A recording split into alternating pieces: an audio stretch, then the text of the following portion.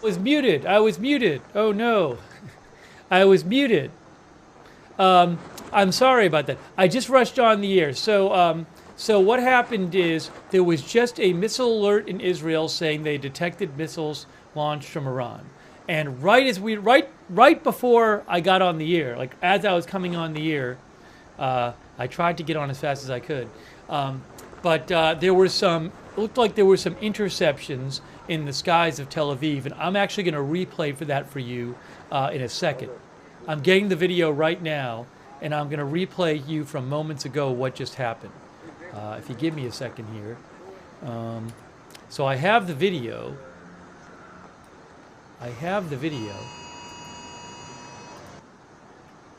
Let me just cue it up here. Okay, we're going to watch the video right now of what just happened moments ago. Moments ago.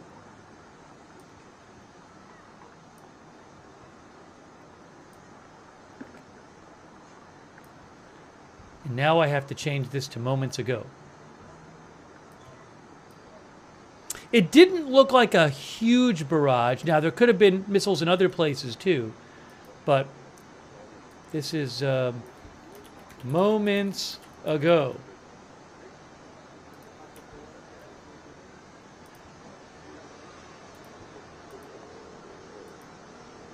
Oops, we don't want that one.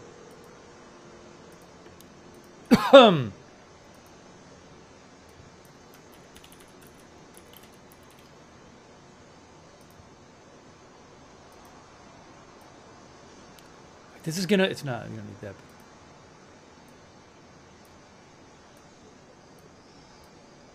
Again, this is moments ago. We're going to play this right now. I hope it works. All right, there, that's good. Here we go. Here we go from moments ago.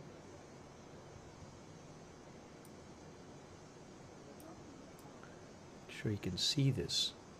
I'm hitting play now. I'm hitting play now. Here we go. This was moments ago. Oh, hold on. Hold on. You can't see the cat. It's got to say moments ago. Moments ago. Now we're good. I think we're good to go.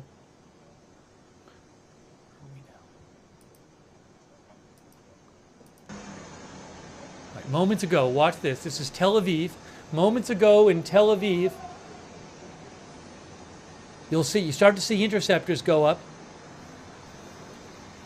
Well, no, you don't yet. Hang on, folks.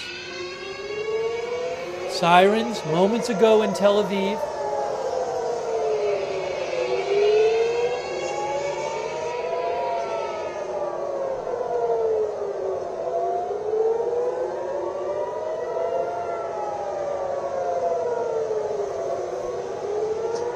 And then here we got, see, you got an interceptor going up there.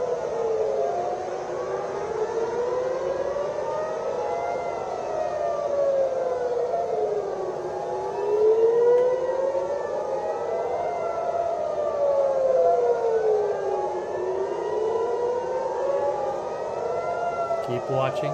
You'll see more in a second.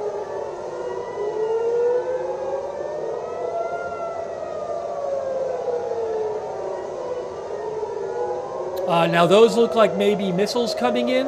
This was just a couple minutes ago. Or missiles and interceptors. Well, maybe just interceptors. Maybe some interceptions right there. Above the skies of Tel Aviv. This was just a couple minutes ago. See, look at this. Look at that, an interceptor going up right there, it looks like.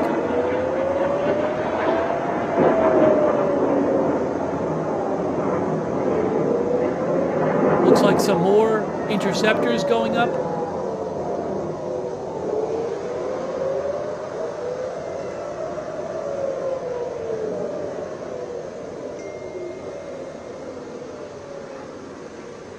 Hang on.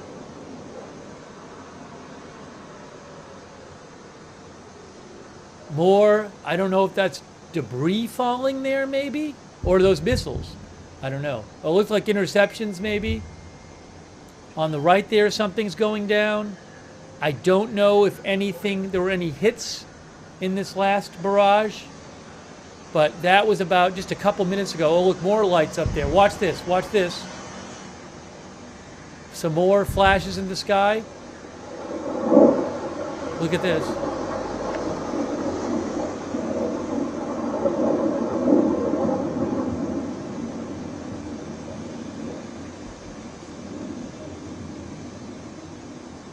Some more flashes back there.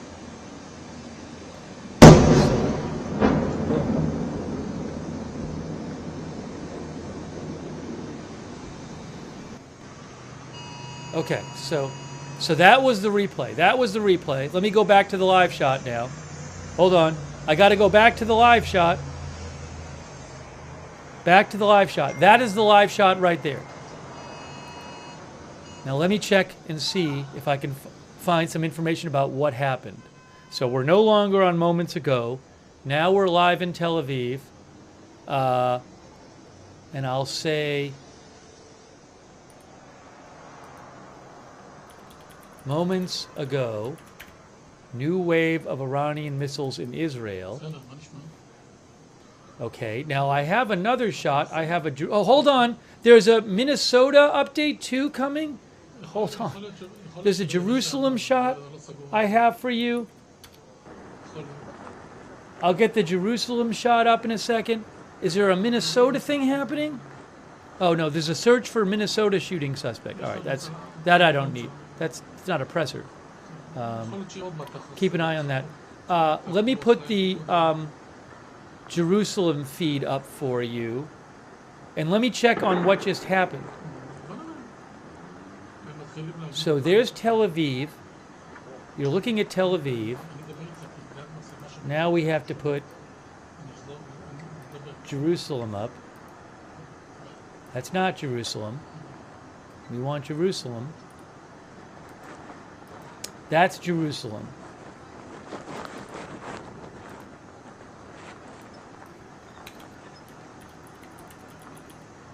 Okay, good.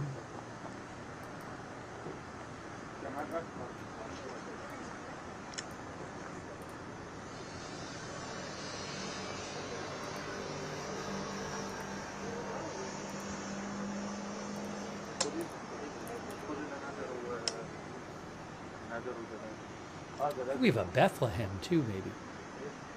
All right. Sorry. So about 5 minutes ago or so, there was a missile alert, and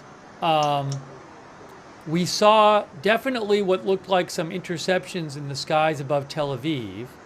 I don't know if there were any missiles that made direct hits in the country. I'm looking that information up now. I'll get to some of your comments in a second. We just had to jump on real quick. I thought I'd have a little more time now. But I just jumped on real quick. I'll get to some of your comments as quick as I could.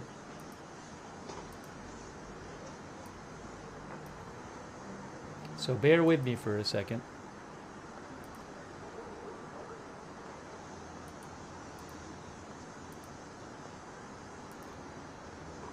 Okay, we're good to go there. And I think I have a Bethlehem shot I can show you. Let's see, do I? Tel Aviv. Haifa. Oh, I have a Haifa shot. Okay, we'll look at Haifa too. If you give me a second here.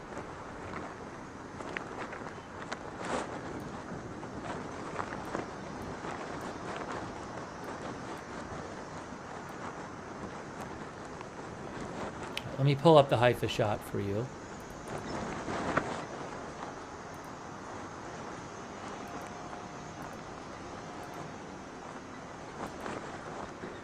That's not it.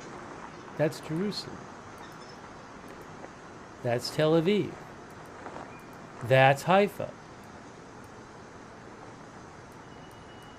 Put that up here for right now. We can always move it if we need to.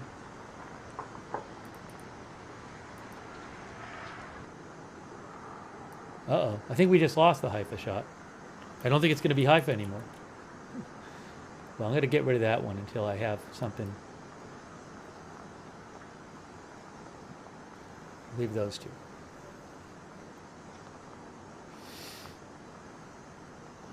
Okay, let me check and just see if I can get any updates for you guys on that last missile barrage. There's this question of how many missiles Iran even has left.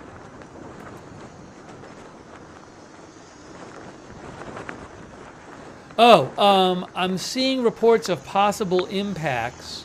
Yes, so N12 News Israel says several missile falls have been reported across Israel from that latest Iranian barrage. Several missile falls. No injuries reported yet. And there may be more coming. So I'm seeing some reports. Oh, hey, breaking news.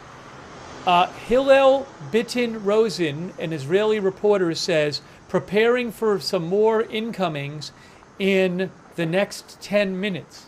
Okay? So it's possible that in the next few minutes we're going to get another alert and more missiles coming in.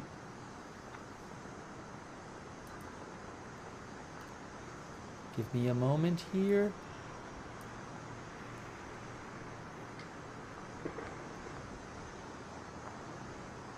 So reportedly, a few missiles hit. We don't know. I don't have the details yet for you.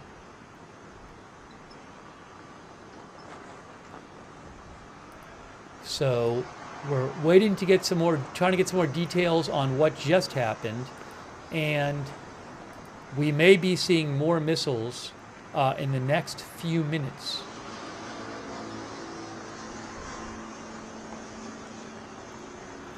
Oh, you know, I don't have it. Oh, I have the Haifa camera back. That's Haifa right there. So I'm seeing, well, I don't want to. I'm seeing some unconfirmed reports about possible missile damage in Israel from that last barrage, but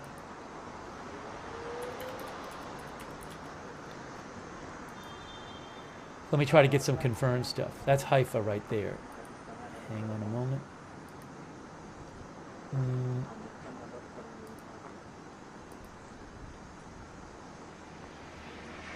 So some of our viewers saying Haifa was hit. So again, I just got to see it with my own eyes. But some of our viewers are saying that. Hang on here.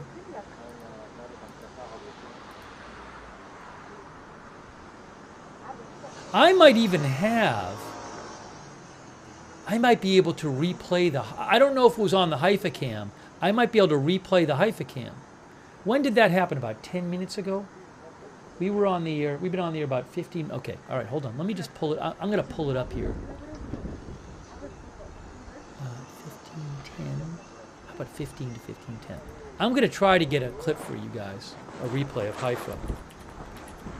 I don't know if I have that for you, but I might be able to get it. Maybe we can look on the camera and see if we see anything from a few minutes ago.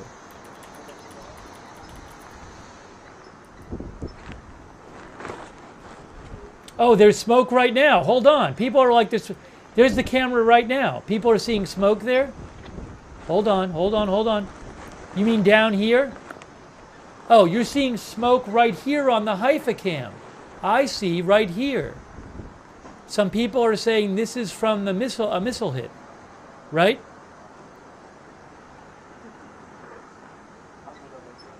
Right there. Sorry, I was doing 3 things at once. So that looks like maybe smoke on the Haifa cam right there.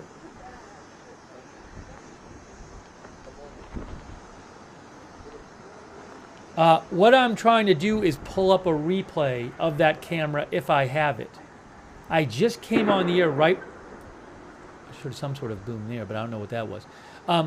I just had come on the air right as the missiles had just. I don't know what that is. That sound is. Could be gunfire. Could be. Do cars backfire like that? I don't know. It's on one of those 3 cameras. So it looks like we're seeing some smoke in Haifa right here on the Haifa shot. And I am waiting. Oh, I got the Haifa camera replay maybe? Do I have it here? Hang on, folks. Whoa, whoa, whoa, whoa. No, that's too late. All right, give me a moment. Give me a moment.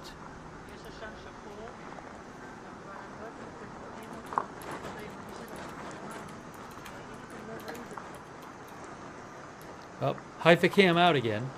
Haifa cam out again.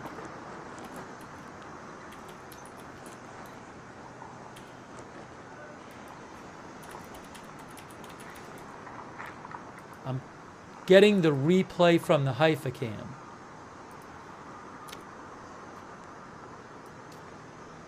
So again, looked like there was some new smoke on that Haifa camera after that latest barrage.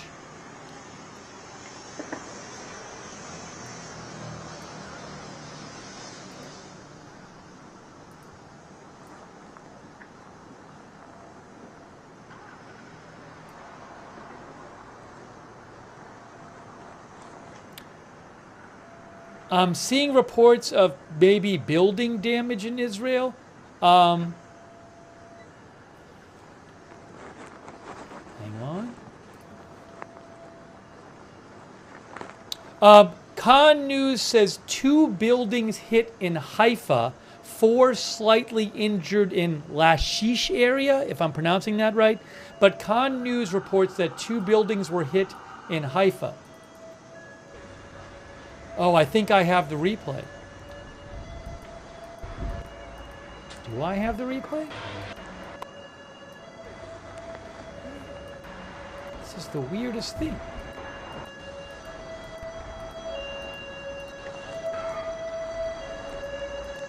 That's not helpful. Let's try something else.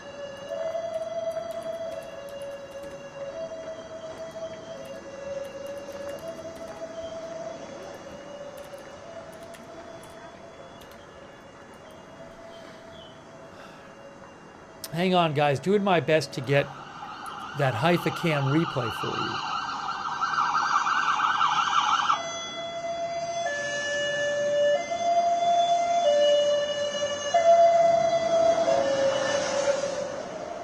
So, seeing reports that 2 buildings were hit in Haifa. Okay.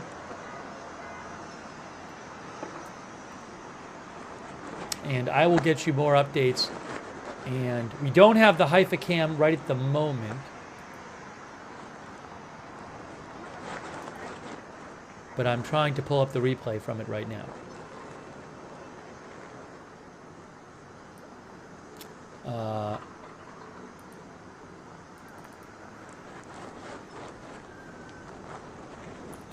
Buildings reported hit in Israel from new Iranian missiles, from latest Iranian missiles.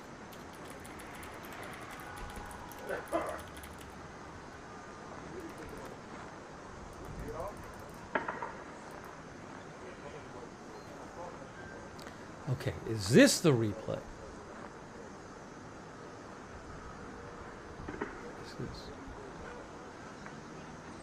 Oh, I have another video to show you in a second.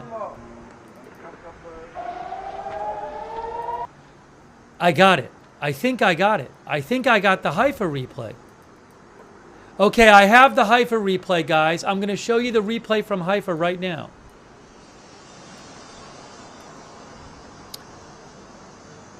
This is going to be the Haifa replay. Haifa replay. Moments ago.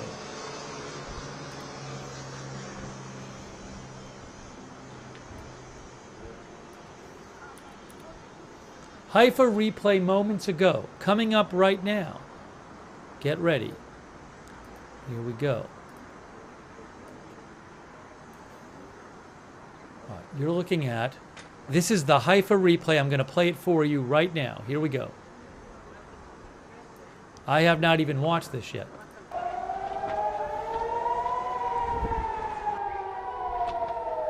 Haifa replay.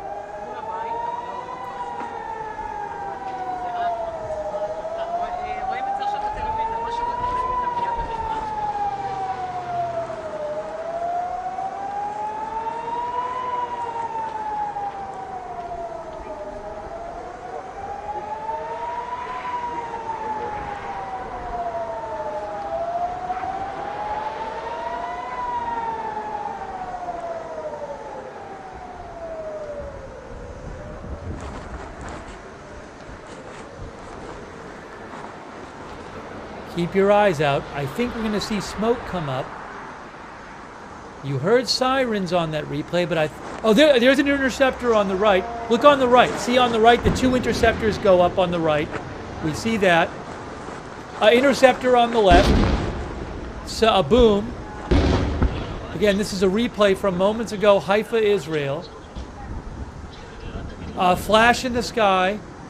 Flash, a couple more flashes. Oh, look at this. Here it is right there. Coming down right now, right there. And there's the hit. Wow, wow, wow. We just saw it right there. That was the Haifa replay. That was one of the missiles. You can see it, the boom and the smoke and the flash. Oh, wow. So that is the Haifa strike. That happened about 10 minutes ago.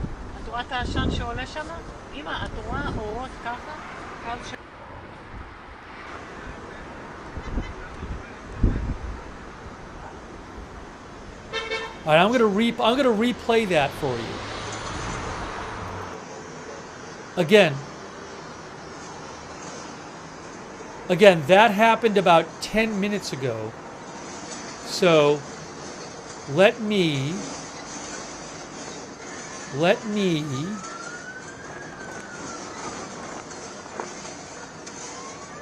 replay that for you guys. That was pretty scary.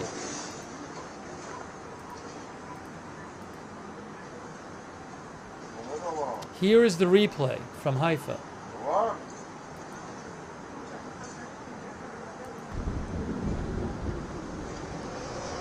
No, or we need earlier. We need earlier. Again, we're replaying the Haifa shot. So you're going to see some interceptors go up and then a missile hit.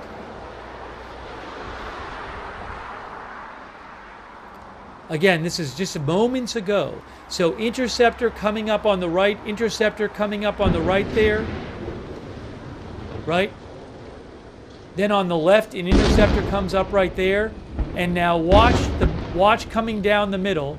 Watch right down the middle of your screen. You'll see a missile come in and hit. Some flashes there. Right here, look at that missile. It just comes in. It just comes in. Boom. Wow. I hope people are okay there. But that looked like it might have been a direct hit.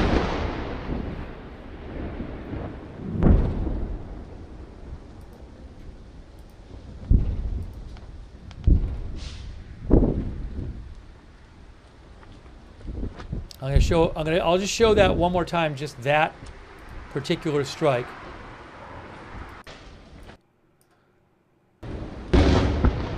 So, I'm going to replay that missile coming in to Haifa right now. Look at that. Just comes in, maybe another one intercepted. Wow.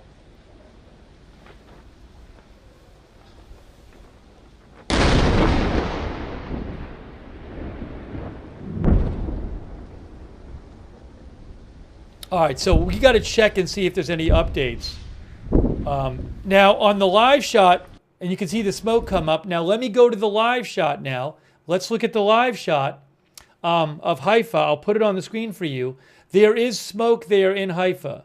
No, this is not a replay. This is now live. And if I make this bigger, that's smoke down here coming from Haifa right there. That is the smoke. So,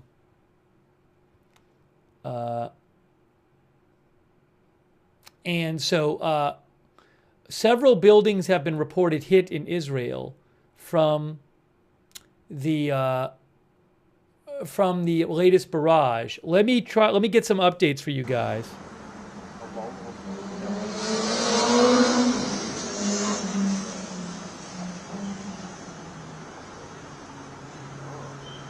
Let me just get some updates here.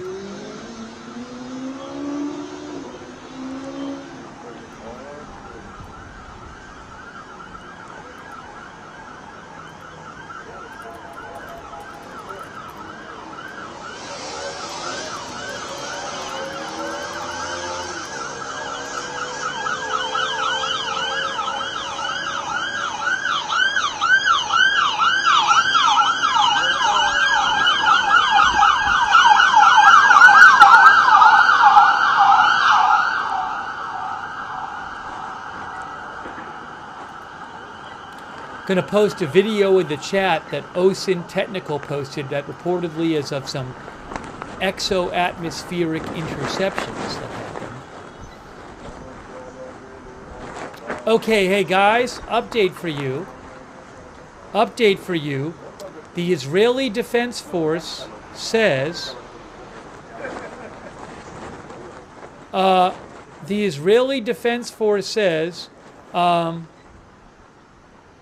oh, new missiles.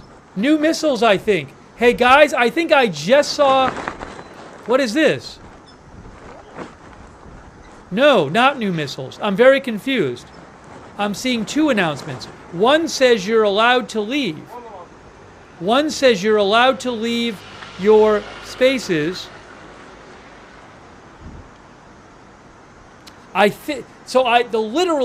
Literally like 1 minute ago, Homefront Command said, I think there might have been a mistaken post on the English language one. Yeah, some areas you can leave, in a number of areas you can exit your protected areas. The IDF just posted, it is now permitted to leave protected spaces in areas across the country.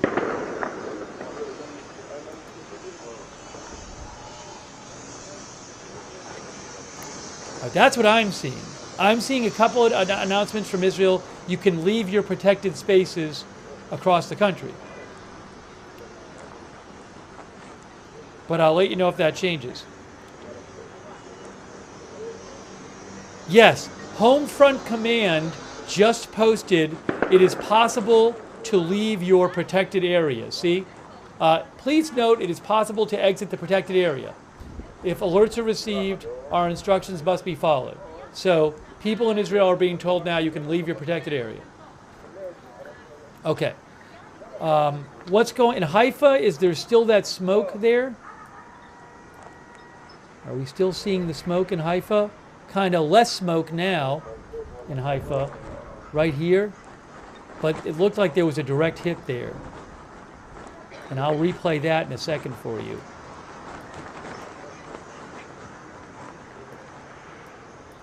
I will replay that in a second for you. And let's get some updates on what happened with these missile hits.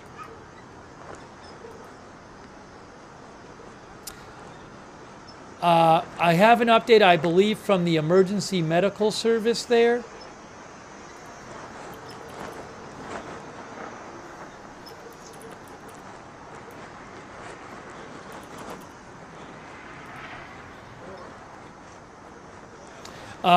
The Emergency Medical Service in Israel says following the latest barrage in the north of the country, we are providing medical treatment and taking 2 people injured in minor condition from shrapnel to the hospital.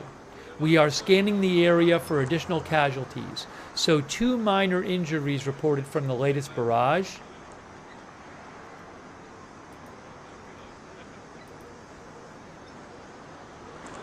Oh, I have another update though. Manny Fabian says 4 people were lightly wounded by an Iranian ballistic missile impact in a town in southern Israel. Damage was also caused by a missile impact in Haifa, but no injuries are reported there. Firefighters are working to extinguish a fire in Haifa. So, while we have... There's another video I want to get for you here. I'm going to replay a couple things.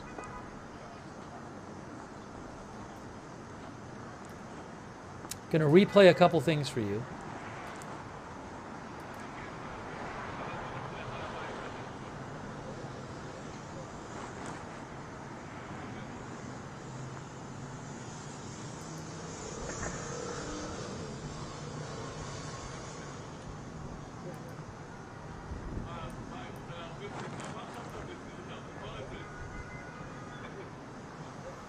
Okay.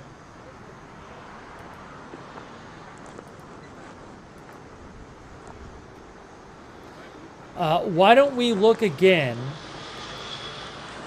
Let's look again at that Haifa video, because that was really striking. Where we saw a direct hit. Oops. Those are sirens from the replay. By the way, a quick thank you to our moderators who are here. We have Beth Mythical, Janet B, Ruth Krafasi moderating.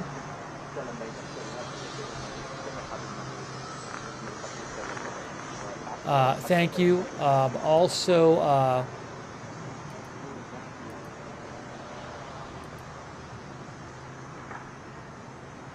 Idaho Star, Matthew Kohai 3, Mick Bridges, and Surly Dev, thanks for moderating on Twitch. Linda Belglary and Misha on X. And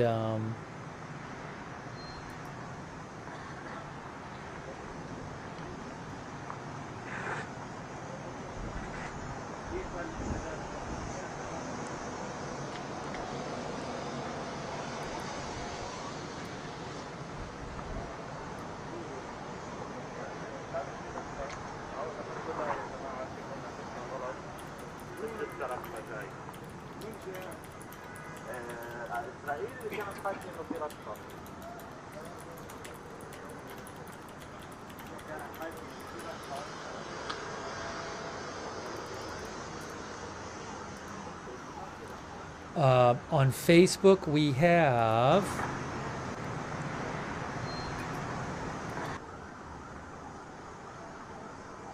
Margaret Riley's moderating. Thank you. Thank you also to Jackie Glassman Rubin for the Facebook stars. I really appreciate that. Also, thanks so much to for your support. Thanks to I owe a couple thank yous here. Give me a moment. Rusty Shackelford, that's so kind of you, Rusty Shackelford. Thank you, Rusty.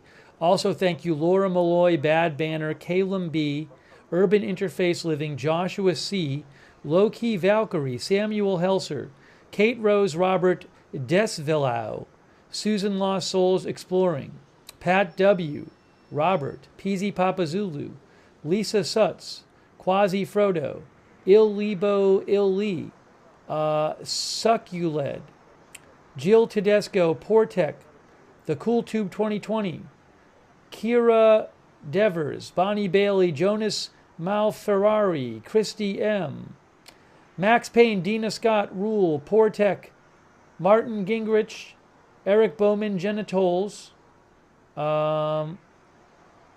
Rune, William Kaufman, Dave Long, J4H, Shizpank. Thank you for your support. And also Sweetums on Twitch, Memers,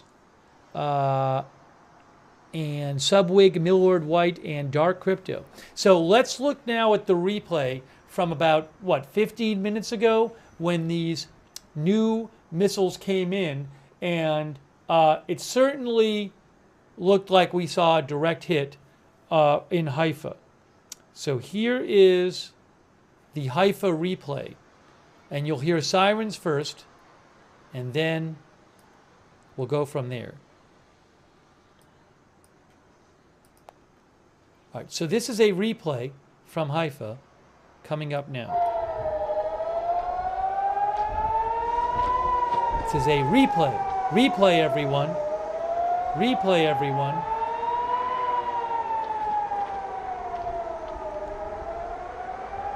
Now you'll see some interceptor. The sirens happen.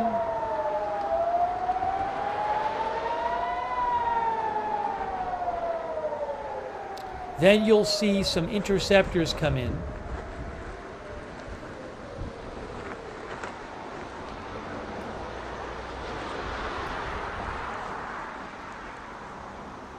Keep your eyes out. All right, see there's an interceptor on the right, 2 interceptors on the right. So we see those go through. Now you're going to see an interceptor on the left. There's an interceptor on the left, right? Now I'm no longer in the way. Now watch the middle of your screen here. Watch the middle of your screen and watch what happens. See a flash there? Now watch the middle of your screen. Right there, that missile, you see it the whole way in. Boom. Wow.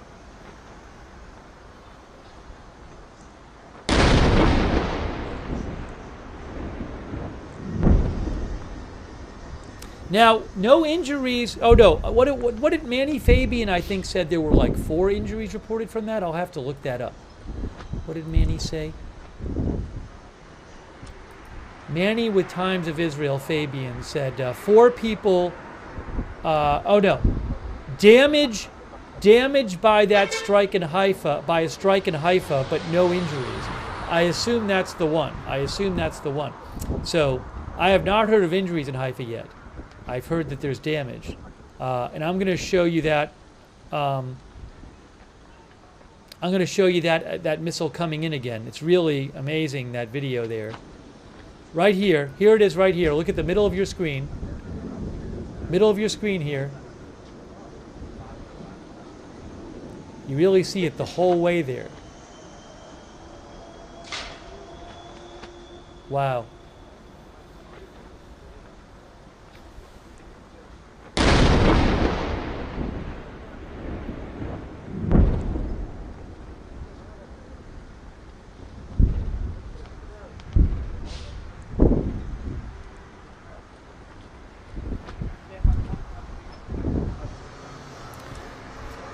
I did not see any hits on our Tel Aviv cam. We had a Tel Aviv cam that showed some, looked like some interceptions.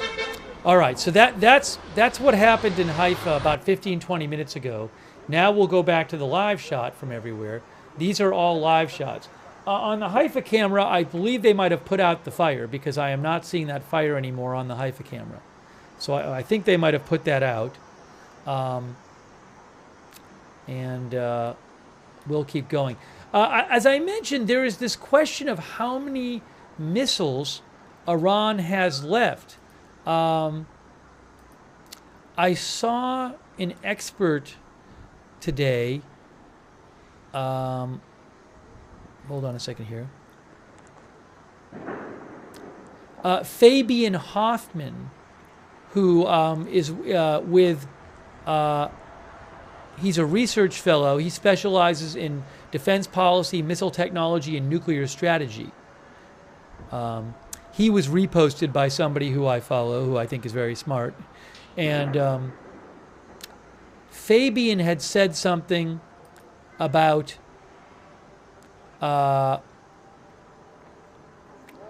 he said that he believes Iran is facing a missile dilemma, and he thinks that Iran probably has enough medium-range ballistic missiles for at least 2 to 4 additional large-scale salvos against Israel. But he says their arsenal will inevitably be depleted. And also he points out that Israel is still attacking its missiles and its missile equipment. And he says the longer this conflict goes on, the more likely it is that Iran no longer can conduct large-scale missile attacks. Now, you might say, can they bring more in? But I mean, Israel has aerial dominance there, from what I know. My guess is that Israel has drones up and is watching over to make sure they don't bring anything in. So I would guess it might be difficult for them to start bringing in extra missiles from somewhere.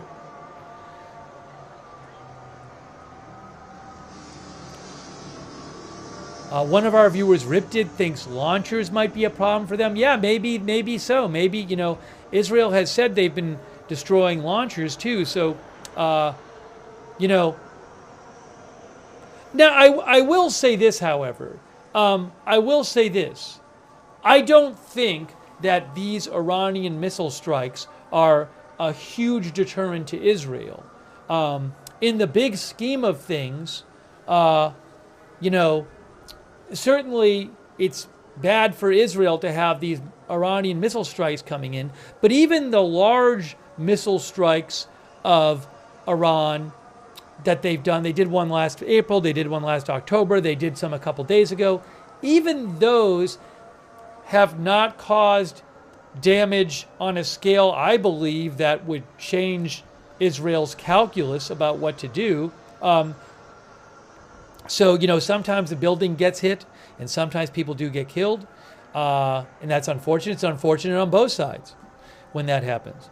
But just to be clear, I don't know that even those big strikes, the larger salvos, were a deterrent to Israel in the first place.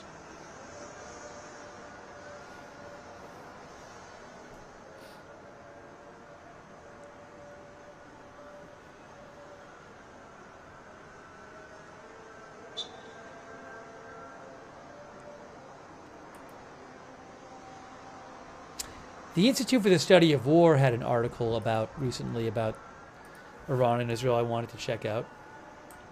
What I need to do is, let me check that out.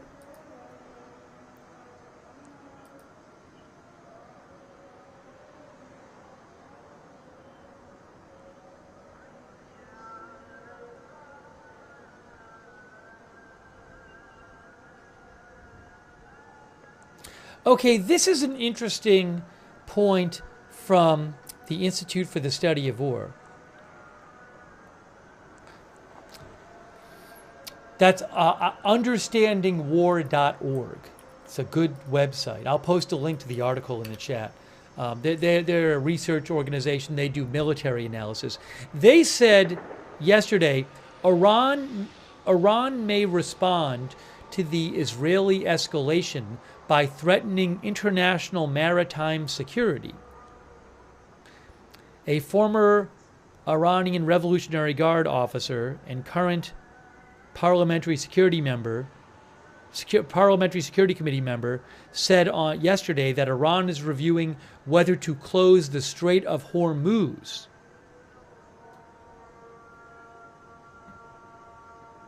Iranian officials have repeatedly threatened to attack U.S. bases and international shipping in response to a potential strike.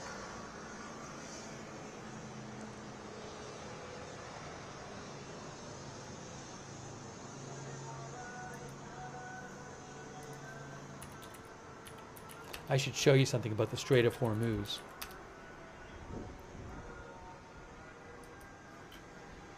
If you give me a second, I will.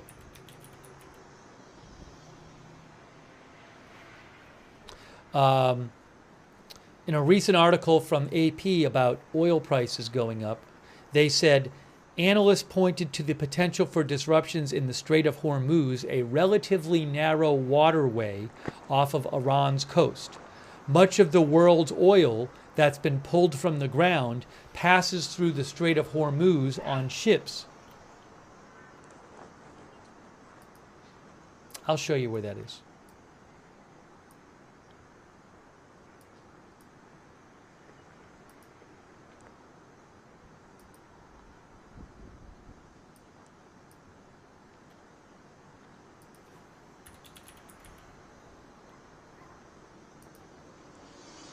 There it is right there.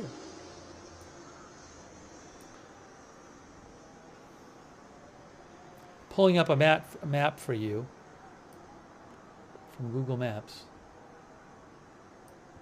There it is. So here's Iran right here. Here's Saudi Arabia here. There's the Persian Gulf here. And the Strait of Hormuz is right in here. Maybe I'll do it this way. There, that's better. The Strait of Hormuz is this narrow waterway in here. And there's the Persian Gulf, and there's Iran. So there's this question, would Iran block the Strait of Hormuz and keep getting anything from coming out of the Persian Gulf?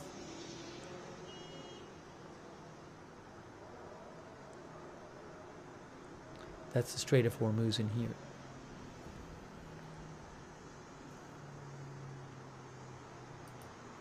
Hold on a moment here.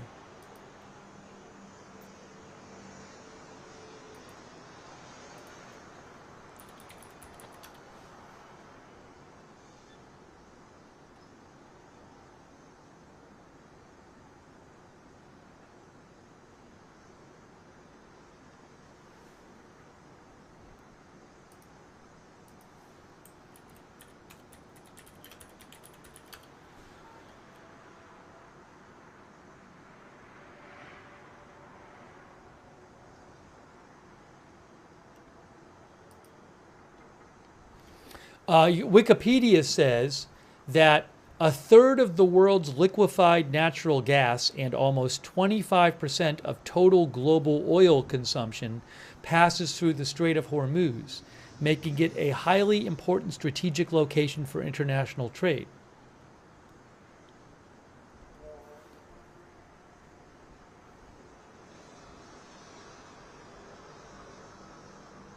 Dirtbath thinks that Iran would struggle to blockade the trade routes. It is at its narrowest point 21 nautical miles wide, according to Wikipedia.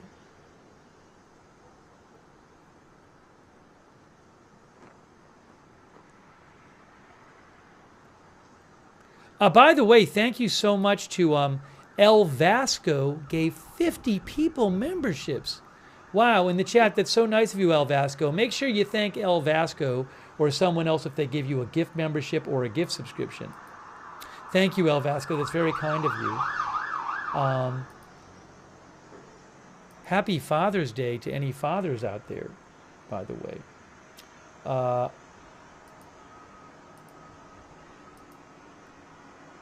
James Kromchak, thank you for being a member. Also thanks No Name the Druid, who says, don't touch our boats with American flags. Thank you, Super Fish Fry, Rule, Logan Misiak, Kimberly Baker. Kimberly says, why am I not seeing the videos and pictures from Iran? I can only show you what I have the rights to. I can't take videos and photos that I don't own the rights to and start showing them on my channel.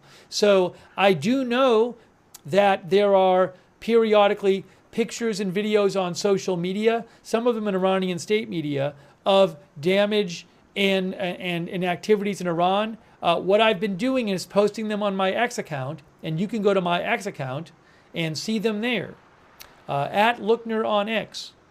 As soon as I start doing that today, I will post a message in the chat saying, go see my X account for additional pics and vids. But yeah, again, the internet is not Steve's supply cabinet that Steve gets to pick and choose whatever he wants and use for his personal channel. So that is not the way it works. But I will be posting stuff on my X account from other people, and I would recommend you check me out on X at Lookner, because during these streams I've been posting stuff there, and sometimes I'll post links in the chat as well. Thank you so much, Kimberly Baker. Also, Heads and Tails, thanks. Denise Olstinsky,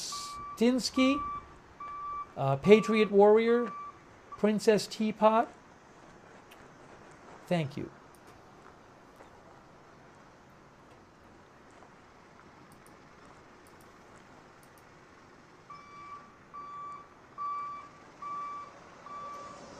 You know, there's this report today, and I don't even know what to make of it.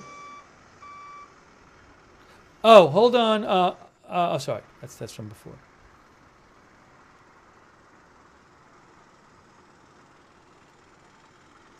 Just make sure I have you guys updated here.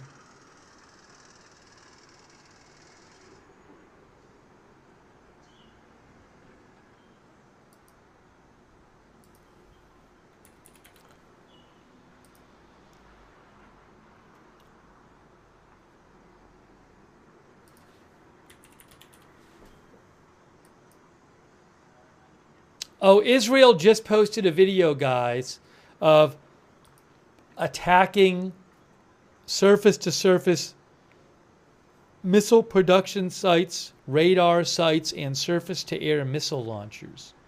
I'm going to put this on the screen for you. This is from the Israeli Defense Forces. Whoop.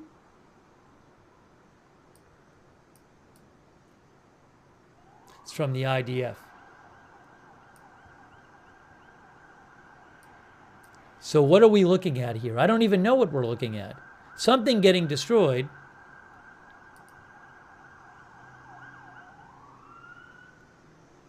What is it? What was it? What is it, or was it? I assume it's a missile production site, radar site, or surface-to-air missile launcher. Oops.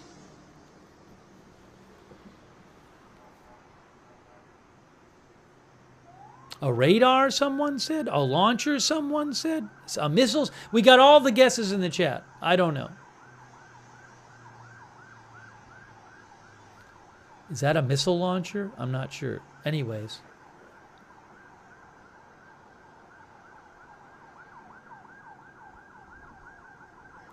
That was just posted by the Israeli military.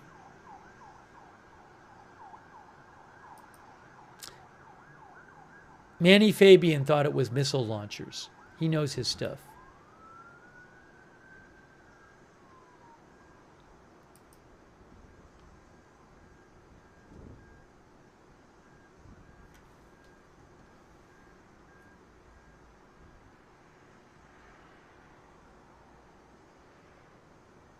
All right, hang on a moment here.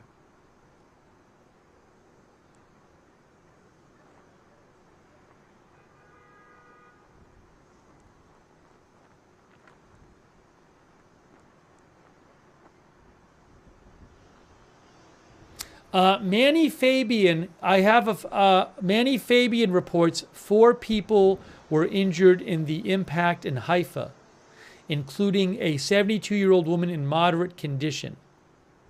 She suffered smoke inhalation. I'm going to post a link to a video from Haifa from the impact there. I just posted it in the chat, and I'm going to replay the Haifa video in a second. Thanks, by the way, to Cherry Onkin on Twitch, and Cerberus on Twitch, and Ascertainment on Twitch. I want to show you again, for those who didn't see, let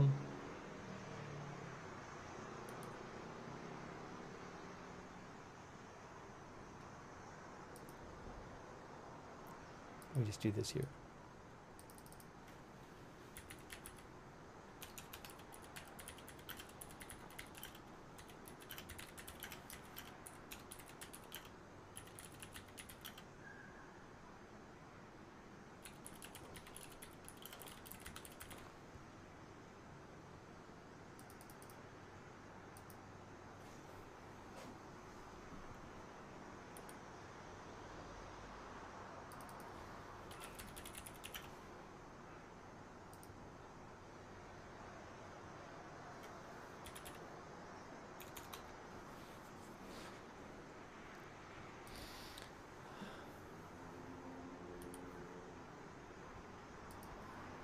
Okay, for those of you who missed it, we saw a direct missile hit. It appeared to be a direct missile hit in Haifa a short while ago. Oh, there's another video I might be able to play you too. Hold on.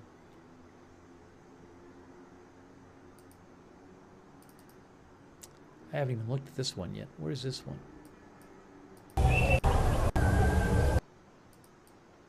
First, let me play this for you. I have a new video from Ramallah in the West Bank from the last about 45 minutes ago or so. There was the previous Iranian missile launch against Israel. So this is a video. I haven't even watched it yet. This is from Ramallah. This is a replay.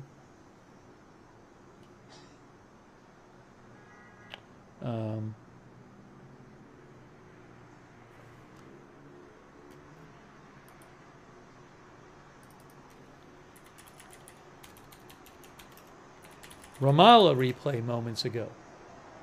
Then we'll do Haifa replay. So this is view of missiles, Iranian missiles in the sky from Ramallah moments ago. Not moments ago, earlier. About 15 minutes ago.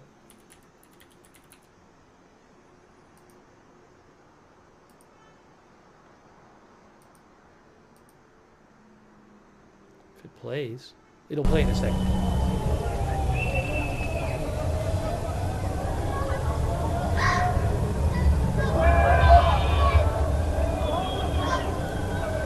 Looks like those are, I don't know if those are missiles or interceptors.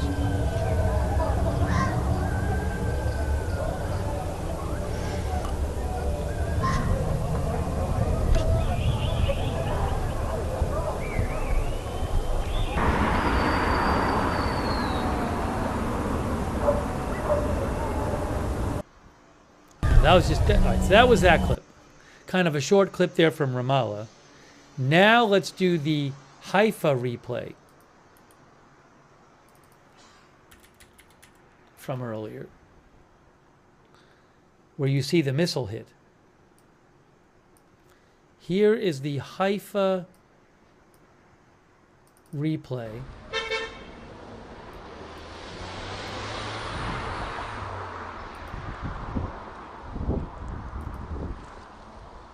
It's coming up. Haifa replay. You'll hear some sirens first, and then you'll see interceptors, and then you'll see the missile. Again, this is earlier, about an hour ago.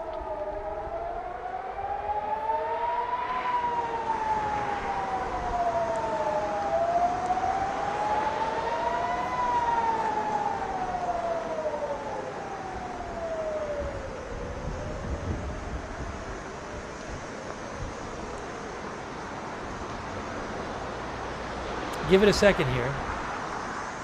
You'll see an interceptor come into frame in a second. Right, there's a couple interceptors on the right.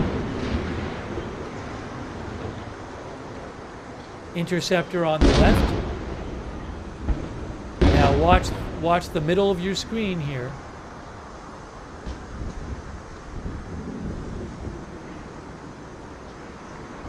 A couple flashes. Watch that missile right there. And it hits.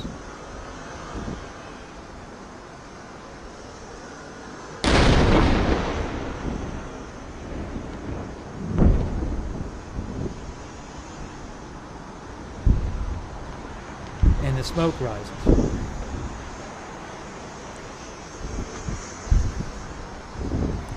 Manny Fabian reported that one woman was slightly injured, was moderately injured from smoke inhalation, and I think there were a few minor injuries from that. And I'm going to replay that again, but that's pretty crazy. Let's watch that one more time. Watch the middle of your screen. Right here. There it is.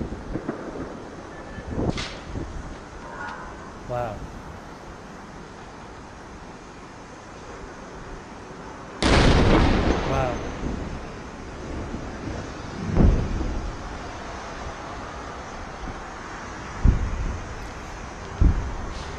One of our viewers says, that's a miracle, only minor injuries. Well, I guess one moderate and a few minor. But the thing is, remember, everybody is supposed to have access to some sort of protected area. It's really emphasized in Israel. You know, that reminds me, I saw a report from Manny Fabian, which I think was important. If you give me a second here, let's get away from this live shot. Manny said that, I want to show you this. So there was this, we were covering it before, but there was a strike on a couple buildings. There was a big explosion, a missile that hit in the Bat Yam area near Tel Aviv last night, and or I guess it might have been early this morning, but in our last stream, and a number of Israelis were killed. But Manny Fabian reported today from Times of Israel. He said civilians who were inside bomb shelters in the building in Bat Yam that was struck by an Iranian missile this morning were unharmed. A Home Front Command search and rescue official says each floor in the apartment block has a shared bomb-safe room, and the building also has an underground shelter. The missile, which carried a warhead of hundreds of kilograms, directly struck the building, killing at least 6 people and wounding nearly 200. Now, at one point, 35 were missing, but that number's gone down. 7 people are still missing. Part of the building collapsed. According to Israel Home Front Command, everyone who was in shelters was unharmed, while all of the casualties were outside of the shelters. The military has routinely emphasized that as good as Israel's multi-layered air defenses are, they are not hermetic. It has urged Israelis to heed Home Front Command instructions to take shelter in safe rooms and bomb shelters when incoming missile warnings are received. So that's happened a couple times, I believe, where incidents where the last few days where Israelis have gotten killed, and it's been reported after that they were not in the designated shelter rooms. So it's really important, the military says, for people to make sure they're in those designated shelter rooms.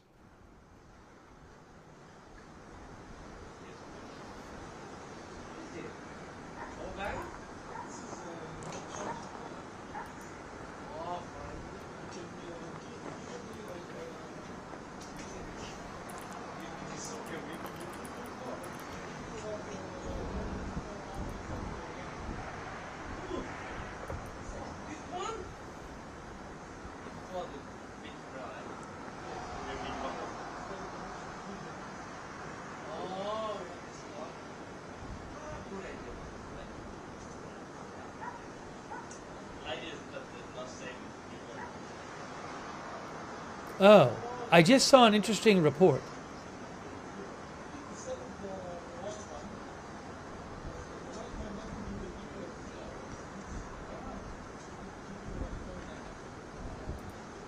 Interesting report from Tamir Morag of Channel 14 that I wanted to mention. Tamir Morag of Channel 14 says, in Israel,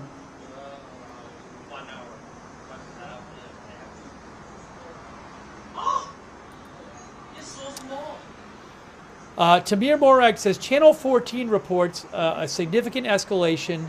Israel is now actively working to destabilize the Iranian regime through a newly approved strike plan approved by the Defense Minister Katz and Prime Minister Netanyahu.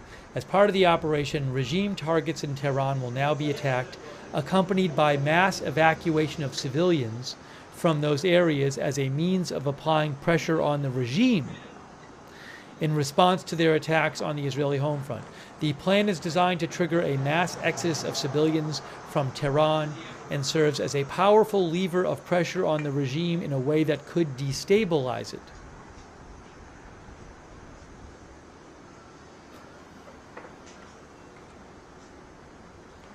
As part of this, the IDF earlier today issued its first Arabic language announcement calling on civilians to evacuate areas near weapon sites in Tehran. Now, I think, was there a Persian one too? A Persian announcement of this? Maybe there was, I'm not sure. Or is it Farsi? It's the same thing, right?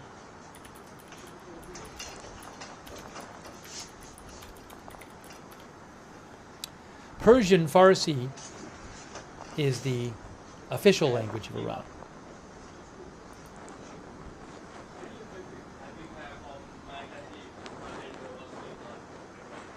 Wikipedia says the Iranian constitution also recognizes Arabic as the language of Islam and assigns it formal status as the language of religion.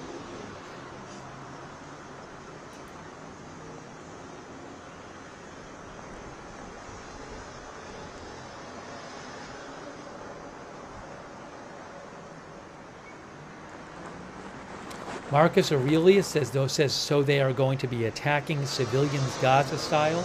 They didn't say that, but it sounds like they want to maybe make life more difficult for civilians in Tehran as a way of putting pressure on the regime, at least according to that Channel 14 report.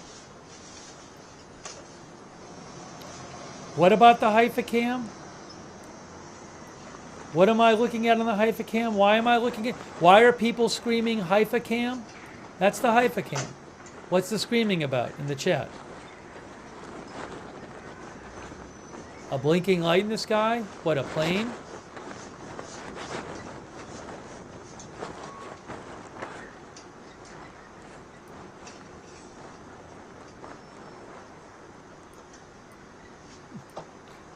I don't know what it is, but I don't think it's anything hugely consequential.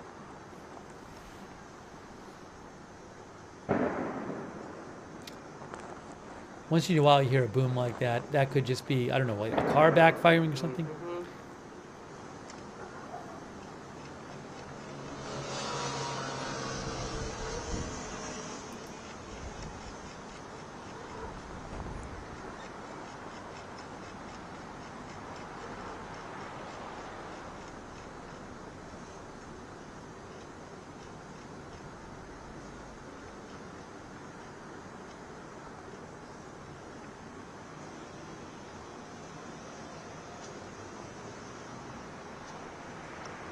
I need to take about 1 minute.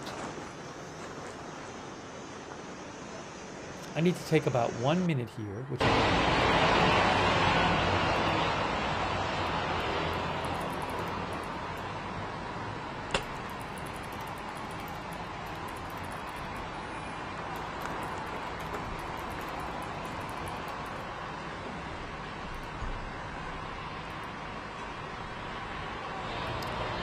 Steve will be back in 1 minute.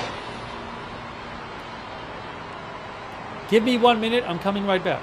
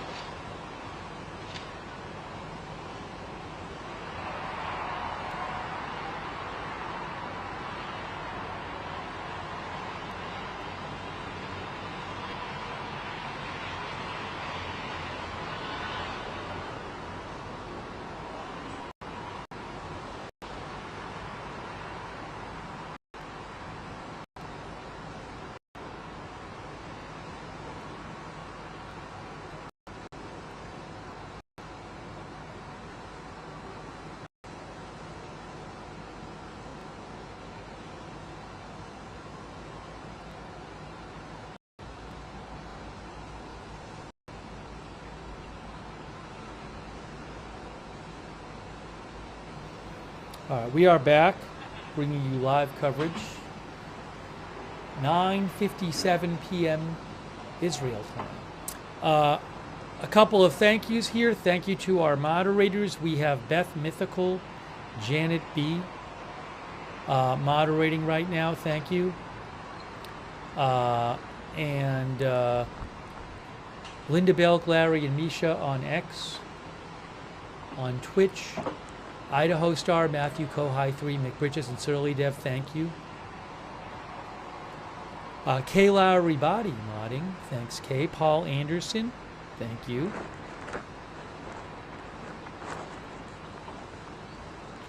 Margaret Riley over on Facebook. And quick thank you to Got Me Some, Long Story, for your support. Yeah, Valerian, I'm going to mention that story in a second. Thanks, Valerian. Mo Gold. Lights Nightlife. Shawnee Boy.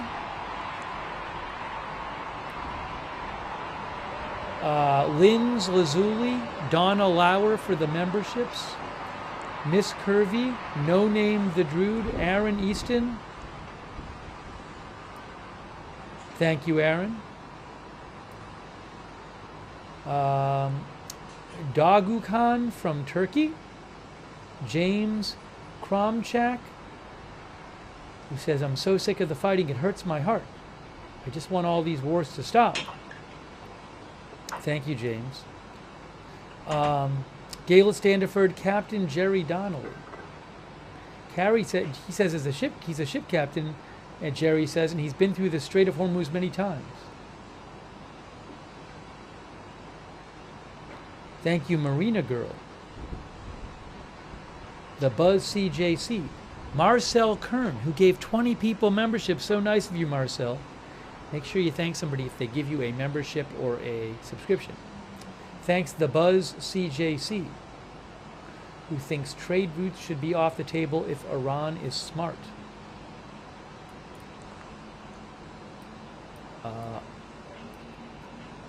And yeah, I'm going to mention this whole thing.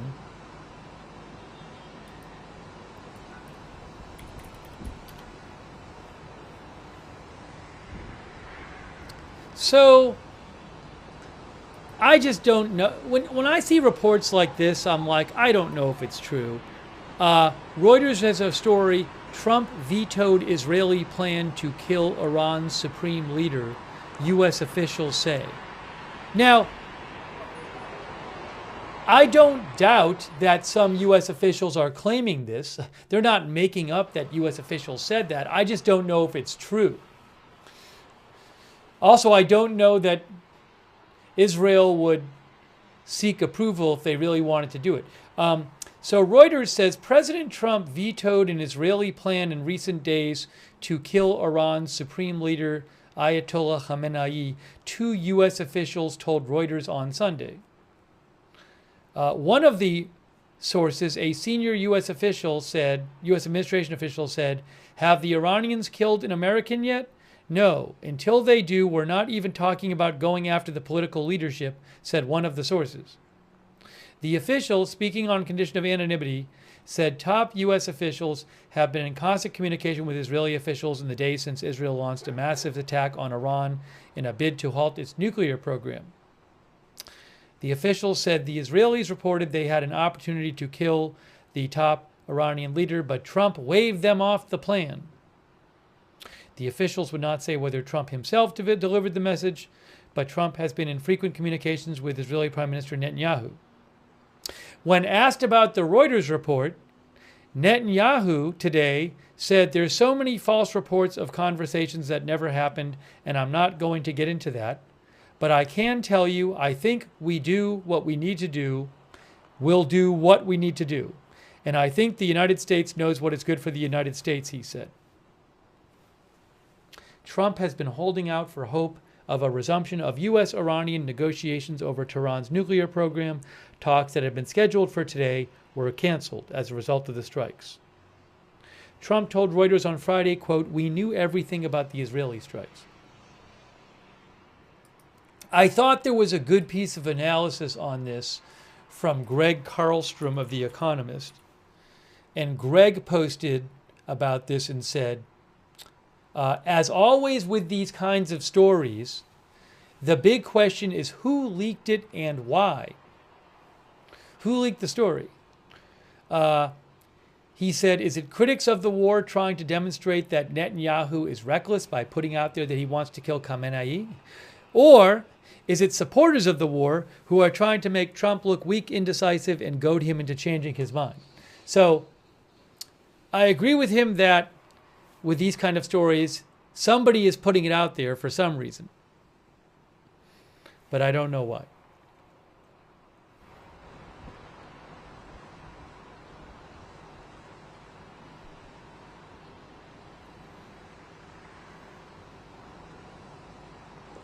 Israel has in the past killed the leadership of Hamas and Hezbollah, for whatever that's worth.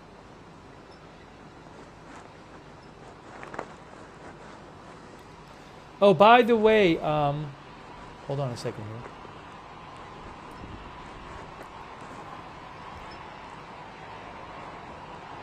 Hang on.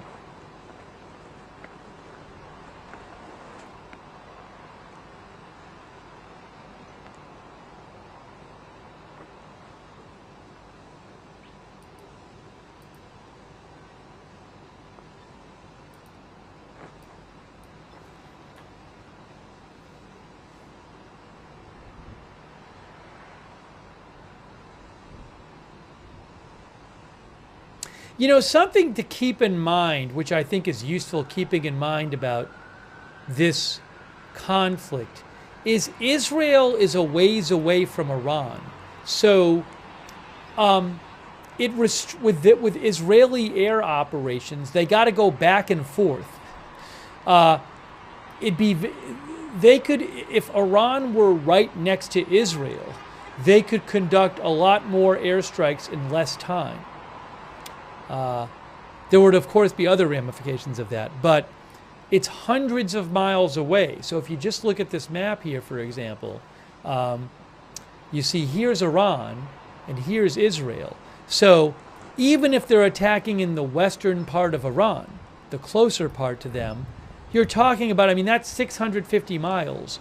So you got to go back and forth, and you have planes loaded with fuel and also with armaments, and they're heavy, so I would assume that uses more fuel. But my point is that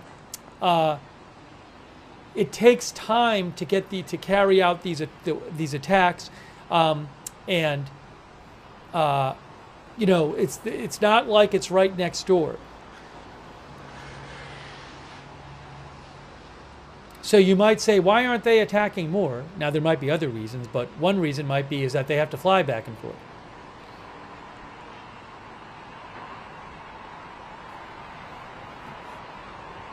Do they have air tankers to refuel? I think their capacity is limited because I believe that the U.S. sometimes would help them with that, but the U.S. is not playing that role right now.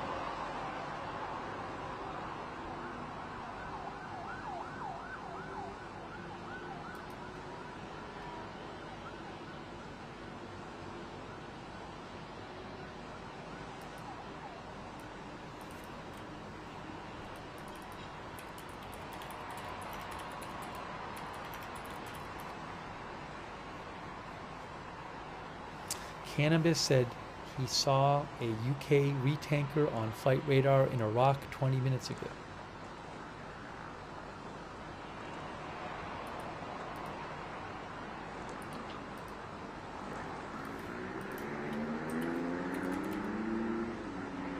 Yeah, so The Economist had an article a couple days ago about the conflict.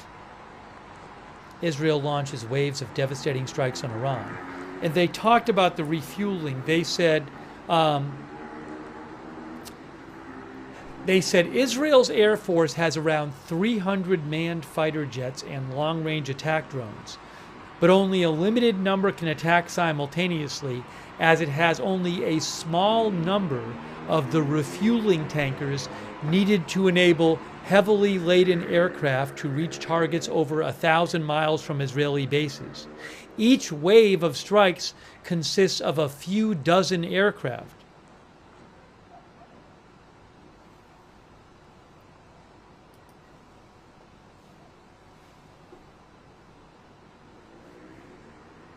Also, I haven't even read this yet. The Economist has a new. I like the Economist. They have a new article today on this conflict. Let me see. Let me just mention a couple things they said. They say that the damage done to Iran's nuclear sites so far has been limited. Only 2 main sites have been hit in Natanz and Isfahan, along with some minor ones.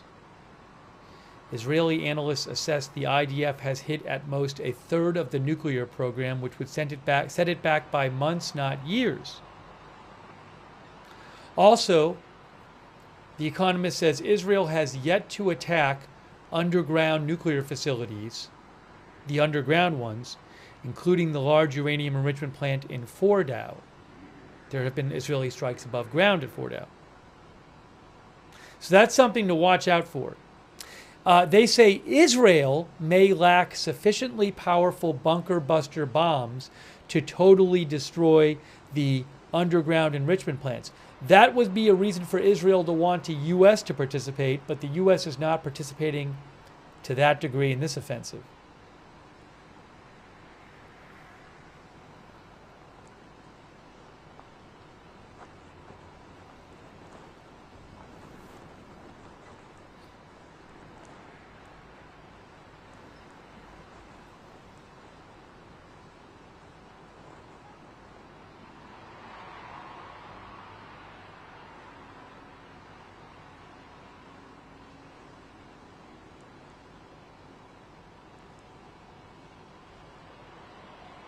You know what's very interesting? This is very interesting also. We were talking earlier about how Iran has a limited number of missiles. But another thing to keep in mind is Israel's stock of interceptors. The Economist today said much now depends on Israel's capacity to destroy Iranian missile launchers before Israel's stockpiles of interceptor missiles are depleted. Iran, meanwhile, had 2,000 missiles capable of reaching Israel when the war began, according to Israeli intelligence.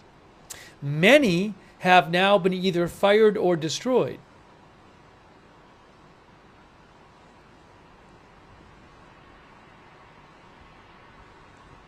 And they're going to keep having their missiles and equipment destroyed by Israel.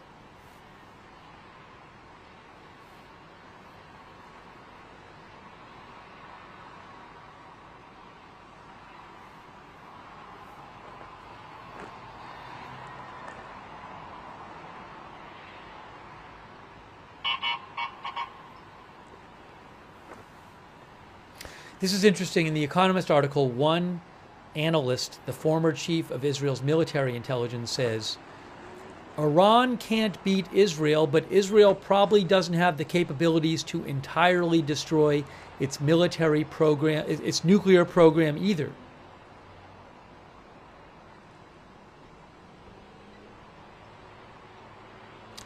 Whether America, which does have the necessary bunker-busting bombs, will join the fight is unclear, says The Economist.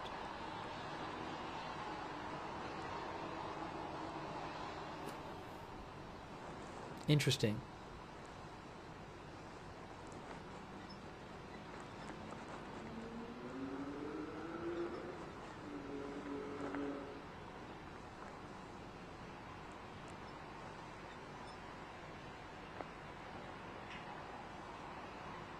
They also do point out in their article there's a big financial cost to Israel for this war. An economist advising the government puts the direct costs of jet fuel and munitions for the war against Iran at around $300 million a day. Anyways, so it's very interesting, but it's especially interesting aspect of this is, again, Iran running out of missiles and maybe Israel running low on interceptors.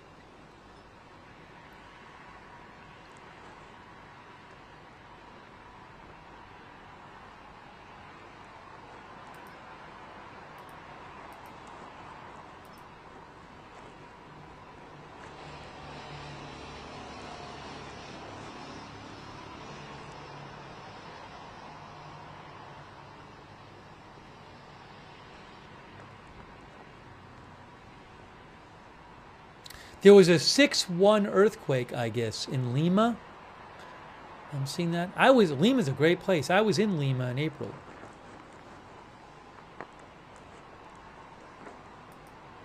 Or was it around Lima? I got to look this up. .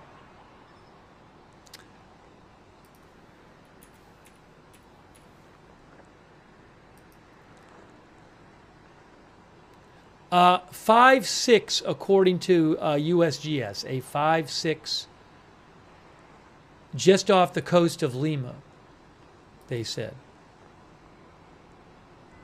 5.6 they have it at.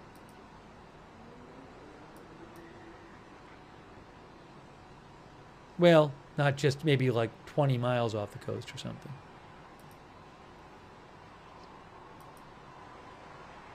Yeah, it's not, I mean, it's not enormous.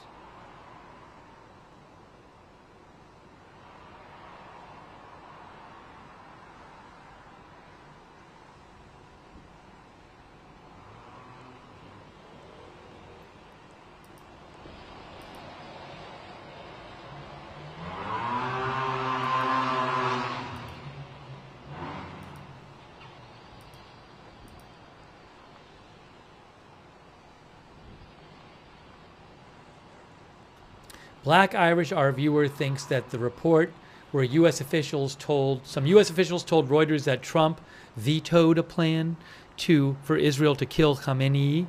Our viewer, Black Irish, thinks that some in the Trump administration want to distance Trump slightly from the current attacks against Iran.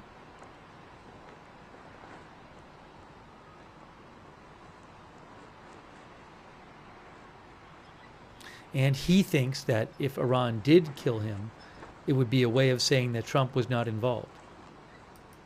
Thanks for writing in.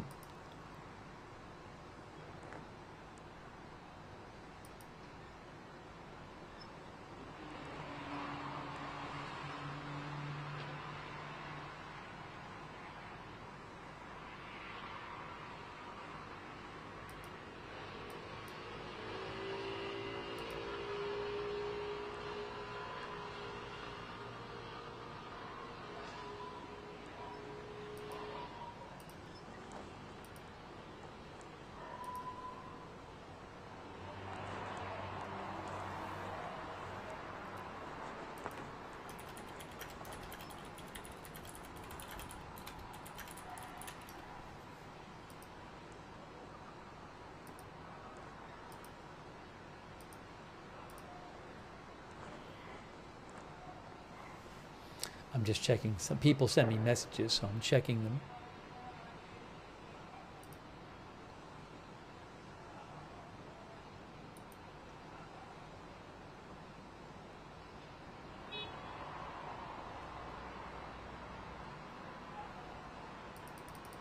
Will there be more missile launches tonight from Iran? Will we start hearing about more Israeli attacks on Iran? We'll have to see. It's 10:16 p.m. Israel time.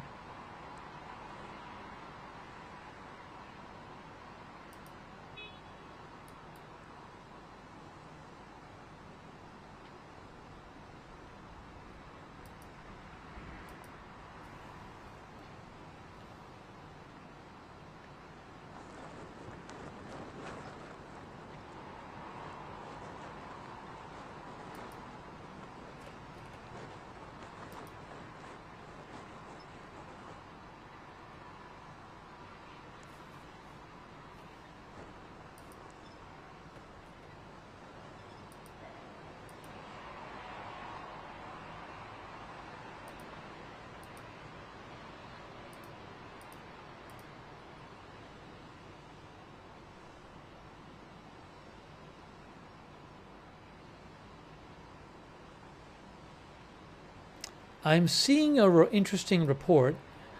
Let's see if I can get that confirmed for you. I just saw a report.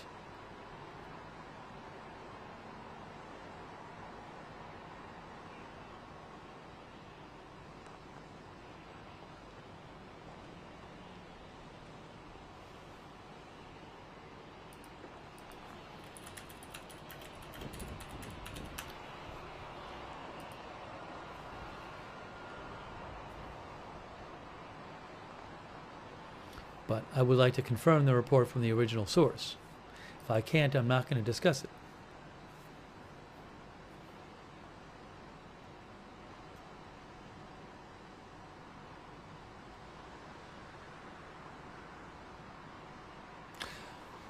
So, by the way, now this wasn't the report, but N12 News says in the latest barrage that happened about, what, an hour and a half ago or something, when we came on the air, an hour ago? I can't remember how long it was. About 30 missiles were fired in that barrage, according to N12 News. 30 missiles.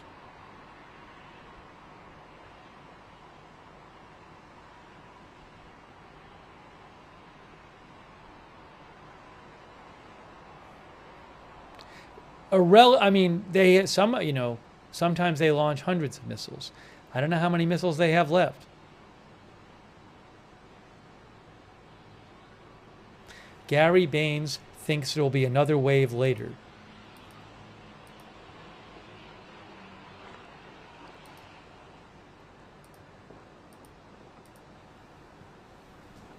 How many hit? Well, there was a hit in Haifa. We showed you a replay a couple times of that. We'll show that a little later again. There were a report of at least a couple getting through, I believe. I haven't heard any report of any kind of critical injuries or deaths from those.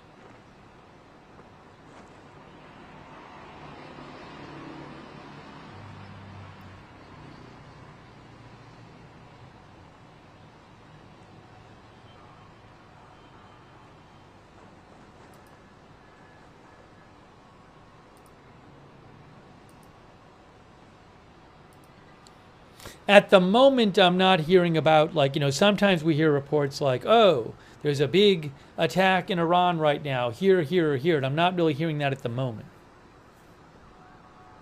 But if I hear that kind of thing, I will let you know.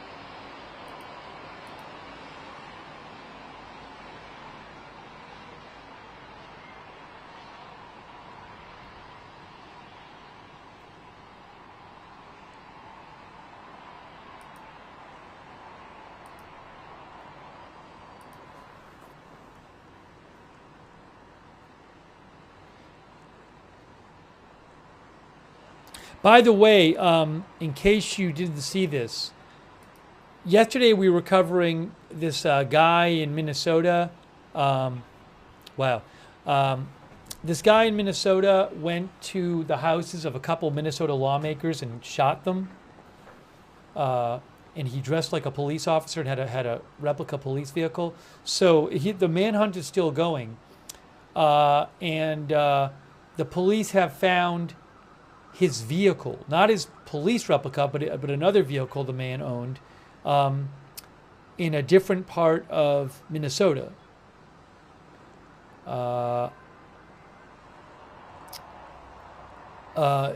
says police have discovered the vehicle authorities believe the man was using in a rural area outside of Minnesota.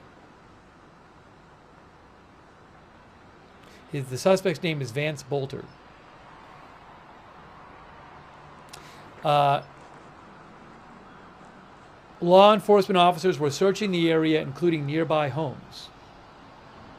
This is in Sibley County, Minnesota, roughly 50 miles southwest of Minneapolis. And the killings were a bit north of Minneapolis. The killings and shootings.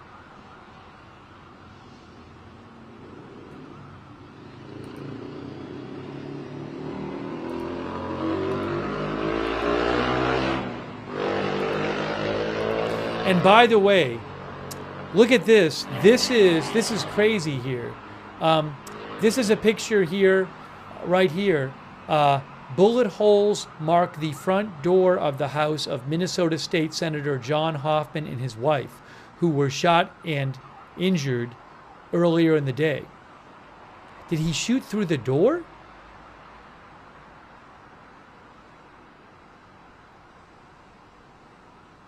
Yeah, one of our viewers mentioned a cowboy hat. They found a cowboy hat near his car, and they're trying to determine if it's his.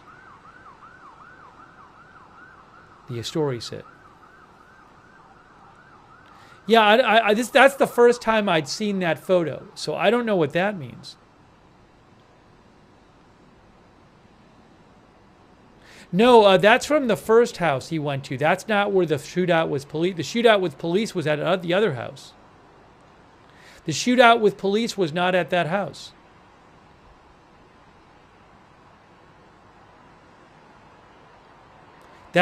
They say that's John Hoffman's home. John Hoffman's home is the first house. The shootout was at Melissa Hortman's home. Unless the picture is incorrectly captioned. But the caption says it's from John Hoffman's home.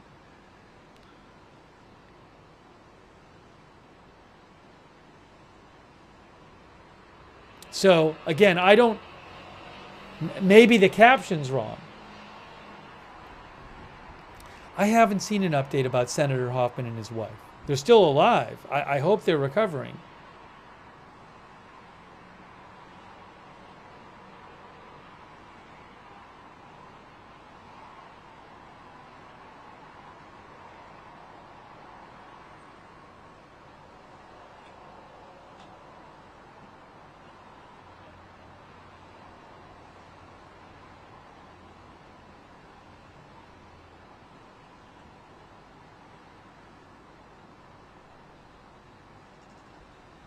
Anyways, that's interesting. It's literally the first I saw that photo.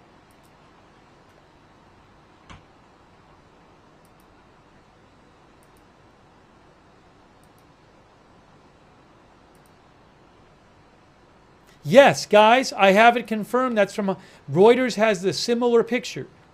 Similar picture on Reuters, and they say it's from John Hoffman's home. I have it right here.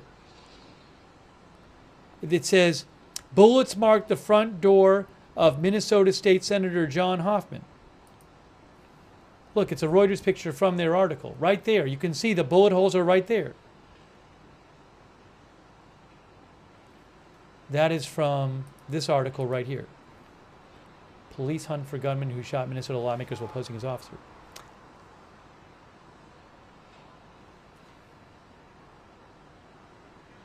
No, Hoffman's was the first house.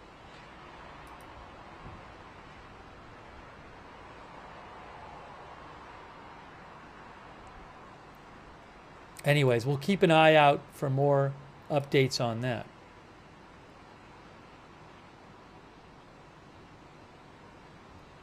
Riley says, how have they still not found that guy yet? Well, hopefully soon.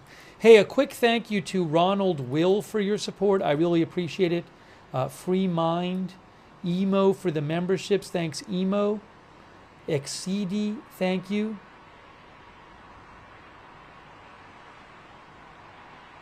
Exceedy thinks that killing the supreme leader of Iran would end up with Iranian strikes on U.S. bases in the region. Thank you, Richard Hughes. Thank you, Dave Long. Thank you, NMCT, who asked about how many hypersonic missiles Iran used. I don't have a count of what type of missiles Iran has used in these different attacks and how many they have. If I see something like that, I'll let you know.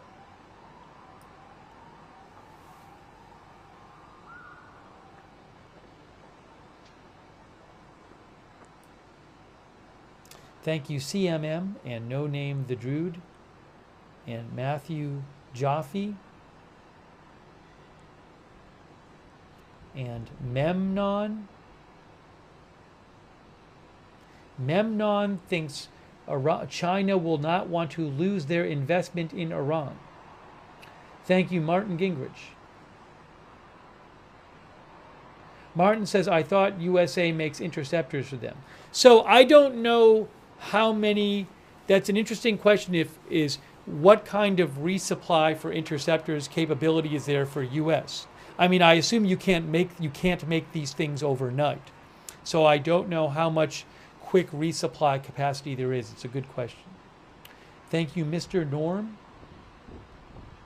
who thinks Iran will soon be out of missiles to launch.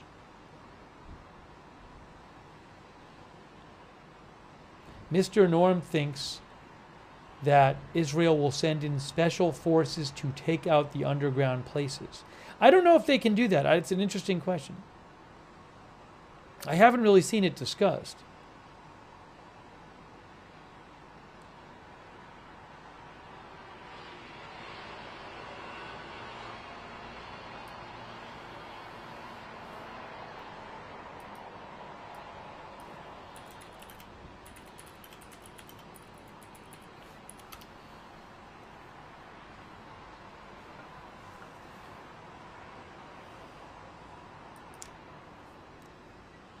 By the way, the Times of Israel reports, they said yesterday, Manny Fabian wrote this, it says, contrary to claims by Iran, Israeli military officials say the missiles launched by Iran are not maneuverable.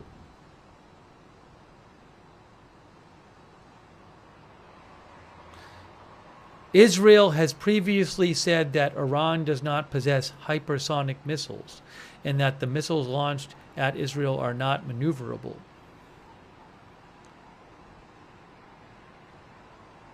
And a military official told the Times of Israel that Iran's missiles are not something we don't know how to intercept. I don't know myself.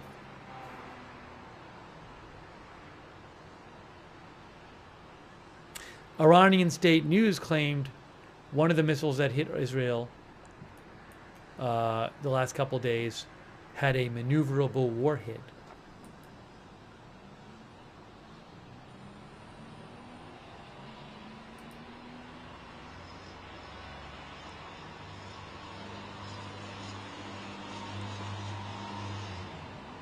There is an article on Wikipedia about Fatah 1.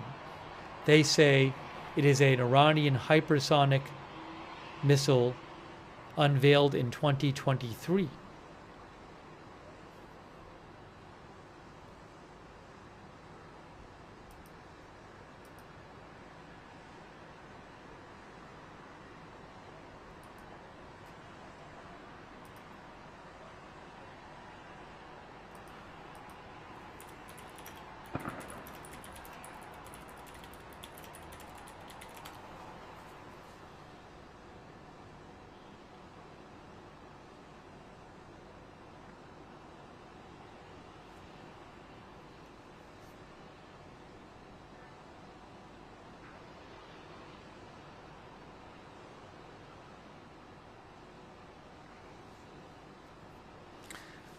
I'm seeing an article online that says some analysts and Israeli officials have expressed skepticism about the full extent of Iran's claimed missile capabilities.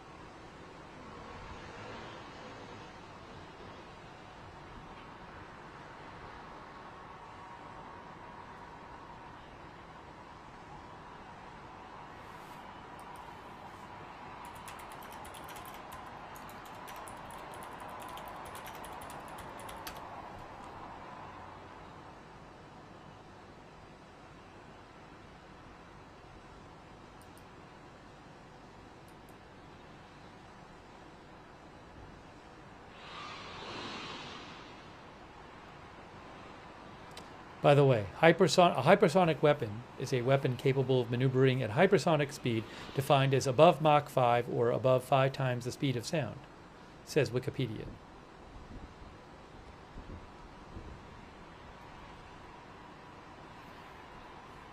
Existing weapon systems such as ballistic missiles already travel at hypersonic speeds, but are not typically classified as hypersonic weapons due to lacking the use of aerodynamic lift to allow their re-entry vehicles to maneuver under guided flight within the atmosphere.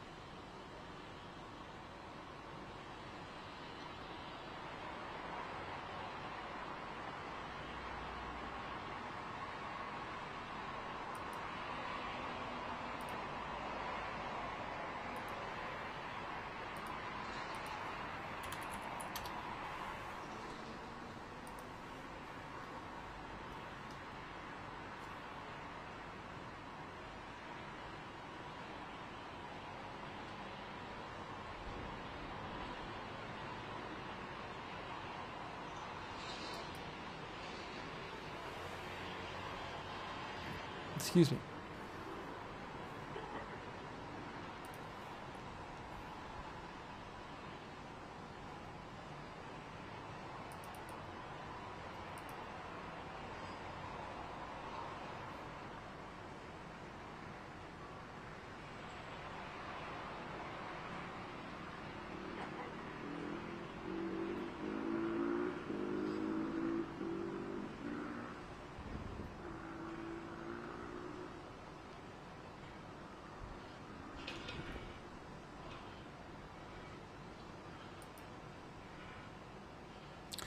My Life Unscripted says, is anyone resupplying Iran with missiles?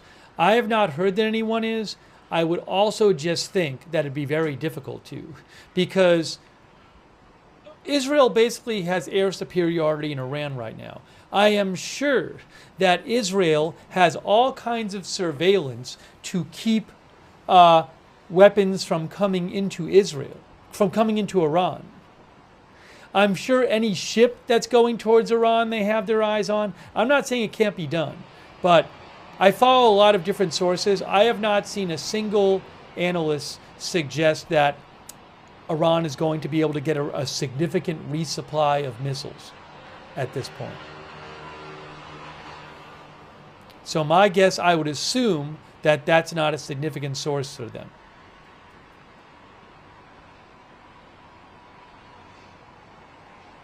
Anderson, our viewer, thinks China is supplying them.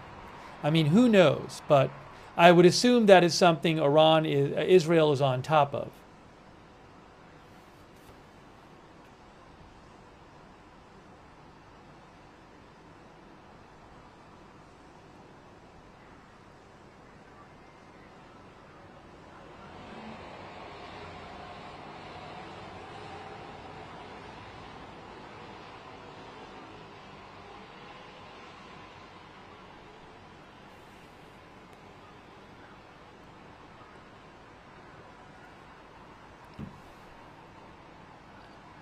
Also, some people say like China is supplying them. I have not heard any reports yet that Chinese missiles are appearing in Israel. China is not supplying Israel with, if China's not supplying Iran with Iranian missiles. So, again, I don't know. I can't tell you what's happening underneath it all. But I've read a bunch of articles on this, and in nowhere have I, in military analysis, I have not seen a single article or any military analyst say that a foreign country would be a source of significant resupply for Iranian missiles.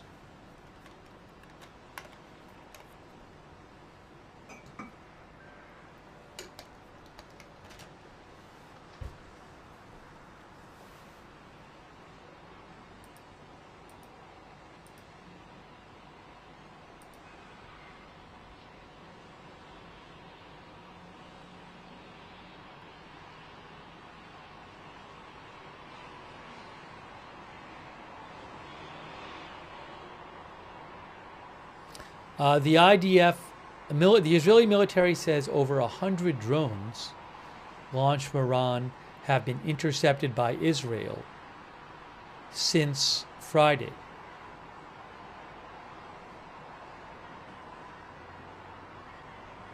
Thank you to the Irish Brawler on Twitch.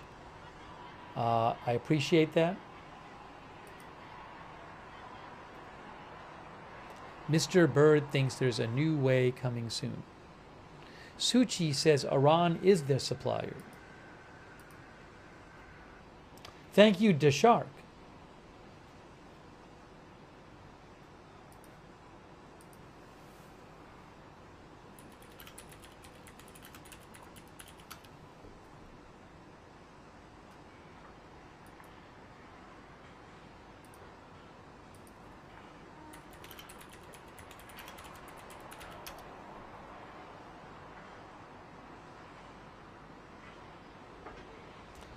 As the Shark mentioned, Khan News had a report claiming that the British are helping intercept Iranian drones and missiles. I don't know if that's true, but there is a Khan News report today about that. Thank you, Deshark. And they say the French are hesitant. Again, I don't know if that's true. That's this report on Khan News today. Thank you. Thank you, Dave Long. Thank you, Janet B. for the membership. John O'Neill, thank you. Thanks, Zypher Warrior, who thinks Iran talks a big game but can't deliver on it. CMM, thank you, who thinks Iran is severely compromised.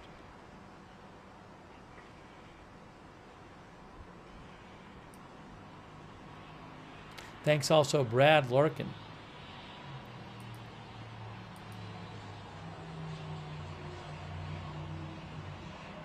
Brad thinks Israel will run out of interceptors before Iran exhausts its missiles. That's what Brad thinks.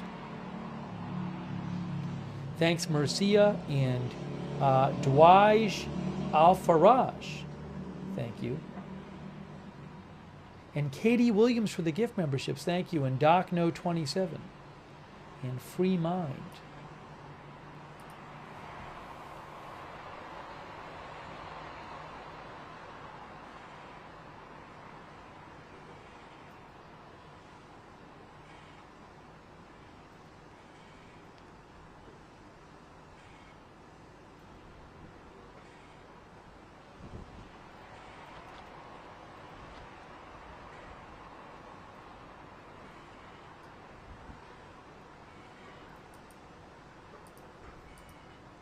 Thank you, James Smith, as well.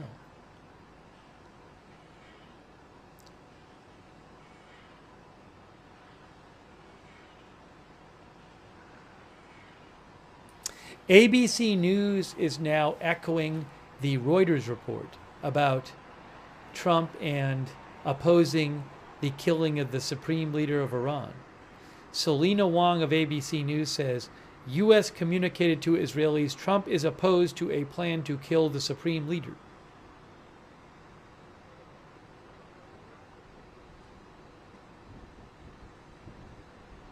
And that Iran has not killed an American and discussions of killing political leaders should not be on the table. Also, another U.S. official tells ABC News the U.S. is not considering joining the war with Iran to eliminate its nuclear program.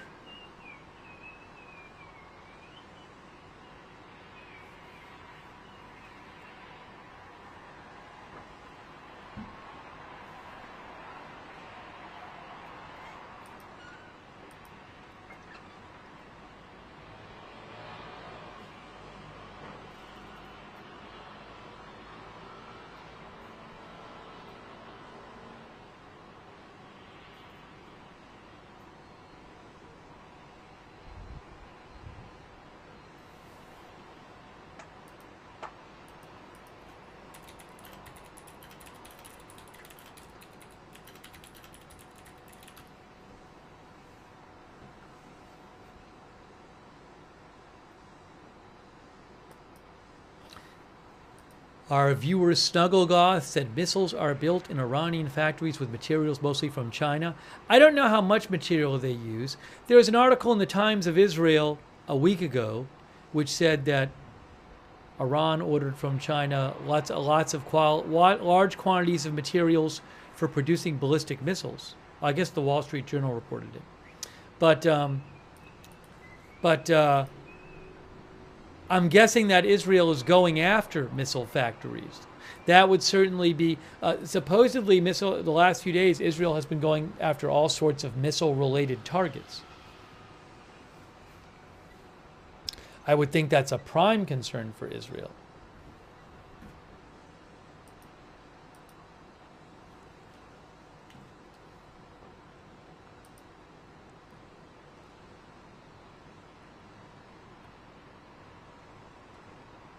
I have an update on injuries from the latest barrage, the missile barrage of roughly 30 missiles, I guess, from when we came on the air. Emergency medical in Israel says 8 injured people, 1 was in moderate condition and 7 in light condition. The moderate had signs of smoke inhalation. There was 1 scene in the north and 1 scene in the south of the country. I think the north was in Haifa.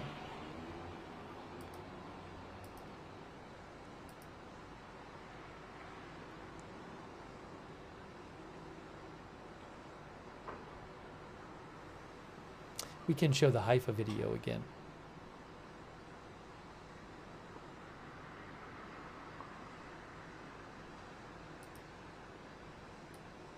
Oh, hold on a second here.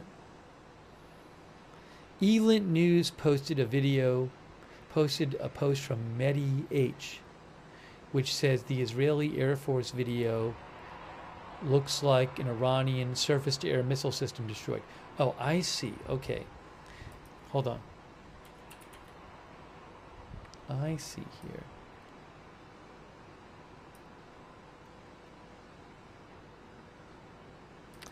The IDF posted a video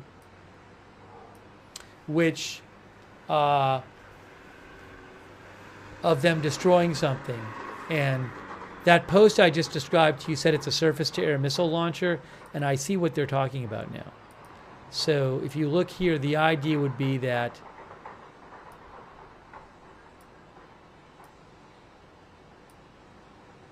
it's like a mobile launcher. That would be the idea. So this would be the front. It's like a truck, whereas that's the front of the truck, and then on the back are the surface-to-air missiles right there. I missed that before. See?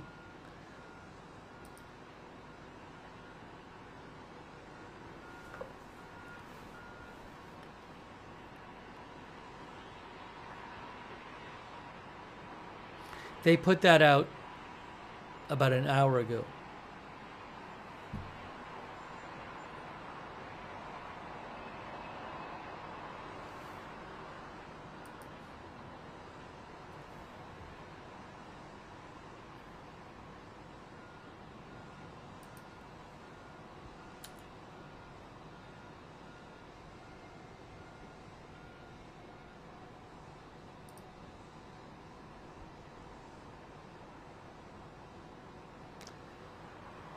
I should show you guys the.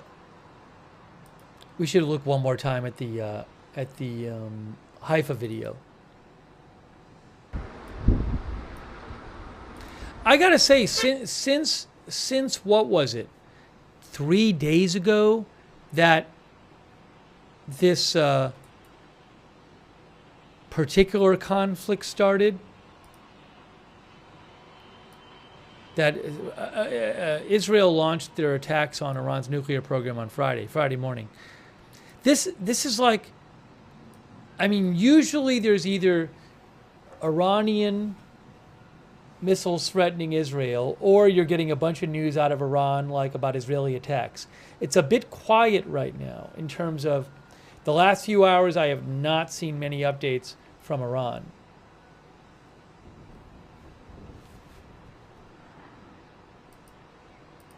But I will show you again this missile hit in Haifa from a couple hours ago.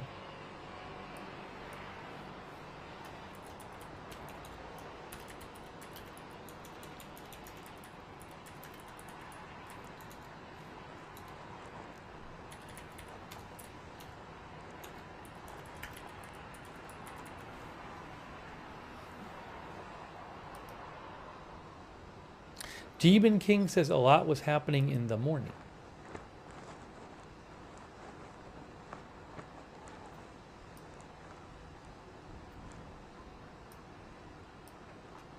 Let's watch Haifa replay. Haifa replay. In case you haven't seen it, we're going to watch the missile hit in Haifa from earlier.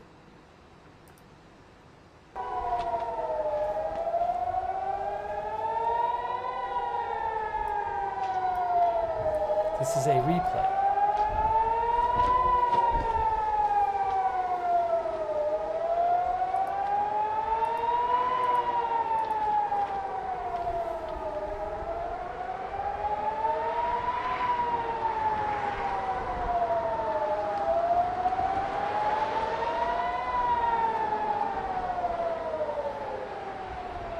This was a couple hours ago. You'll see this was like around 2 hours ago.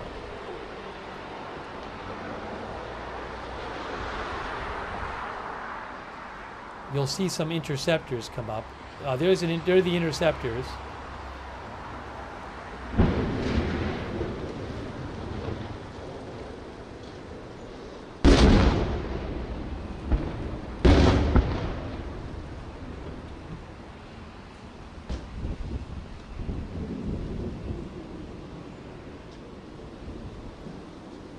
Give it. Now there's the missile right there. Watch that missile come in. Crazy.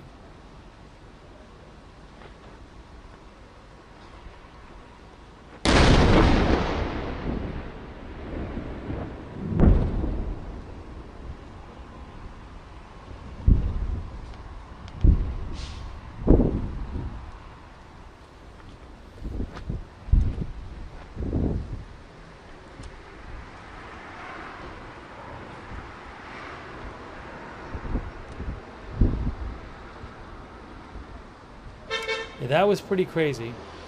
I'll show that again. Here it is again. Here it is again.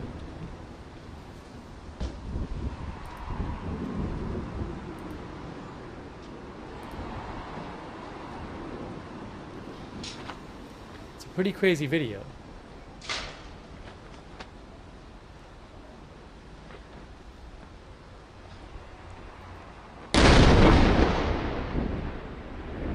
Yeah, I don't know if an interceptor missed it. It looked like an interceptor explosion near it. I don't know that an interceptor missed it or something else got intercepted. If you look when it's coming down, there's a flash right near it, right? Right there. I don't know if that flash when it's coming down is something that missed it, or maybe something else is getting taken out.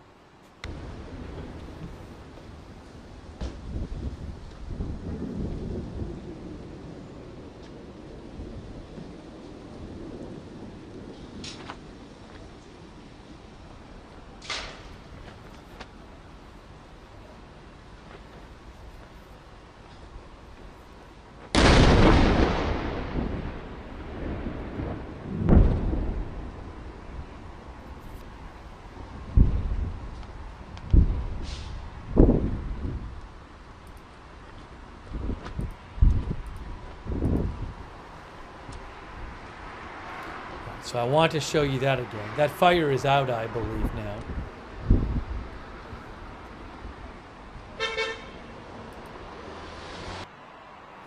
A quick thank you to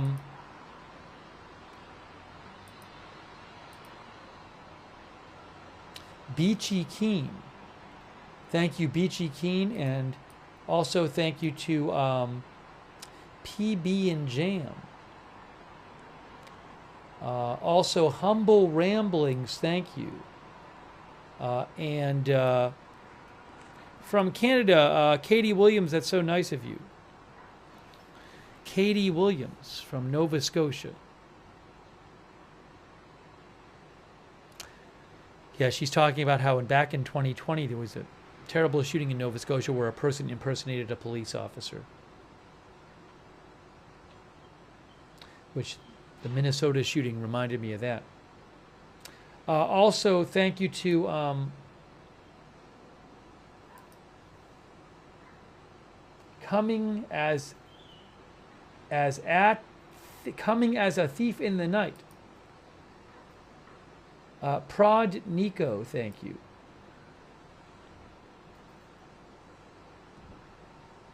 Also, Louis Aponte and Dewey.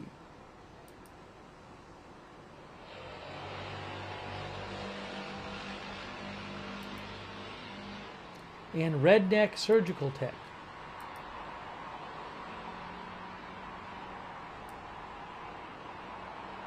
And Paul Grogan and David Nesbitt. David says, will this help keep Iran from supplying Russia? You mean with drones? It's a good question. I don't know. I wouldn't be surprised if Israel is targeting some drone infrastructure in Iran. That's a good question. Thanks to Cal Key and James Smith and Virgo Storm. And Dave Long.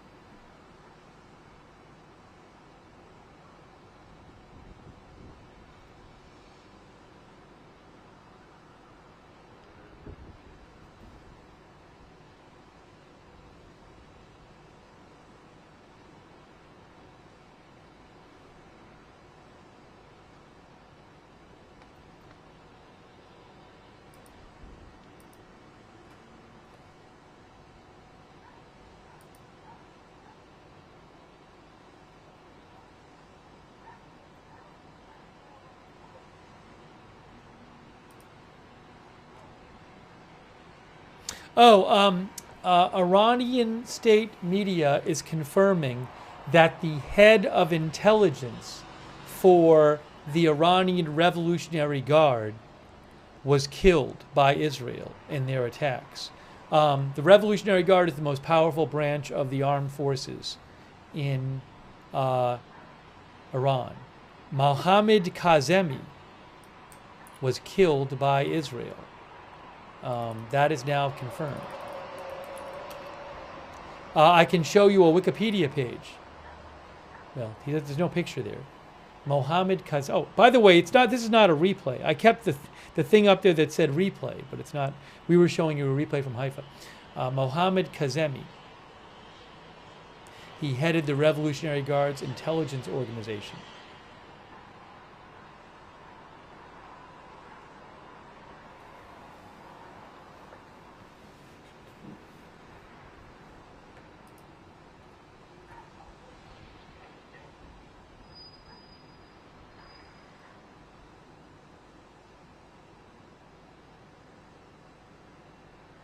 Also, his deputy, Hassan Mohakik, was also killed in Israeli strikes today. Earlier today, Benjamin Netanyahu, the Prime Minister Netanyahu, earlier today had told Fox News these two men were killed. And now state media is saying it. Thanks, Manny Fabian, for the reporting.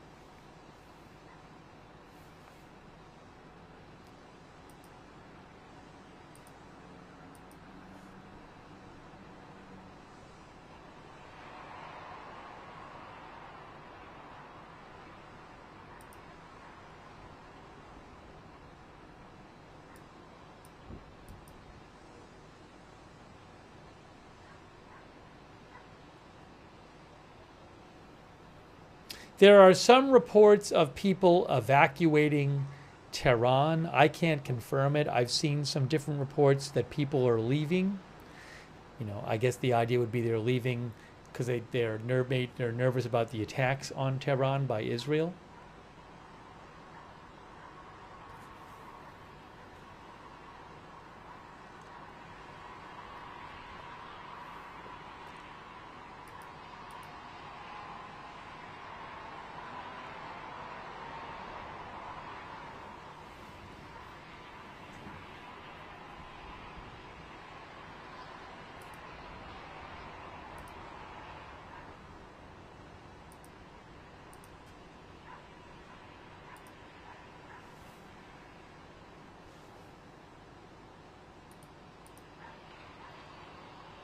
Let me check out some other reporting here. The Washington Post today has an article, Clash with Iran boosts Netanyahu, but Israelis worry about Wong fight. They say to sustain public support, Netanyahu needs to show the military operation is a success and ensure it doesn't become a protracted conflict, analysts say.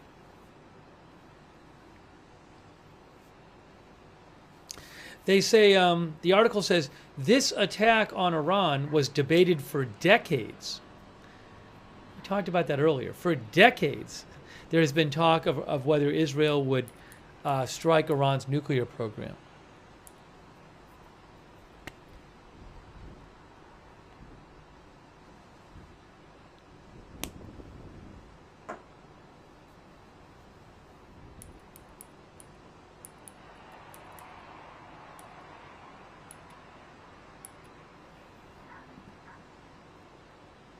They say that throughout Netanyahu's career as prime minister, he has been known for incremental rather than broadly strategic approaches to conflict, at least before the war in Gaza. They noted that the Israeli military has still failed to achieve its two main war aims of destroying Hamas and returning all the hostages.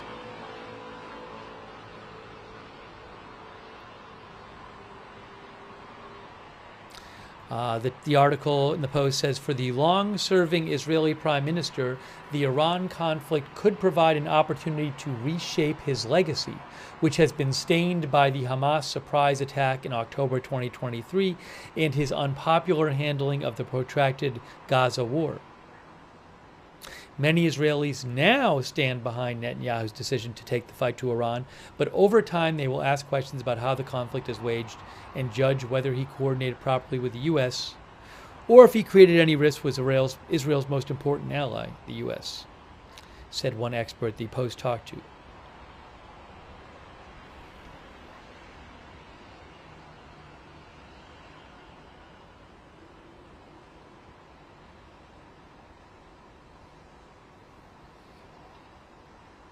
Others, analysts, cautioned it's too early to predict political fallout when military action is still underway.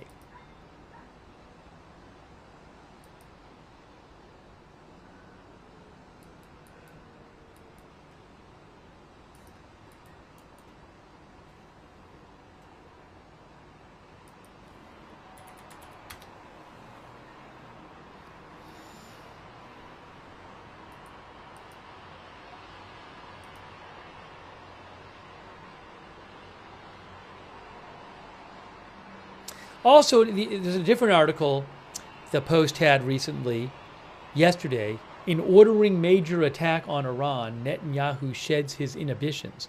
They say the Israeli attack on Iranian nuclear and military sites, along with the targeted killing of at least a dozen senior military officials and scientists, represents the latest sign of Israel's shift away from a decades-old policy favoring containment, restraint, and short wars, according to Middle East analysts. That change has been underway since October 7th, 2023, when Israel failed to foresee the Hamas attack.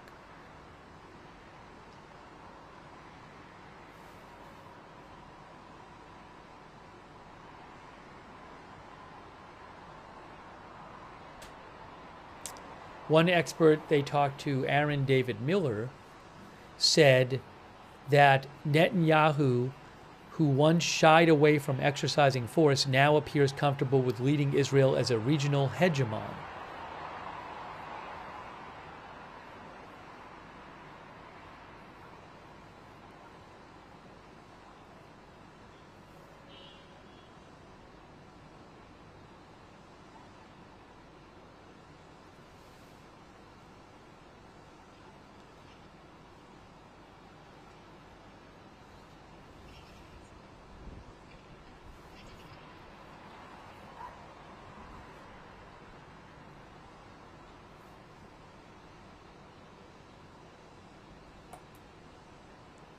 Hey, thanks to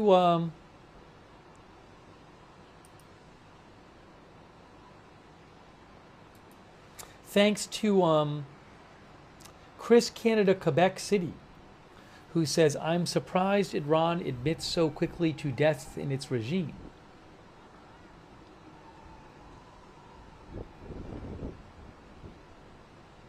You'd think they downplay it to limit the damage.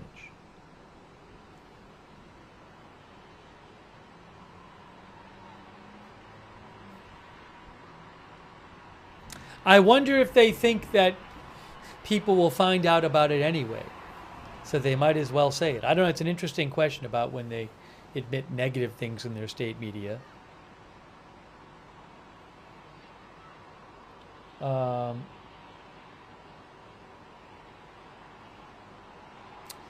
Thanks, Patriot Sicilian, Lori Girl 81. Says, how are the other countries close to Iran? Do you mean like where they are? Like how close they are?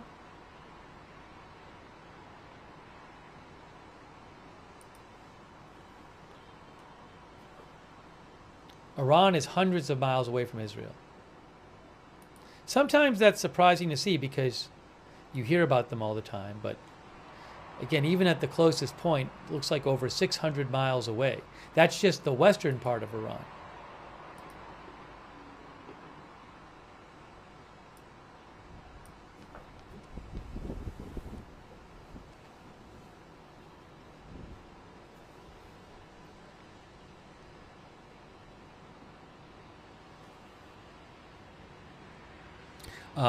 Messi says the capital of Iran is over 1,000 miles. You know, that's a good point. We should. I'm glad you brought that up because a number of Israel's strikes have been on Tehran, but Tehran is, you know, about around 1,000 miles away.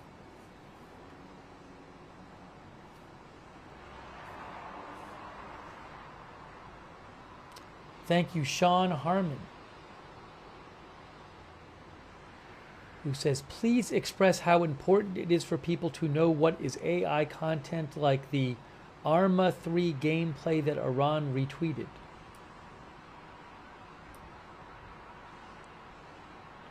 Thank you, Greg Kuds, who said we could see interceptions from Cyprus. Really? Cyprus is here. In the sky, you mean? Cyprus is right here. Here's Israel. Here's Cyprus. Interesting. Thank you, Greg. Thanks, Gloria Mason.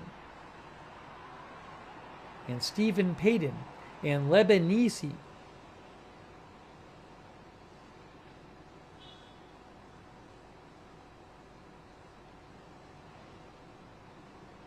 And my Soda Town journals.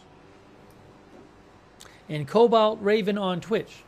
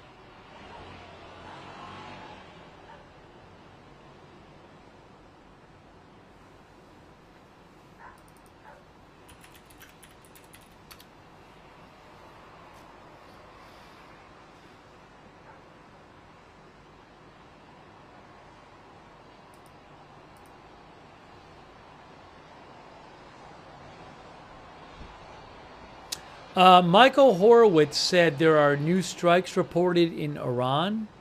He says, including in Kermanshah. Let's see what else I can find on this.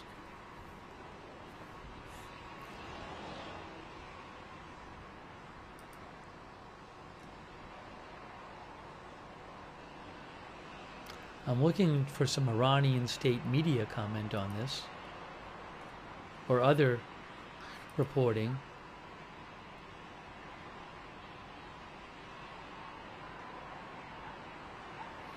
I'm not seeing it at the moment. Let's see.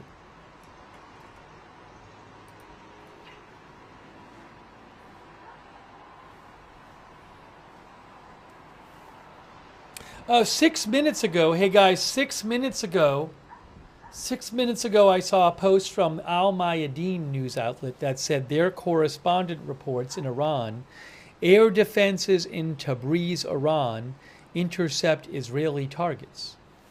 So there might be some new Israeli strikes going on in Iran right now.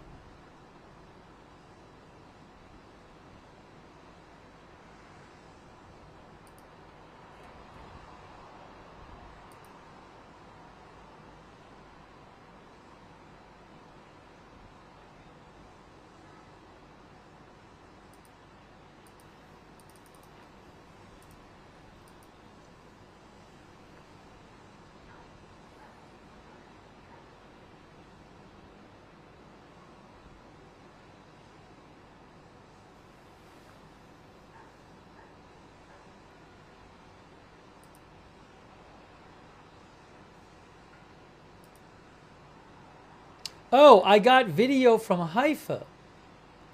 I got some video from Haifa that I'll show you in a moment of aftermath of the missile that hit there. In a moment, I'll put that video. I'll show you that video.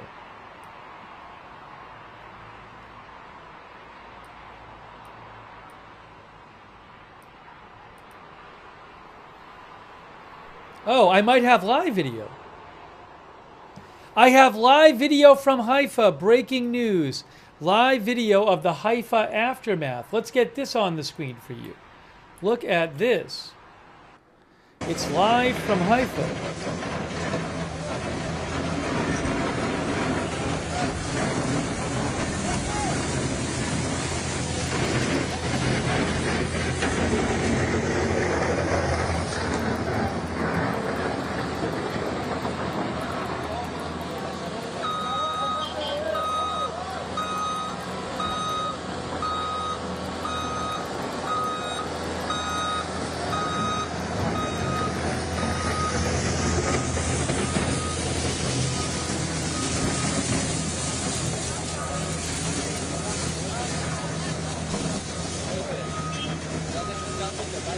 Look at that.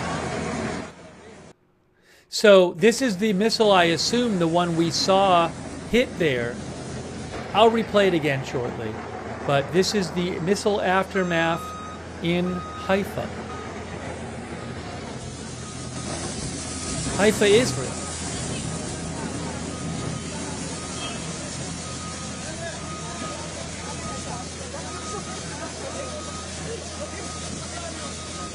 Wow.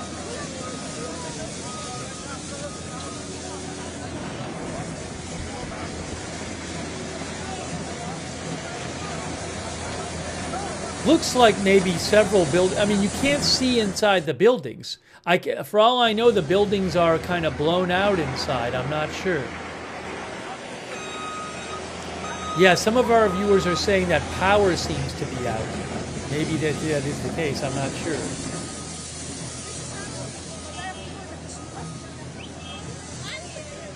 One moderate injury reported there, and I think a handful of minor injuries from this.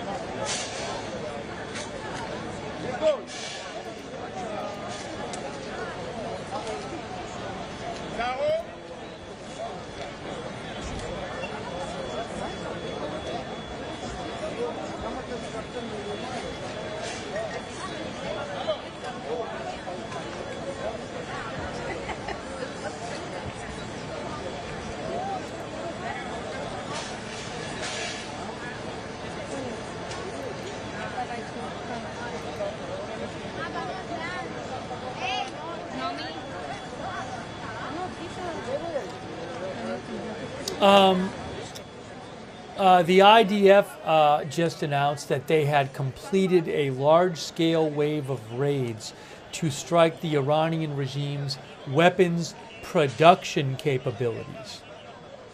They said they targeted various weapons production sites. So we've been talking about, you know, whether Iran would be able to make more missiles and make more drones. Well, Israel is targeting their weapons production facilities.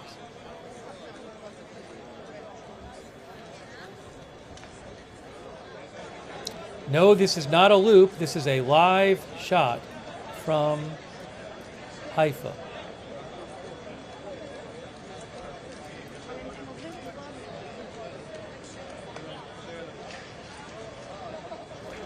Thank you so much to Robert.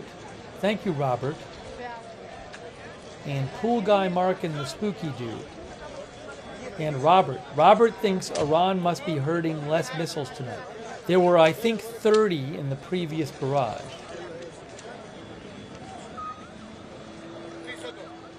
Thank you, Lenore Engelstein. Lenore Engelstein.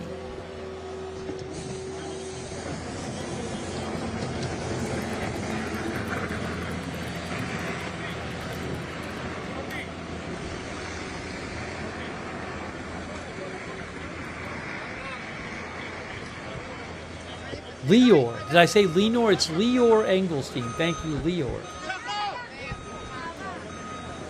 And Karen Franklin. And Kevin Borman. Karen Franklin, Kevin Borman, Scott W. Kevin says Iran hasn't fired cruise missiles yet. I don't know if they have. I mean, the cruise missiles take longer to arrive than ballistic do. I don't know if they've fired any cruise missiles yet during the last few days.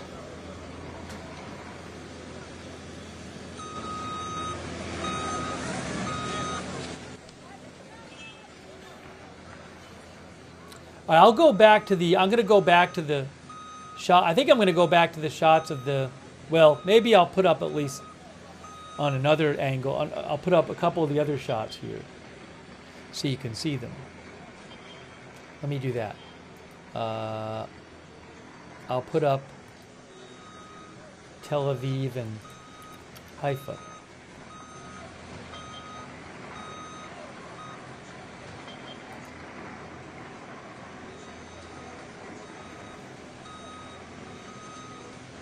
Oops.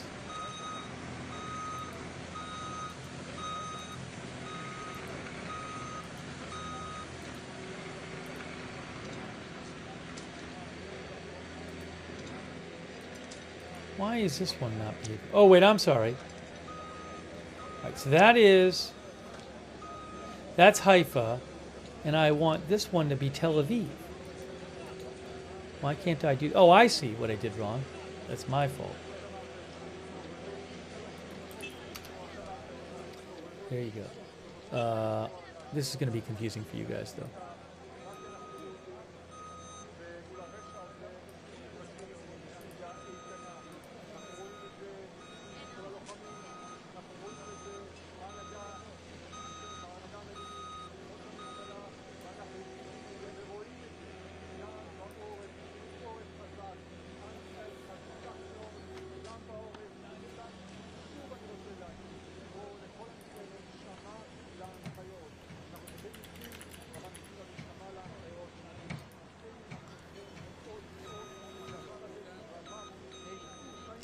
The damage you're looking at, if you haven't seen it, I'll throw it on the screen real quick. We played it before. But the damage is from this missile that hit Haifa, which is right here.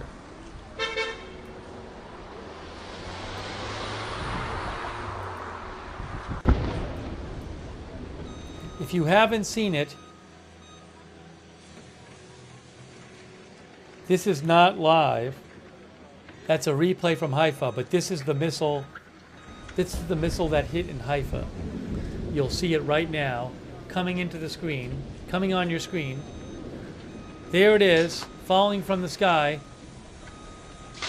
and hitting.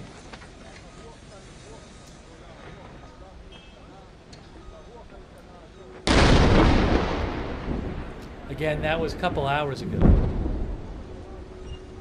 But we're looking at the aftermath of that.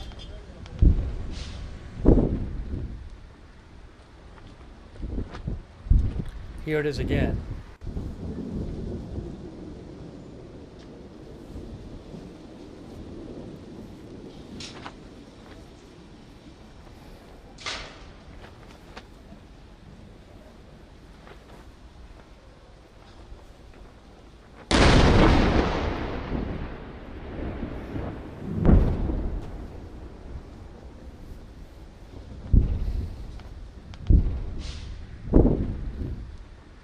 Okay, so,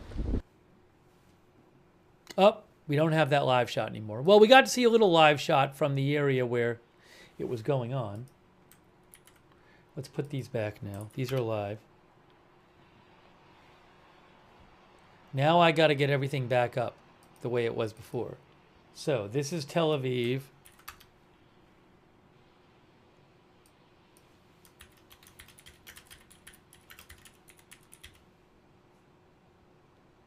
Then we'll put up Haifa.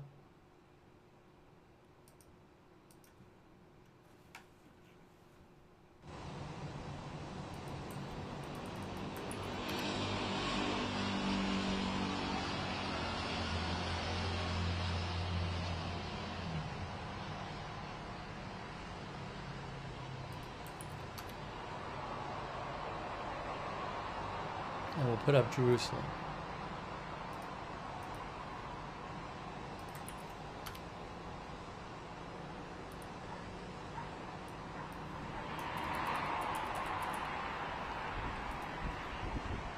There we go. Oopsie.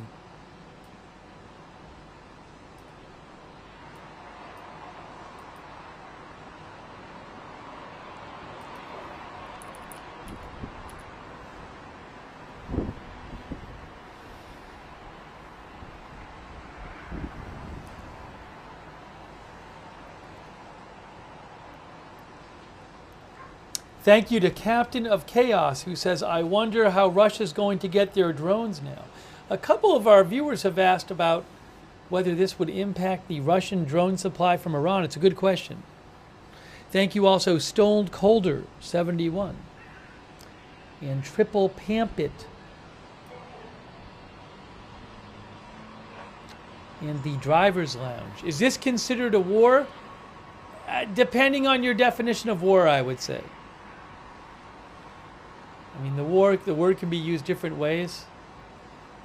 I could see somebody arguing that it's not because it's maybe not long-term enough yet or something. I don't know. I leave that to you and your definition of war. Thanks to Melody Wall as well. Shout out to our moderators. Ruth Krafasi, Roberts Mayqueen, Beth Mythical, Janet B.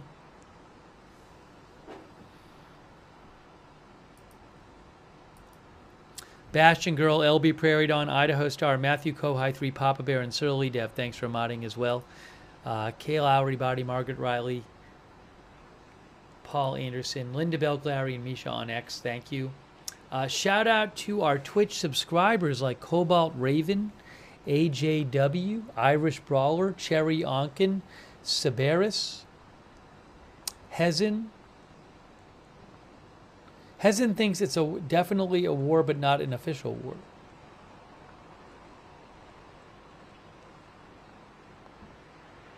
Remove Glazers now. Thanks for being a subscriber. Matthew Kohai 3.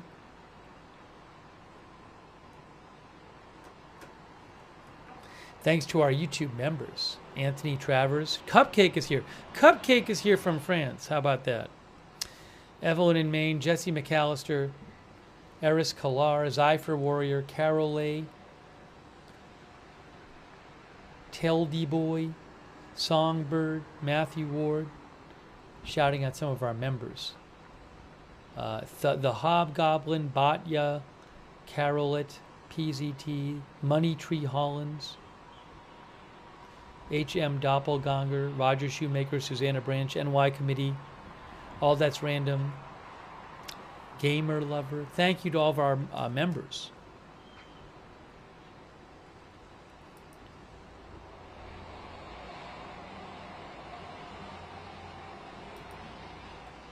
Reuters says oil price tense, wait for markets to open.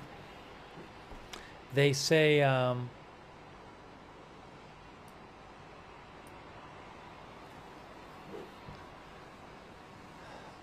since Saturday, Israel has hit the oil depot in Tehran and facilities at Iran's huge South Fars gas field, the world's largest, which produces gas for domestic consumption.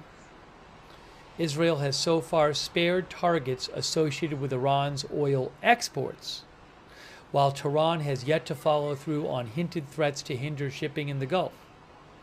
With markets due to reopen in hours, traders say oil buyers have loaded up on long-term contracts for protection in case of supply disruption, but uncertainty could drive wild price swings. Iran said the situation at the burning Shahran oil depot in Tehran was under control.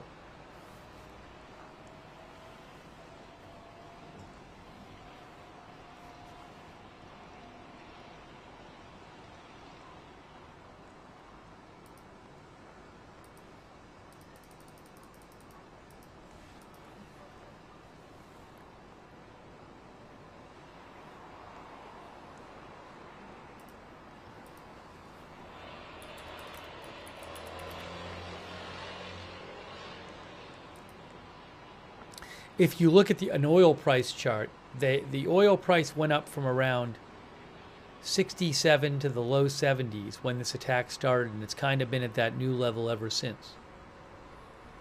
Crude oil futures.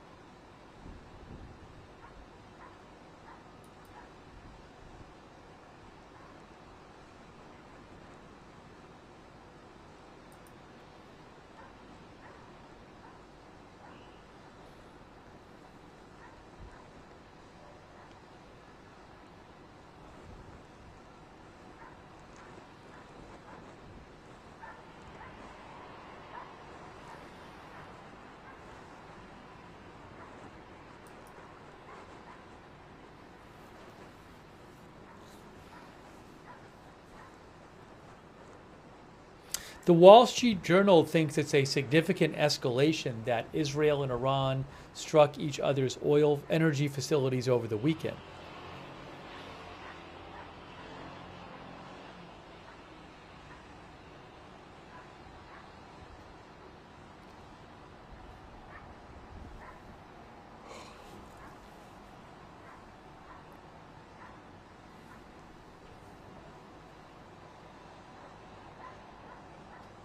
So they point out that Israel hit a couple of natural gas facilities at the South Pars field in the Persian Gulf.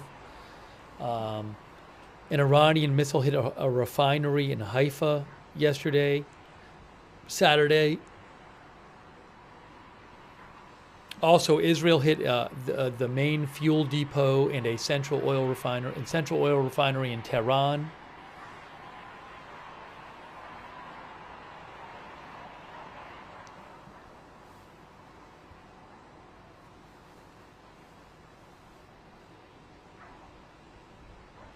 Interesting also, the Wall Street Journal says one nightmare scenario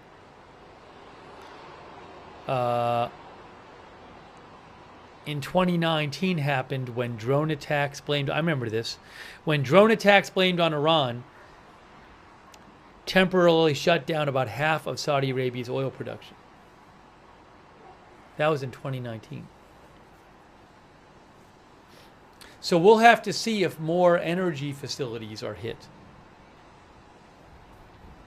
been limited so far.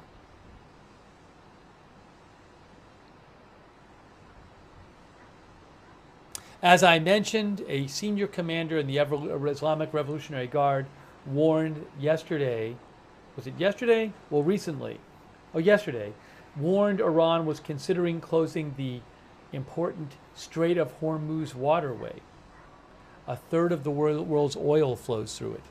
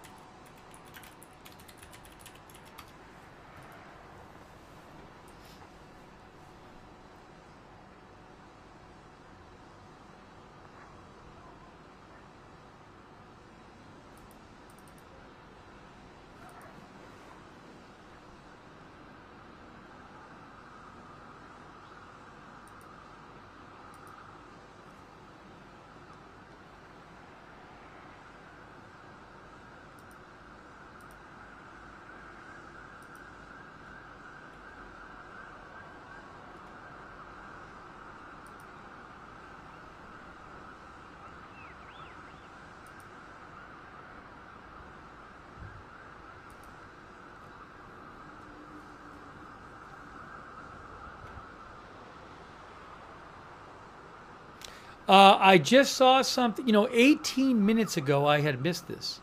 18 minutes ago, Al Mayadeen news outlet said their Iranian correspondent heard an explosion in the city of Shahryar, west of Tehran. That was 18 minutes ago.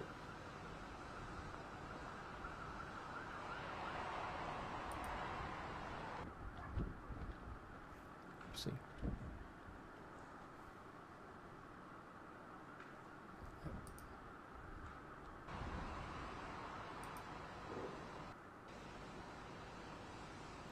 Why is this like that?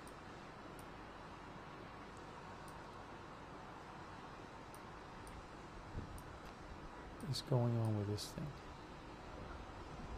I need to fix my videos here. There's this one. That should be... there we go. That's better.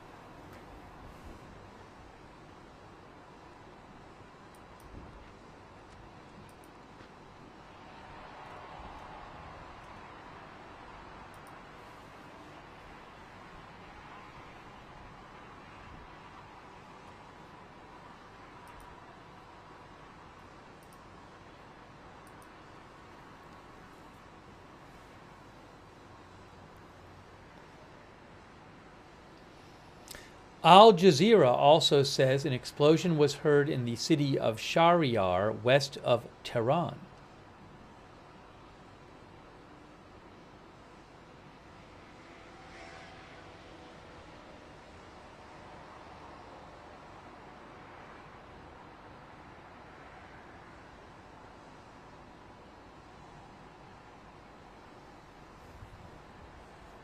The Iranian Ministry of Health claims that 224 people in Iran have died in the last few days of Israeli aggression. That's what they claim.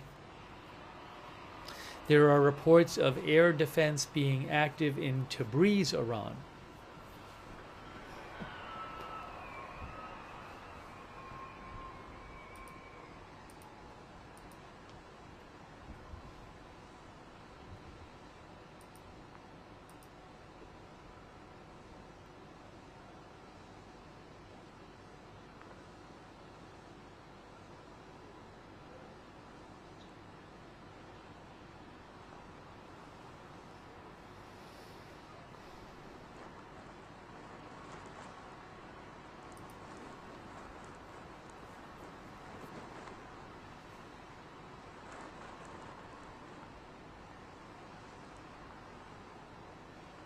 Hey, thanks to Sentient Donut and Jonathan Tolbert. Thanks for being members. Thanks to SoCal Girl. Thank you. Sharon SH and Cormac, thank you.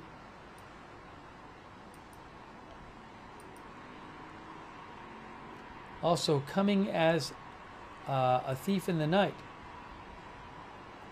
And Kim Hovick. And Full Serve Auto Care. And Rave Pavarotti.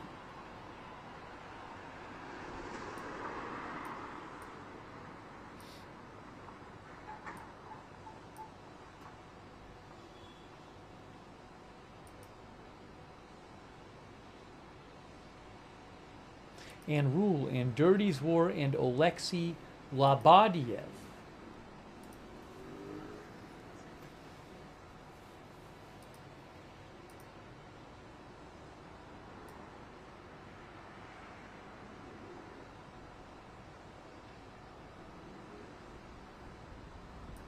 Also, wow, that's so nice of you. Layer Leitner. That's very generous of you. Layer Leitner.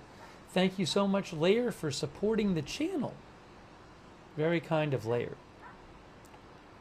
Thank you. I appreciate it.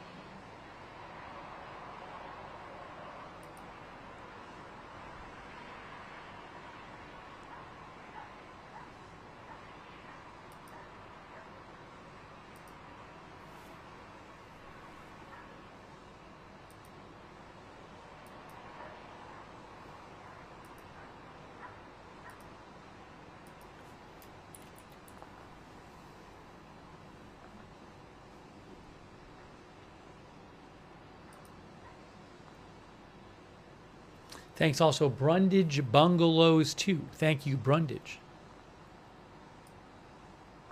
At the moment, I'm not aware of any alerts in Israel. Right when we came on the air, there was just a missile wave then. That was the last one. Again, there are a bunch of claims tonight that a bunch of cars are evacuating Tehran. I can't confirm that at the moment.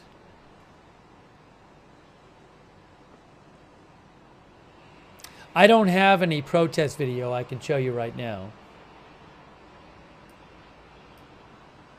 We're focusing on this for the moment, but if there's some huge other news with the protests, I can always discuss it.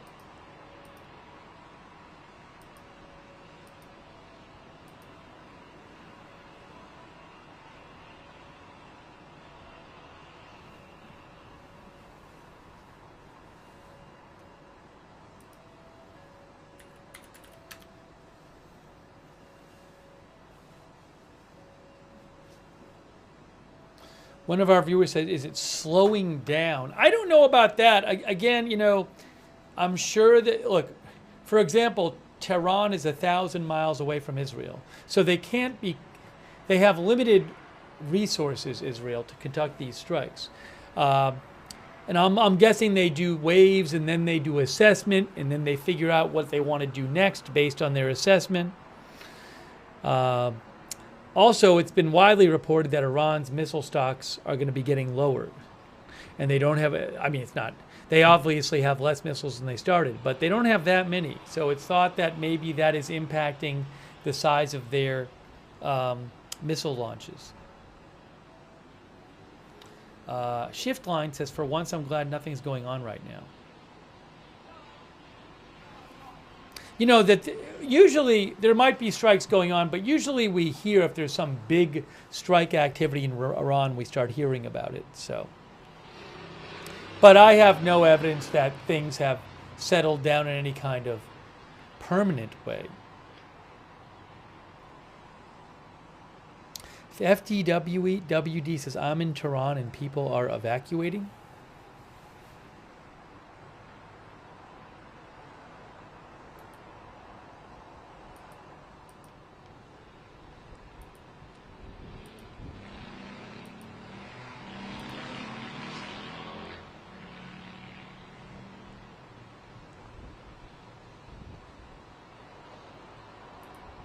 This was interesting. There was a new warning.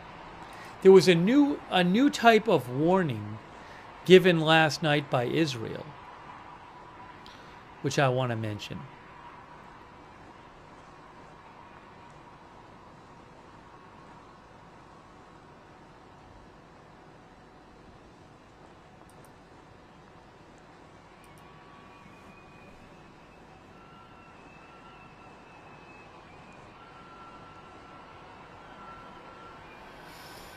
If I can find it here.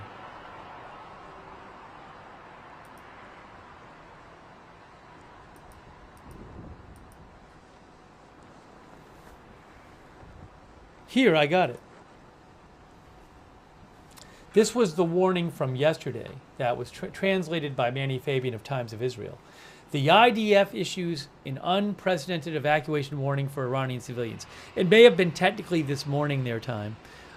They said all individuals currently present or expected to be present in or around military weapons manufacturing facilities and their supporting institutions must immediately evacuate these areas and not return until further notice, said the IDF.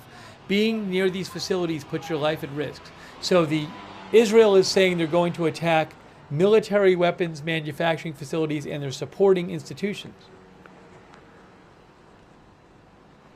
That was posted about 15 hours ago.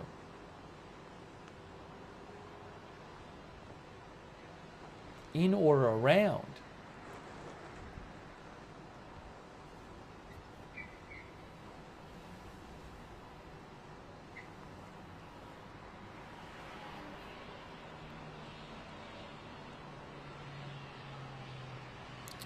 Again, Manny Fabian called that an unprecedented evacuation warning.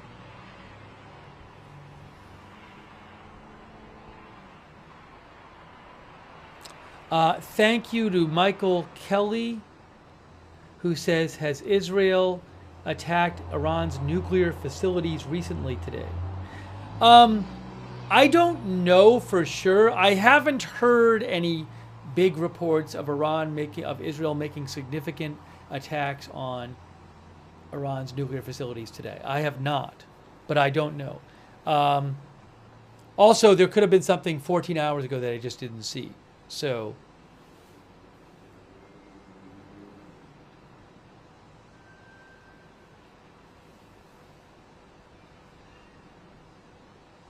I'm not aware of any kind of prominent attack that's happened today.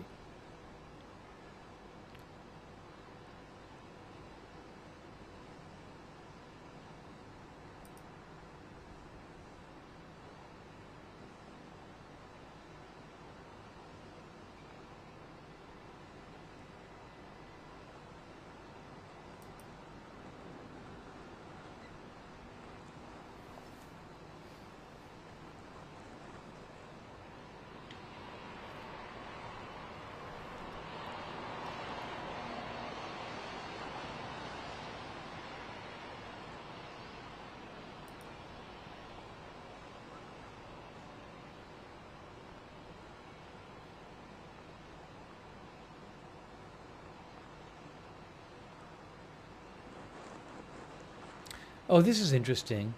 Hold on, what's this? Couple interesting things here.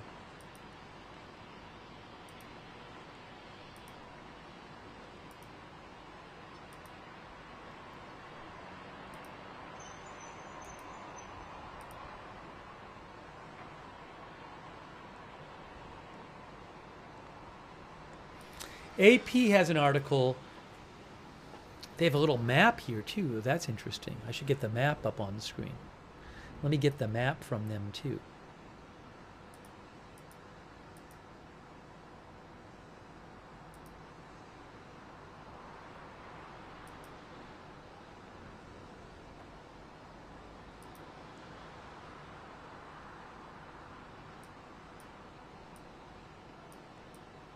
One moment here.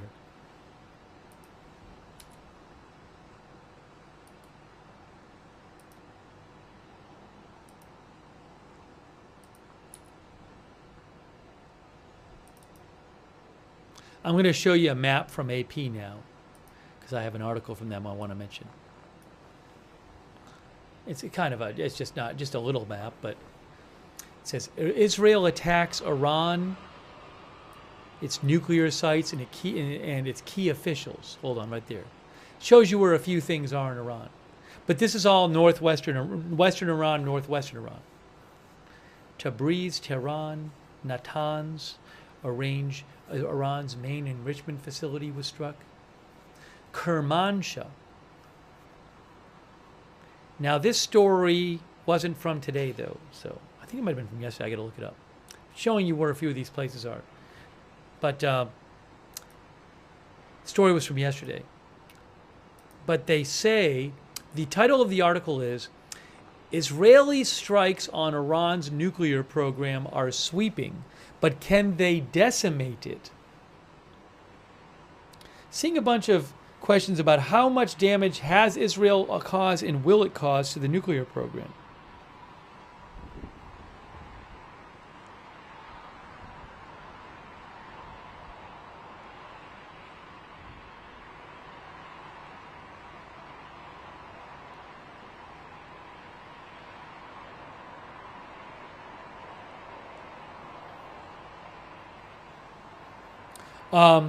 So Reuters, AP says,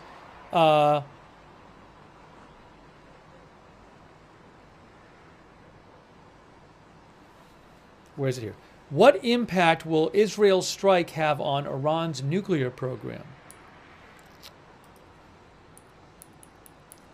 David Albright, a nuclear weapons expert, speculated that the initial wave of attacks so far could set back any Iranian attempt to develop a nuclear weapon by about a year.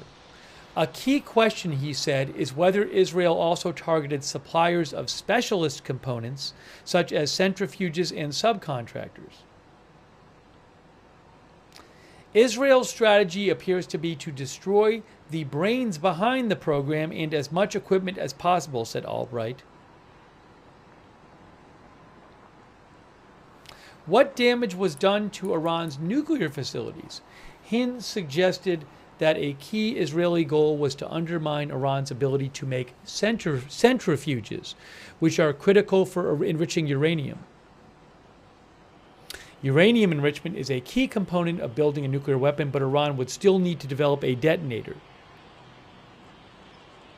Delivering the weapon using a missile would require solving further technical challenges.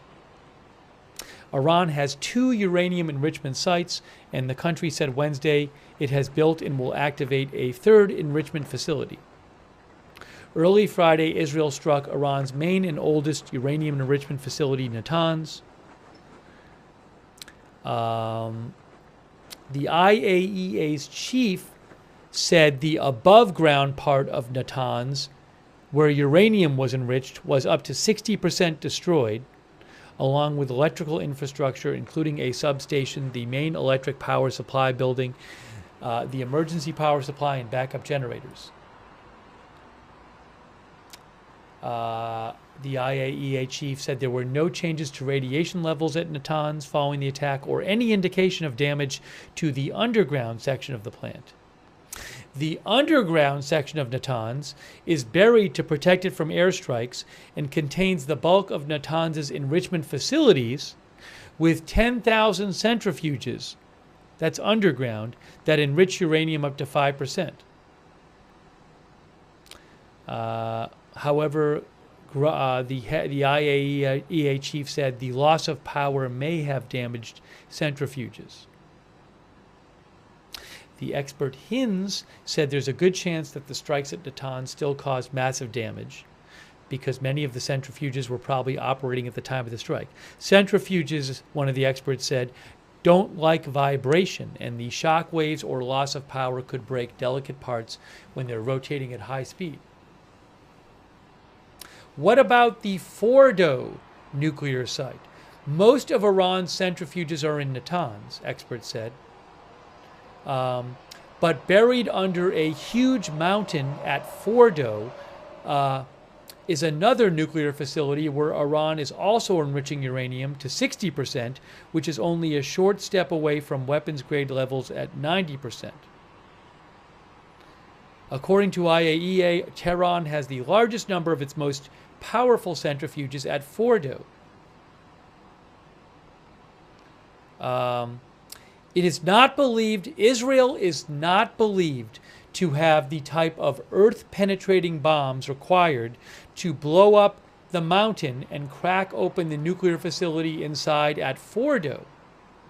That capacity lies with the U.S., which has developed a massive bomb that can be dropped only from large aircraft that Israel does not have in service, said an expert to AP.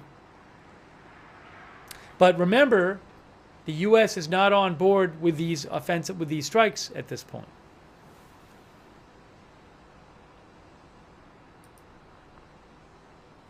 The expert Hinz said the attack so far showed Israeli intelligence had absolutely exceptional knowledge of Iran's nuclear program and the ability to strike key targets with precision. That could mean that Israel could sabotage the Fordo plant rather than trying to blast open the mountain. Another expert suggested Israel could try to cut off electricity to Fordo, which could lead to centrifuges breaking. Interesting. So will Israel be able to do a lot of destruction to this Fordo plant? We don't know that. Will they go after the underground part of Natanz? We don't know that. Also, is there risk from radiation? This AP article talks about that.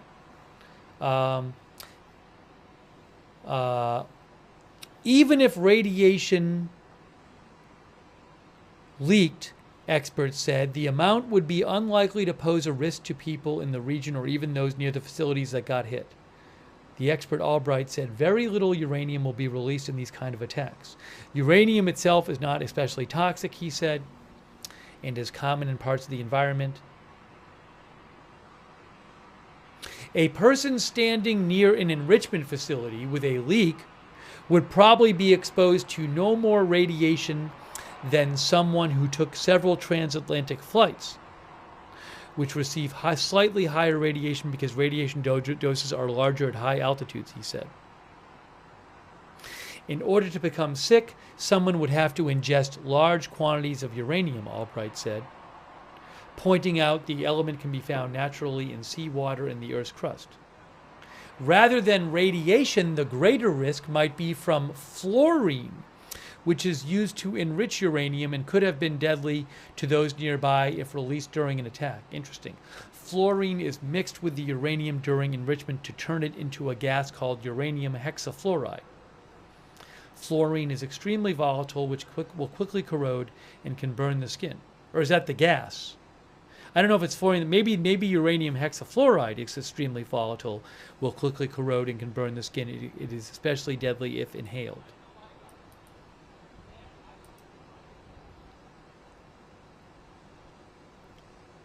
Yes, uranium hexafluoride, from what I'm reading, is toxic. Highly toxic. Anyways, interesting. That's from AP. But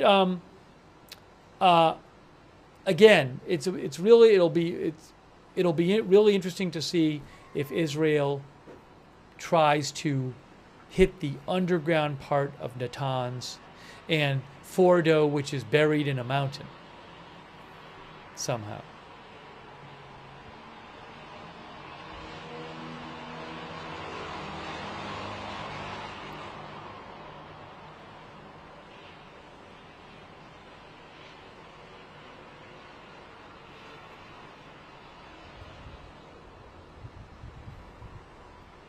Mitch Peskin, our viewer, says, I would bet in 1 or 2 years Israel develops bunker buster bombs. They love tech stuff and are good at it. They might have some kind of bomb like that, but they don't have the kind that can destroy the underground part of Fordo, reportedly. Captain Macable thinks the best case scenario would be for the Iranian regime to acknowledge it has lost and agree to a deal in exchange for remaining in power.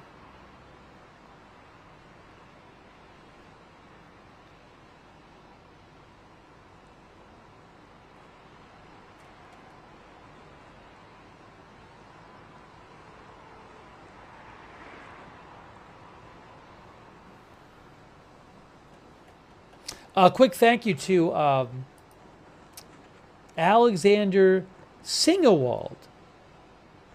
I really appreciate that, Alexander Singewald. Thanks for your support.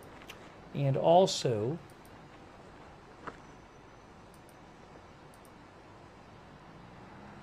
Mitchell Pilot, who thinks without U.S. support they would need to go in on the ground in Fordo and rig it to blow.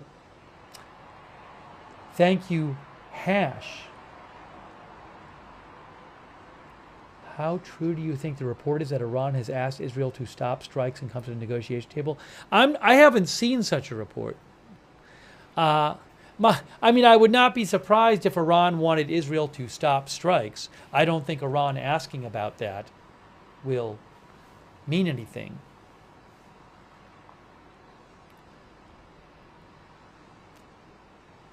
If Iran suddenly said it was going to make all of these concessions, which I haven't heard any kind of analysis that they're actually likely to do, maybe Israel would consider that.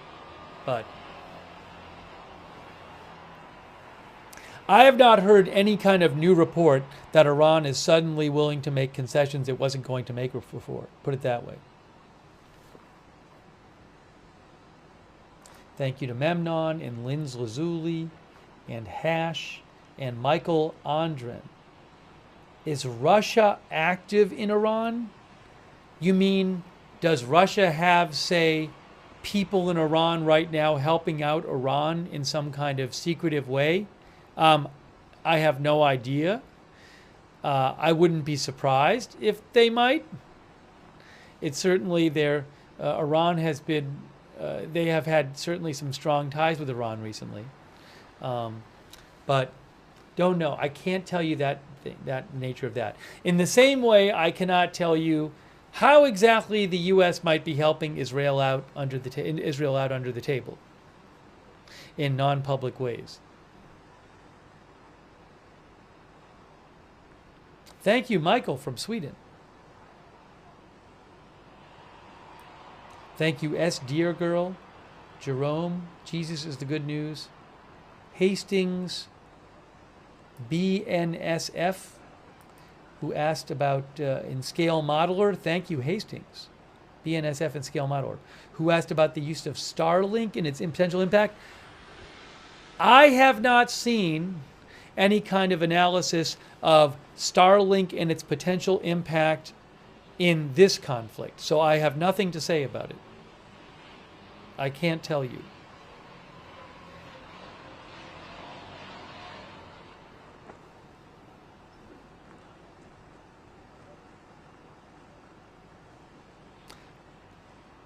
I haven't heard that Iran's internet is down. I've heard that Iran has been restricting the internet. Well, they normally restricted a lot, but reportedly there were new restrictions.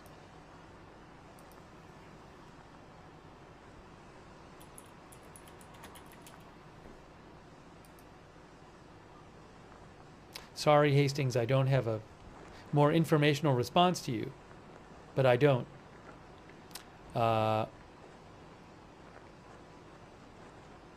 This was from a couple days ago. From NetBlocks, analysis shows a decline in the international internet traffic from Iran, corroborating user reports of poor service with gateway and virtual server providers particularly impacted as the Ministry of Communications announces temporary internet restrictions. The incident comes amid heightened tensions after a series of preemptive strikes by Israel.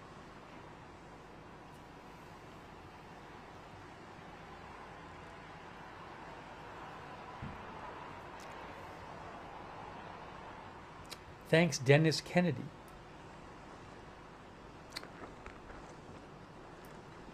And Aisha. And Alex Price. And Viga Yo from Norway. And the Lord Jen. And Shadow 6530.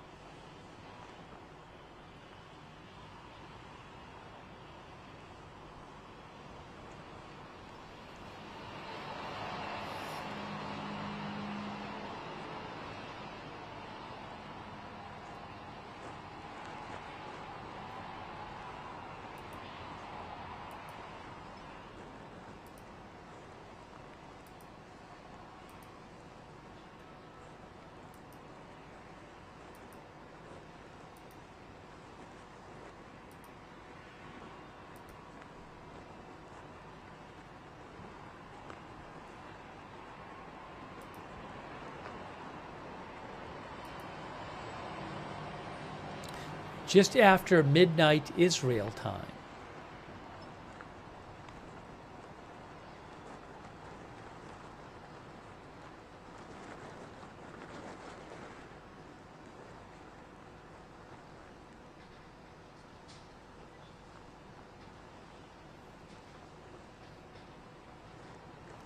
Oh, there's supposed to be a news conference on the shooting in Minnesota?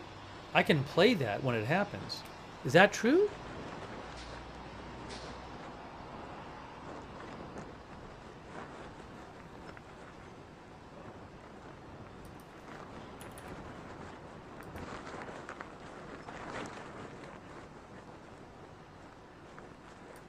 Give me a moment here.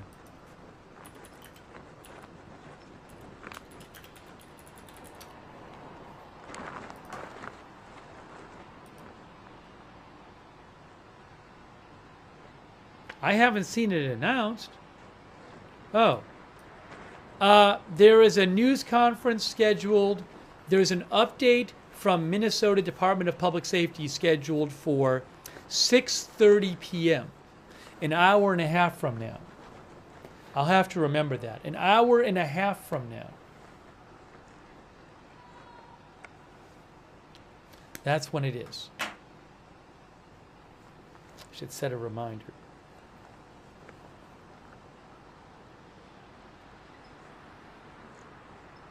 I'm setting a reminder for myself.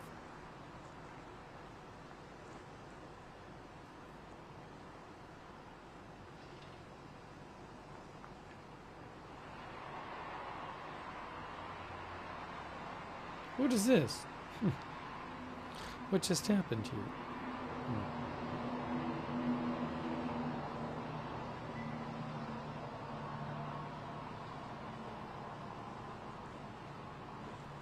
Okay, I did it.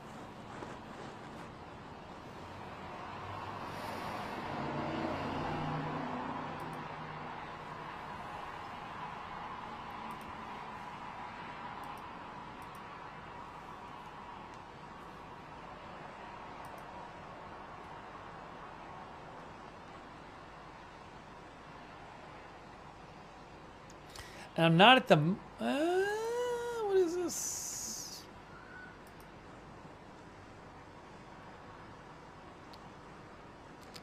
Give me a moment. Give me a moment.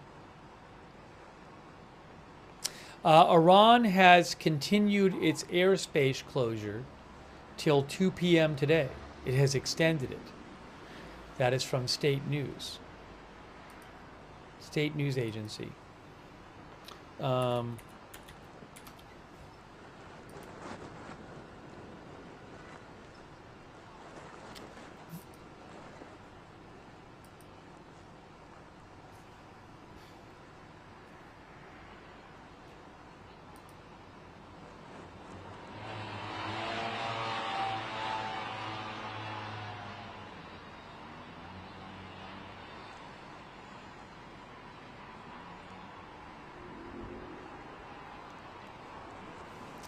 I've seen some rumors, unsourced rumors um, floating around on social media claiming Israel has attacked the Fordo site, but these rumors are not sourced, and I see nothing in any source I follow from Israel, from the Middle East, that would be a primary source of it. Nothing, not a peep. Sometimes people just one person says it and then other people repeat it, and there's no original sourcing. I don't have any good source of it at this moment. Nothing.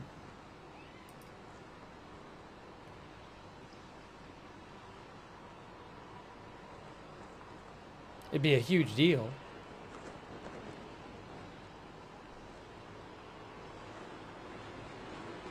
Thanks, Trucker Jim, who says if Iran closes the Strait of Hormuz, or tries to, which is a strategic waterway next to Iran, where I think about a third of the oil that comes out of the ground goes through. It's all the shipping from Persian Gulf needs to come out through the Strait of Hormuz. He says, would that trigger a bigger conflict with other countries? Will other countries get involved? I don't know for sure. I mean, I could see a world in which other countries feel it threatens them economically. It's something Iran has threatened to do. I believe an Iranian official threatened to do it yesterday. Made a threat about it.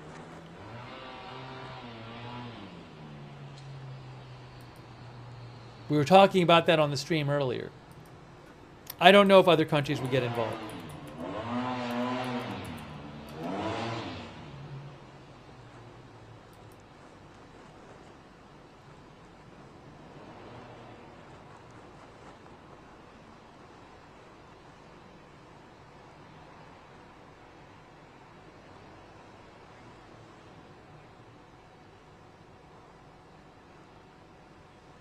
By the way, CNBC had an article about the Strait of Hormuz recently, and it talked to one energy expert who said that he thought it's wide enough that Iran could not close it.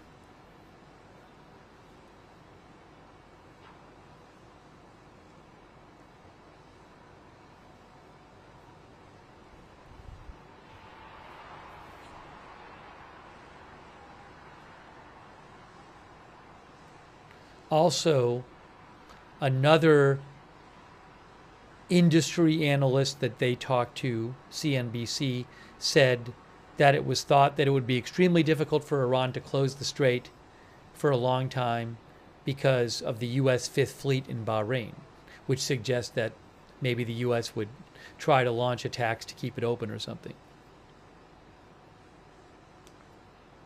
But even if they don't close it, they could conduct attacks on shipping, which might disrupt shipping in the area.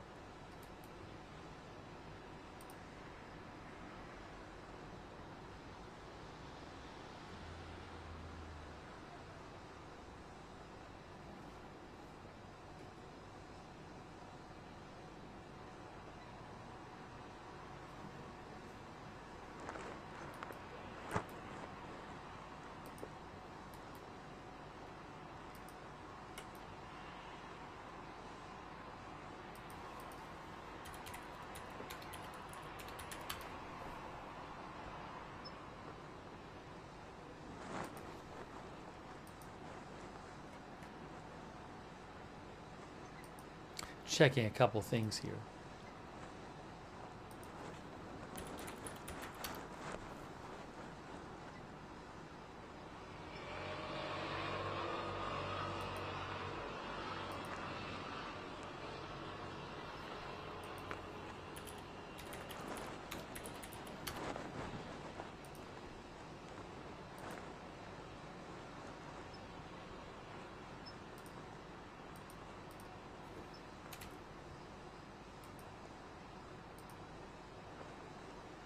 One moment. One moment, please.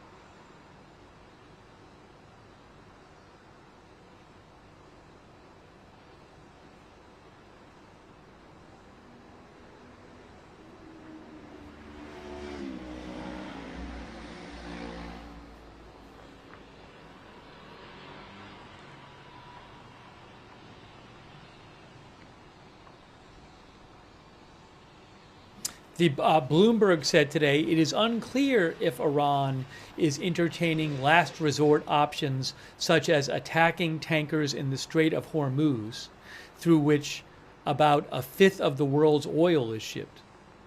That type of action could draw in the U.S. into the conflict, something Tehran has probably calculated it can't afford. That's what Bloomberg says, for whatever it's worth.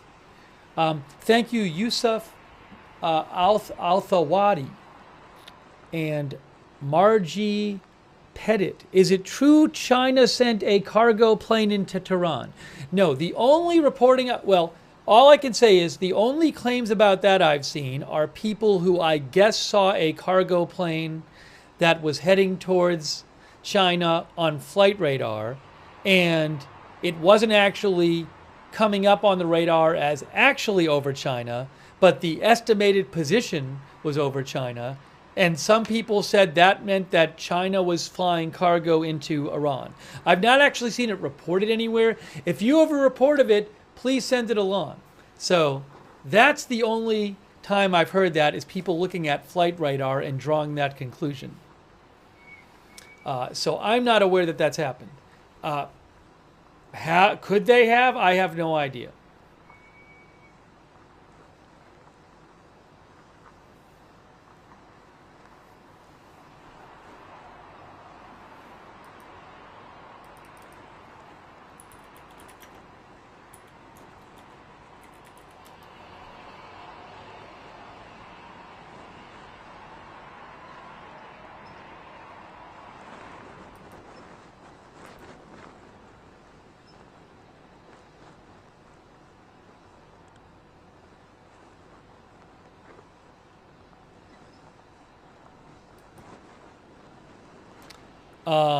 I will mention to you that, hold on a second,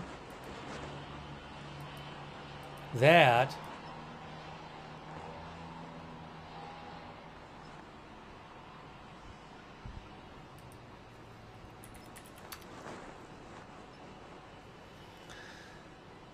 where is it here?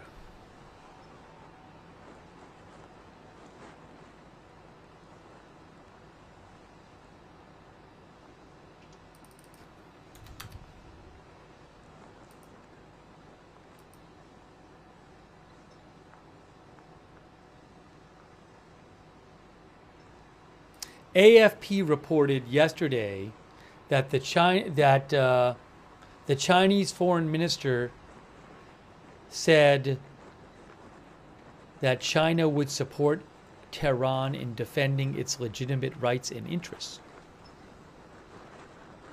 and it opposed Israel's attacking Iran with force.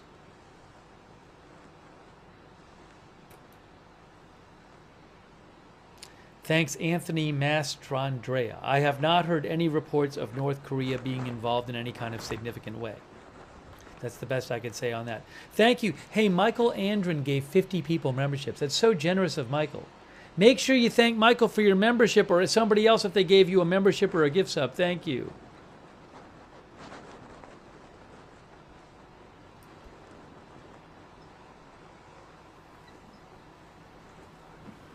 Yes, this is live. June 15th. 12th, it was actually June 16th, Israel time.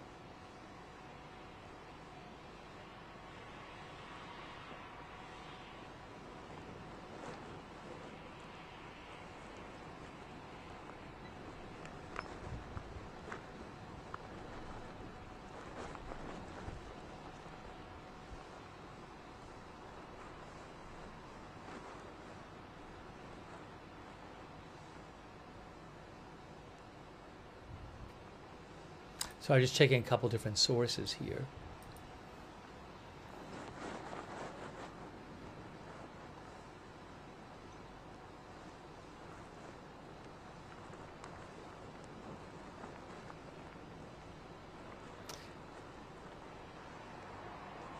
Hold on a second. A new announcement here or not? Where is this?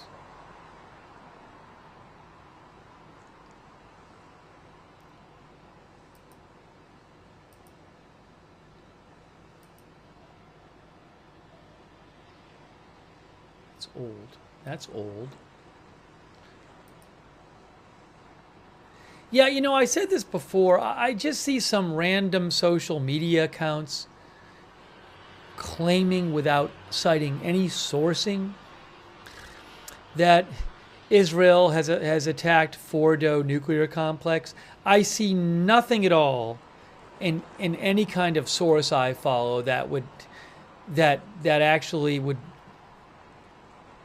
I consider reliable. And also, again, these other accounts, they're not saying where they're getting this information. I feel like maybe they're just repeating each other. So I would be careful with that reporting right now.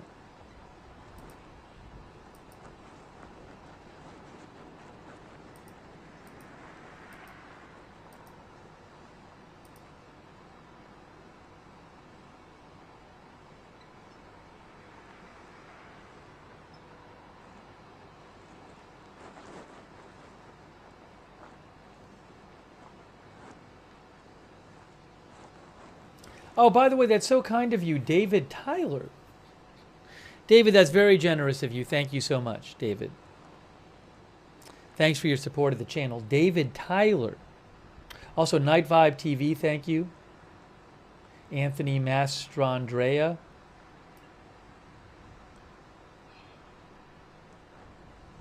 Shout out to our moderators.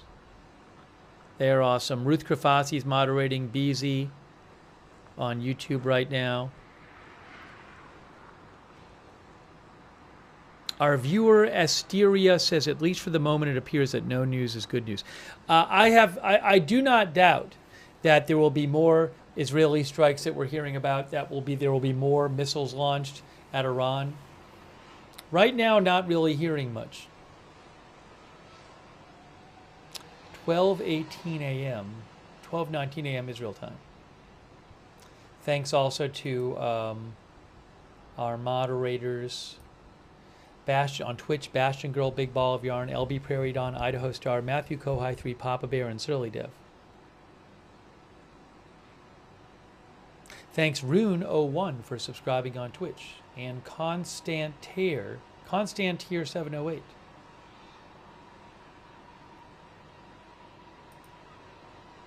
Margaret Riley, K. Lowry Body, Paul Anderson on Facebook. Thank you for modding. Thanks to Aaron Van Ness and Diane Allworth for subscribing over there, and Sharon Klassen Goslin, along with Kay and Margaret. Rita Evans Lang, thanks for subscribing. Linda Belk, Larry, and X, thanks for moderating on X.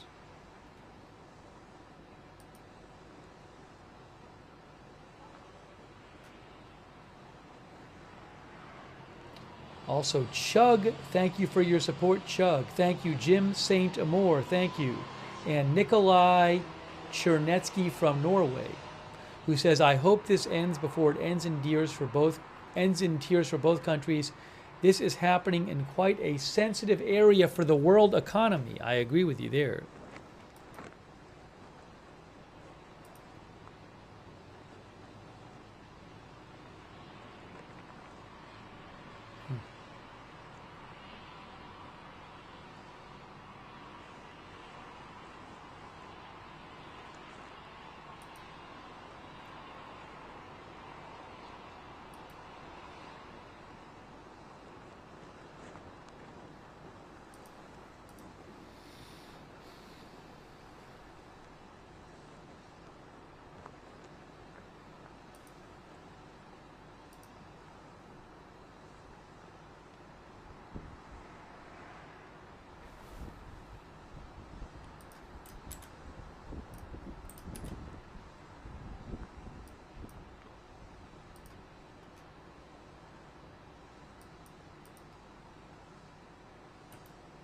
Hang on a moment here.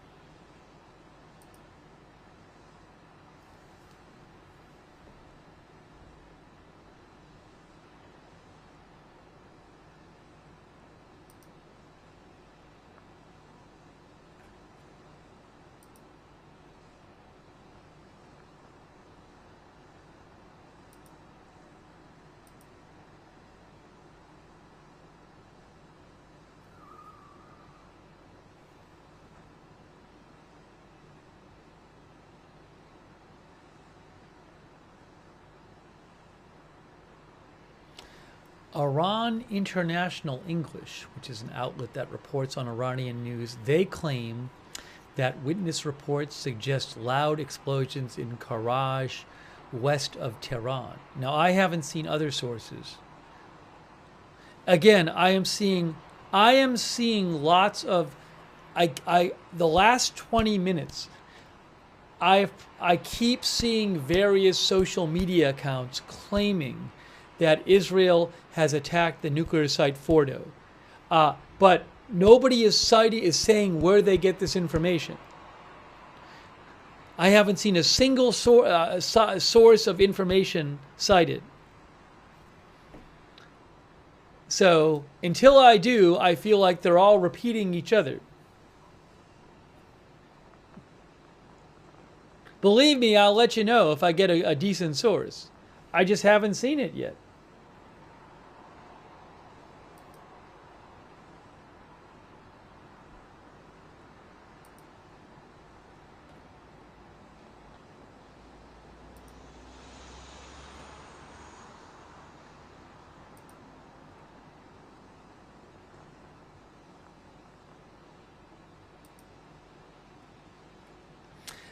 Liddy Brown thinks it's too quiet a night. I've been checking Iranian outlets in Iranian different accounts that focus on Iran. Haven't seen it.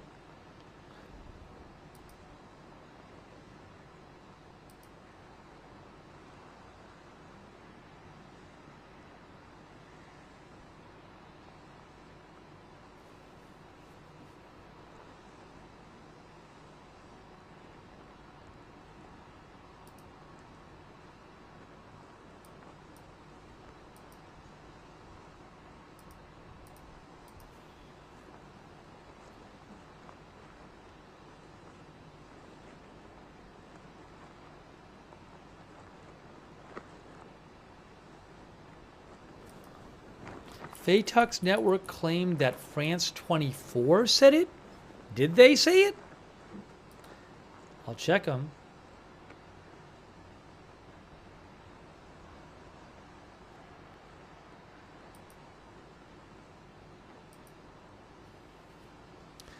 Again, right now I'm just seeing, hold on. Hang on a moment.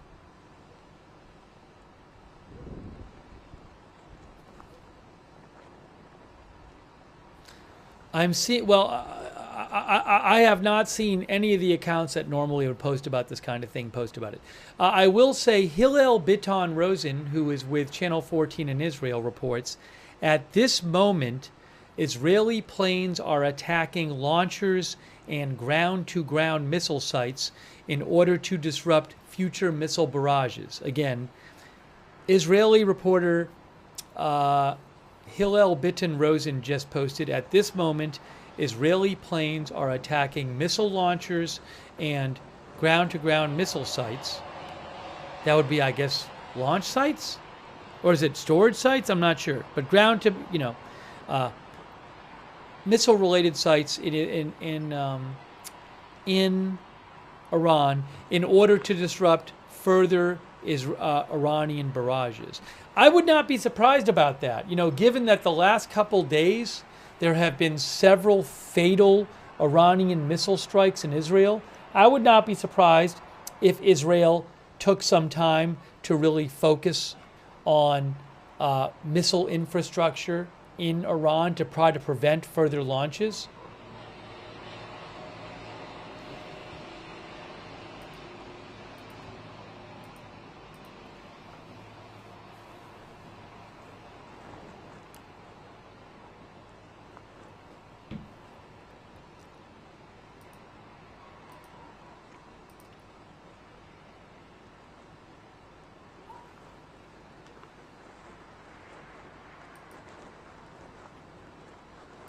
Breaking news, breaking news.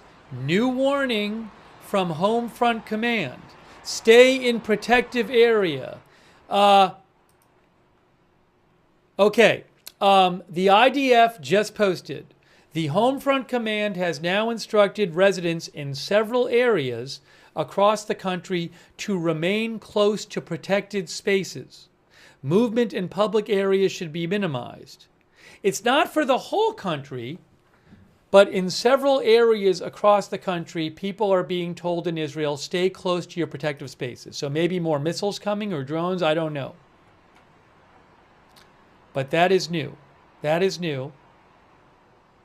Home Front Command telling people, some people in Israel, stay in protected areas.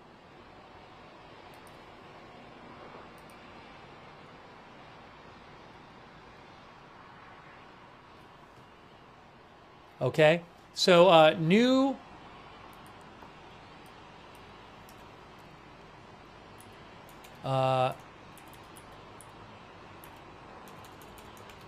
alert in some of Israel to stay near protected areas. Okay.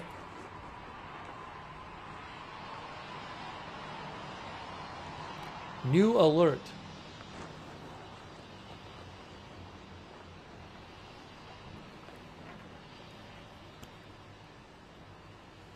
So we don't have a specific missile warning, and they didn't specifically say we've detected missiles, and they didn't say all of the country.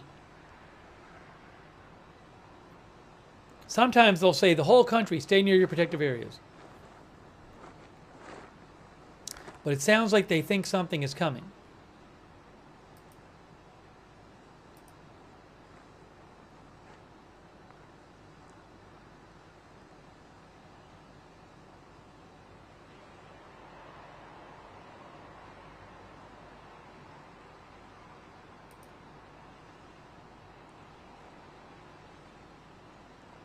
There's a lot of areas. Jerusalem, Tel Aviv area. Yeah, there's a lot of areas. I'm going to just say in Israel. It's not. I mean, they didn't say all of Israel, but it's a decent amount of it. So I'm going to just say new alert in Israel. But I don't have the. Again, I can tell you that Jerusalem area is in there. I'm like looking at it now. Sharon area, Judean Plain area, Samaria region, Lachish area. There's Tel Aviv. There's, it does say Jerusalem. Jerusalem, yeah, there's a bunch of areas, including Tel Aviv.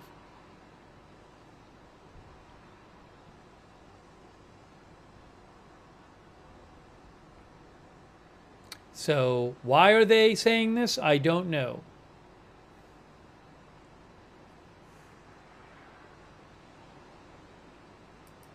But maybe more missiles on the way.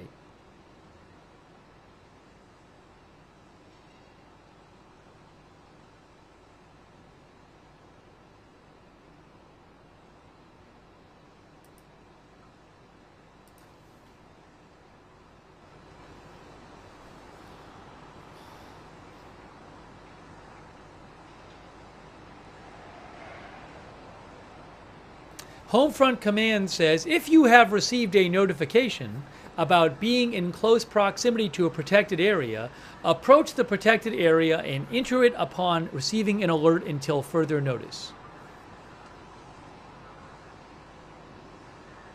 So maybe more missiles coming.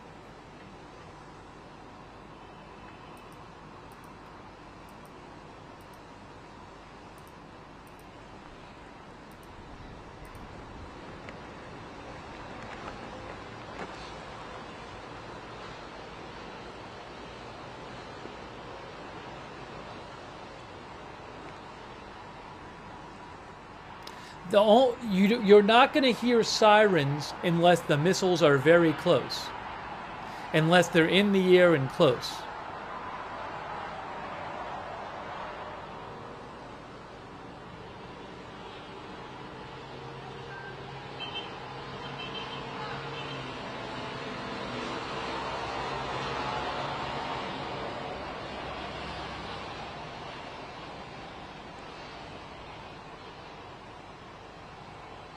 A quick thank you to Beachy Keene and Dave Long. Thanks for the memberships. Thank you, Douglas Pruitt. Thank you, C. Thank you, C. I'll have to look that up. I might have mentioned it earlier from a different source, C. Thank you, Anon. Thank you, Anon, really quick, I read an article before from AP where some experts said that they didn't think attacks on nuclear facilities like Israel has been doing would result in a huge radiation leak. But if you rewind, you can see me talking about it. We were talking about it a little while ago. All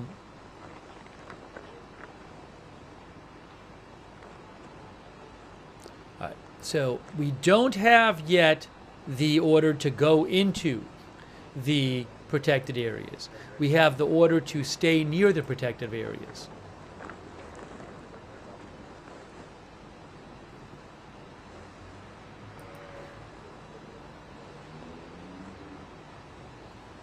Let me just do one more thing here.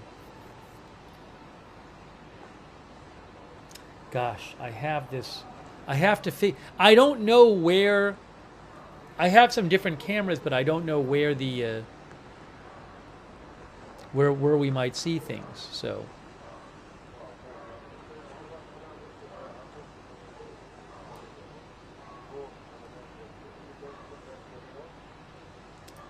let me just do one thing real quick to kind of prepare another one just in case it shows something.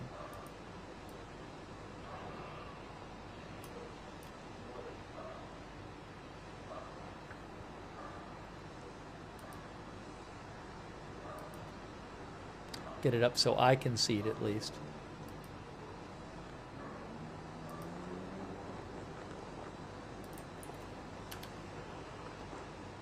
Okay, at least I have it visible here.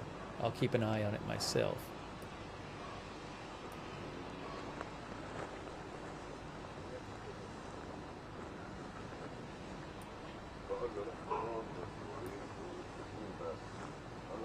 So again, a bunch of Israel has been told, stay near your protective area.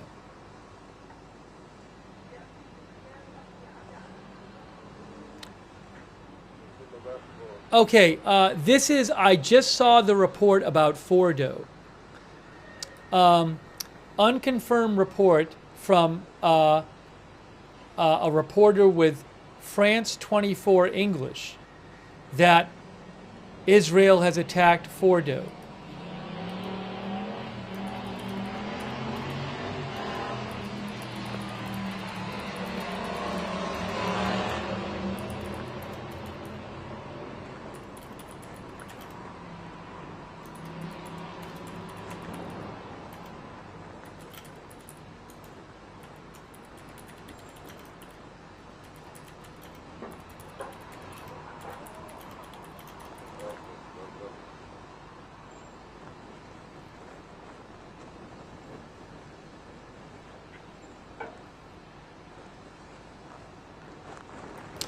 Saeed Azimi, who's the Tehran correspondent for France 24, is claiming that has happened. He posted it 20 minutes ago.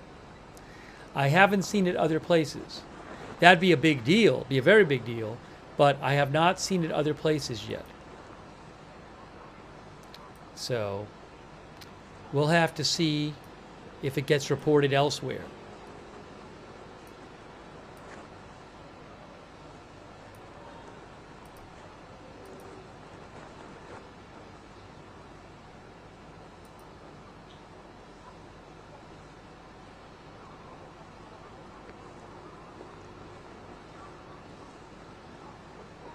Fordo is one of the most important nuclear sites in Iran. It has the most advanced centrifuges there, I believe, the largest number of advanced centrifuges. Also, it's buried in a mountain, and it is believed that Israel does not have the bunker buster bombs it would need or the aircraft to carry them to destroy the facility underground. They would need U.S. help for that. But maybe they're launching some sort of strike on the area. I don't know. That we will have to see what gets reported about that as well. So, a couple big things going on here. And we're waiting to see if there's going to be a missile launch against Israel, given this warning that's in effect.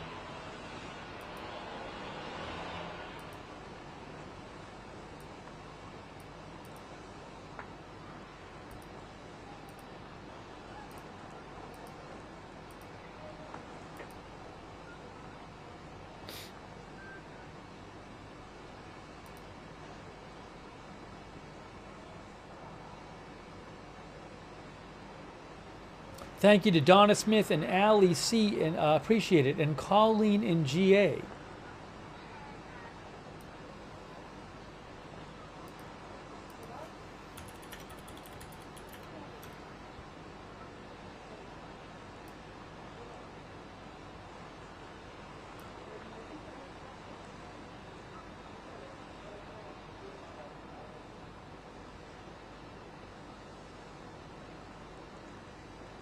Colleen, I'm not aware of any new big news about the USS Nimitz.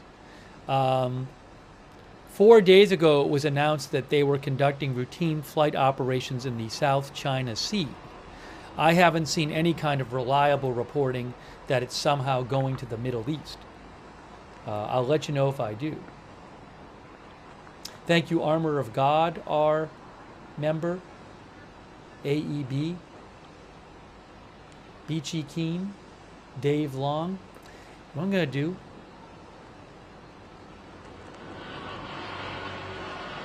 guys, I got to grab my other headphones here. Give me 1 minute. I'm literally running out for 1 minute. I need 1 minute here. We have the feeds up.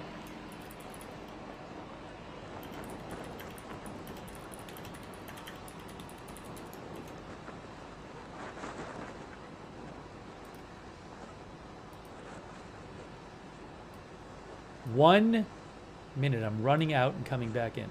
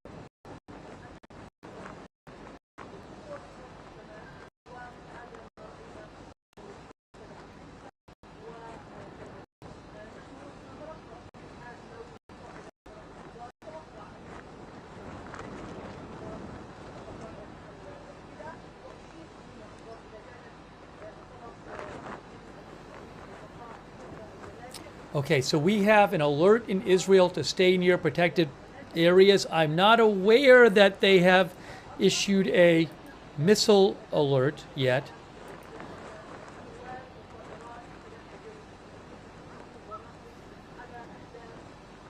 Hold on a second. Hey guys, hold on. I am hearing something. I'm seeing reports of attacks in Iran. So I just saw N12 News says the Air Force is currently attacking targets in Iran. Okay?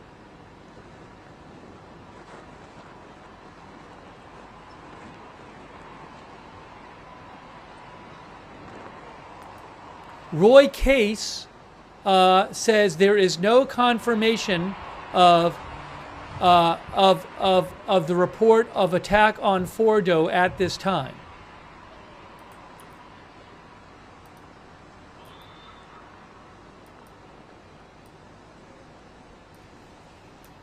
Israeli reporter Roy Case, there is no confirmation of an Israeli attack of the report of an Israeli attack on the Fordo nuclear site. There is no confirmation at this time of the report of an Israeli attack on the Fordo nuclear site.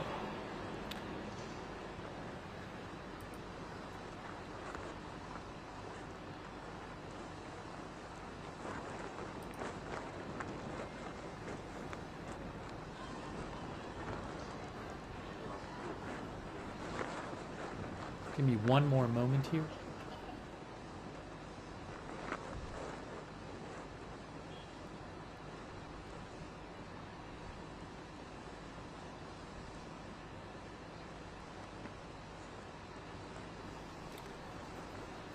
So again, we don't have yet one of these, well, the missiles have been launched, get in your protected areas announcements from Israel.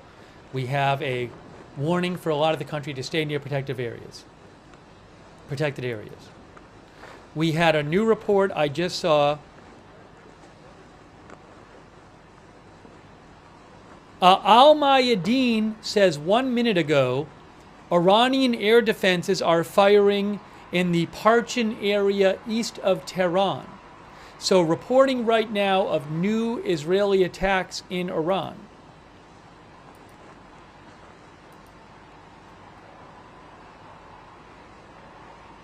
N12 News, Israel, says the Israeli Air Force is currently attacking targets in Iran.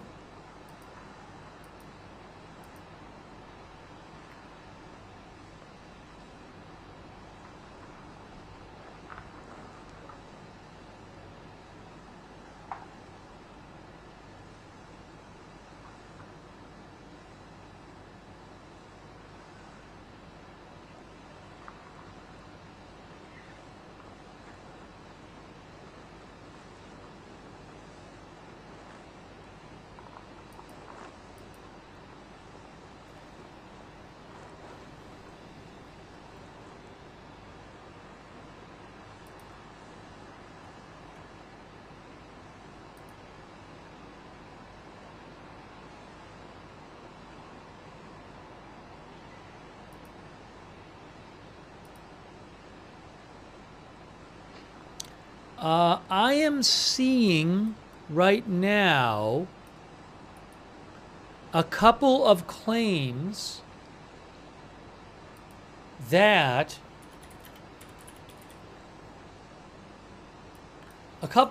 claims online that Israel is attacking the Parchin nuclear facility.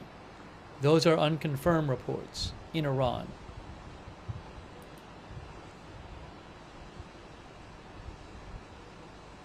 So we'll have to see what we hear.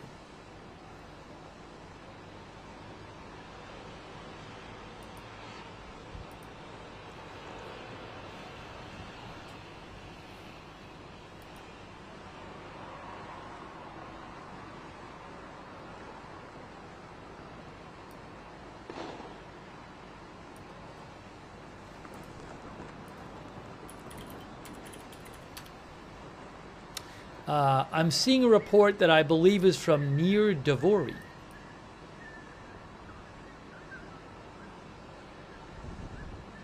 With Channel 12 claiming that this is happening. But again, has not been confirmed.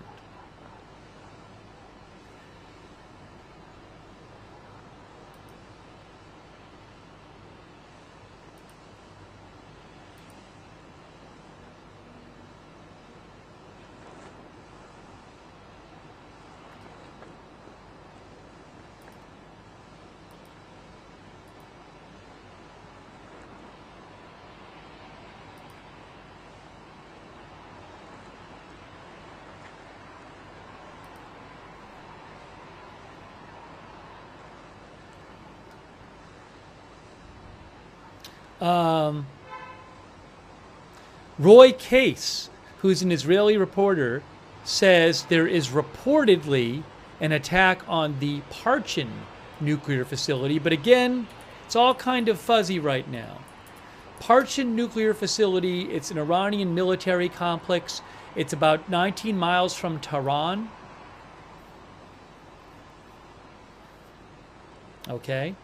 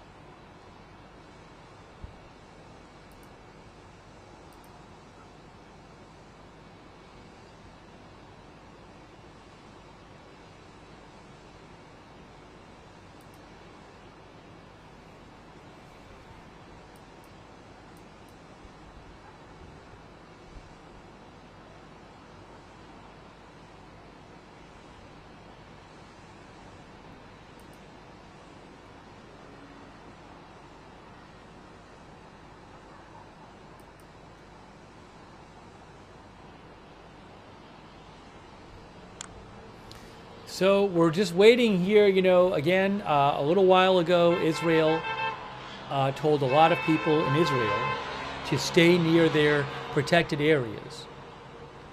But we have not seen any kind of missile attack yet from Iran. There are unconfirmed reports of new Israeli strikes in Iran.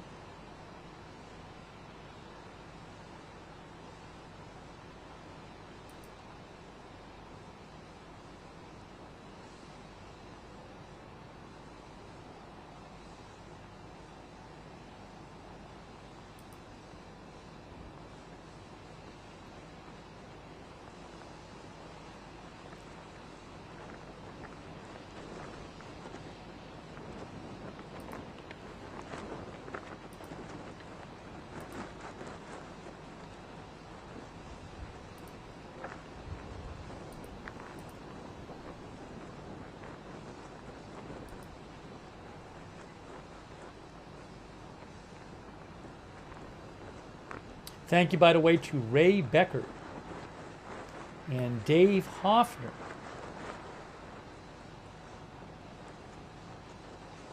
Thank you, Dave, and Miss Curvy and HCBBB Sweden from Sweden.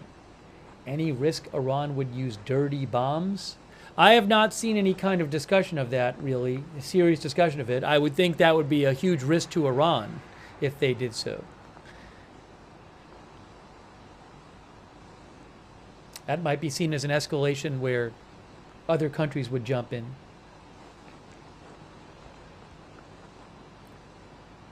It would certainly be a huge escalation, which I don't know if any. That would seem like one of these things that the potential cost of them is much greater than any potential benefit. Again, I haven't seen any kind of serious discussion among people who specialize in this stuff. But thank you, HC.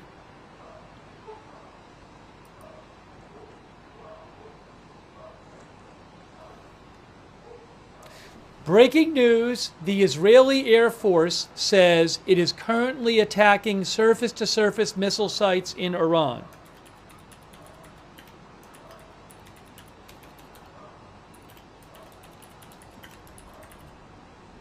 The Israeli Air Force says it is currently attacking surface-to-surface missile sites in Tehran or Iran, in central Iran. Okay? That's what they say. The Israeli Air Force says the Air Force is currently attacking surface-to-surface missile sites in central Iran, which I'm guessing surface-to-surface would be missiles that are fired from Iran, from the ground in Iran and head towards Israel. Surface-to-surface, I would think. So, again, they just posted that right now, the Israeli Air Force. The Air Force is currently attacking surface-to-surface missile sites in central Iran. Now, maybe... Oh, hold on. Yeah, the IDF just posted the same thing. The IDF says the IDF is currently striking surface-to-surface missile sites in central Iran. Now, I'm guessing they've done this in other times, but usually they don't post it unless it's like some kind of big deal, or they think it's like a particularly important attack. They don't announce everything they do, so, but they just announced it right now. It's interesting. Is this some kind of thing where Israel saw some sort of missile attack coming, and then is it like a preemptive strike on missiles that are about to fire or something like that? Because a little while ago, Israel told a bunch of people in Israel to stay close to their protected areas, which made me think maybe a missile attack is coming. But now we hear they're attacking surface-to-surface missile sites.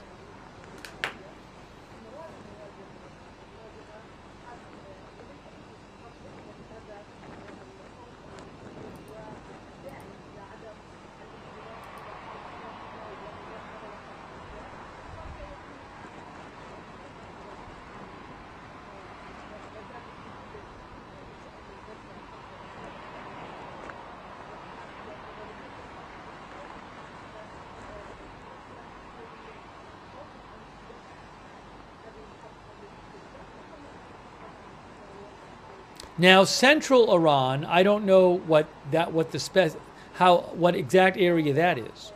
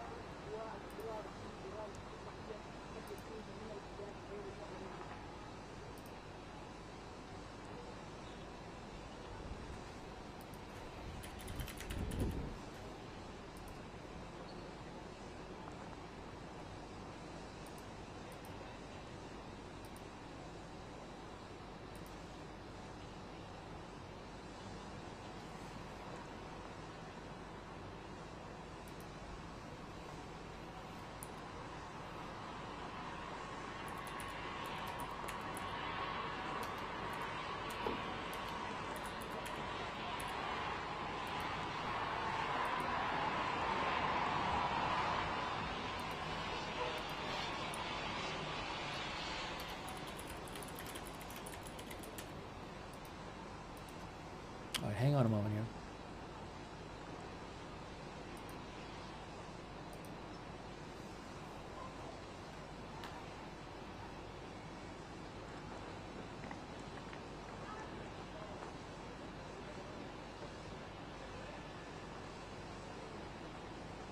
It's just very interesting timing to have an alert to people to stay near protected areas, and then a little while later, before any kind of actual missile strike, to announce that they're attacking surface-to-surface missile sites.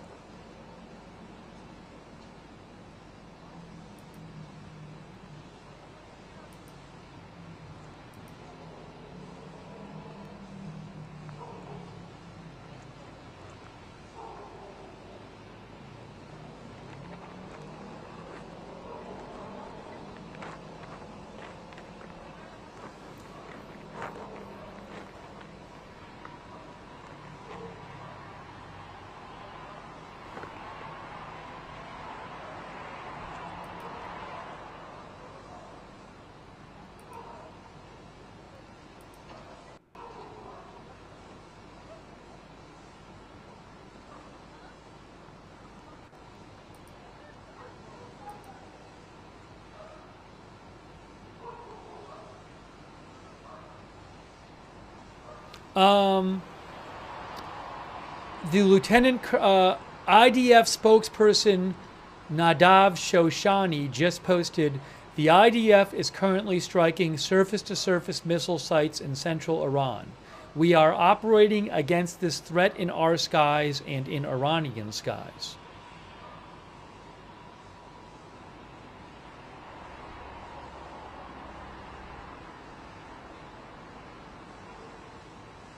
Maybe Israel's been observing these missile launchers, for example, for a couple days and has been waiting to carry out some kind of big strikes on them. You know what I'm saying? It sounds like this is some kind of big operation. So maybe this is something that Israel has prioritized, and they're making a big push to hit these launchers. I need to switch my headphones because these are just about out of power. So what I'm going to do is take these out. What's happening here? Oh, I know what's happening. Okay. Let me take these out. We're going to have a pause for a second while I take these out. Maybe for a second, half second. Hang on. Hang on, everyone. Okay. We're back. We're back. We're back. We're back. Now I have to put the other headphones in.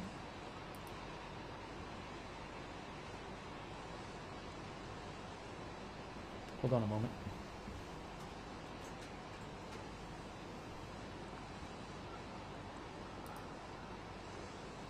Okay, headphones coming in right now. Earbuds.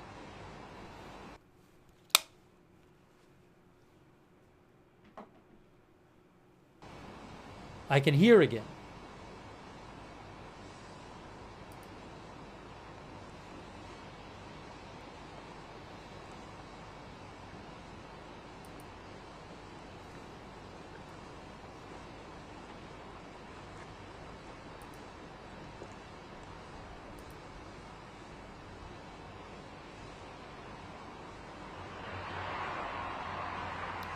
So, to repeat, there was an alert in Israel to stay near protected areas, and soon after, Israel said it was attacking Iranian surface-to-surface missile sites.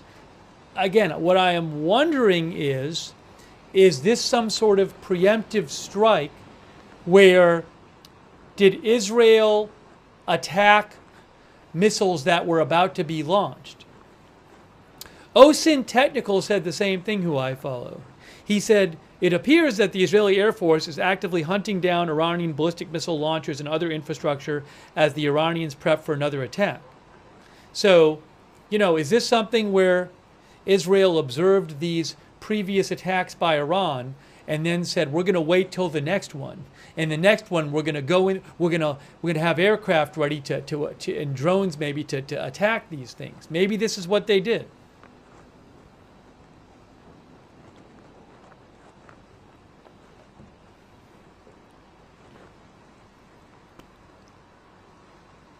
Jim says they've been doing that for 3 days now. This feels like different. They don't announce it like this, usually. And also, again, the timing is so interesting.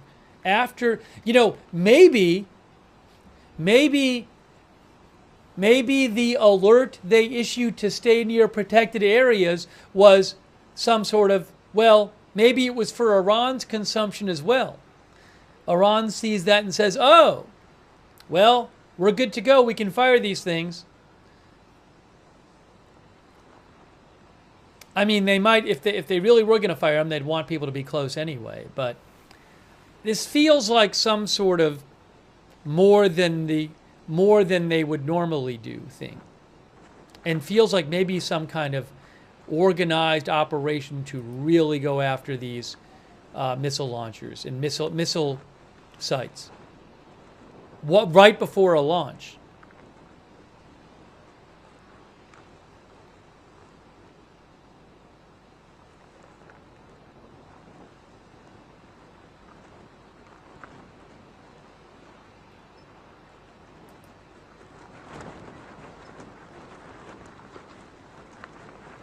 Maybe Israel will announce that it's taken out a lot of the remaining launchers or something, you know?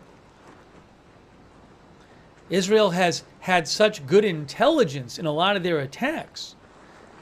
Think of all of the military officials they killed on that initial night. So maybe they were just kind of sitting and waiting.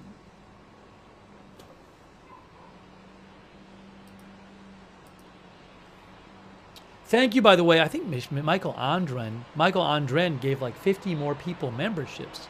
Wow. Michael, thank you so much for all your support of the channel. I really appreciate that. Thanks also to DBJ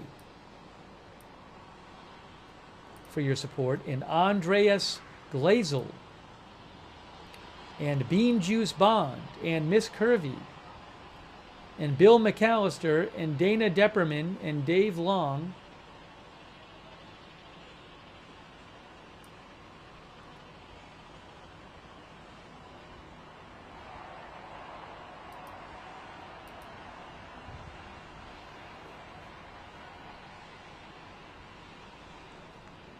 What if Israel strikes some devastating blow on the missile launchers in Iran?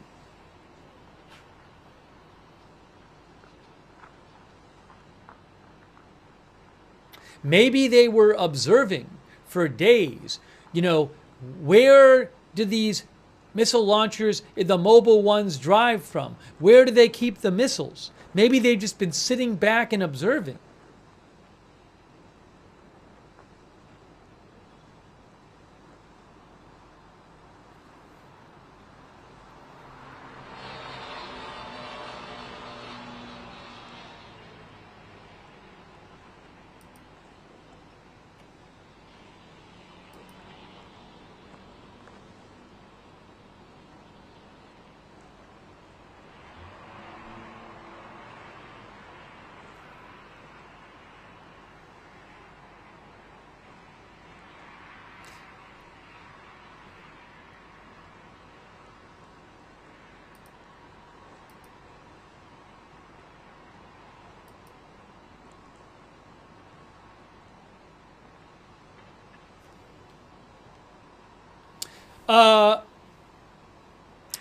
Khan News says that Khan News Israel says Air Force jets launch preemptive strike before Iranian attack, attacking Iranian missile launchers in the center of Iran.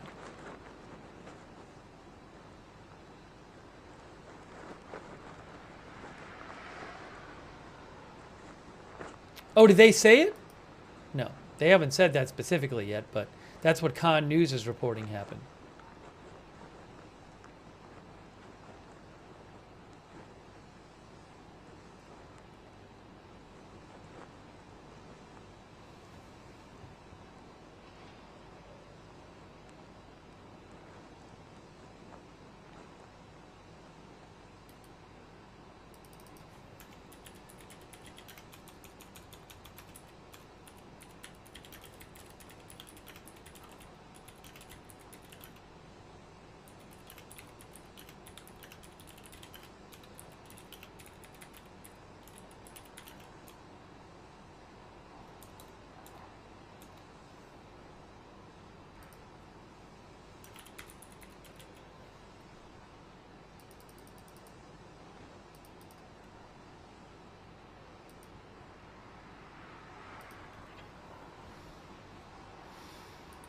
So this attack on these missile sites announced by Israel about half an hour after they told people there might be incoming and they need to stay close to their shelters. It is a possible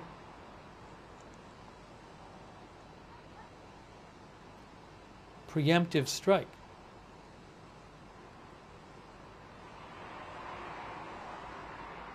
Or maybe this was something they planned for days.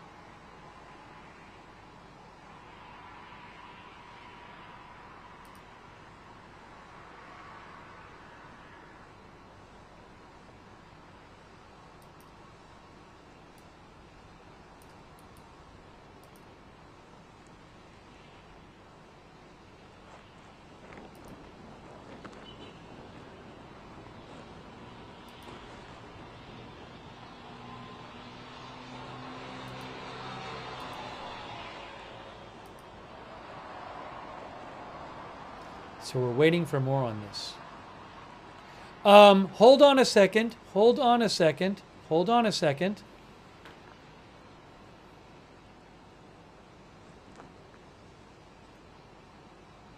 Where is it saying this? Where is it saying this? FARS.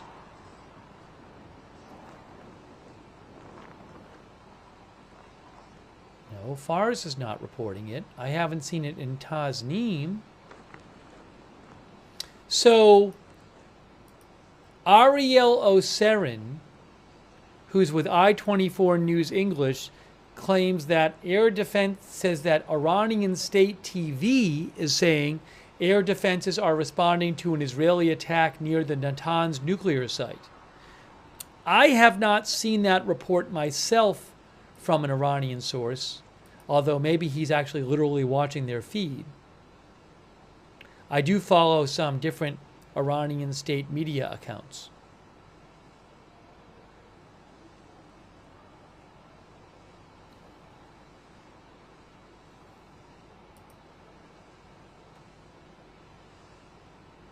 Al Jazeera says, Iranian media says air defense systems activated in Karaj west of the capital Tehran.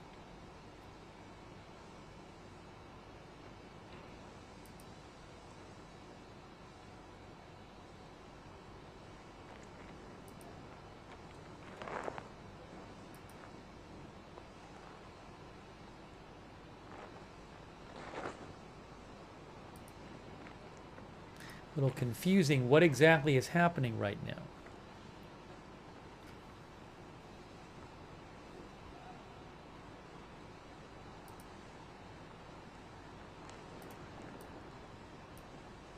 But we are bringing you the latest updates.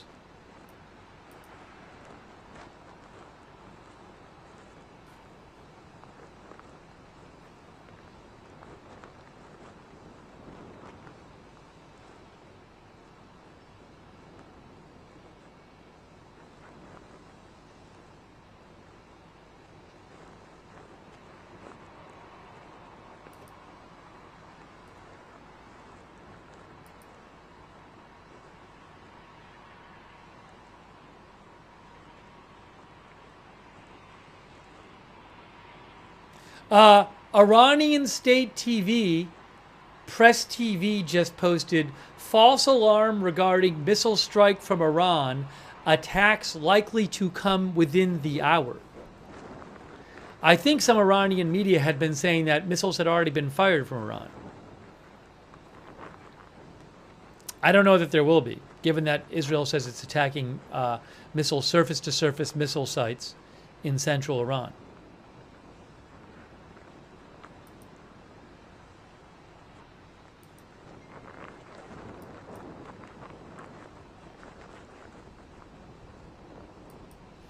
FJ, who I follow, he says he believes that there has been an apartment hit in Karaj, Iran, possibly a targeted assassination. That's unconfirmed.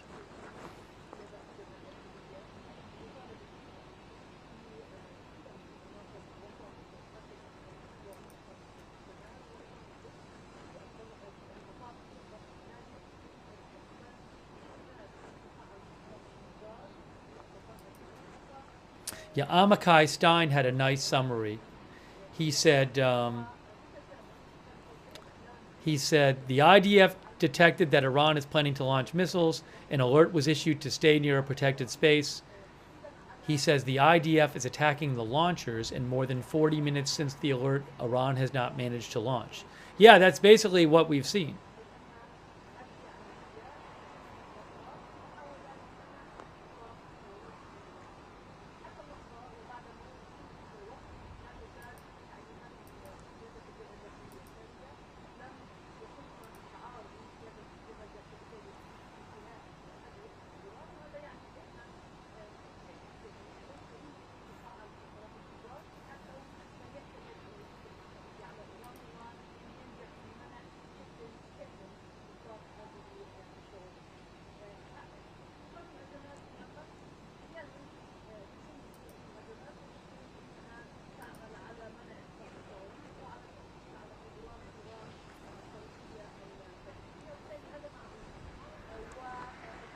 Al Jazeera says that Iranian media reports air defense systems activated in the northeastern Iranian city of Mashhad.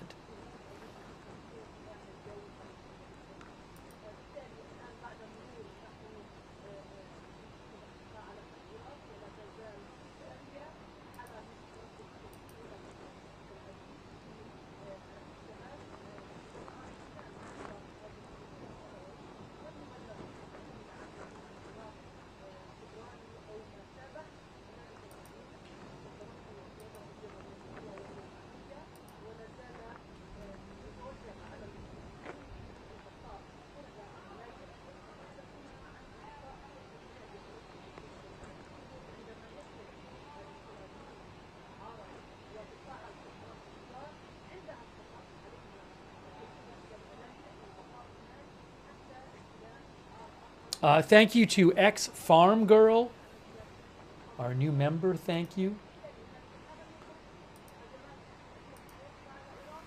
Thank you to DBJ, Bass 300,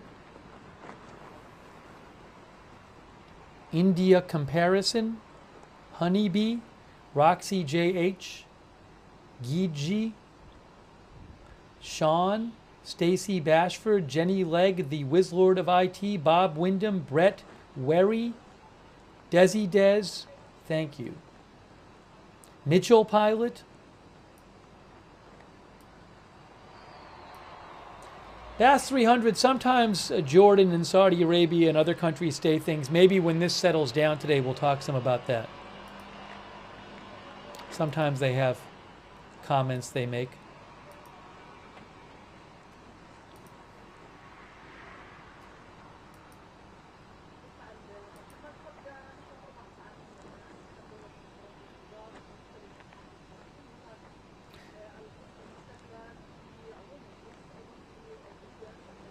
Our viewer PW360 said, now I didn't hear this. He said Trey Yinks from Fox said that he had heard Israel was in talks with the Trump administration about a potential shipment of bunker buster bombs for nuclear sites.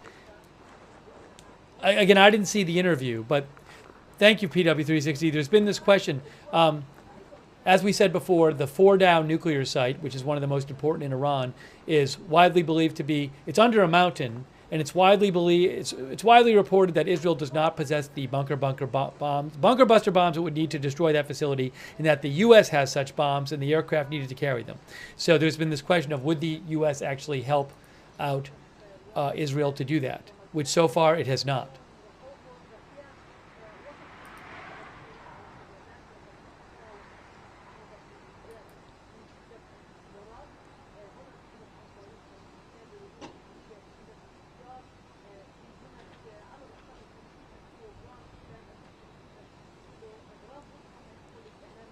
Jonathan Conricus, who a couple years ago was a spokesperson for the Israeli military.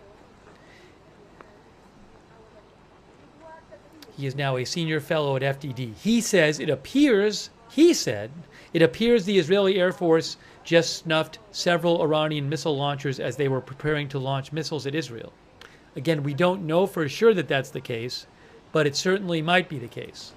I'm guessing we'll hear from Israel something more soon. But we still have no incoming missiles. What, about 45 minutes or more after an alert to stay close to the protected areas?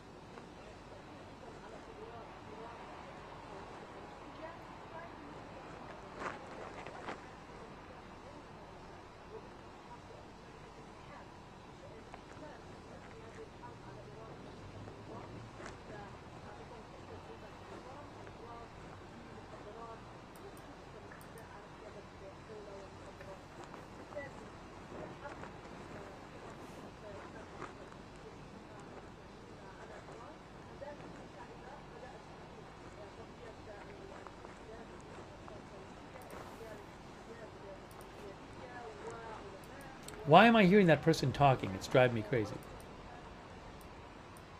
Turn that down. It's on one of the feeds.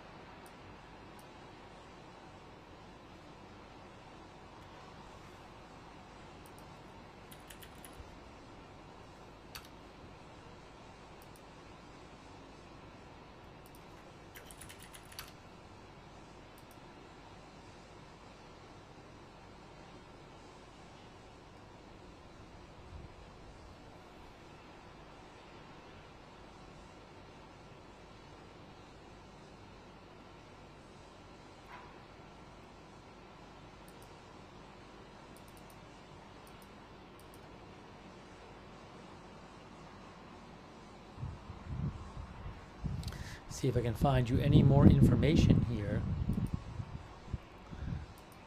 about what is going on.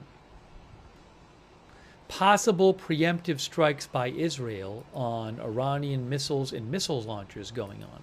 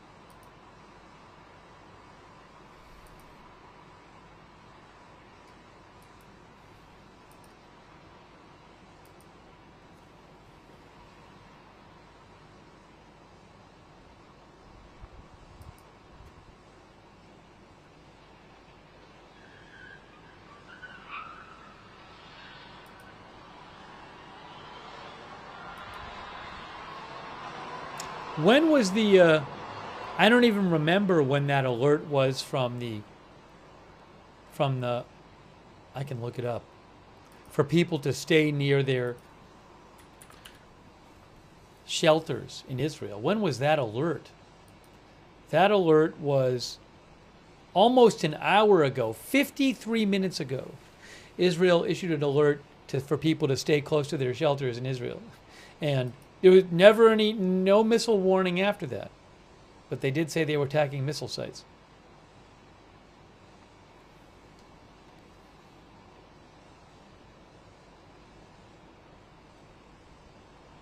But that was almost an hour ago.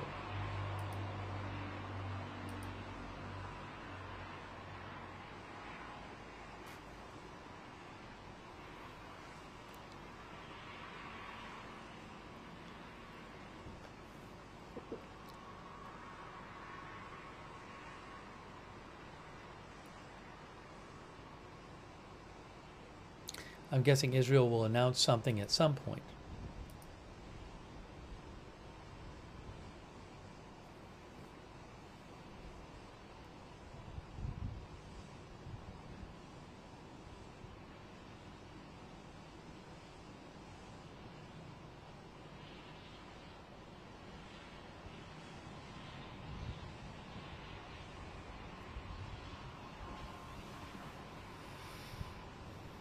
Oh, thank you. Yes, there is supposed to be a manhunt update. There's so much happening. A manhunt update. Manhunt update coming up in 10 minutes. I got to get ready to show that.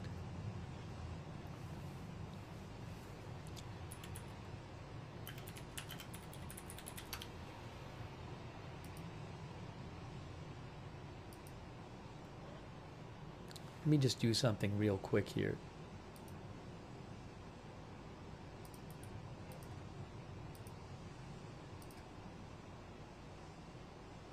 See if this is working. We don't. We obviously that's too big. We don't want that. That is way too big. Why is it like this? I'll fix it. Don't worry. I'll fix it.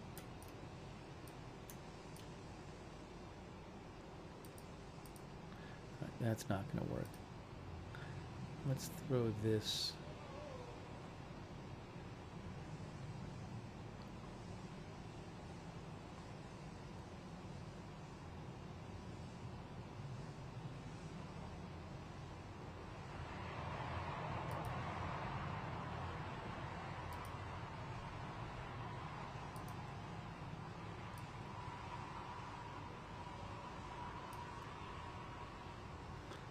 Make it really small.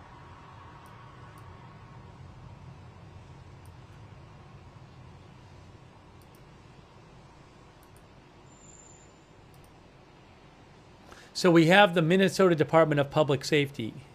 They're about to give an update on the manhunt for the man in Minnesota who shot the two lawmakers. So we'll listen to some of that if nothing else is going on at the time.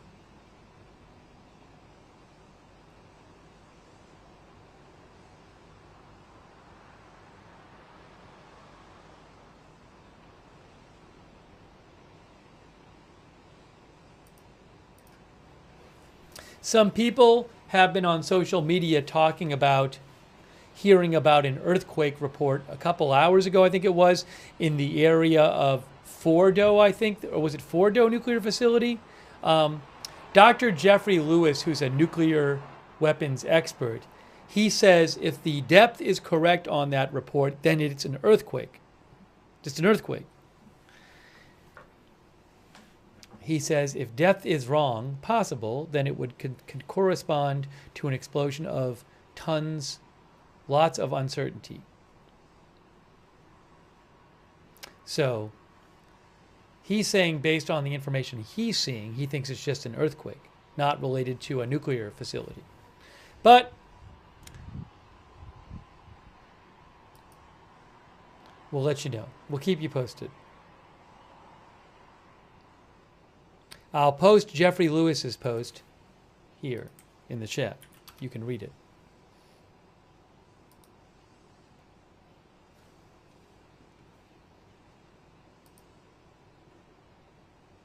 Okay, a new report from Al Mayadeen. Al Mayadeen says their Iranian correspondent reports Israeli aggression on the city of Malard, west of Tehran.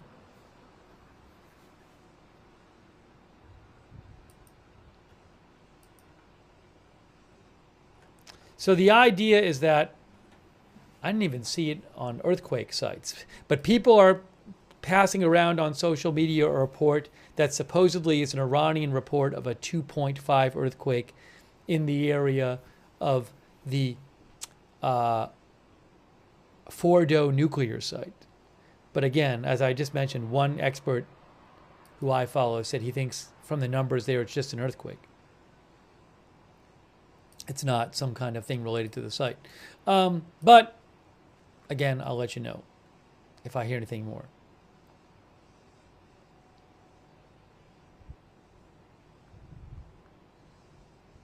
Faytux News says, knock on wood, but it seems Israel may have been able to avert an imminent Iranian missile attack.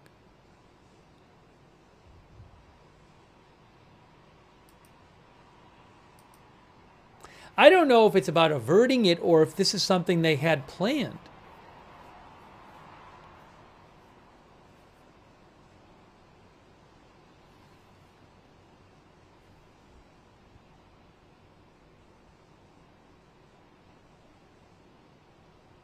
Maybe this was a big operation they were waiting to do against Iranian missile sites.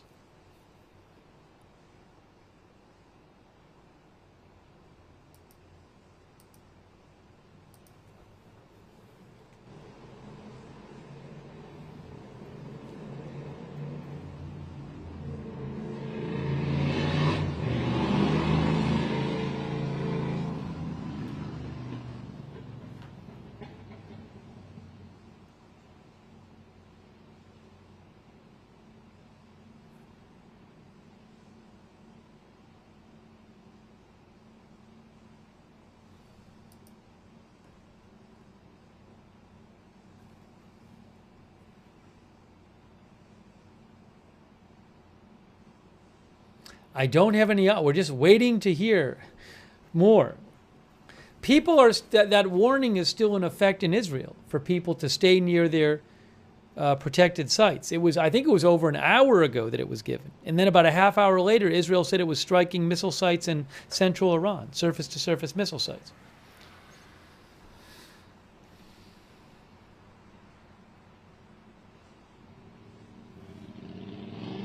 Mitchell Pilot, I know nothing about what you're asking about. Nothing. I couldn't know less about it. Iranian fighters that were able to get airborne, I have heard nothing about this report. So I can't help. Unfortunately, I can't provide any insight on it. Sorry, Mitchell. I don't know what it's about.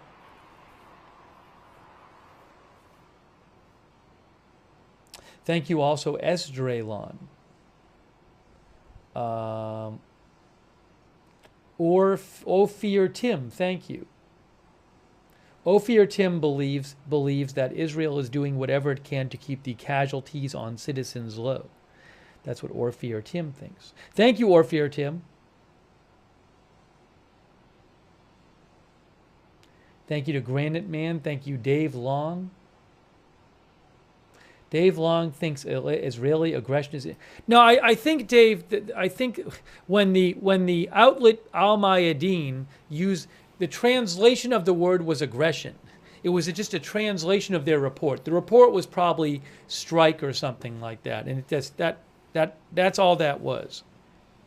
Sometimes when you translate these foreign reports, you get kind of strange wordings. So I think that's all that was. But I can't go back and read the original because I don't know the original. So I think that Al Mayadeen in that report just meant that there was some kind of strike going on. Thank you, Dave Long. Thank you, Lidwine Elizabeth. I have not heard any kind of reports of some new Iranian cyber attack. There was some report floating around that maybe there was a cyber attack on the Washington Post this morning or something. But again, I haven't really looked at that. But I don't think Iran would be. That doesn't seem like a major event in this conflict, put it that way. So I didn't really talk about it. I don't know that would have any relation to this at all. But I'm not aware of any kind of major cyber attack reports right now. I'll let you know if I find out. Thank you, India Comparison, and Gary Fry, and Arbin Bekiri, and Judge Bread, and Eddie C.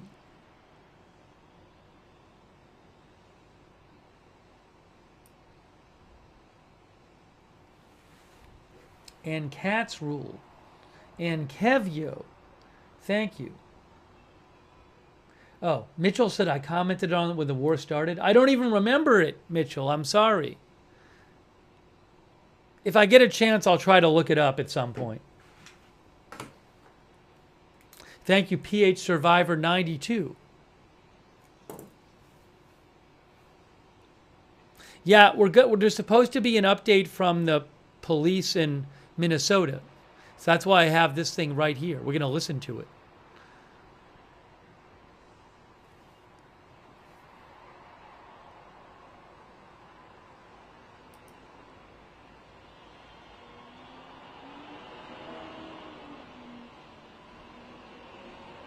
Hang on a moment.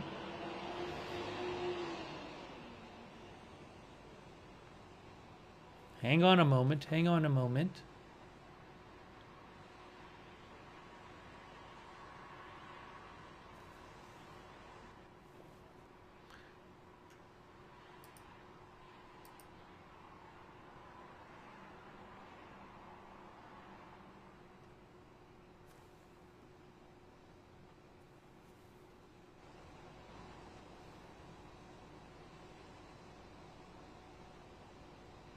Ariel Oserin with I-24 News English says, more than an hour has passed since the 30-minute warning by the IDF of an imminent barrage and no missiles. It's possible the launchers were struck in real time.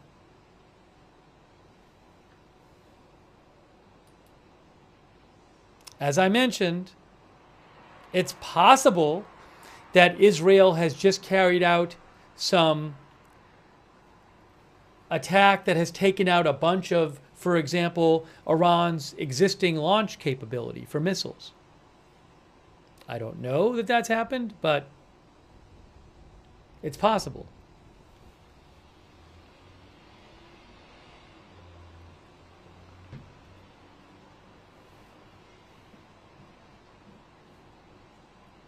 Ophir Tim says, it's quiet here in Israel, no alerts yet.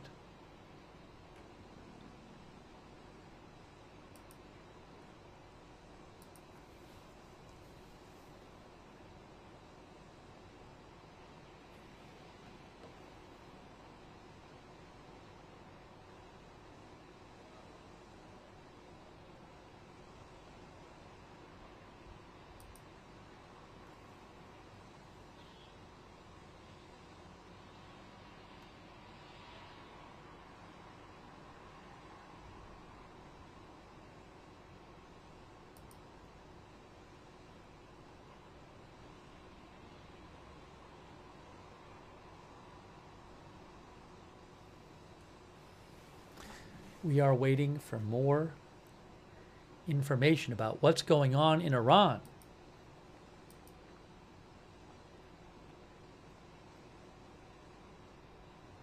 As soon as I hear anything, I'll let you know.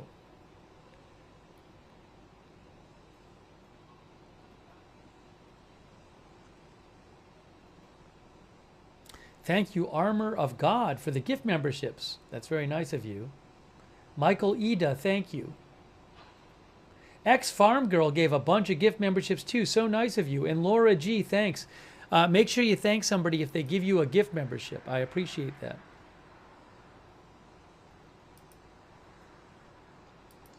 Thanks, Gooch01, for subscribing on Twitch. Thanks, Relila, for the gift subs. Oh, I forgot to thank Relila on Twitch.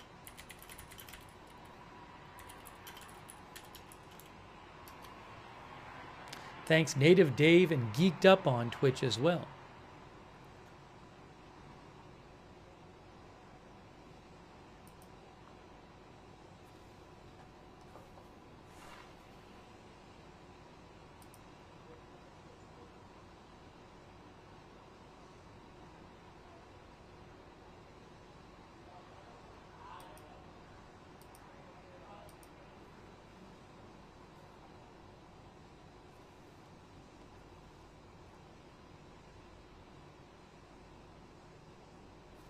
Al Jazeera says, the Al Jazeera correspondent says Iranian air defenses intercept hostile targets southeast of Tehran.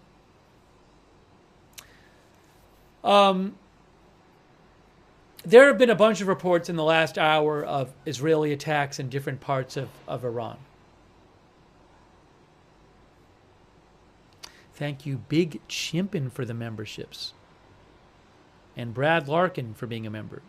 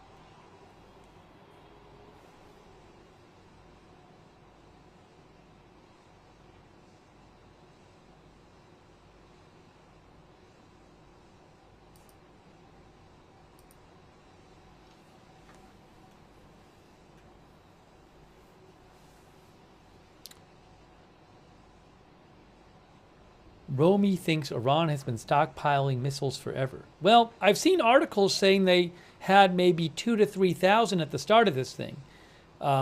Israel has been attacking them a lot too the last few days and attacking missile sites. So that's the best I can say. I mean, there's a number of experts who think they're going to run out soon or run low soon or are running low. But that's not something I'm an expert on. Thank you so much, Romy and Tammy Uskiewicz. We're about to hear from the press conference in Minnesota about the update on manhunt for a Minnesota shooting suspect. I got to put something on the screen about that.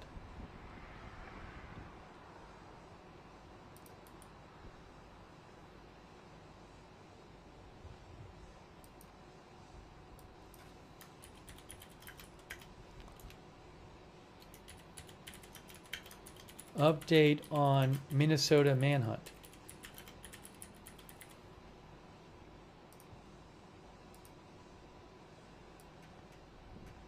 Oopsie.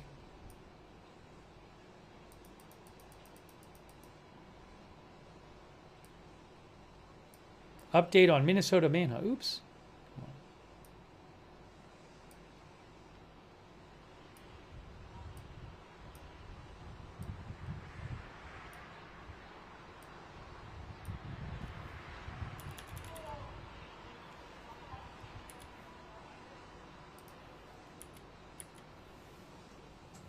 I think they're speaking. I think they're speaking in Minnesota now. Minnesota coming up. Good afternoon, everyone. My name is Bob Jacobson. I'm the Commissioner of Public Safety, and it's my honor to be with you again today on this continuing investigation. First of all, I want to thank our law enforcement partners who are continuing to investigate and search for our suspect in this case. We appreciate all the time that they're taking away, including today on Father's Day, as they're trying to, again, get to a successful conclusion. I also want to thank the public for listening to what we're putting out there for information, assisting us in any way that they can in locating our suspect. We appreciate that very much, and their help is always, of course, appreciated. Today we'll have some speakers to present some information and updates on what's going on with our investigation. So as we get through our speakers, after we're all done, there'll be an opportunity to ask some questions. So with that, I'm going to turn it over to Mayor Ryan Sabas. Mayor. Thank you, and thank you all for coming. It's in moments like this that we search for answers to something that defies understanding. A senseless and tragic act that has shaken us all.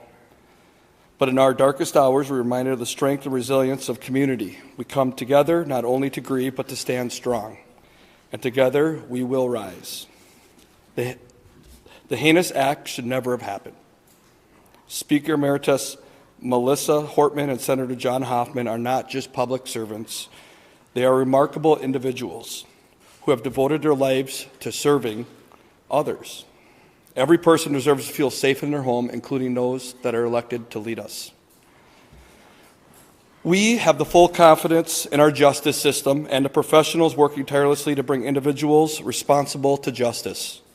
The Champlin Police Department, the Brooklyn Park Police Department, the Hennepin County Sheriff's Office, the Minnesota Department of Public Safety, and the FBI, all working closely in coordination on this ongoing and active investigation. We are anxiously awaiting news of justice, and we will not rest until that happens. If you have any information, please contact the tip line at bca.tips@state.mn.us or call 877-996-6222 or your local police department. Your voice could make the difference. Now more than ever, we must truly focus on what matters.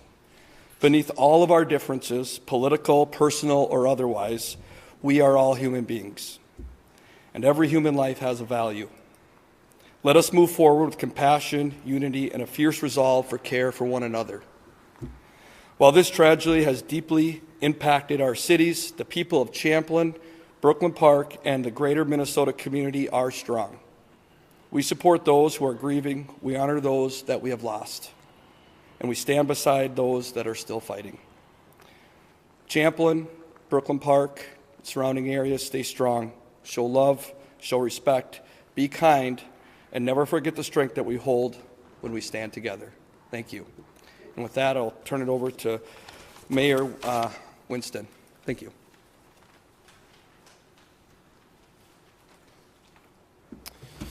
Hi, so Mayor Winston of the city of Brooklyn Park.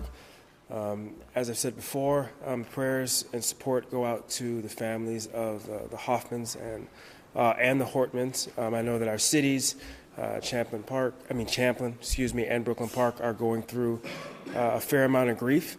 But in reality, there's no distance between Brooklyn Park and Champlin Park in terms of supporting the families. Because of this, we know that Speaker Hortman, beyond her legislative impact, has had such an impact on unifying our communities and bringing them together. And even at a personal level, she's been dedicated to helping youth when nobody was looking. And when we look at Senator Hoffman earlier today, I was at a prayer vigil for him. And we were talking about how are we going to support the family and come together. And we realized that the number of families that we're going to have to reach out to and the communities we're going to have to reach out to bring everyone together. Quick update here. Al Mayadeen is reporting that their correspondent says the sounds of 2 explosions north of Tehran. We are waiting to hear more about what's going on in Iran. I have no big updates yet, so I'm going to turn this back up, but I will keep scanning for updates here. Immediately to our resources at the federal level, the support that we're getting there, county, regional, local, and of course Brooklyn Park. I think the work that was done there saved a number of lives. And again, they're committed to justice. And to assist them, we're asking, I think it was said earlier, we asked folks if they have information, please reach out to a tip line. And also, please, if you're looking for information, track real points of information, directly contact or look at information from law enforcement sources. Avoid not sharing or sharing misinformation. And then also let's realize it's a time for calming words and influence. We are one community, so we very much need to come together on this and support one another. Again, there is some healing that needs to be done here, and we really want to support the families. Again, prayers go out to the families of the Hortmans and the Hoffmans. So thank you, everybody, for your support, and thank you for support not just for within Brooklyn Park or Champlin, but also thank you for support from across the country and through greater Minnesota. Thank you, Mayor, and mayors and commissioner, and for everybody. I am Drew Evans, the superintendent of the Minnesota Bureau of Criminal Apprehension. I want to provide you a little bit of an update on what we've been working on today and where we are continuing to go. Law enforcement continues to work in partnership to locate and take into custody Vance Bolter in relation to these murders and attempted murders. There's a nationwide warrant for his arrest for the murders and attempted murders in this case at the state level, and there's also then a federal warrant for the same crime, or for him as well, for unlawful flight to avoid prosecution.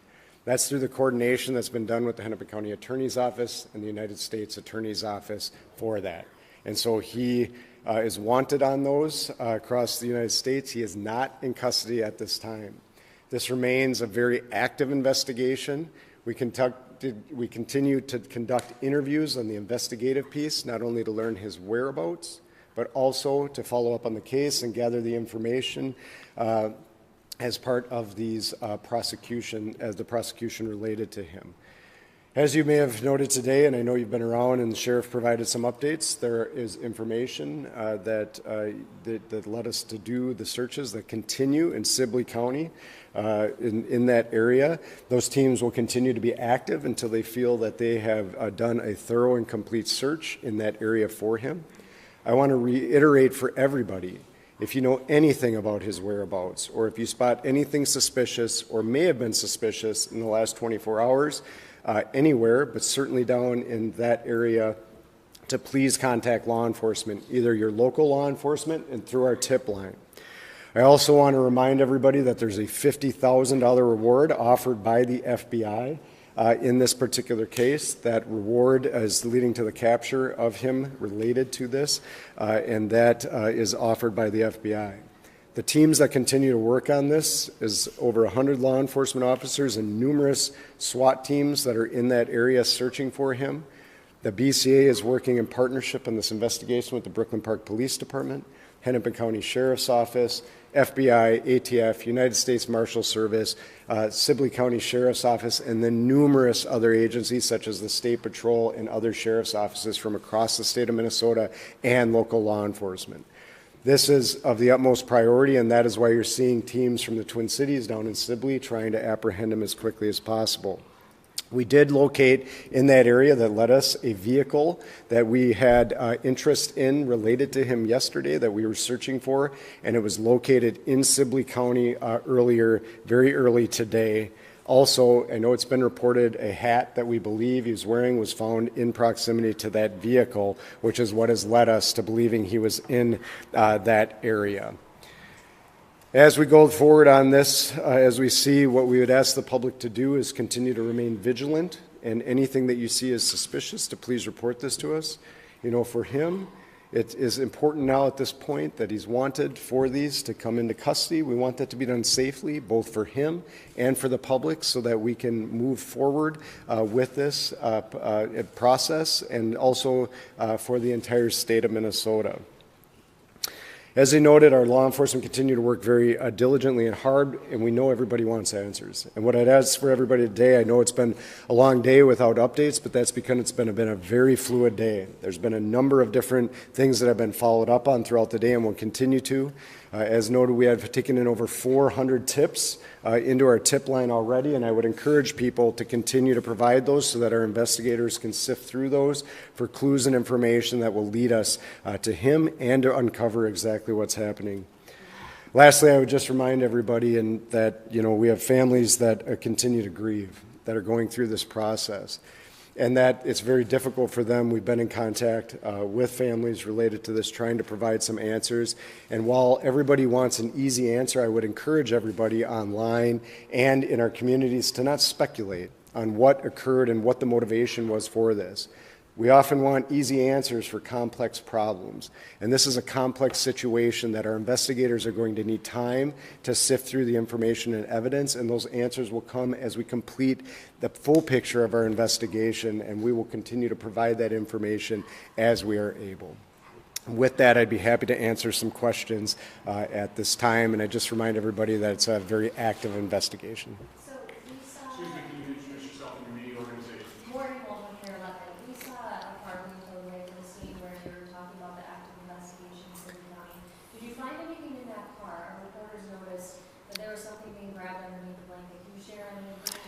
So the question was, did we find anything in that car? We did find items of evidence in that car that are relevant to this investigation. We can't go into the details of that, but there were items recovered for that car that are relevant, that will be part of our investigation, that provide additional answers, and that lead us to believe, additionally, beyond looking for it, that he was associated with that vehicle.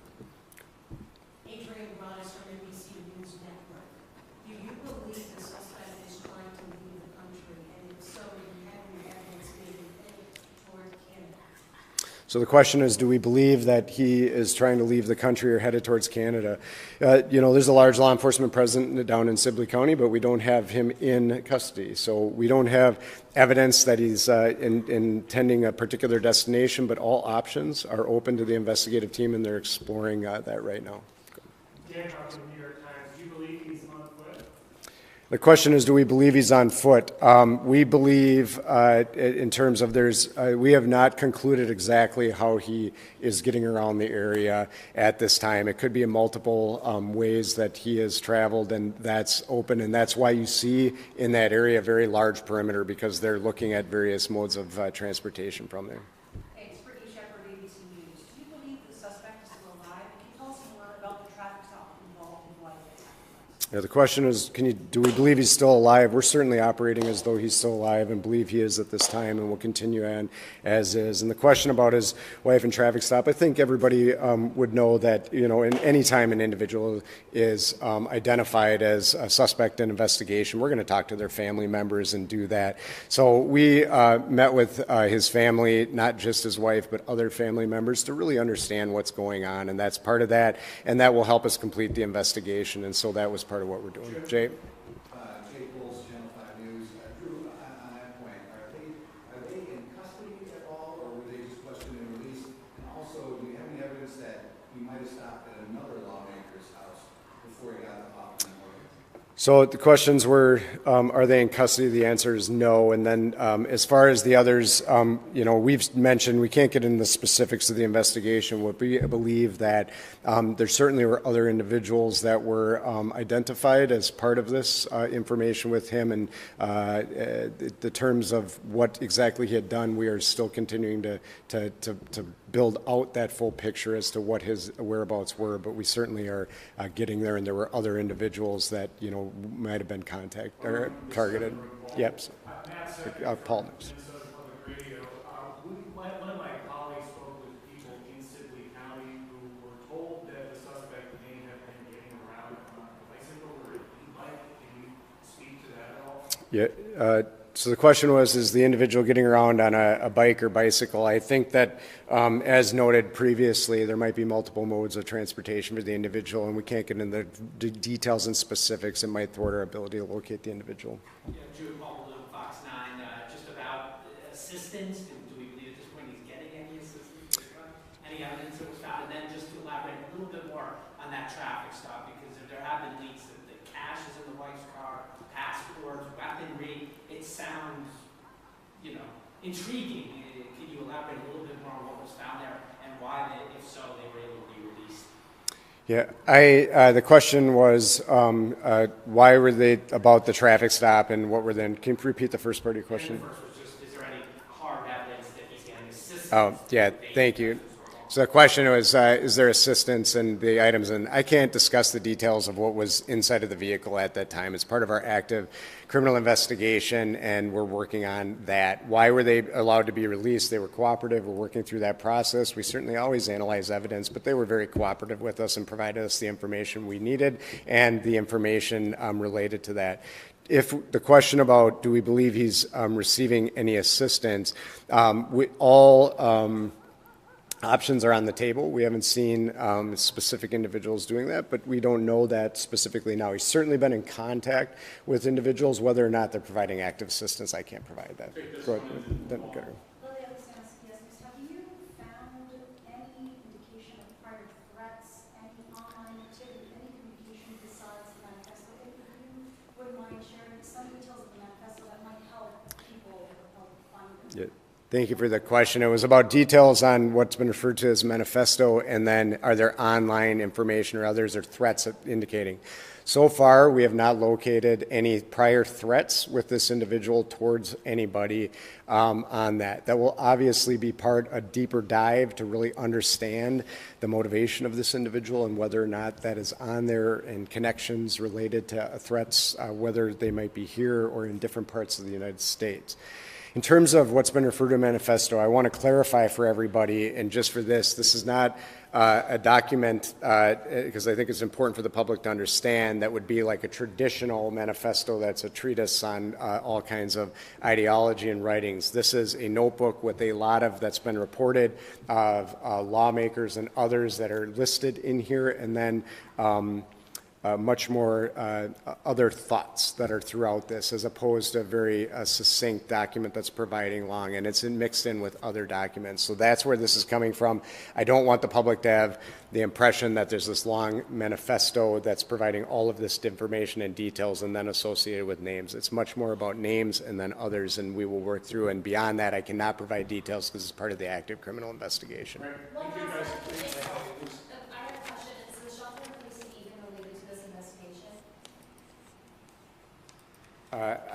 I am not familiar with that. I'd have to ask you to go to Egan. The question was a shelter in place in Egan, and I am not tracking a shelter in place in Egan right now. Was it earlier today, or is it right now? I would ask that I am not, we've been in here for a few minutes, but so I don't know if there's anything related to ours, but I'd have to ask you to talk to the Egan Police Department. More about the federal role? Yeah, I can, just on that. So the federal role on, yes, please.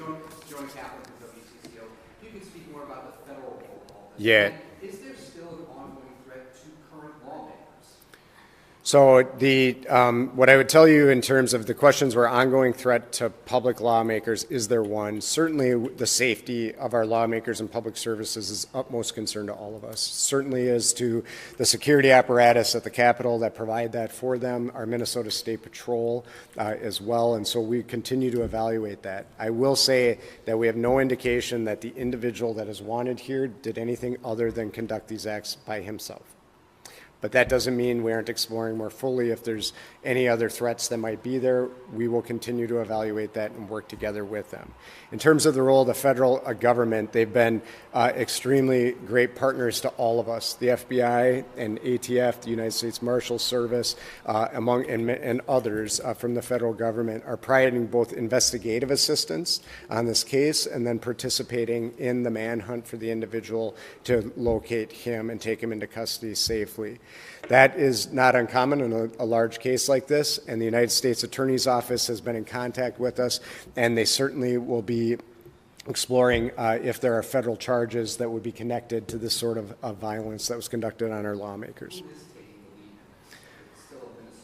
Yeah, so this is a partnership right now. The Brooklyn Park Police Department is the lead on the murders that occurred in their city, and we are assisting them as we do as a BCA and communities all across Minnesota with the assistance of the Sheriff's Office as well, and then those federal agencies. When we do an investigation like this, it is not uncommon for us to work in partnership with our federal agencies to see if there is an investigation that may lead to federal charges, which is what we're doing. So it is very typical that you would pursue in a murder case the murder investigation as a state case, be charged, and then we'll examine if there are federal charges, and we'll have those ongoing conversations, which we are doing right now with the United States Attorney's Office for Minnesota. And in that case, the FBI is typically the lead agency in that case, unless there is something else that's more specialized, like gun charges, et cetera.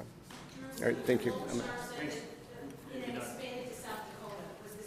We should answer this. So, and this is, the question is, this has been expanded to South Dakota, and I think that came from, I don't know the specifics, but oftentimes when we're looking for an individual, we will send out information to law enforcement in surrounding states.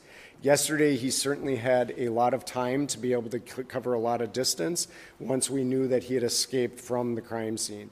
We believe that information was shared just like we would share in Minnesota if somebody was coming. This happens on a regular basis, that it was shared out for their law enforcement to be on the lookout. They call it a bolo, to be on the lookout for the individual, and we believe it was there. We were never tracking and believing the individual went to South Dakota as an investigative team. Thank you. Thank you all. Thank you. Thank you. Happy Father's Day to all the dads. All right, so that was the update from Minnesota. They're still conducting the manhunt, so I just wanted you guys to hear that. Give me one moment here, and we'll get you caught up. Ooh, hold on. Get rid of this. Okay. Get rid of this.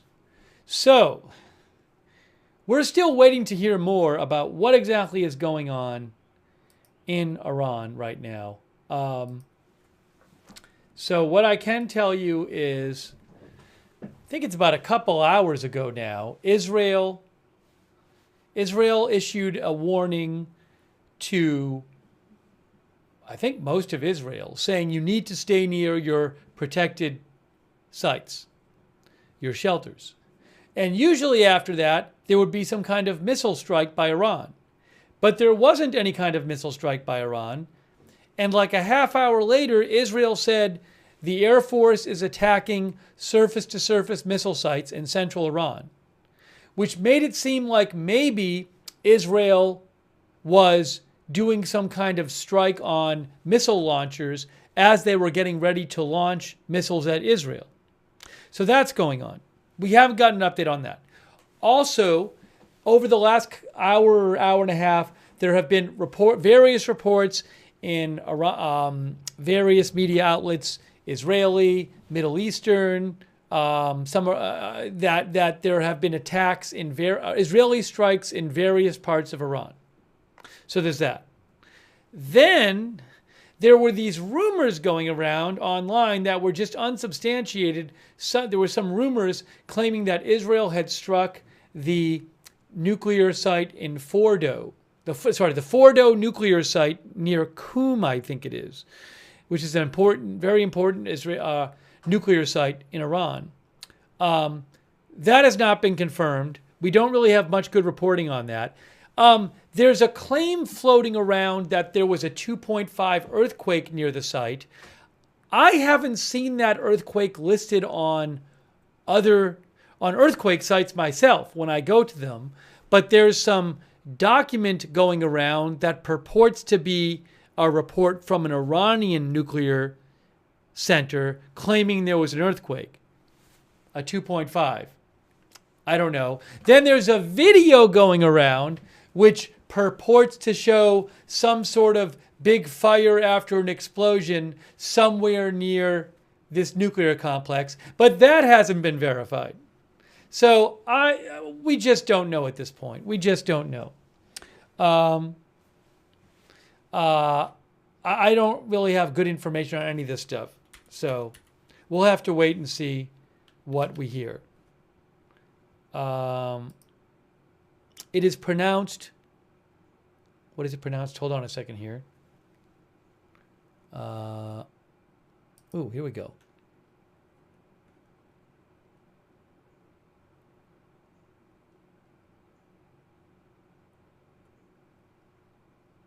Oh, in Farsi, I guess it would be pronounced Comb. Qom would be pronounced comb. Comb? I'll go with comb. Oh, Gome? Hold on. It's pronounced Gome. Gome is how to pronounce it. I just looked it up. Thanks in the chat as well. Gome. So the Fordo site is near Gome. Again, I do not know if Israel has actually launched some strike on Gome. Also, it's been widely reported that Israel doesn't have the kind of munitions it would need to destroy the Fordo complex because it's under a mountain. But maybe they want to do some damage to it or something. I don't know. Who knows? Who knows what's going on? Who knows what's... Maybe there's been some sabotage there. I don't know. Maybe nothing's happened at the Fordo nuclear site. We just don't know right now. So trying to get you more information, it's really sketchy right now what exactly is going on. But I am confident in saying that... Oh, hold on.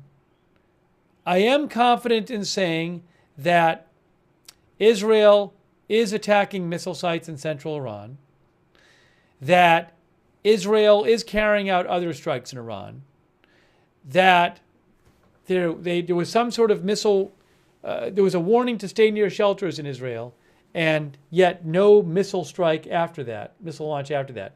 So beyond that, I don't know. We'll have to see.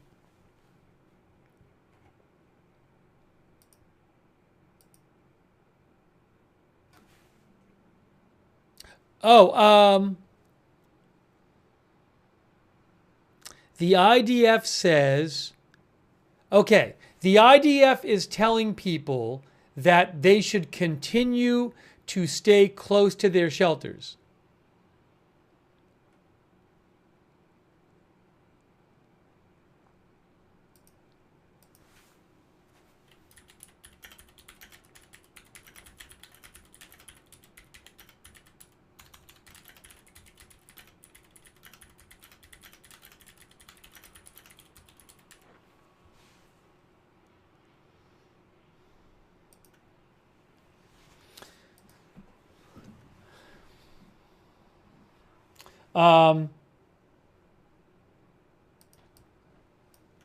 And the rumors about some sort of attack on the Fordo nuclear site continue.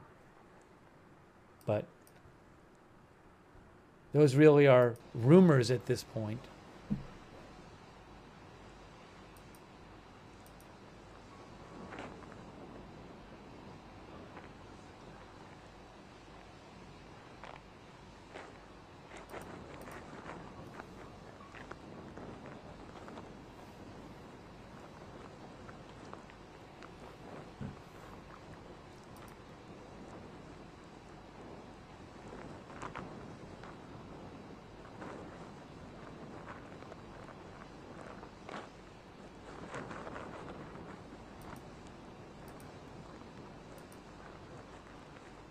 It would be a big deal if Israel attacked the Fordo nuclear site.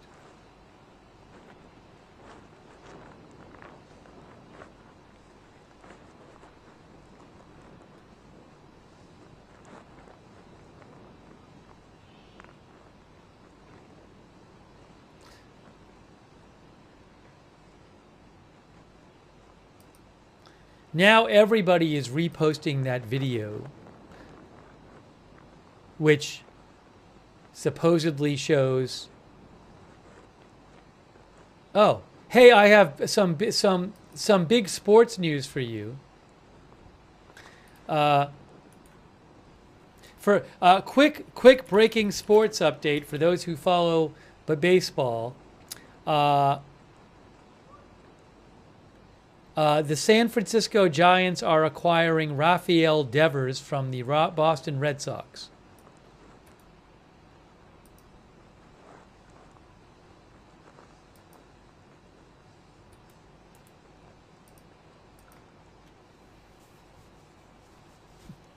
So, though you sports fans can go look that up online and find out all about that. I don't understand with this. So,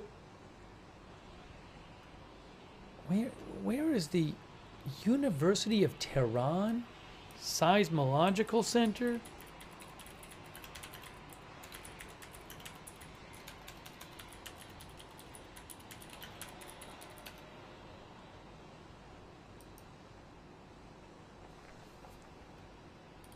Site isn't even working. Oh no, here it is.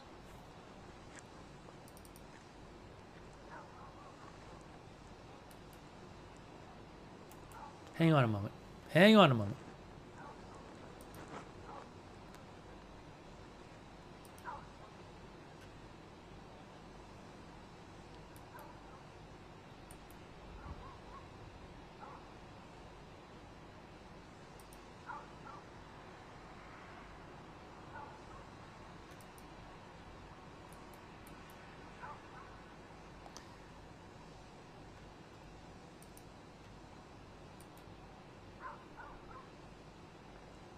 There is a feverish online rumor mill about Israeli strikes on the Fordo nuclear site near Qom.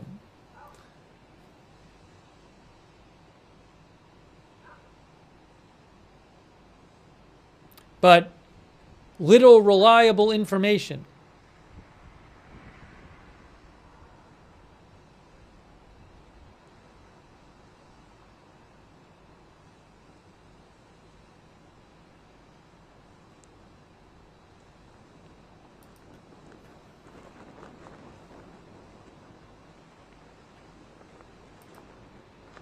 I mean, EMSC is a good earthquake site, and they don't mention anything there. Let me show you what we're looking at here. This is driving me crazy. Where is that noise coming from? There, okay.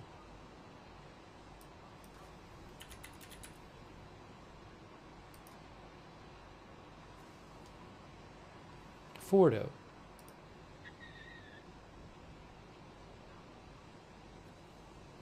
There's Fordo village. I assume the nuclear site's in that area. Where's Qom? There's Qom right there. All right, there's Qom. So we're talking about south of Tehran. That's where it would be, right in that area. There's Tehran, there's Qom, and there's Fordo here. I assume that's where the nuclear site is. Again, Tehran, Qom, there. So, oops, hold on a second.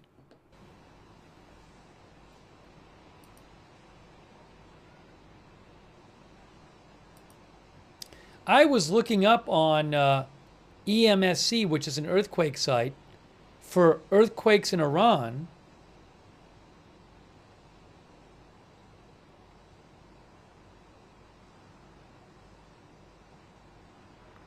I found a 3.0, but that's not the right one. So I don't even see it there. Then I looked on USGS and I didn't see it there either, but I can look again.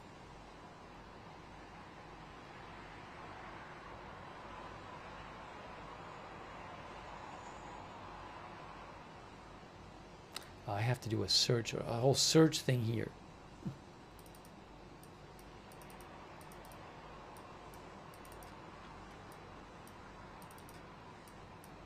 Okay, can I search right here?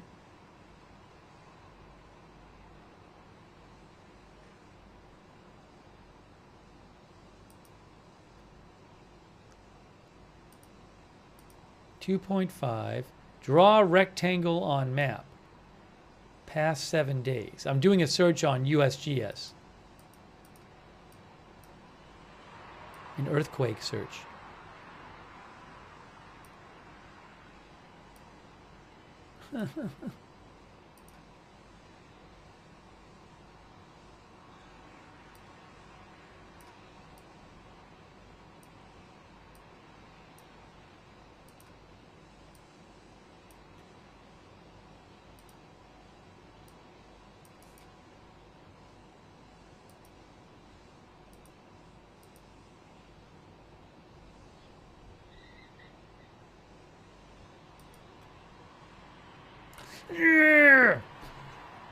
I'm just trying to do this search. Oh, here it is. I just did a search and I didn't find anything on USGS about an earthquake, 2.5 earthquake. I just did one on ASMC. I didn't find anything about a 2.5 earthquake. So I don't even know if there's been an earthquake.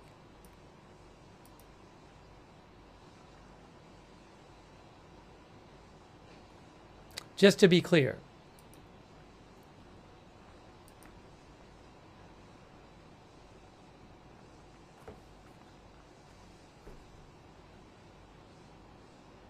There is also a video that claims to show a drone shot down in Erbil in Iraq.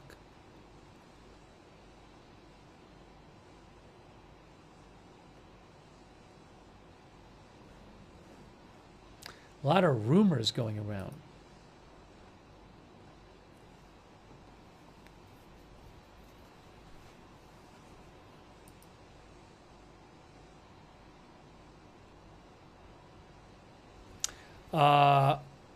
Al Jazeera says, IRNA, Iranian news outlet, says air defense fire heard east of Tehran.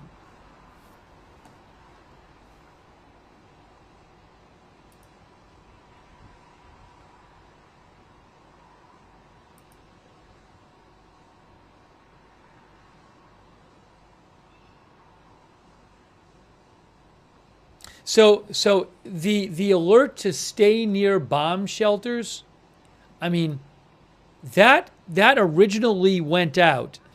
It's been on for a long time now.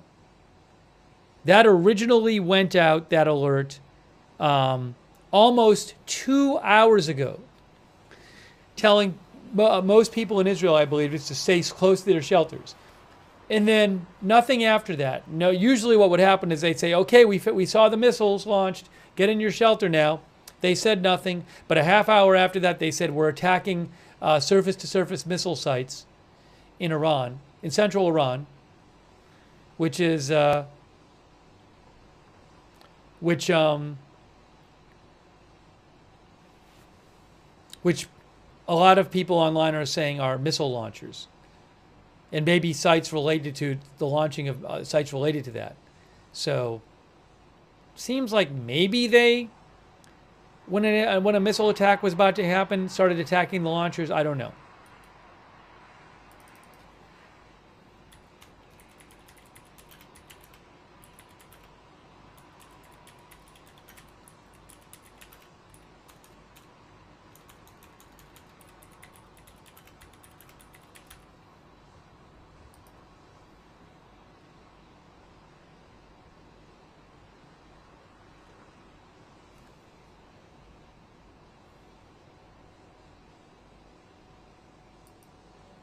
It feels like something may be happening, but we don't know exactly what.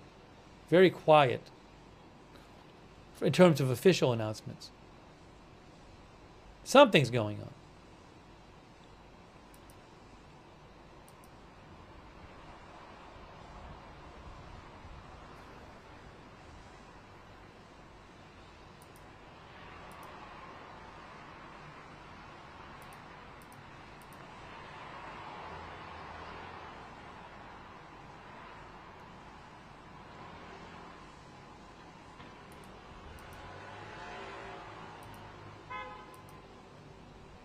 Oh, here's this report. Good, thanks to, I was looking for this link.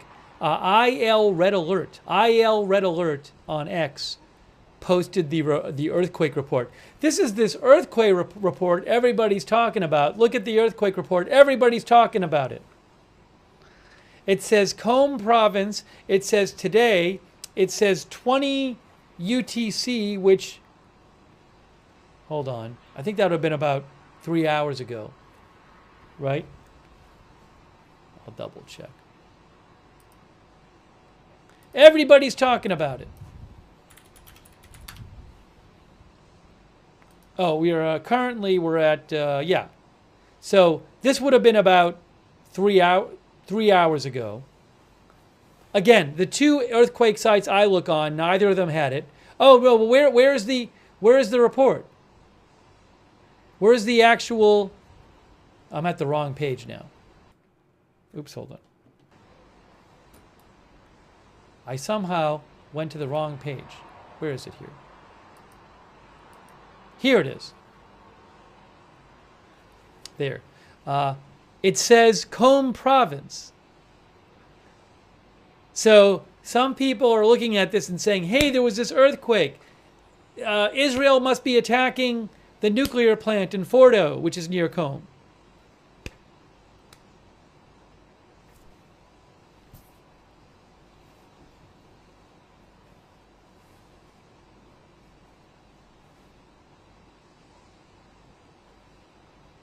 Anyways, I don't know.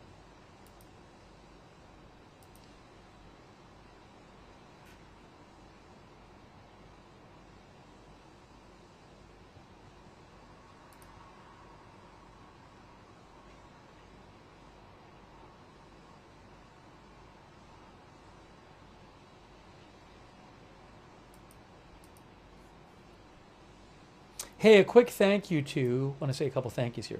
Thank you so much to Da Shark. Thank you, Da Shark. And Mr. Poops a Lot. And Sammy AG. And Show Intel. And Family B.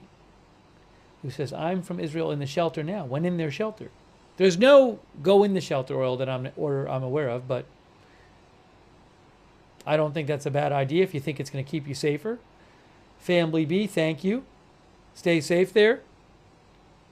Gome is gone, says Heavily Intervention. Thank you, Heavily Intervention. No, I haven't heard that report. Garden Girl 9, thank you. Who says it's a very, very religious city, very old, beautiful. Go. I am Revon, thank you from watching from Ireland.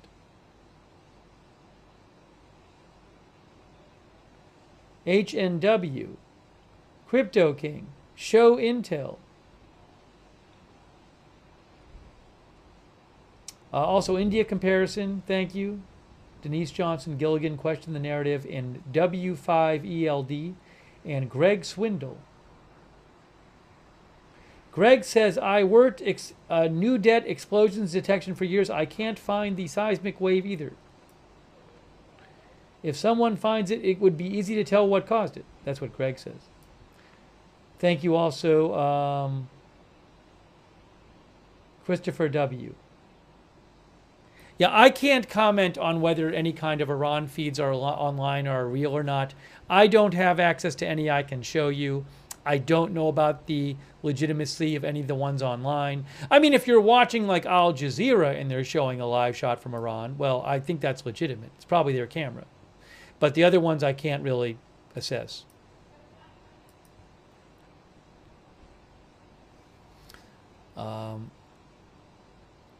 Thanks also to Retirement Wrong on Twitch. Thank you also Gig Tech and Daddy. Gig Tech, Daddy's coming. PumaCat 0815, Gutch01, all on Twitch. Thank you for your support. And also thanks to our moderators. Huge thanks. People like Beth Mythical moderating right now. Gonna have to eat something at some point. Haven't eaten yet. Ruth Krafasi,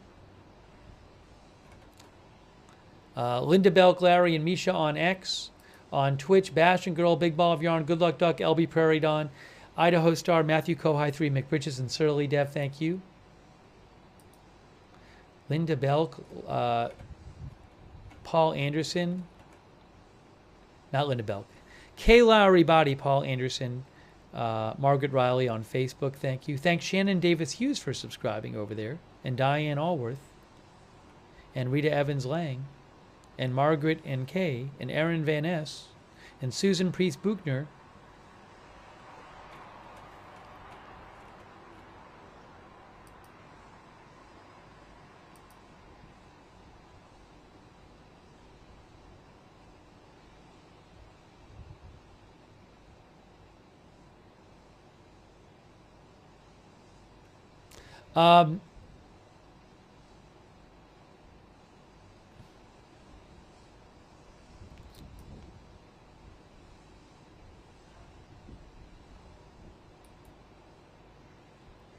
I'm seeing a couple claims online from Open Source Intel and Mitchell Ulrich that the video of explosions in Qom are not at the Fordo nuclear plant, but at a Qom military air base.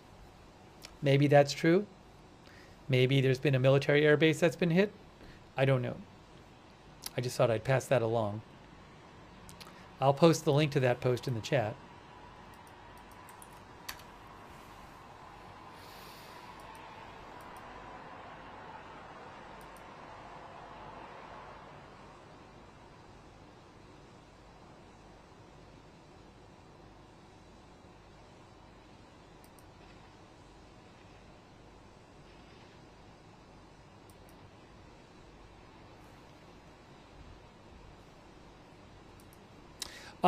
Iranian state media says a few minutes ago, parts of the Narmak and Lavizan areas in Tehran were targeted. Air defenses are repelling the threats. Additional news will be announced soon.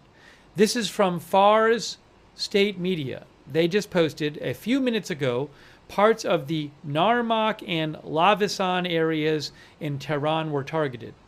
Air defenses are repelling the threats. Additional news will be announced soon. I don't know what they did. They usually don't say additional news will be announced soon. So I don't know what that's about.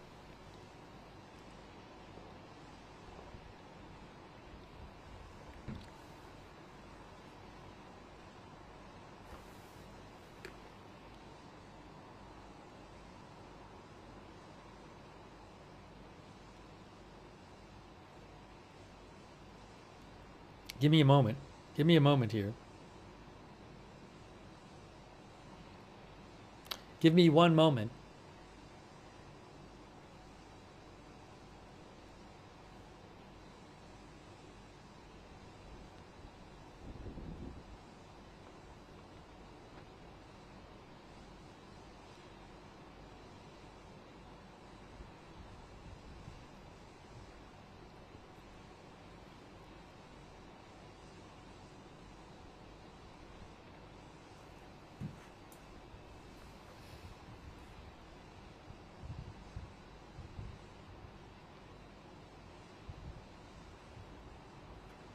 Well, there's been a number of reports in Iranian media, Middle Eastern media, Israeli media over the last couple hours of attacks in Iran. So I'm pretty confident there have been a number of Israeli strikes in Iran.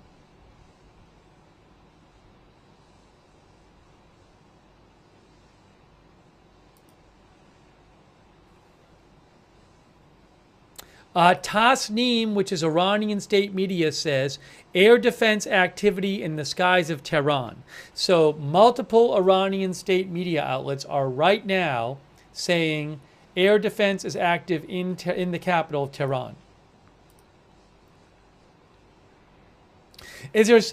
I mean, look, it's been so weird. Israel said, stay close to your 2 hours ago, Israel told most of the country, stay close to your shelters, and they never lifted the order. Could they be going after the supreme leader tonight? Could there be some other big thing going on? Just feels like something's going on. It's very strange.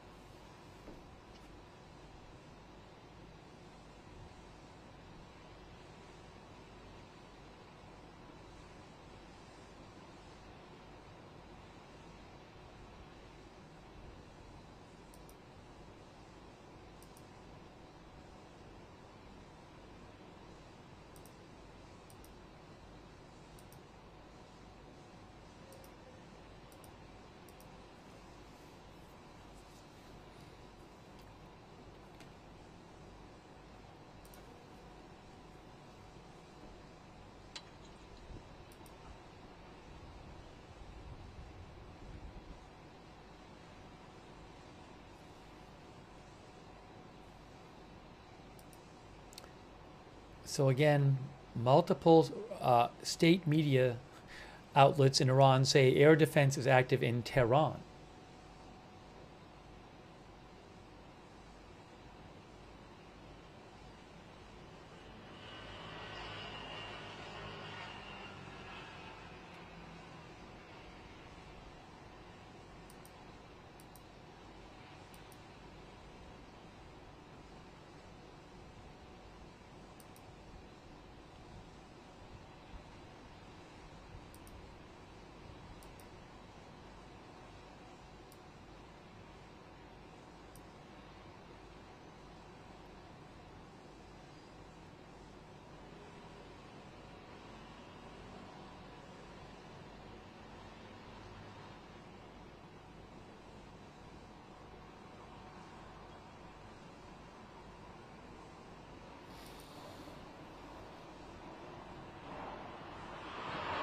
Thank you to Brett L. Thanks, Brett L. Thanks, Better You Than Me.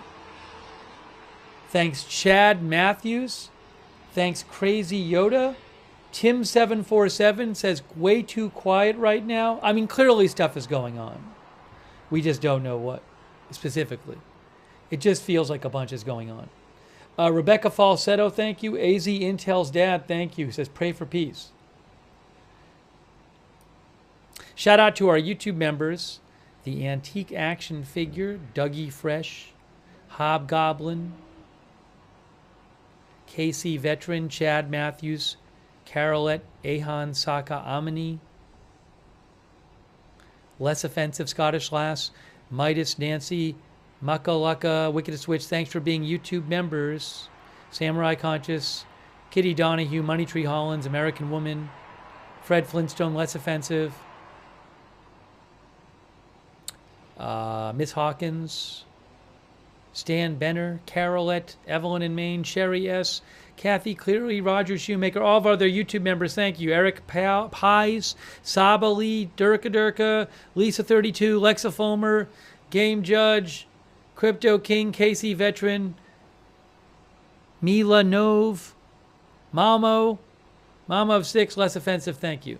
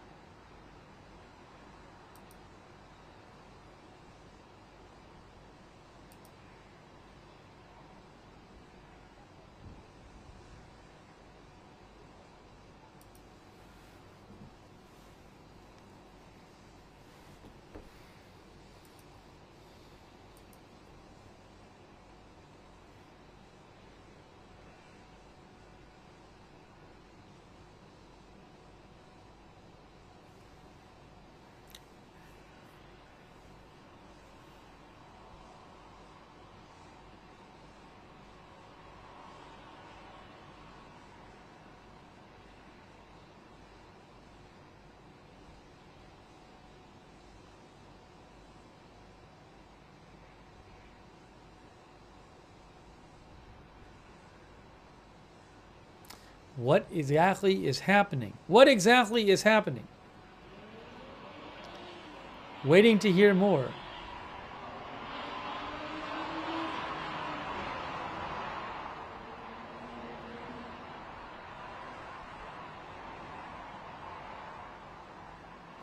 Again, it's now been over 2 hours since the IDF told Israelis to stay close to their shelters. 2 hours, over 2 hours.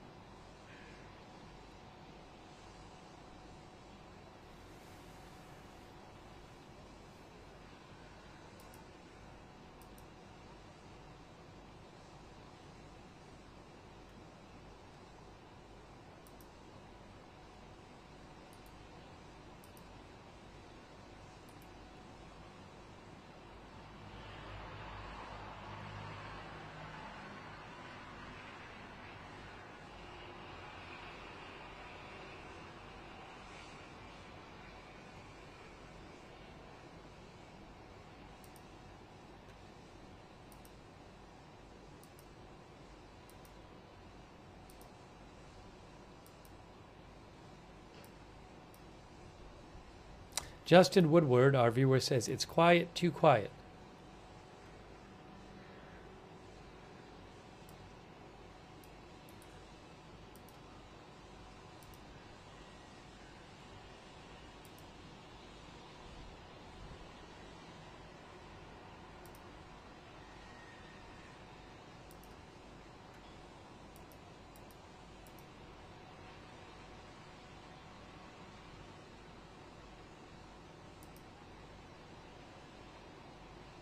Our viewer, Callie, mentioned that on Volcano Discovery, they list the 2.5 earthquake in the Qom area. I don't know what their sourcing is for it, though. I mean, they might have that list up there based on that Iranian report. I don't know that that's an independent report. It's not on USGS. It's not on EMSC. So I don't know. But thank you for letting me know.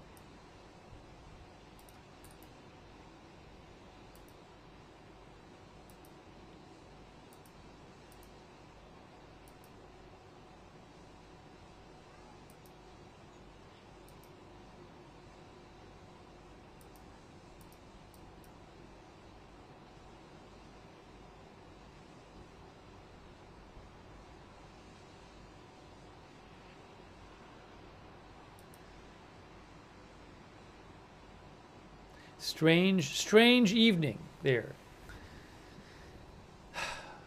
Eventually we'll hear some more about what exactly is going on.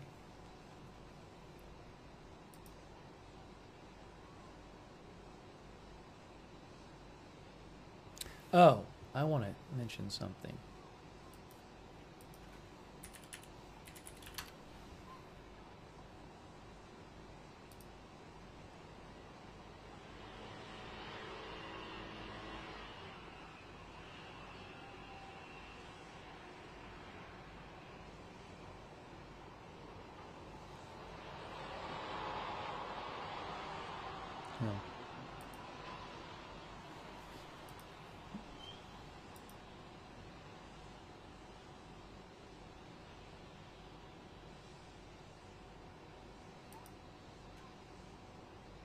Believe me, I'm checking all kind of sources.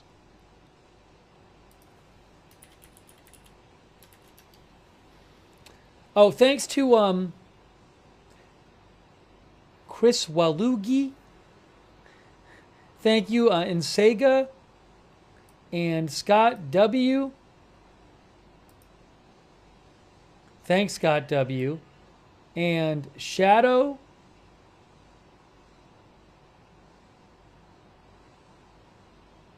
And Miss Nova and Casey Vetram and Dustin Plays. That's very generous of you. Hey, Dustin, thanks for your service. I believe Dustin says he's in the U.S. Army. Thank you so much for your service, Dustin Place. And thanks for your support. That's very kind of you. Thanks. Yeah, I'll have to eat at some point, but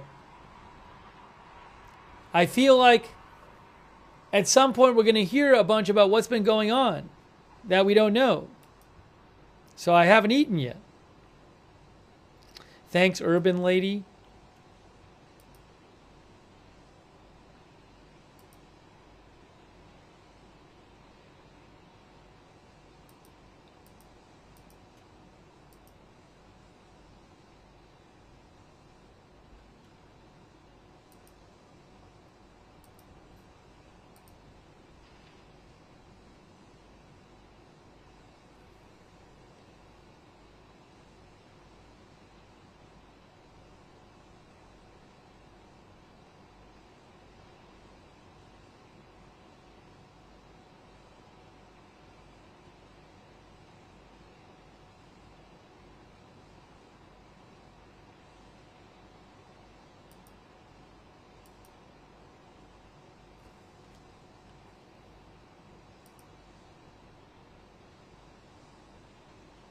Al Mayadeen is also reporting that Israel is striking the Narmak and Levizan areas in east of Tehran, and Iranian air defenses are responding.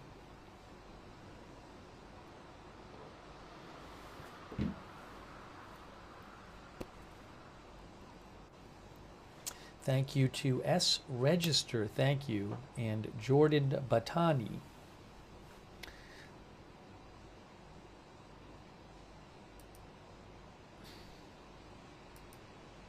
Feels like something big is up, but we just don't know.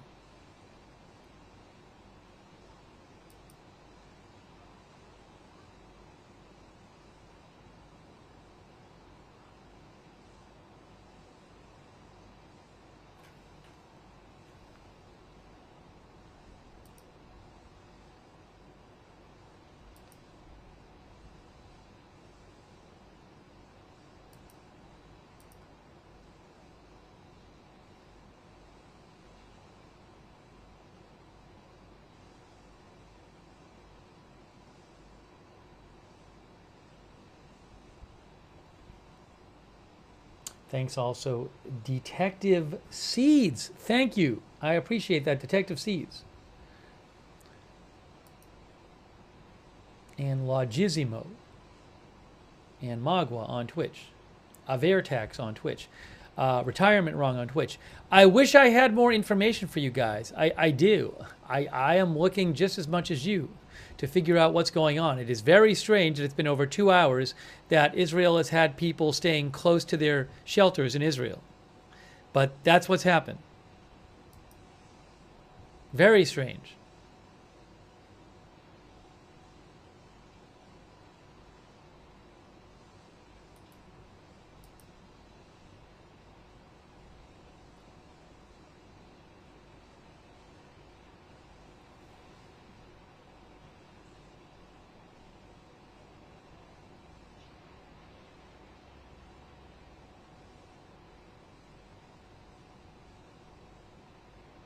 Thanks, Jeremy Legg. So it says, I guess Israel for the first time interrupted a missile launch as it happened. Well, I believe Israel has done. I believe Israel has done that before. I feel like Israel has done it with Iran before, where they've announced that they have struck. They've done like a preemptive strike. But I don't. Again, all we know tonight is. Thank you, Jeremy. By the way, all we know is that they told people to stay close. They said, be near your shelters, and then no missile alert. And then a half hour later, they said, we're attacking surface-to-surface missile sites. So, sounded like maybe they were attacking missiles getting ready to launch against them. But I feel it feels like maybe it was like a bigger, maybe this is something they were planning for a long time. But then after that, we didn't hear anything about it. And people are still being told to stay near their shelters.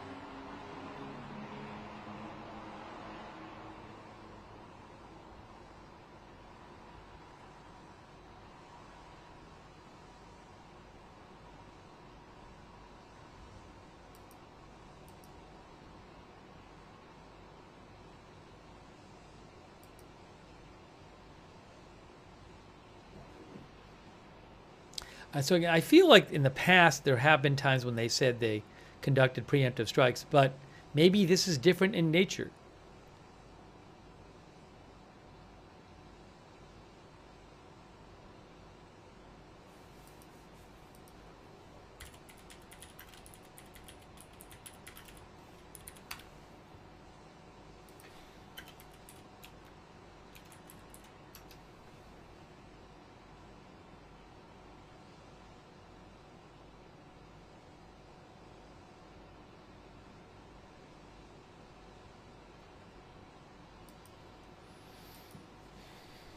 It's so strange.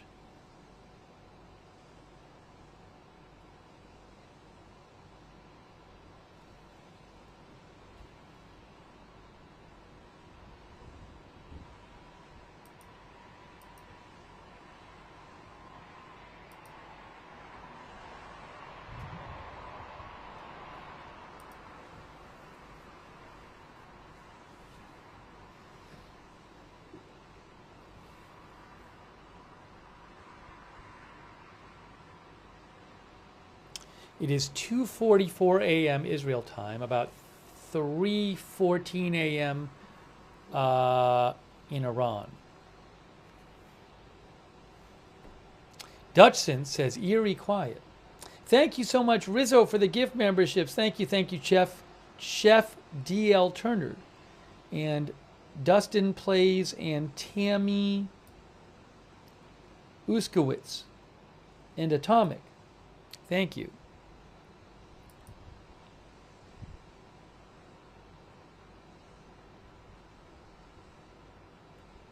Also, Robert Beaucamp for your support on Patreon. Thank you, Robert.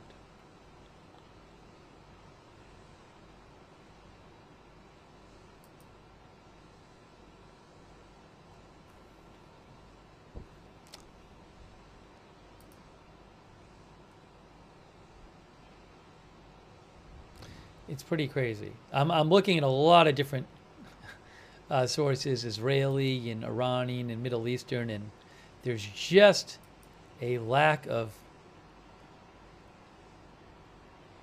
reliable updates on what is happening.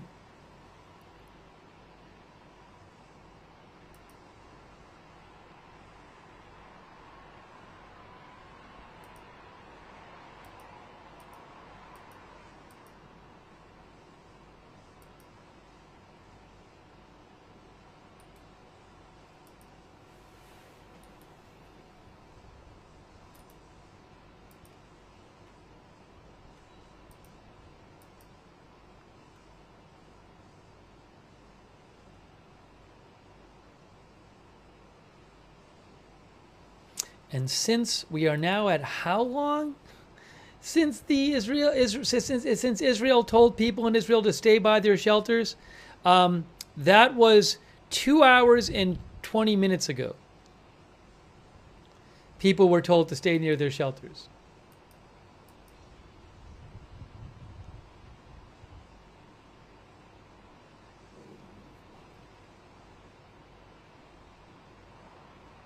Just Ozzy says, if I go to eat, something will happen then. It's possible, but we're sticking it out a little longer.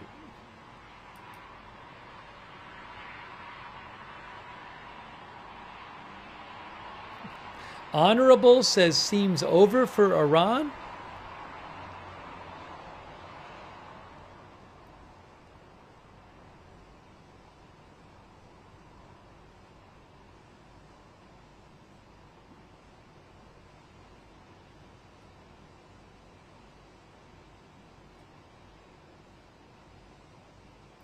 Thanks, Shackled Text and Chupa Thingy. Let's see.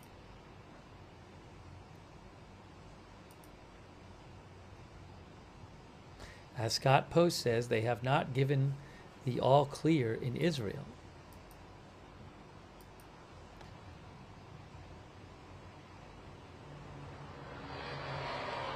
Miguel Cardona says maybe they got the supreme leader. There's been no reporting on that.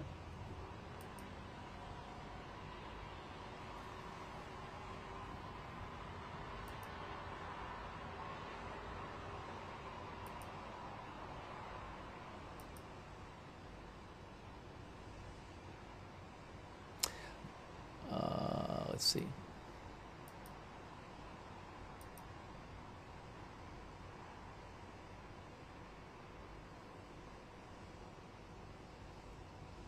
All of these are Reuters cameras on the screen right now.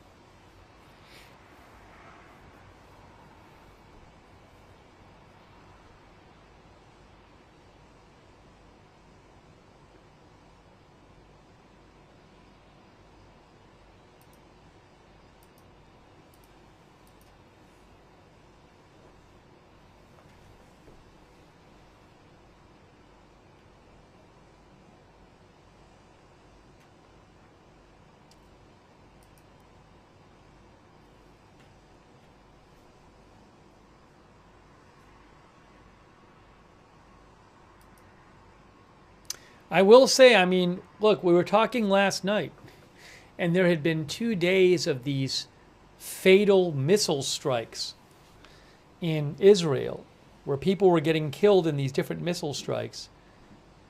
Then as of last night, it was believed that there were 35 people missing in one of them. Now that number's gone down. I think,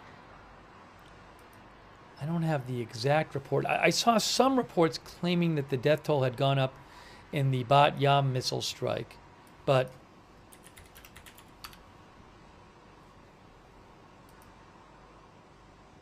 the last official death toll I saw was 7. But my point was, we were talking about this yesterday. I was saying that to me, it was a big deal in Israel that these things would be happening.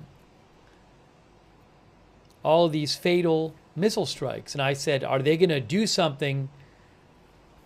I would think this puts political pressure on the government to just do something to say we're doing something different about it. Looks like that they've said tonight that they're attacking the surface-to-surface missile sites. But,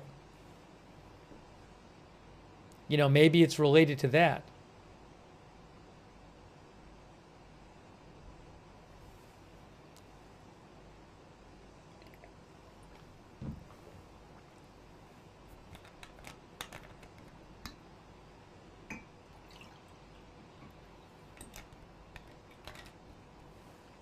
Sammy Malloy says it's just too quiet.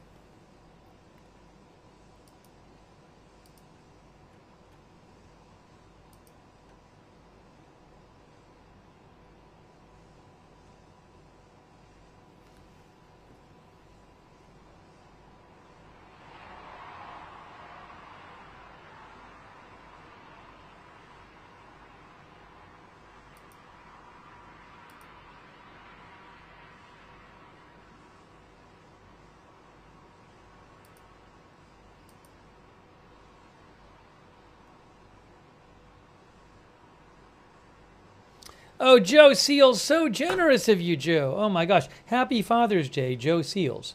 Very generous of Joe Seals. I really appreciate it, Joe. A bunch of you know Joe from Right Side, which he started. Thank you, Joe. That's really kind of you. Thank you. Hello to your family. Sunflower, thank you for your support.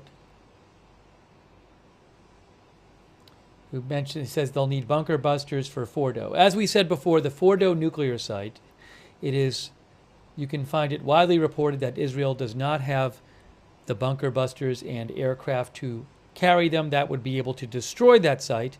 America does, but America has not agreed to cooperate in that kind of thing yet. But who knows, maybe Israel is carrying out some sort of attacks at the site. Thank you, Sunflower. Thanks to X-Farm Girl. Thanks. X-Farm Girl, I just did a shout out to the members on X. Yes, our X subscribers. That's technically for the Lookner account and not Agenda Free TV. But yes, thank you, subscribers on X. Thank you, X-Farm Girl. Thanks, everybody watching on X. Thanks, Ambretsamen and the Vladinator, who thinks Iran is working on a bomb deep underground. Thanks, Nina Drew and Shackled Text. Thank you. And Max Morgan.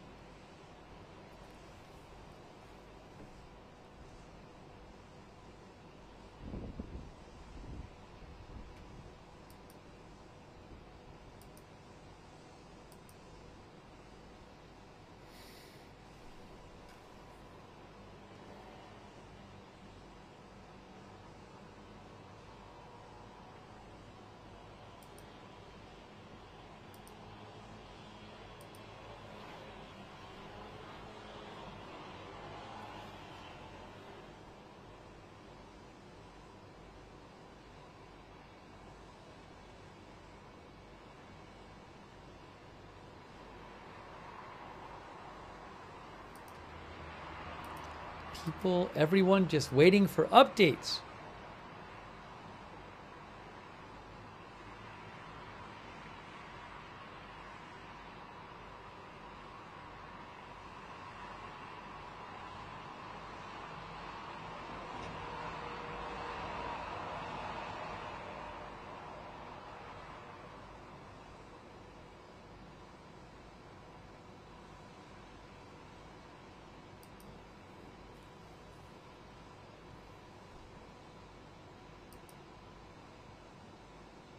Nothing, guys. What is happening tonight? What is happening tonight?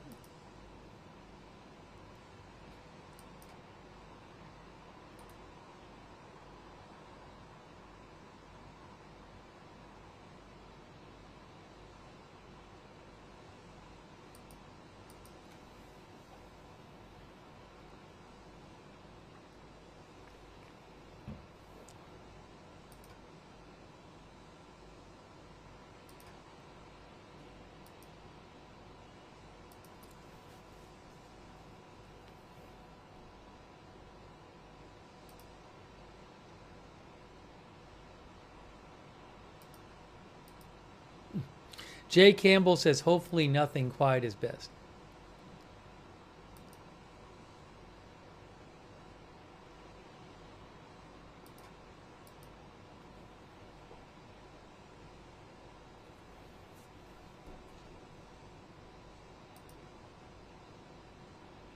I'm literally just constantly checking for some sort of updates. That's all I'm doing right now, is checking for updates.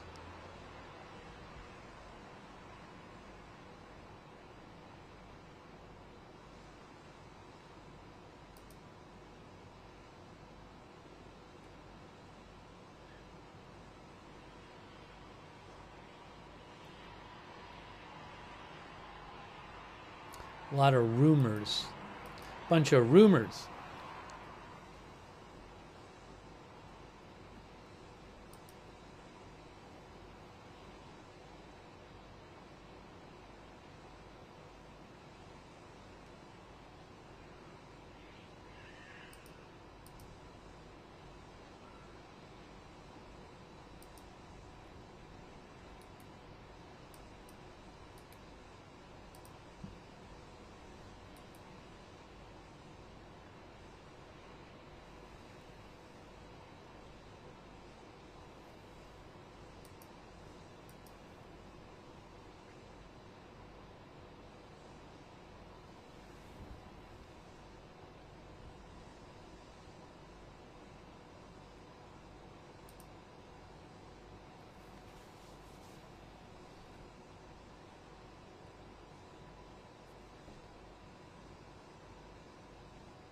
I mean, eventually we'll know more. Eventually there's got to be some sort of updates. Even on Telegram, not a lot of updates.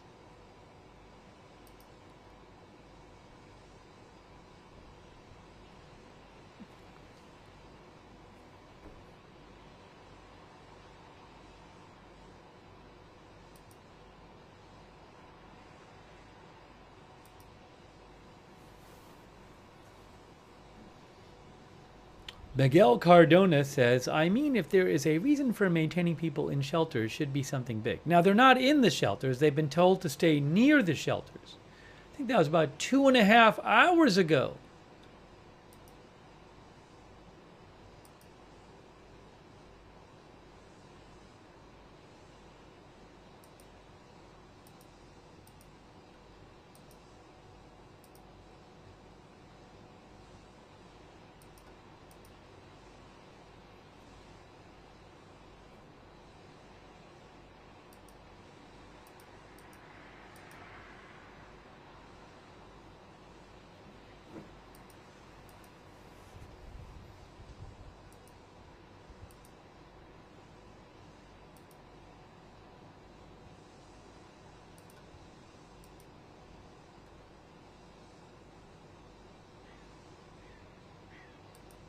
It is almost 3 a.m. now, Israel time.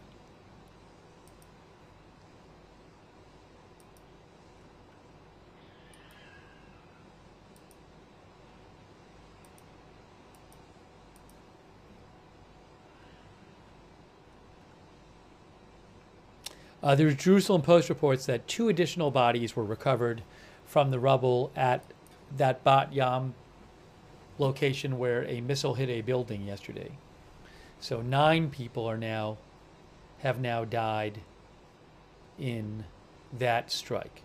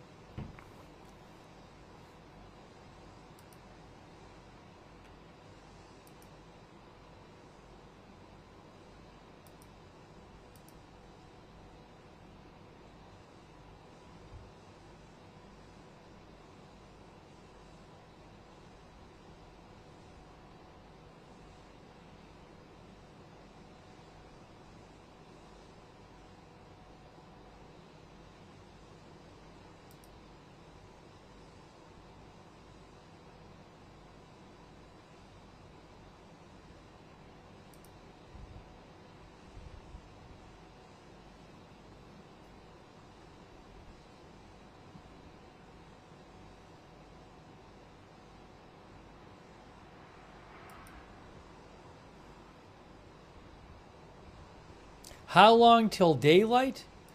I'll look it up in Israel. In Tel Aviv, it's about 2.5 hours. 5:34 sunrise. Tehran, it might be early. Right now in Tehran, it's 3:31. About an hour and 15 minutes till sunrise in Tehran. By the way, thank you so much, Jennifer Burton. And also Lisa Holtke. If I'm saying that right. Lisa Holtke, thank you. I hear a plane. I hear a plane on one of the streams. For what it's worth. That is on the... That's the Haifa feed. There's a plane on the Haifa feed.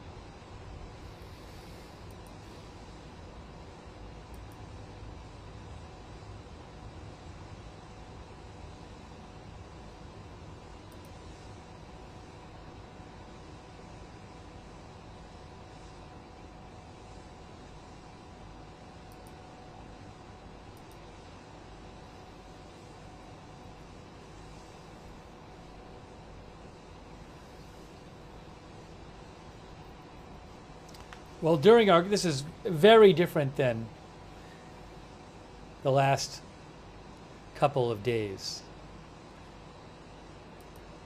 And I think it's over 2.5 hours now that people in Israel have been told, stay close to your shelter.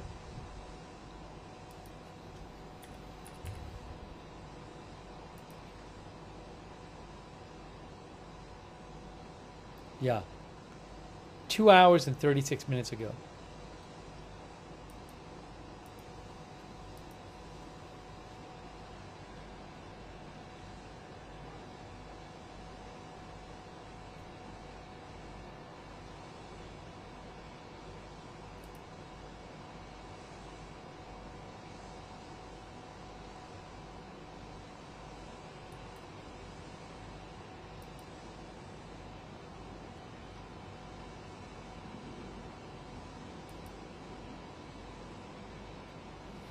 The Institute for the Study of War has a post of damage to the Iranian Armed Forces command structure. I'll post a link to this in the chat. But if you look at this here,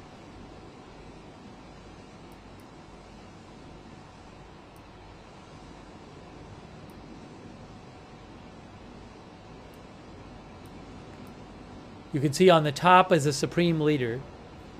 He's alive. But several of those people have been taken out by Israel.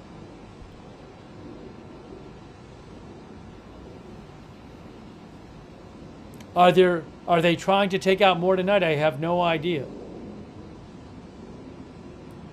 I'll post a link to this in the chat, though.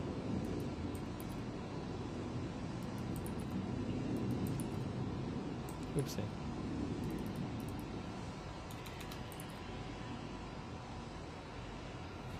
Works. Oh, thank you, Just Me. Mitchell says maybe they're keeping people close to shelters to protect from a response if the Supreme Leader was targeted. Who knows? Thank you, Mitchell Pilot. You never know.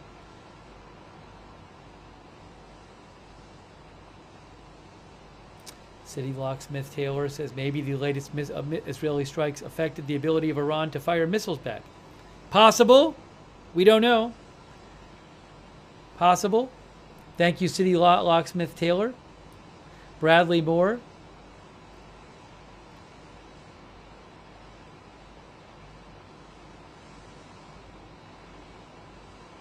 Tracy Hankin.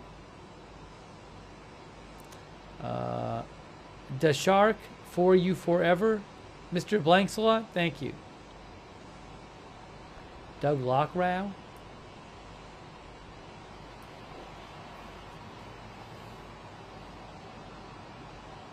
Adra Sor from Turkey. Thanks for watching in Turkey.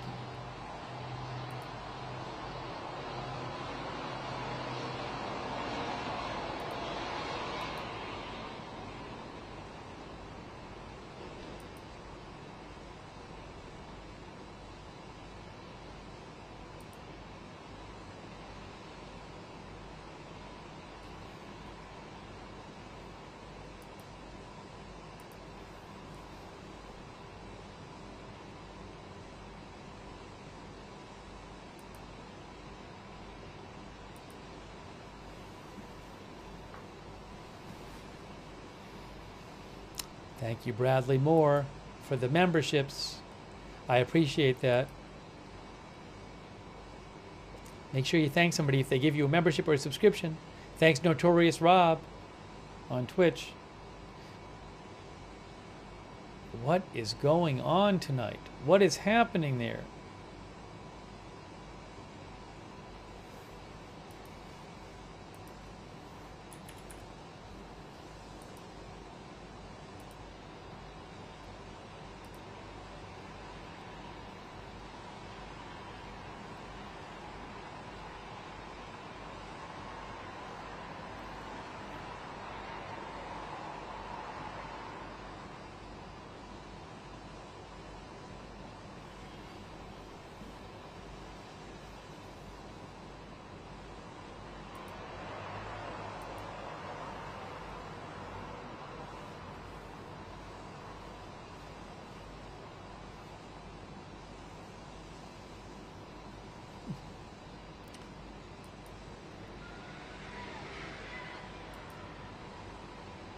You know what? I have a thought. I just had a thought. Sometimes I feel like when there's big information coming out of Israel, when there's big news, it doesn't get reported because I believe this would happen with Gaza sometimes, where journalists, sometimes I believe, if I remember right, that journalists know stuff in Israel, but they're not supposed to report it. And they will not report it if it's sensitive. So I do wonder if part of the reason we're not getting the updates at the rate we usually get them is that the Israeli reporters who normally report about stuff are not saying anything because they can't, because it's sensitive. Just a thought I had. Right, Zayla says there could be, like a military censor kind of thing.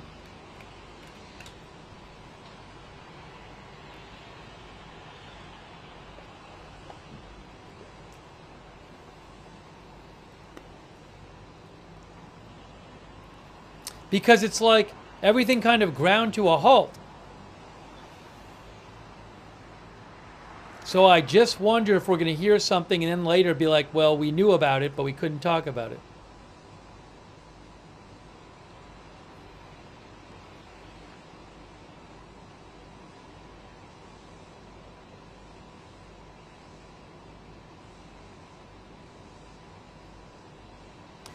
Yeah, I mean, because I follow a bunch of people and they're not all going to sleep. So I just wonder if that's what we're going to find out.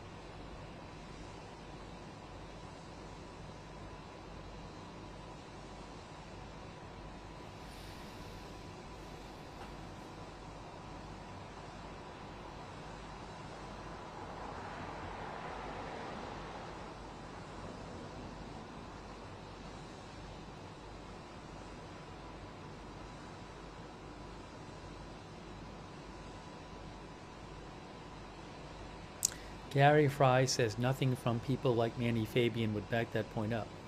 I mean, it's just weird that you're now at what, like 2 hours and I think around 45 minutes since Israel told most people to go near their shelters, and they haven't lifted that, and yet I'm seeing very little reporting about anything.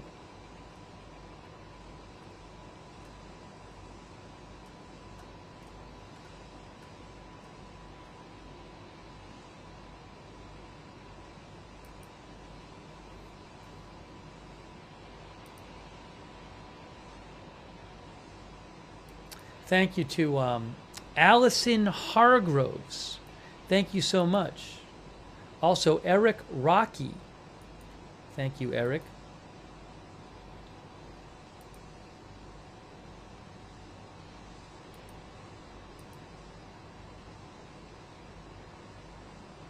Thank you, City Locksmith Taylor. I just, my best guess, what I can say is I think something is happening that we will find out about after. Something important. Thank you, Mitchell Pilot.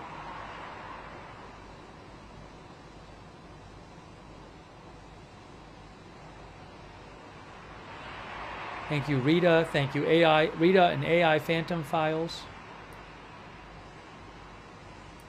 Naomi Nocturnal, Anil Alberto.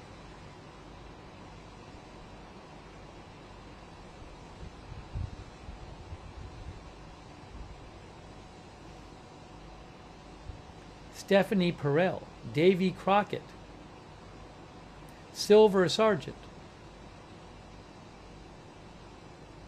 who said could be an Iranian coup happening.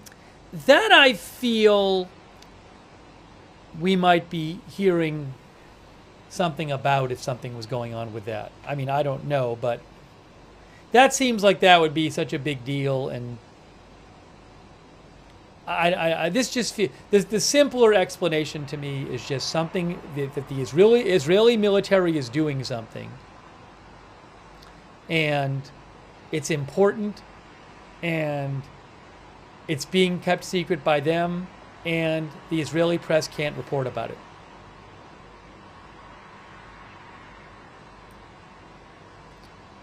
Thanks, Ryan Vegan Tech.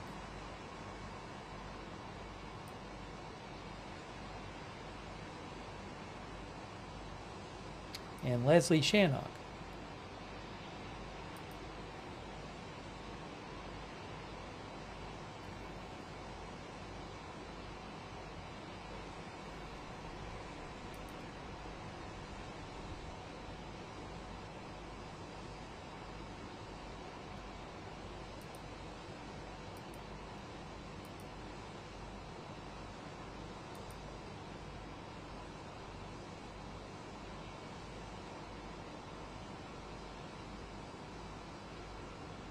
Because you think to yourself, there's all these reporters who report on Israel, and they do a really good job, and they report all the time, and they get all this stuff, and no one's talking about what's going on right now. No one has any idea.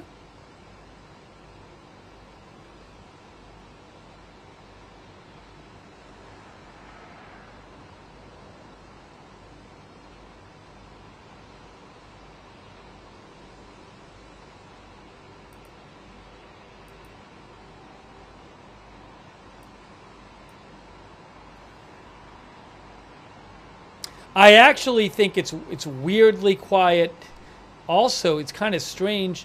The Middle Eastern and Iranian sites I follow too. It's just like not a lot of anything. Let me keep seeing here.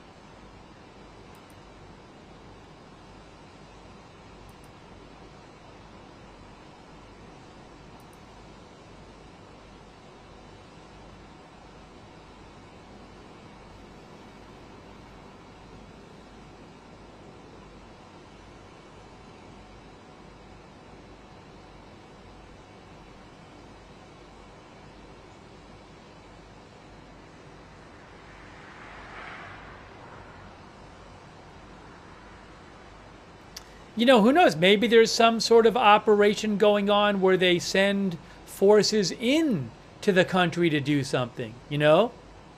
Something like that. And you're not going to hear anything about that till after. But something that takes a little while, right? Some special forces thing or something. I wouldn't expect to be hearing about that when it happens, while it happens.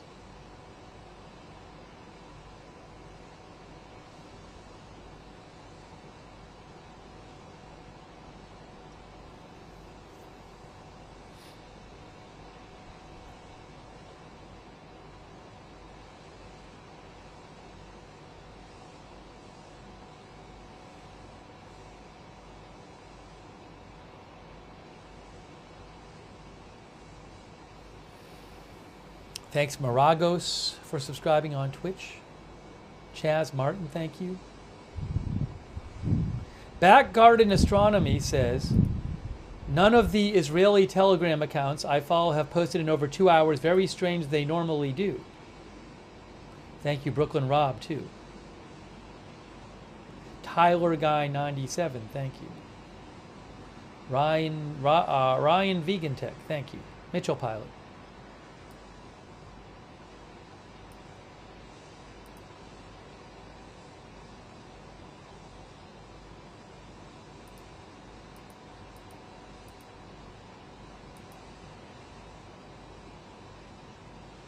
And Rule. Rule says even the propaganda has halted. Something is going on. For you forever. Thank you. IA.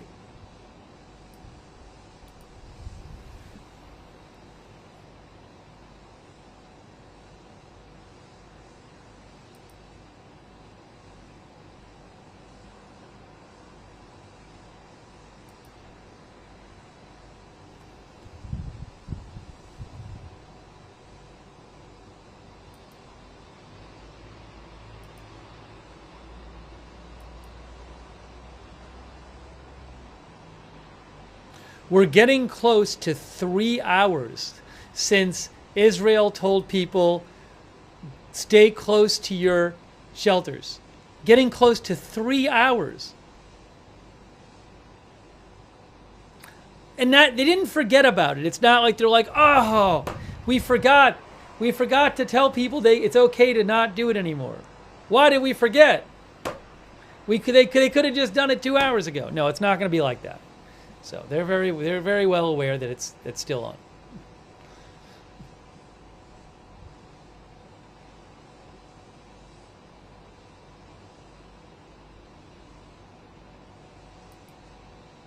It's really wild. Yeah, that was just about 3 hours ago.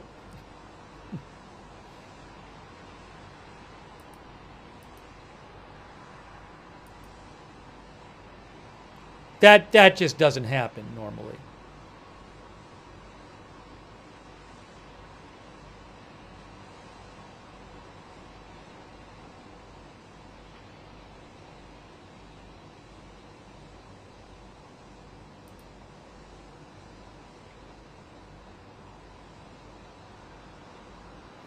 Sledge USA says, loose lips sink ships. Maybe that's why you are hearing nothing.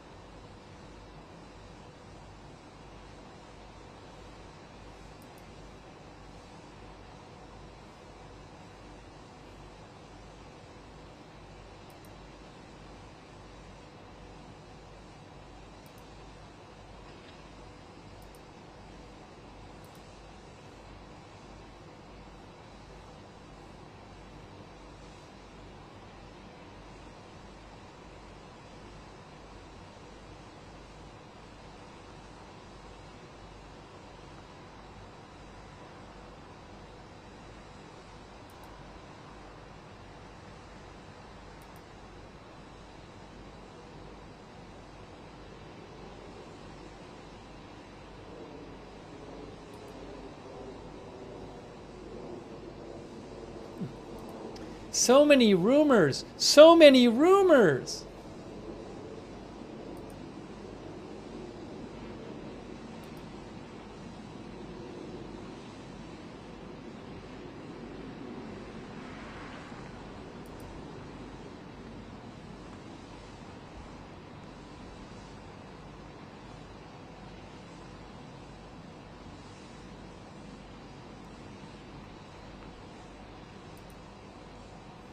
thank you so much to IAIA, Daryl Smith, Hebrew Jerusalem Prince. Thank you. Hebrew Jerusalem Prince thinks it would be a mistake for Israel to take out the supreme leader. It thinks it would trigger a regional war.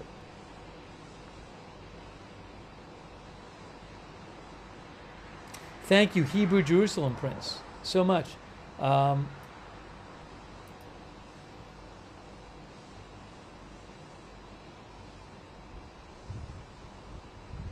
No news yet, guys.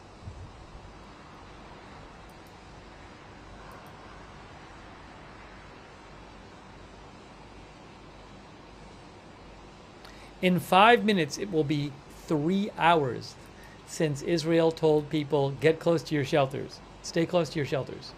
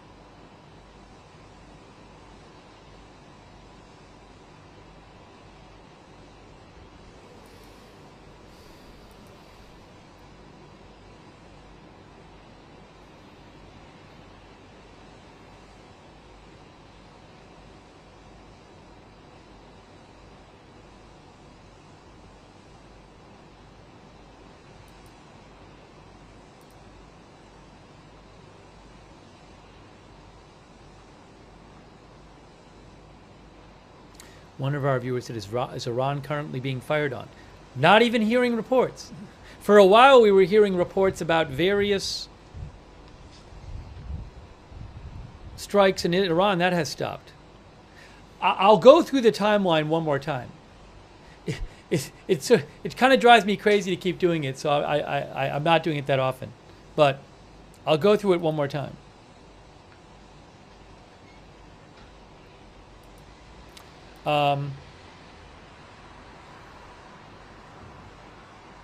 Things were already seen pretty quiet. When we came on the air, however how many hours ago, 7 hours ago, there were about 30 missiles launched by Iran at Israel. So that happened. Then after that, it started getting like kind of quiet. And then, anyways, about 3 hours ago, Israel, it was quiet. And then Israel said, I remember we were talking about how quiet it was. Then Israel said, okay, I think it was most people in Israel, you got to be near your shelters, which normally means missiles are coming. But then there was never any missile strike. Then a half hour later, the Israeli Air Force announced that they were attacking surface-to-surface missile sites, which made it sound like maybe Israel was doing this major operation to take out missile launchers right before they launched missiles. Okay. But then we heard nothing after that from it. That's the last we've heard from Israel. Then we started hearing some various reports of Israeli strikes in different parts of Iran and air defense in different parts of Iran. We heard that for a while. Then there was this whole other thing that happened, which is perhaps the most important, certainly one of the most important nuclear sites in Iran is the Fordo nuclear site, which is under a mountain, which is near Qom. There started to be all these rumors about the Fordo nuclear site. And there was reporting saying there was supposedly an earthquake, a 2.5 earthquake in the general area. And what else? There were just rumors and unsourced claims that there had been attacks at Fordo. Then there's a video that came out of some big fire after an explosion in the general area of Fordo. Some people say it's like 20 miles away. I don't know. So people are talking about Fordo. And then now we're just not even hearing anything. Normally, by this time, you have some sort of firm updates on some of these things. And the Israeli press, to me, has been strangely silent.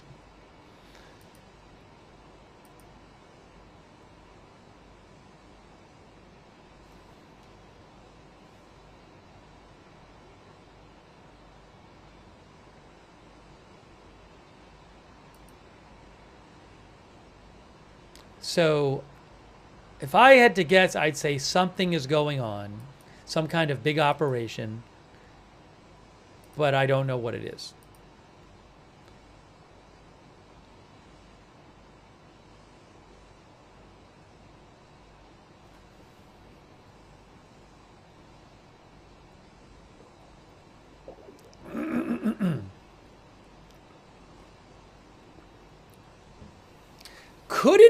Could it ever be, I mean, would we have evidence of this already? Is it possible that the U.S. decided to help Israel? And we'll hear, oh, they did drop some U.S. weapons on Fordo. I don't know. That seems, I don't know if we'd see evidence of that beforehand. Could they be going after the supreme leader of Iran? Could they be doing something with special forces? I have no idea. I don't know.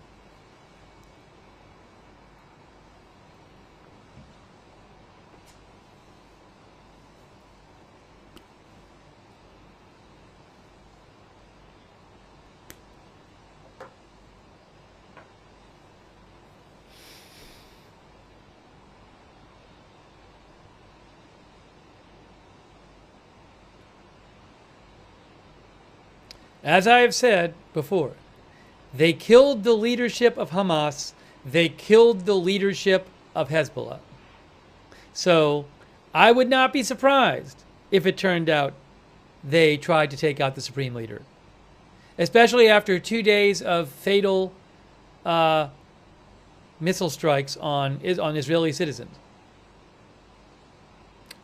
You might not agree with them doing that and might not like it, but whatever you think about it, I would not be surprised.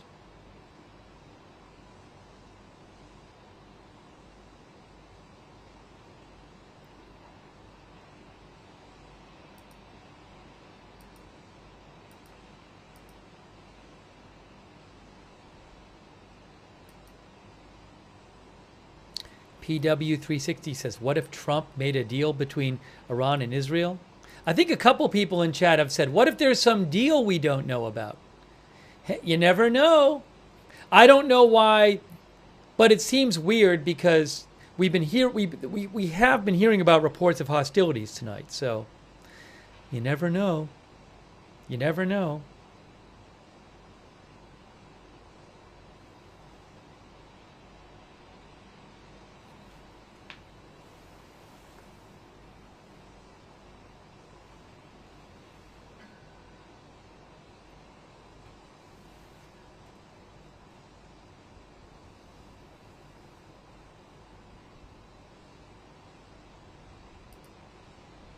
But the silence from the Israeli media at this point seems to me really telling.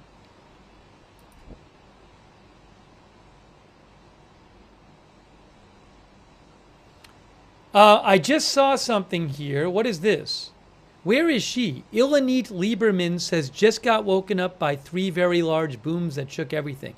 Now she is, I follow her. She says she's in Israel.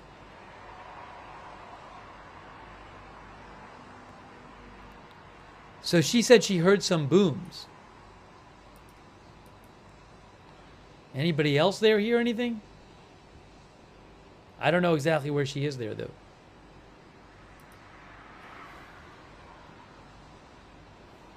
Oh, maybe drones. Maybe there was a drone intercepted.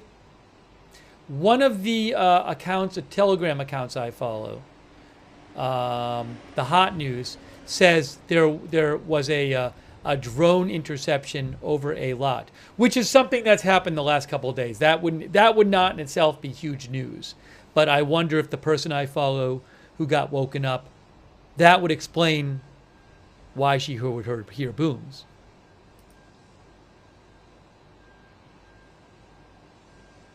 If she's in that area.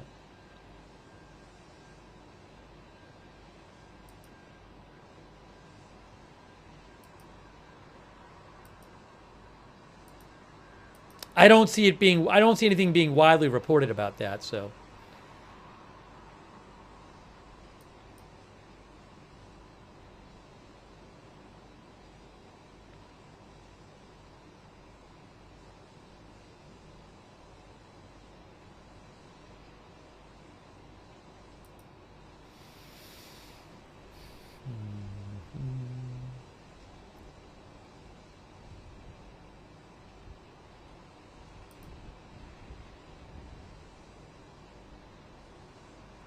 Some people are mentioning this report by the Wall Street Journal. I don't believe that's about something tonight. The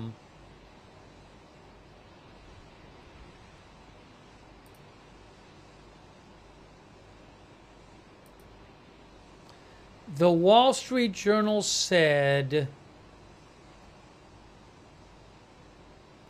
there were indications that the underground portion of the Natanz nuclear facility may have imploded, said an Israeli official. Yeah, that's something that was attacked a couple days ago. That's not a report that something was attacked tonight.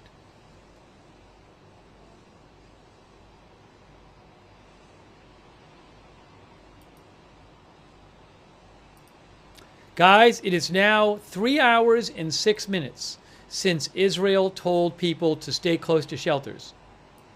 3 hours and 6 minutes.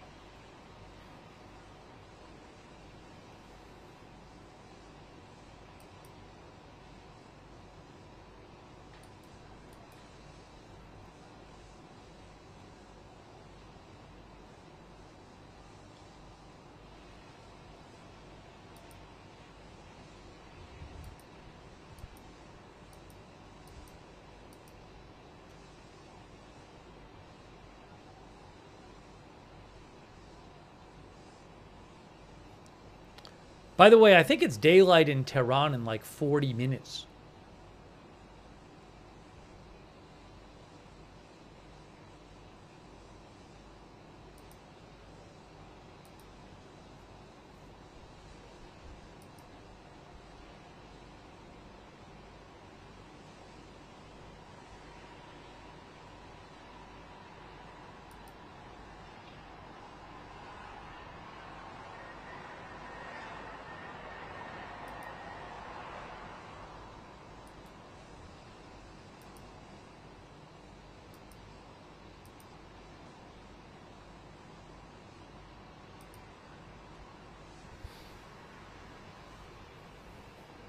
You know, it's like this. I'm not even seeing much from like Iranian state media or anything.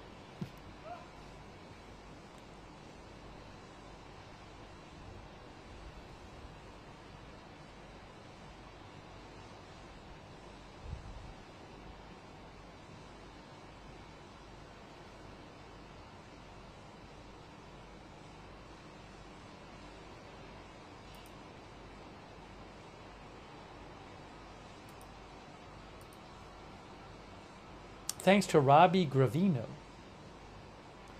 who says IDF could be conducting an operation that would elicit an immediate and swift response from Iran, hence having people stay close to shelters. Possible.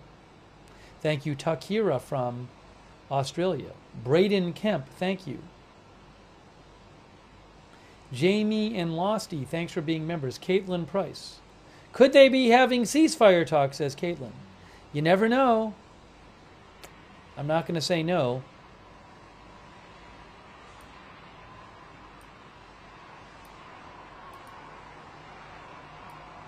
Interesting hypothesis by some of our viewers. Thanks Aberration Nexus and Tyler Falter and Raven Knight and Chelsea SW3 and Dewey and Mitchell Pilot. Mitchell says, I follow a lot of the same people that Steve follows. It's been dead silence. Yeah, it's been quiet. It's been kind of crazy.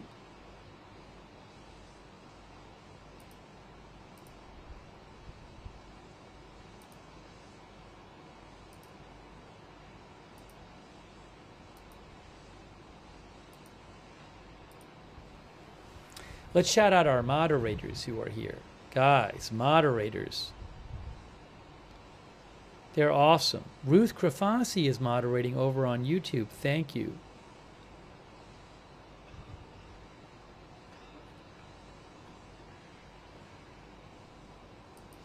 Bastion Girl, Big Ball of Yarn, David Green on Twitch, LB Prairie Dawn, Good Luck Duck, Idaho Star, Matthew Kohai 3, Surly Dev, McBritches.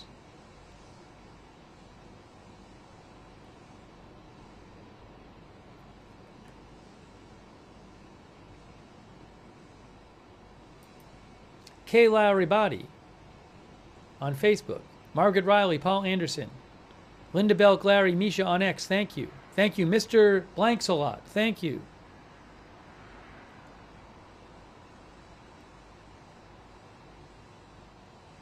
It has been 3 hours and 11 minutes since Israel asked people to get close to stay close to their shelters.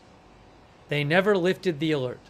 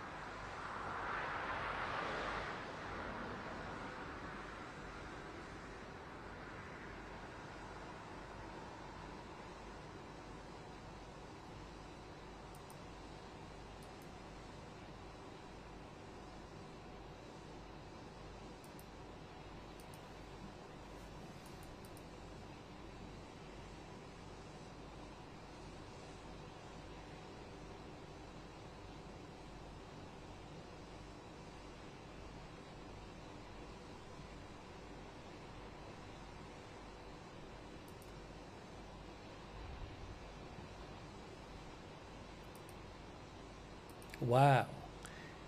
No information yet. Still.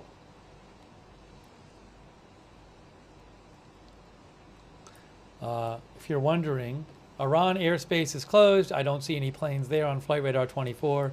I don't do detailed analysis of this stuff. Nobody I follow who knows about this stuff is saying there's anything crazy going on. So, but you can go to Flight Radar 24 and you can look around on Flight Radar 24 and see what's going on with different planes.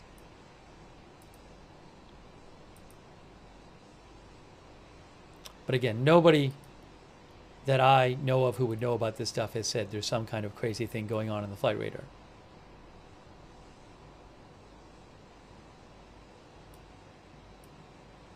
Oopsie.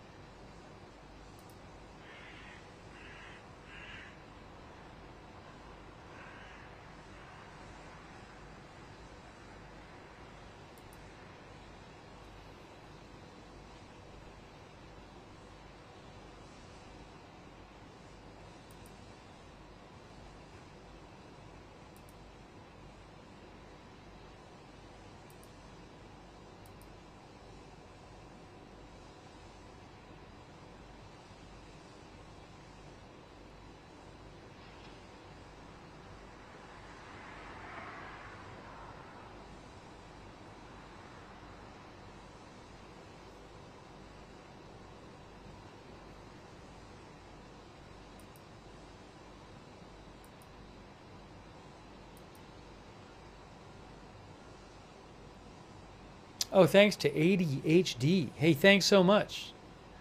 Thanks for watching for so long.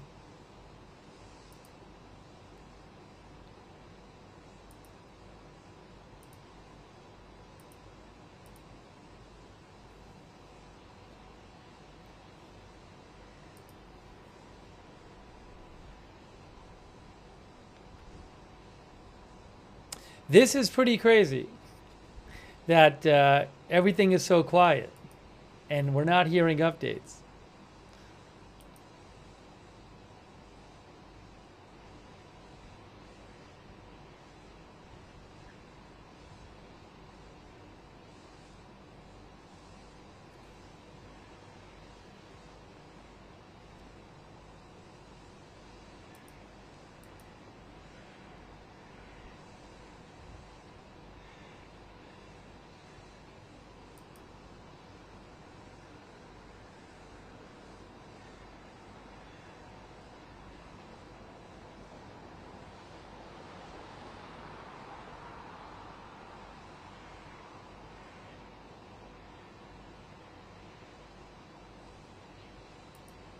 Thanks to Kristen McConnell Gates for the Facebook stars, by the way. Thanks, Kristen. Also, thanks so much to Kieran Wilson.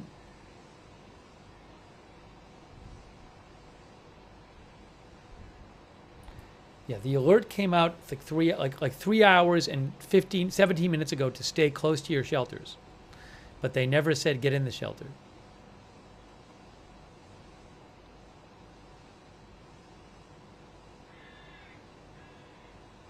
Scott Hare, our viewer, says, way too quiet now. Wonder if there's some kind of ground mission going on by IDF forces. We'll have to see. Mark G thinks something huge is taking place.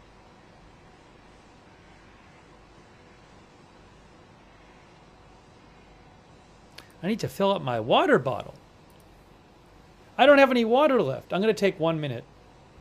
I'm going to take 30 seconds, not even a minute. I'm going to literally just go fill up my water bottle. Hang on a second.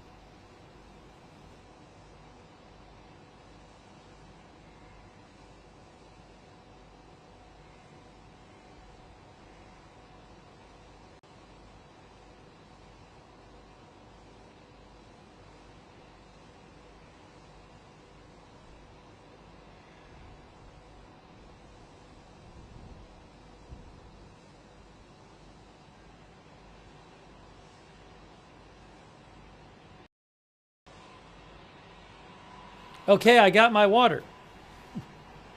I got my water.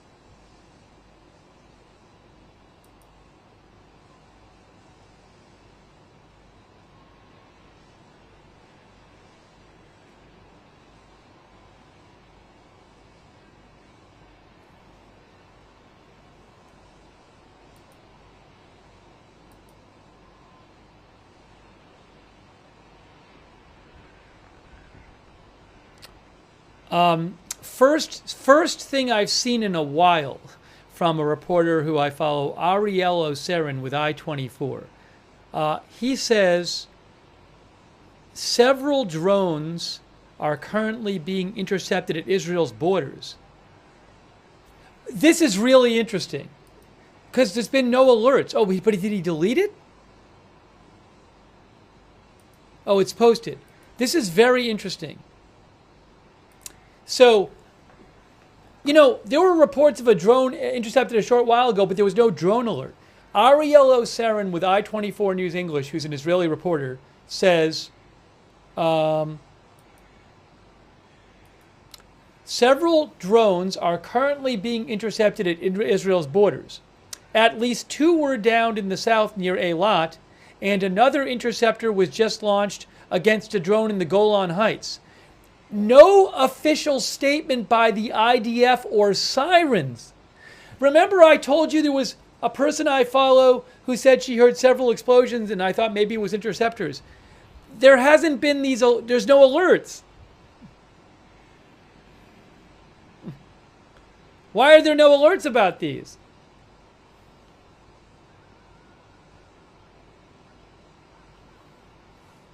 Very strange. Very strange.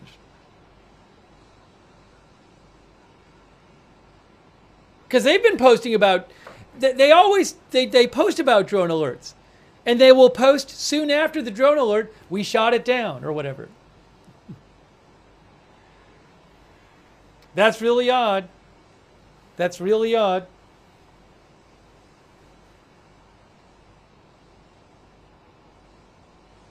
Chris N says there's always alerts for years. Getting a pre-alert now? Breaking news. There's an alert. New alert. Breaking news. What is this? It's another stay in proximity to protected area. I am seeing a new alert from Homefront Command, but it says stay close to protected area. It sounds like it's the same alert. It seems like it's the same alert, but it's new. It just came out, but I think it's the same. It says residents of the following areas, I assume it's a lot of the same areas, tons of areas, must stay close to the protected area. So it's basically the same. Did they just resend out the same alert?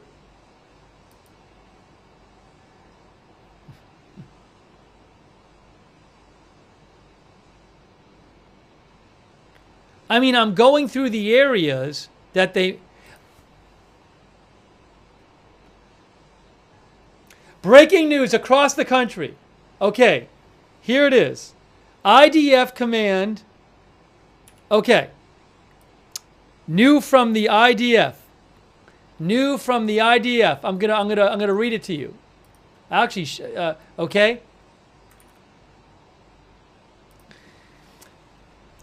IDF just posted. Homefront Command says instructed residents across the country to continue to remain close to protected spaces. Movement in public areas should be minimized and public gatherings must be avoided. Upon receiving an alert, enter a protected space and remain there until an official update is issued.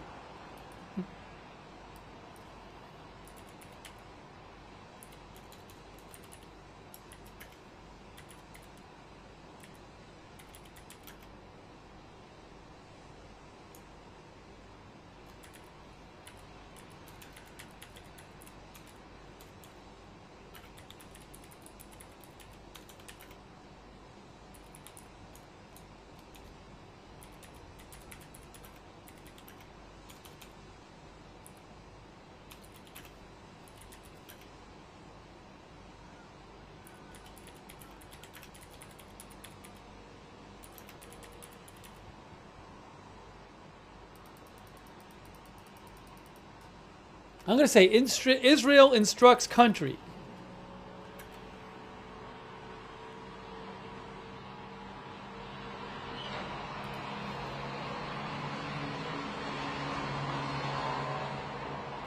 I'm going to show you this alert again. But wow, that's really interesting. That's like 3 hours and 15 minutes after the first one. Did the first one say don't go out in public? Or something like that, whatever this said? Yes, it's the exact same. The one 3.5 hours ago, it's like the exact same one. It's literally just a continuation. It's a continuation of the one from 3.5 hours ago. But this one says across the country. The one a few hours ago said several areas, but I think it was most of the country. So, but the wording is like the same. So again, they basically just posted the exact same instruction from 3.5 hours ago. And it says, the Homefront Command has now instructed residents across the country to continue to remain, they use the word continue to remain close to protected spaces. Movement in public areas should be minimized and public gatherings must be avoided. Upon receiving an alert, enter a protected space and remain there until an official update has been issued.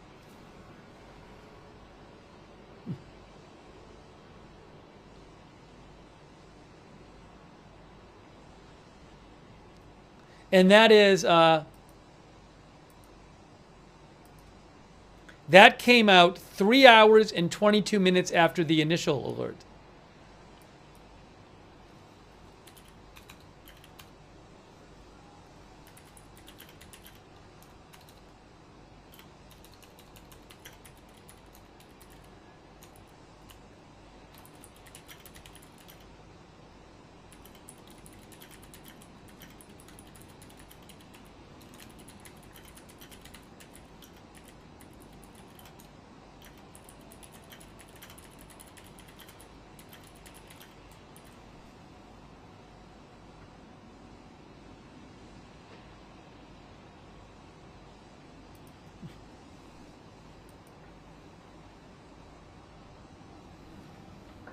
Wow.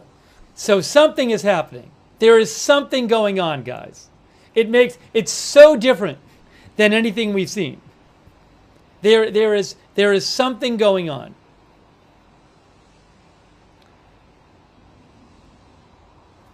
What can we say? I mean, at this point, if they come out and say nothing happened, I won't believe it. I mean, come on.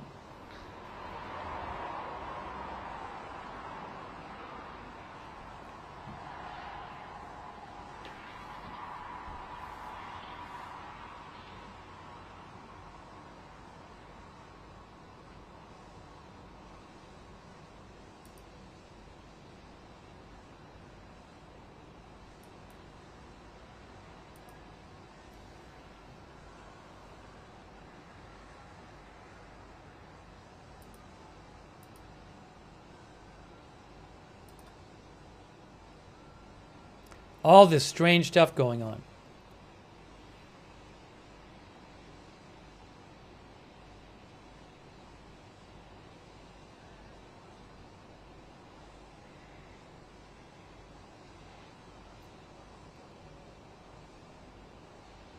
So basically, for the last 3.5 hours, people in Israel have been told, stay close to your protected spaces, to your shelters. No idea why.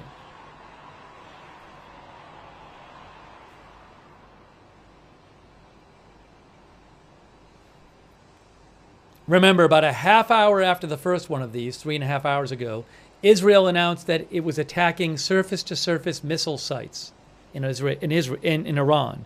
And it seemed like maybe what had happened is that Iran was going to launch missiles, and maybe Israel was carrying out strikes on the missile launchers or something before they launched them. We thought maybe something like that was happening. And then we haven't heard much after that. There's been some rumors that maybe Israel was striking the Fordo, right? Fordo nuclear complex, but those have not been really well sourced.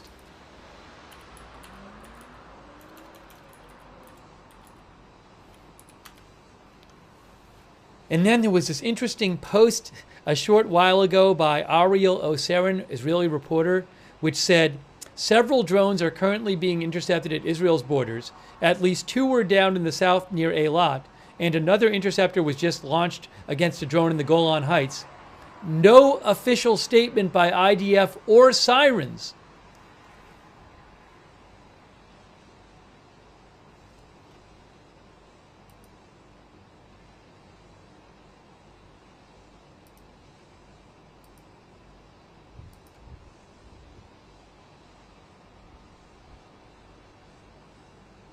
Wow.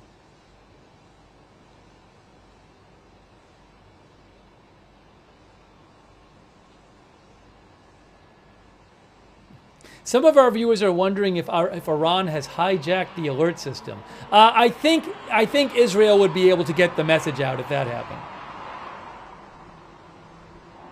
I'm pretty certain that Israel would figure out a way to let people know to not listen to the alerts if they were not reliable.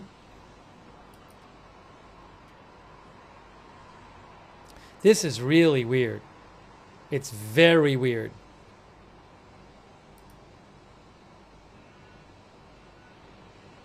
It also doesn't make sense to me. Some people said, could there be negotiations? Could there be like a sudden ceasefire? But why, if that were the case, would people be... You could do secret negotiations without telling the entire country to stay close to their shelters.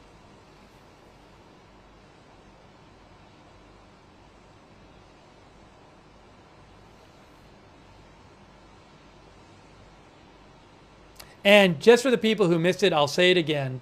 I have seen situations in the past in Israel where some big thing was happening and the media, basically, they're not allowed to talk about it. So it's just silent. And so, because you might say, well, something's big is happening. Well, why aren't any of the reporters talking about it? It's possible that there's something that some reporters have heard about and they just can't talk about it.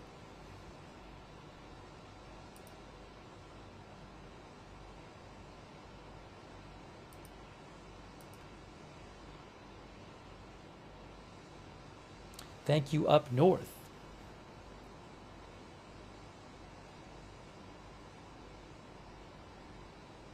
Who thinks it's possible Israel is running low on interceptors and needs the population to stay close to shelters? I don't know. I just haven't heard any kind of reporting that would support that. You know? So I know what you're saying, but I just... I would think we would hear something about this. You never know. Thank you, Up North. Hey, Up North, I really appreciate all your support. From Canada, thank you. Thank you, Matt McQuinn. Andy. Bean Juice Bond. Takira.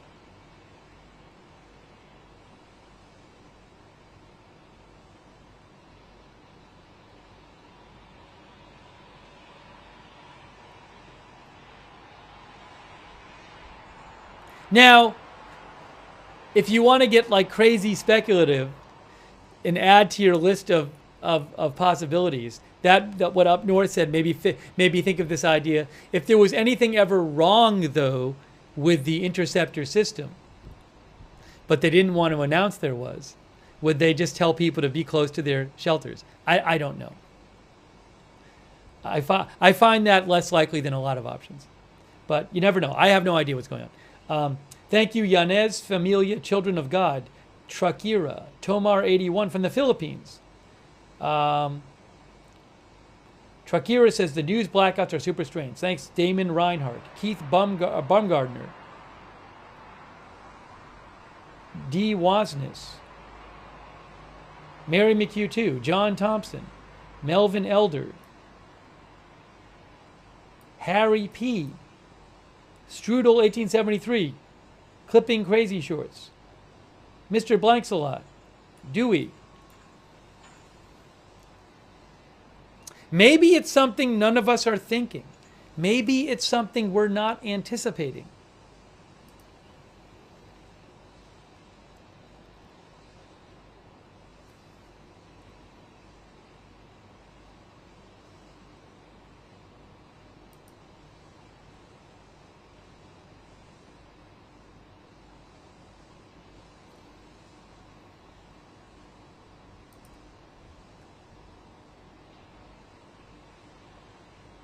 Also, you know what's also strange?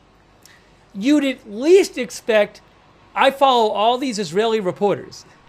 You'd at least expect a bunch of reporters to say, what's going on here? Why are we in like the 4th hour of these things? Why are they posting it this alert again? And no one's even saying that.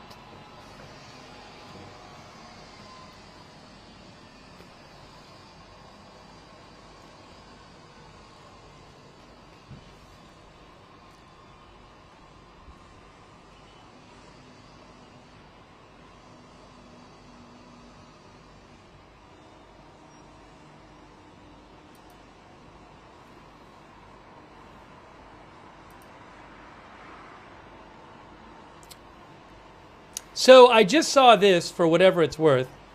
Al Mayadeen is reporting that their correspondent is reporting that Iranian air defense in central and eastern Tehran is active. We haven't heard for a while, but a few hours ago we were hearing a bunch of reports like that. We definitely heard a bunch of reports several hours ago that Israel was conducting strikes in and around Tehran. So maybe those have started again. But, you know, very little information.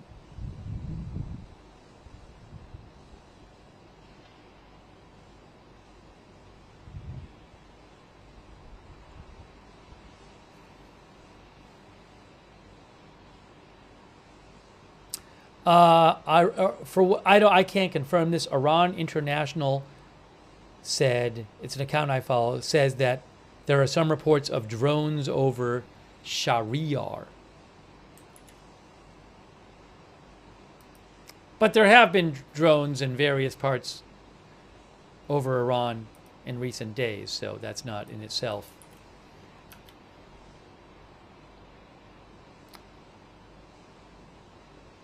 Shahryar is a city outside Tehran. I definitely think you have to consider, is there some operation against the supreme leader of Iran or the Iranian leadership, political leadership? Is there some sort of operation against some nuclear site in Iran or nuclear sites? Is there some sort of operation which involves Israeli forces, like special forces going in on the ground and doing something? These are all the things I think of.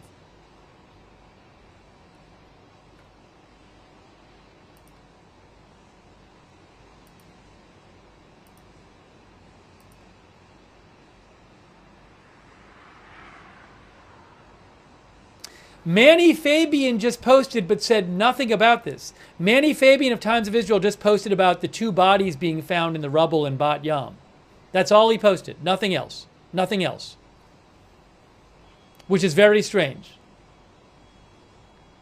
Because he's on the ball, and he's a smart guy, and he knows what's going on there. Breaking news, update right now, right now. Pre-alert. A pre-alert from Homefront Command. A Homefront Command says in the next few minutes, alerts are expected to be received in your area. There may be missile alerts coming up. There was just a new post by Homefront Command saying in the next few minutes, expect alerts. So it's not telling people to get into shelters yet, but it's saying expect alerts in the next few minutes. They just came out with this right now. That's Homefront Command.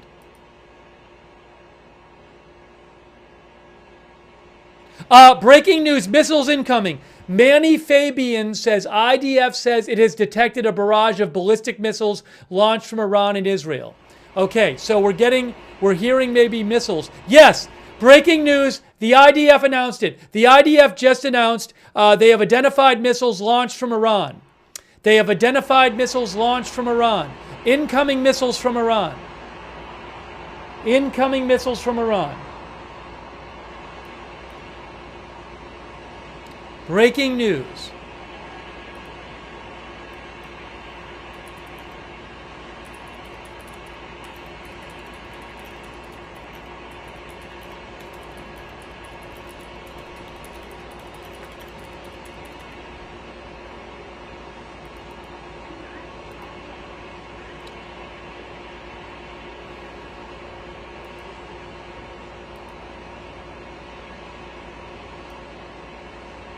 I have a second Tel Aviv camera I can maybe get up on the screen.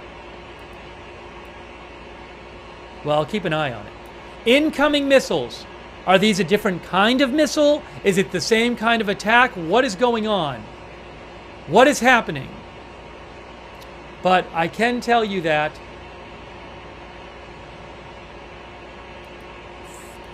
there is alert. There is an alert.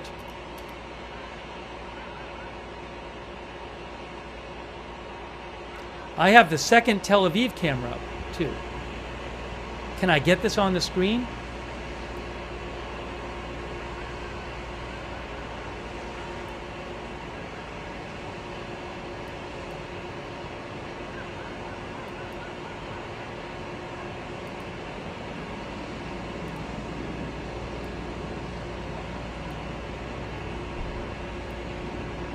We'll do Tel Aviv 2.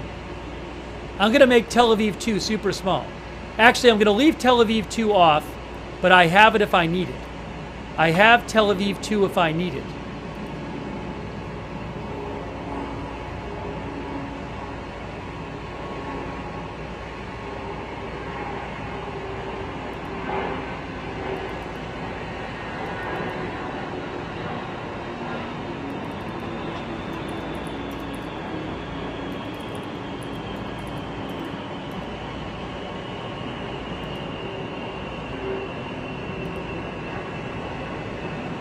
I'm just getting prepared here.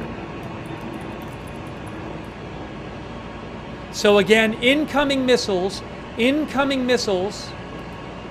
according to the Israeli Defense Force, incoming missiles.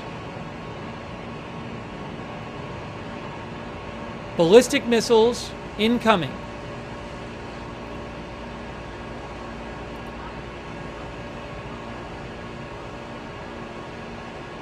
After hours of warning. So what's going on?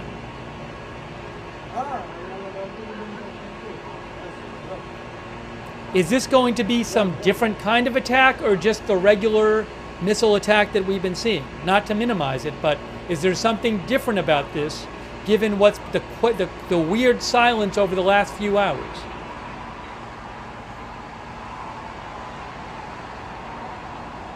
There's Haifa, there's Jerusalem. Jerusalem is live, Haifa is live, Tel Aviv is live. I have a second Tel Aviv camera if we need it. I don't hear sirens yet. Home Front Command says,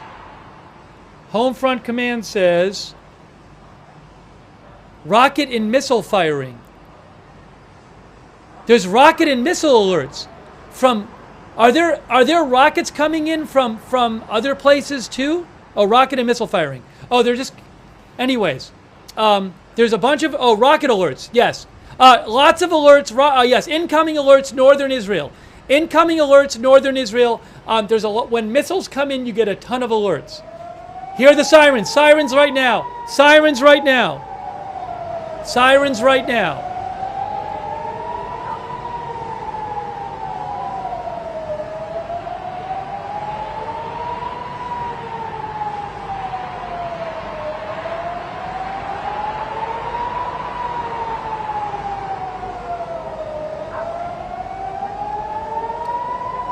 Oh, hold on, Jerusalem cam? Were we seeing? No, that was my cursor. I haven't seen anything yet. There's also alerts for southern Israel, for southern Israel too, or central Israel by Gaza. There's alerts near Gaza. There's alerts in north. There's alerts for Tel Aviv too. Alerts in various parts of the country. There's now alerts, a bunch in Tel Aviv area. We have a Haifa camera, a Jerusalem camera, and a Tel Aviv camera. We'll see what we see. We'll see what we see. But now the sirens stopped or not? Nope, here we go. Sirens now. You're hearing the sirens now.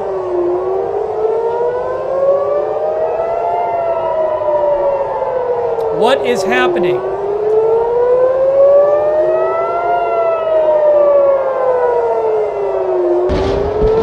I'm hearing maybe an interception somewhere. It sounds like we're hearing interceptions.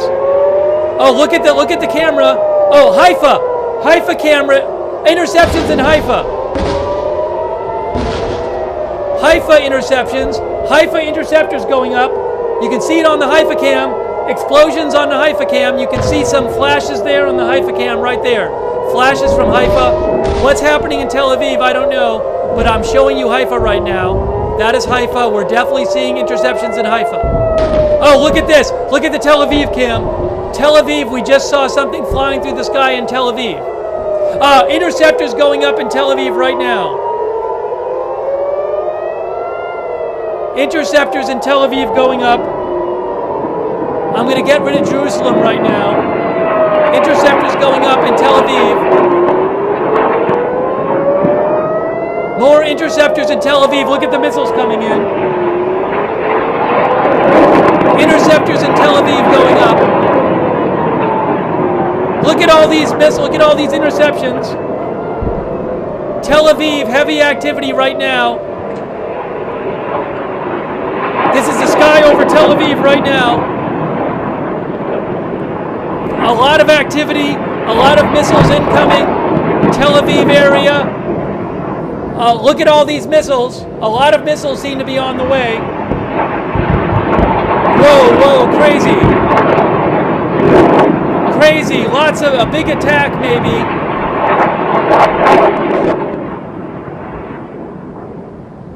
I'm not seeing it on the other two cameras. This is the camera. Let's see it. We're seeing something fall.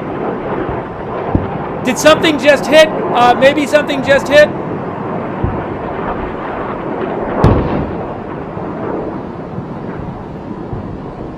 Missiles incoming.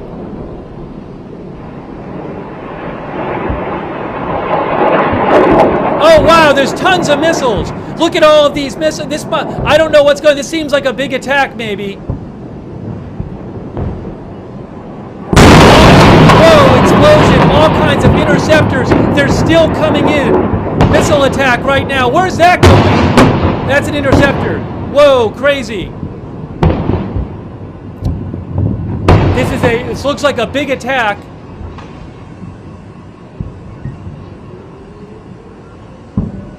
Now I'm hearing maybe more sirens somewhere. I'm looking at the other cameras.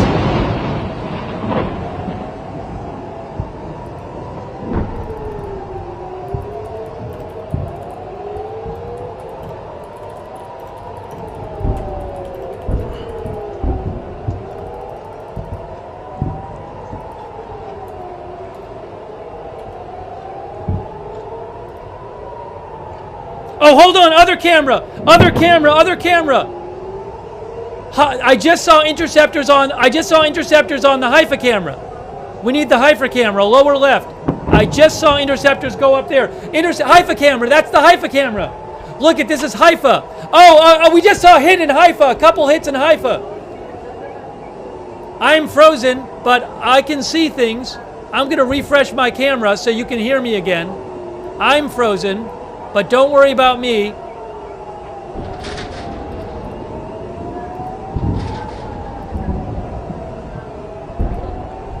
There we go. Okay. We just saw Haifa. It looks like we saw some hits on the Haifa camera. This just seems like a big attack. So we saw Haifa and then Tel Aviv and then Haifa again.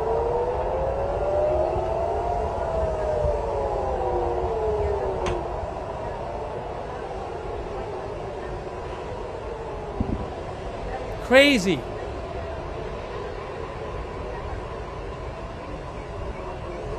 That seemed like a big attack.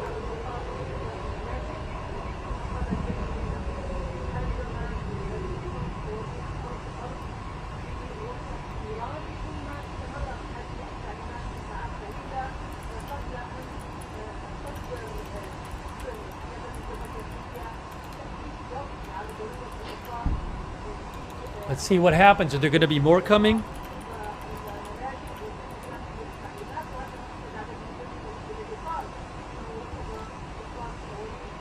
That seemed to go on for a long time. It seems like we saw some hits. What is happening?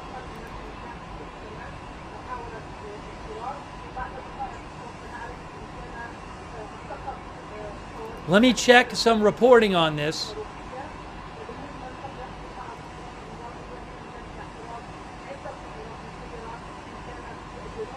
That seemed to be a big attack. That really seemed to be a big attack.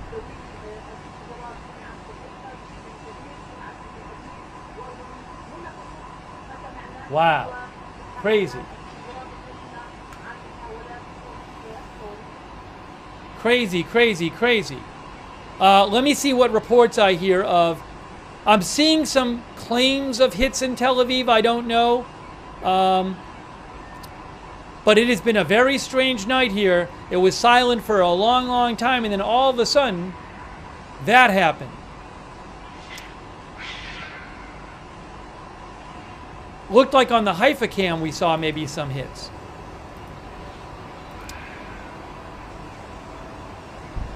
Wow.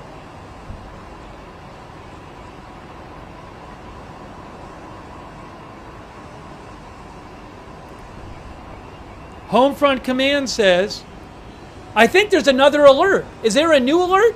Hey guys, I think there's more alerts going. I think there's more alerts right now. I'm seeing alerts right now on the SOFAR app. Are there more alerts? Are there more alerts coming in? I think we might be seeing more coming in, guys. There's more in the Tel Aviv area. More right now, more! More coming in. More are coming in. Oh my gosh. This is Tel Aviv. This is Tel Aviv. We have more. More in Tel Aviv. Crazy, crazy seeing maybe interceptions right now.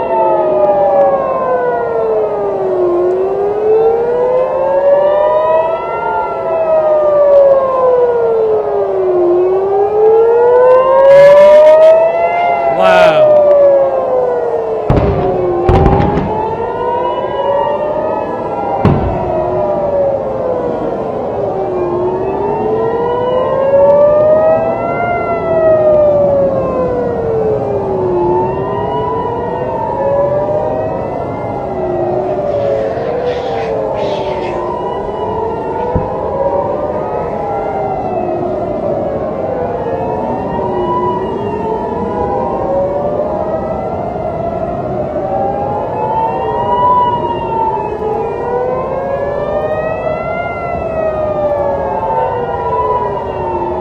Sirens are still going. The sirens are still going. I'm not seeing anything on the other cameras. That's Jerusalem. That's Haifa. I don't see anything on the Haifa cam. Oh, I'm seeing some more, some alerts way in the north. Some new alerts way in the north. Way in the north. Some new alerts way in the north. I don't know what that's about. So some new alerts in the far north. I don't know that these cameras would catch those.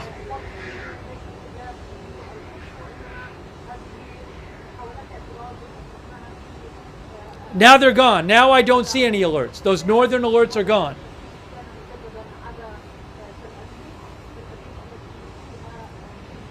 Wow.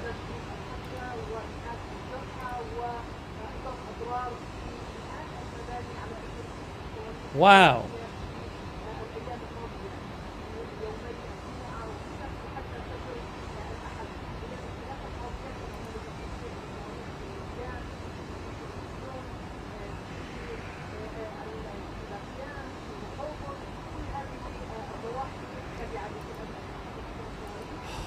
Unbelievable.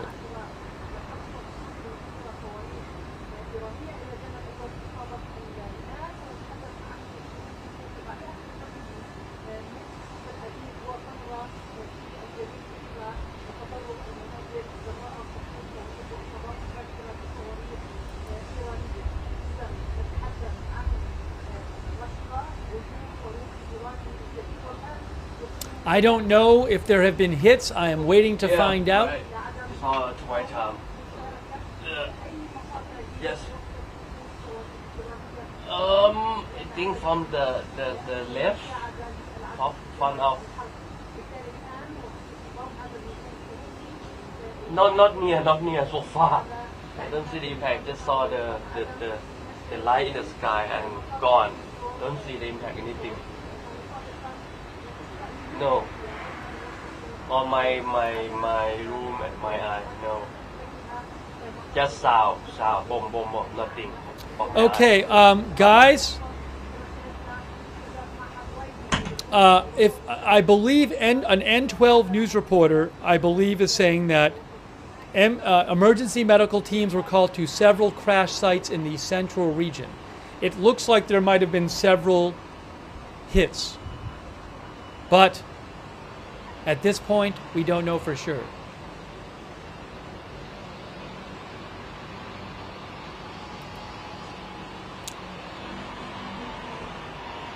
But that certainly seemed like, I might replay it shortly, but it certainly looked like we saw a couple hits on the Haifa stream.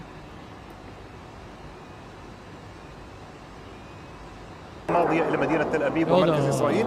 كل إسرائيل الآن What is أمام happening? I don't want to be hearing noise.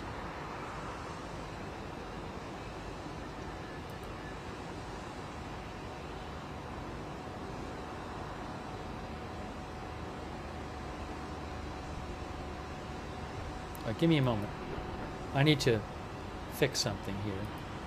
I need to fix a couple things.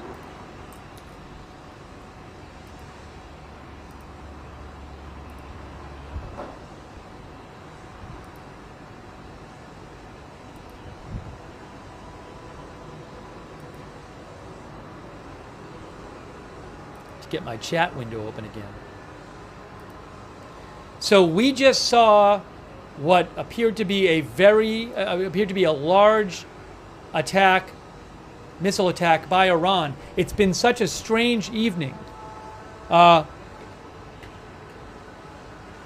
Israelis were told to stay near their shelters for like 3.5 hours, and there was no news coming out, and we couldn't tell, is something going on? And then this happened, but we still don't know what was going on in the last several hours.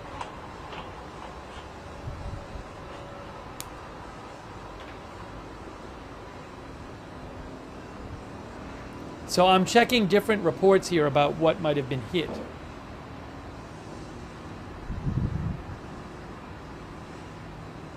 I'm seeing reports of several hits, but I don't have details at the moment.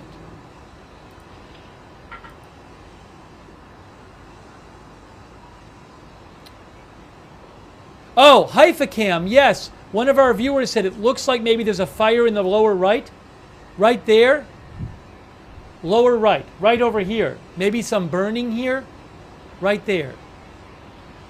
On the Haifa cam. I'm gonna get a rewind of the Haifa cam so we can watch it. If you give me a moment, I'll pull it up.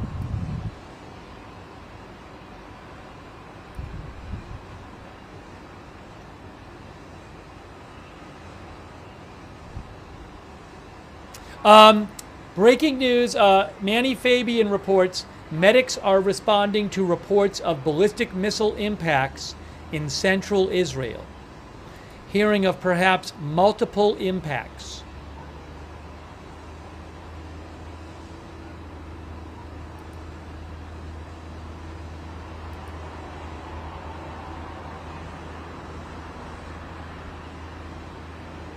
Some people are claiming a power plant has been hit. That I don't know.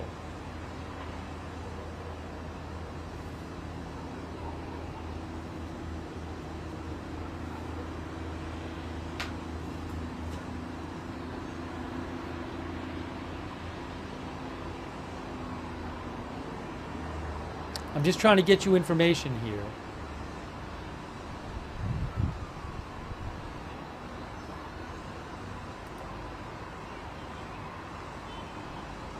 By the way, the IDF, you might not hear a lot of specifics from the Israeli media because the IDF posted after the attack, right after the attack, the IDF said, the IDF emphasizes not to publish and share the location and footage of hits.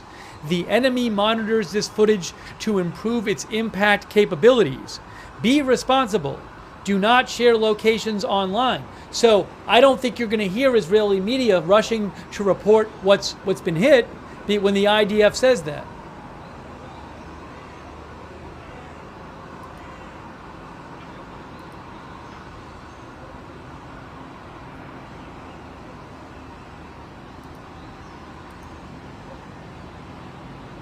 I mean, you'll find out eventually.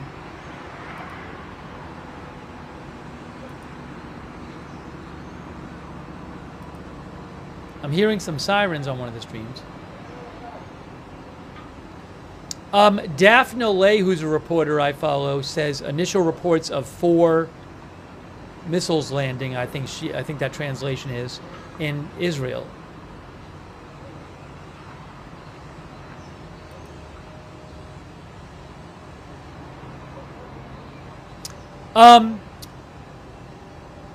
One account I follow for Israel News, Timely News, claims a shopping center was damaged. I don't know if that's true. The Hot News, which is an Israeli news account I follow, says at least 5 falls across the country.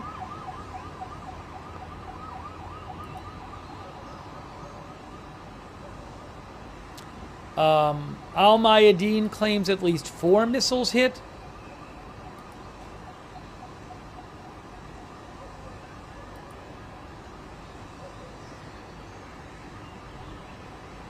Al Jazeera says Israeli army radio says Iranian missiles fell in 3 areas of greater Tel Aviv.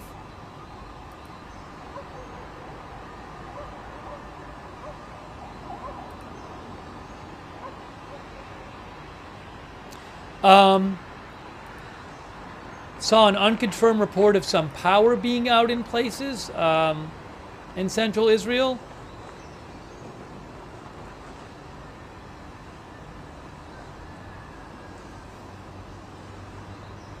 Khan News reports of casualties in several areas following the missile launch from Iran. GLZ Radio Israel says several missile hit sites in central Israel.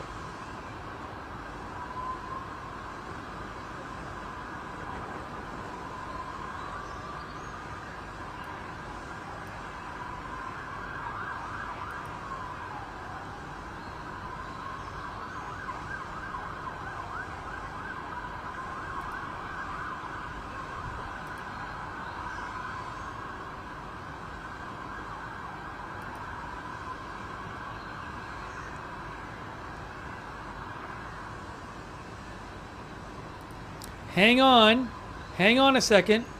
Oh, breaking news.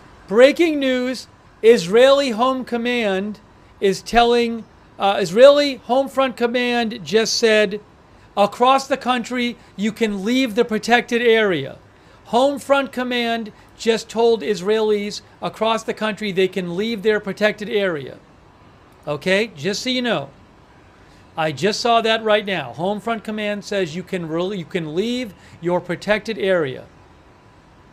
So it looks like for now.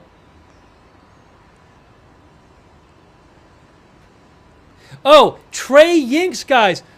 This is very interesting. Trey Yinks from Fox News says, waiting to post more information at this point, but there will be a significant development to report in the hours ahead about the last missile barrage.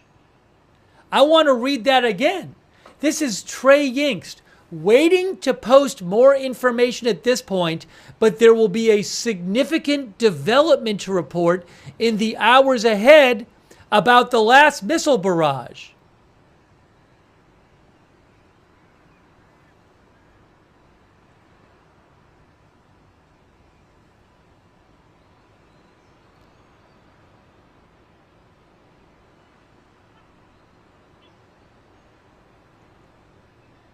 I'm looking at the Haifa cam. I'm looking at the Haifa cam. What am I supposed to be seeing? I don't know. What is that new information about the missiles?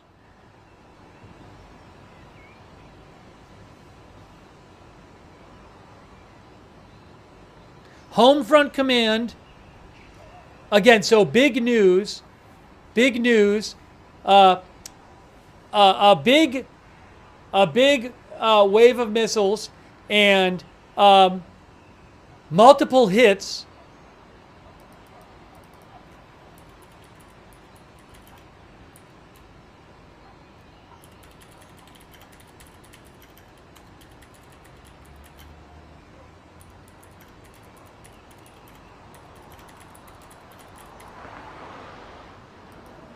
And there's big news coming. Lower right-hand corner on the Haifa stream. Oh yeah, I'm aware of this, guys. I know about this. We've already talked about this. It looks like we're seeing some of a fire on the Haifa stream. Yes, I know that. We talked about it earlier. I'll show it again. I am fully aware of it. You can't really see it on here. You're seeing the glow. You're seeing a glow, probably of a fire, on the lower right on the Haifa stream.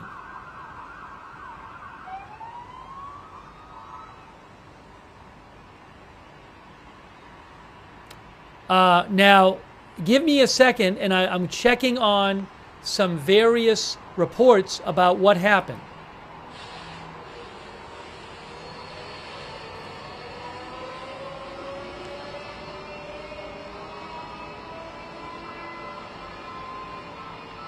Oh.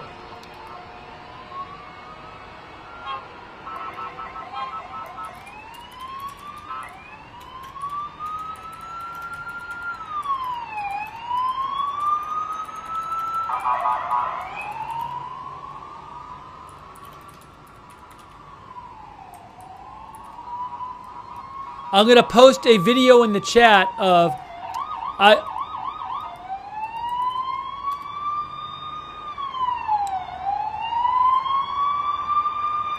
there's Haifa right there. I just posted a video of the chat from N12 News Israel that shows from a video taken from Iraq of the missile fire towards Iran missile fire towards Israel by Iran.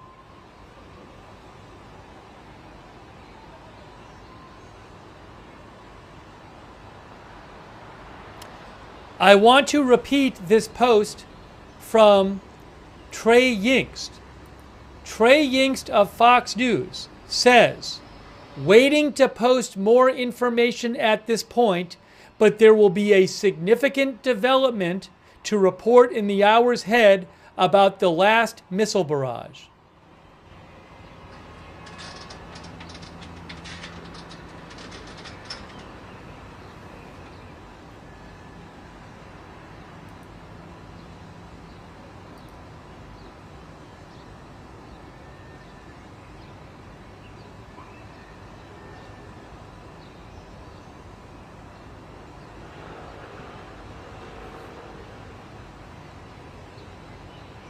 I'm seeing some reports claiming that there's a fire in Haifa at a refinery or a power plant. I'm not sure about that myself. I'm seeing some claims that that's what they hit, or something that's been hit, but I don't know for sure.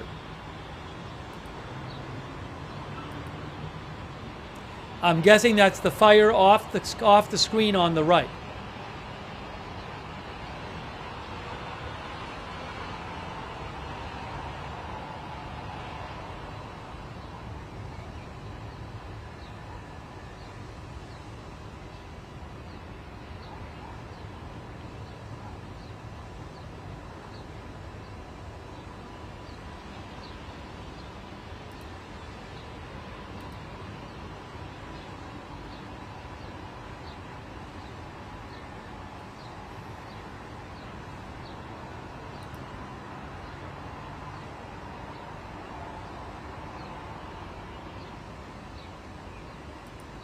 Drone alert. There is now a drone alert.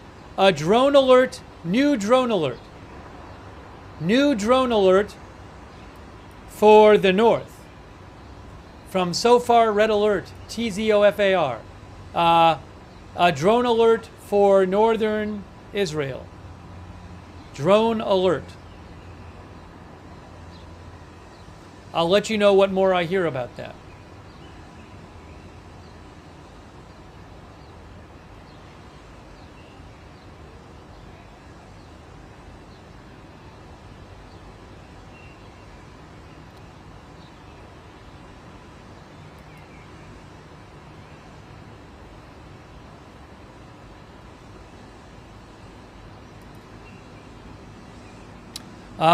N12 News is reporting damage near one of the arenas in central Israel.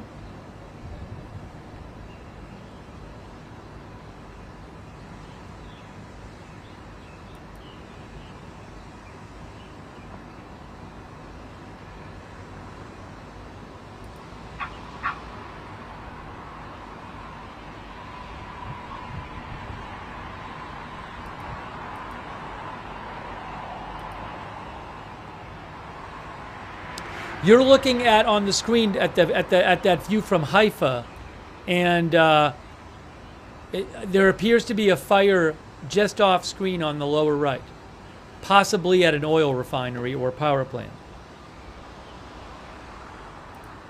But that seemed like a large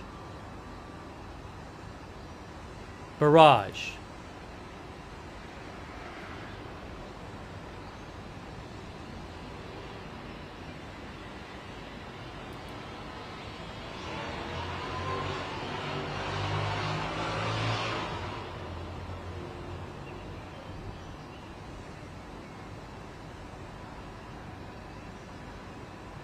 Wow. What is that? What's in the sky? What's in the sky there?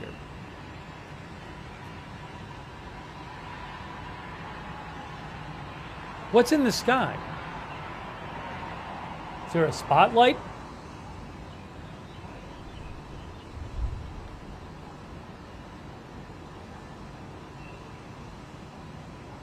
Is it just the moon? Is it just the moon behind clouds? I mean, I don't know. I wasn't looking.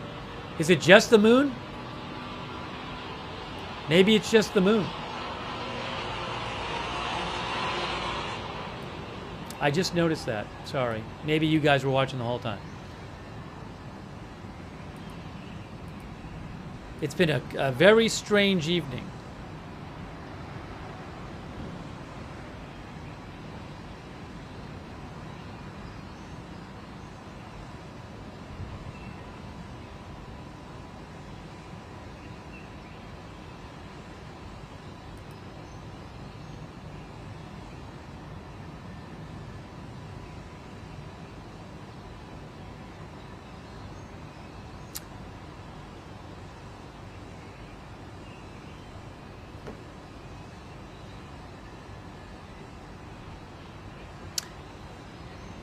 It was very interesting how quickly the IDF said, right after the missile stopped, don't post the locations of the missiles, telling Israelis, don't post the locations of the hits. They, right after they stopped, they came out with that.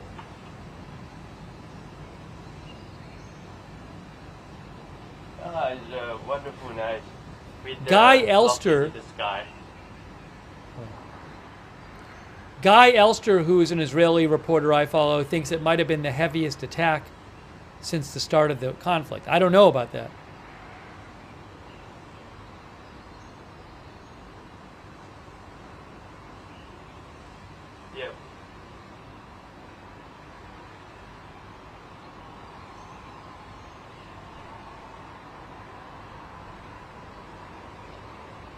Yeah. Give me one moment here.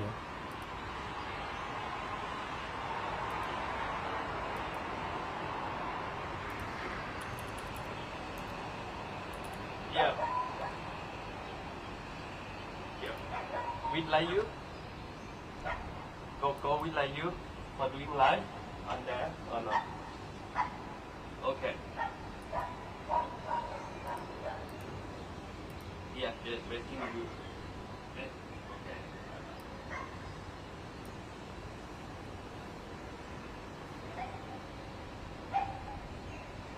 Well, I don't see the fire burning as brightly if there's still a fire on the low in that Haifa shot.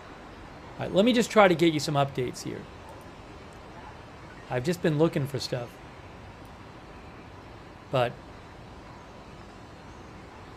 that was, again, multiple hits reported. I don't have casualty numbers yet.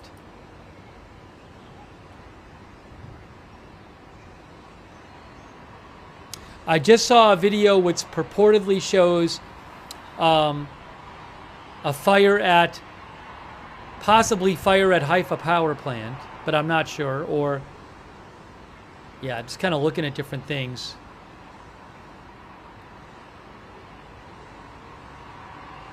We might get a video soon from one of these sites.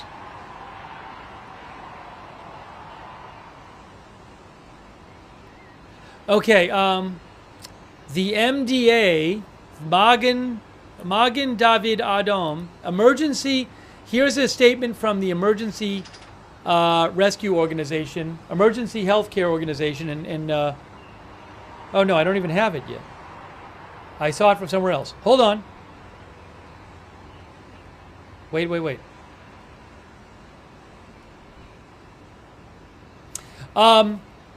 Israel police says police forces and explosives experts are currently present at one of the sites where a fall was recorded in the center area of the country and are combing other areas for fragments or remnants of the interception.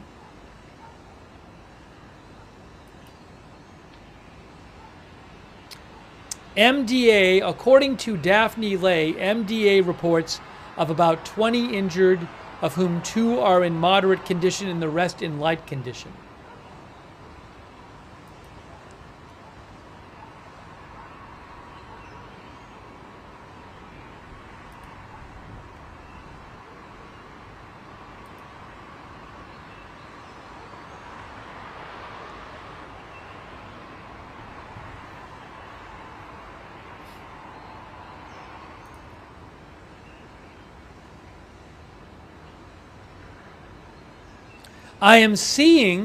I just saw a report, which is unconfirmed, but it's from a reliable Telegram account I follow, that there's a video which appears to show a high-rise building with like, well, let me just make sure here. It looked to me like there was a fire in a high-rise building. The building is still standing, but it looked to me from the video like there might be a fire in the building. Hold on. Yes. So it's like a roughly 15-story building, and it's like on the 5th floor, there's a fire in one of the apartments, it looks like, or condos.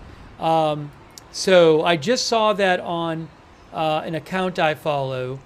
On Telegram, and I'm seeing some other pictures coming out of damage.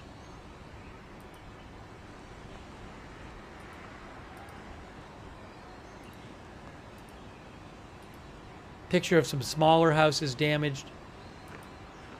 No, I don't have the rights to show it. I don't have the rights to the photos or the video.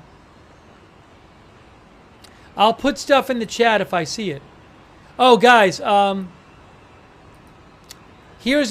throw a photo in the chat for you from Manny Fabian. He says several people are lightly injured in missile impacts in central Israel. MDA says it continues to scan the scene for additional injuries. The Fire and Rescue Service says it is responding to reports of fires sparked by the impacts in central Israel. Additionally, missile impacts are reported in the Haifa area, but without any immediate reports of injuries.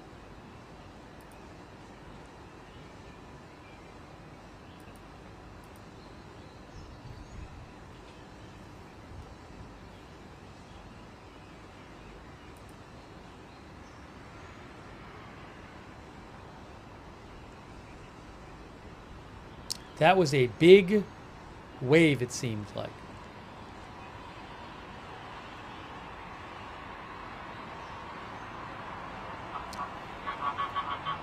I owe a couple of people thank you. Sorry, I'm way behind on thanking people. Let me just say a quick thanks to a couple people, then we'll have more updates. We have thanks to Arden and Dark on Fent and Trakira, Trey Davis, Bent Fork, 2000 Crypto Talk, and other topics. Lindsay, Jasper Axelrod, Smell My, First Thing First, The Procrastinating Prepper, sorry.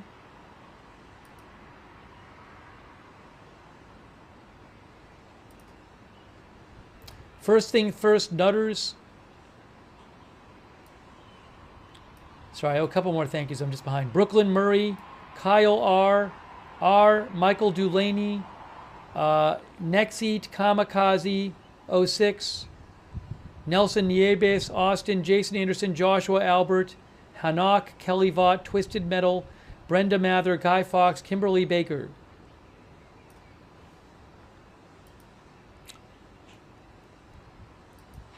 And Bartleby Finnegan over there on Twitch, and Potato Enjoyer, and Magua, and Oxytropus, and KWWB, and Mario Gasolino.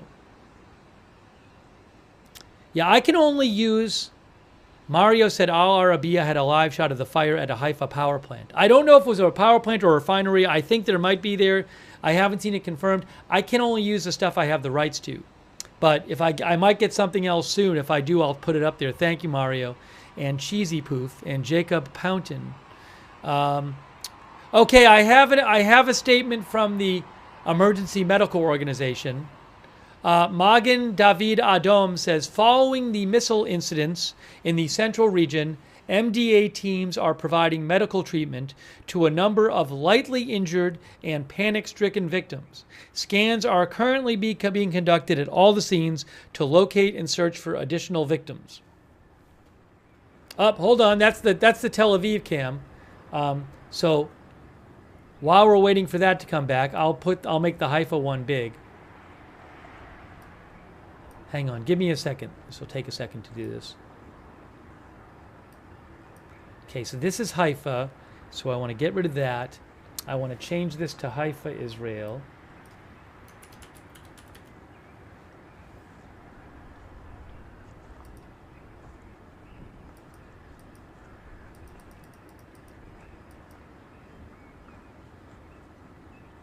Oh, oops, that wasn't what I wanted to do.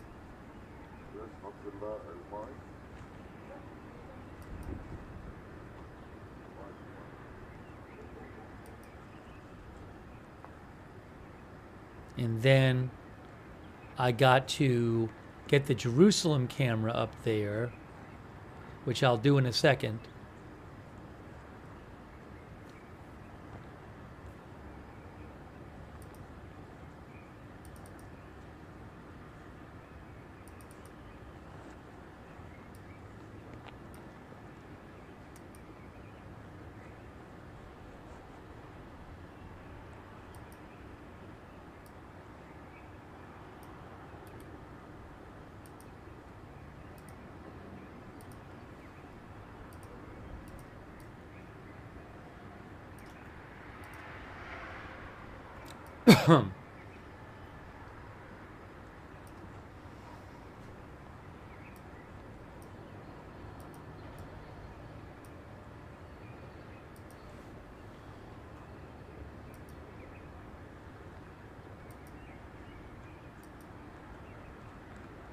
Oh, I have Aftermath. I have Aftermath video. Aftermath video right now. Aftermath video coming up right now. Aftermath video. Hold on. Hang on. This is in Pet Tikva, Israel, near Tel Aviv.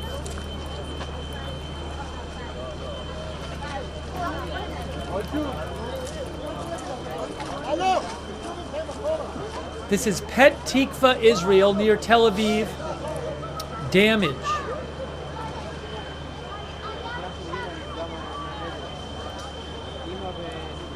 Oh, that was it. Look at the damage right there. You can see it. Look at this damage right here. That's what that's a photo I was looking at, a video. Look at that apartment.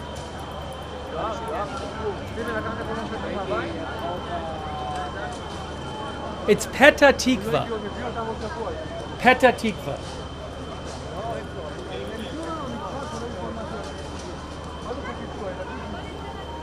North of Tel Aviv. No. Yeah, it's like northeast of Tel Aviv. It's very close to Tel Aviv. Tel Aviv Metro.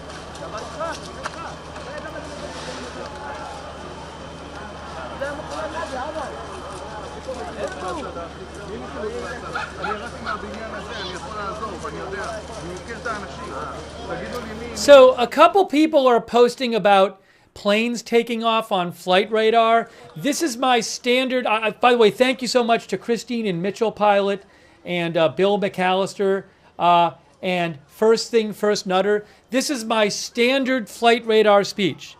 I don't know what's normally taking off and not taking off and what's normally where on flight radar. So if I go on there and I look at it, I can't tell if something's normal. There might be something that looks crazy, but it actually is totally normal. So I will check with the accounts I follow who know about that kind of stuff.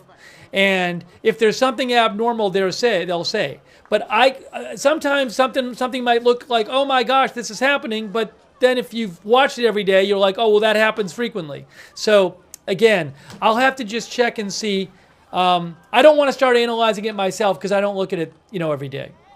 So I'll check and see, and if there's something really big and different going on, there will be posting about it from certain accounts I follow.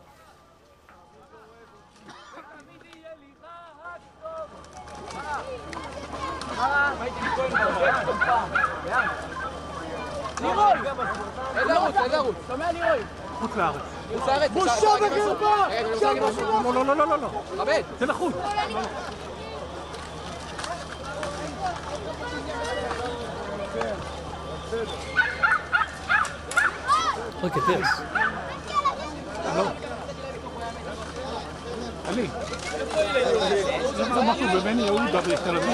Yes. So OSINT Technical, who I follow, who pays attention to this stuff, he said there's a sizable USAF airlift heading across the Atlantic tonight. Now, I don't know if that normally happens. I have no idea. But OSINT Technical said there's a sizable U.S. Air Force airlift heading across the Atlantic tonight. So, I don't know. What can I say?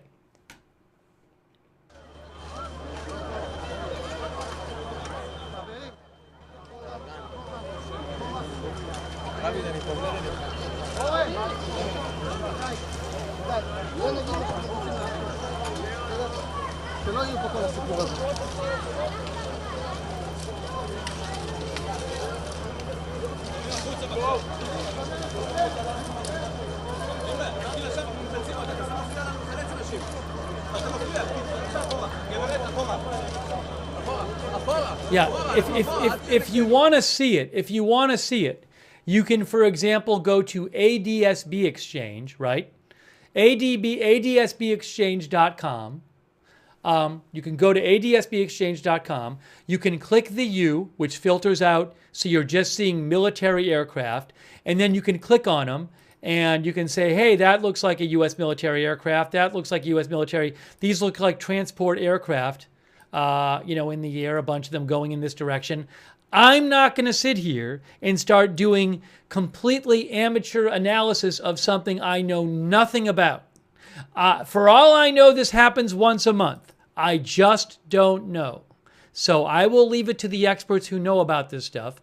But feel free. There's clearly a bunch of U.S. military transport planes flying.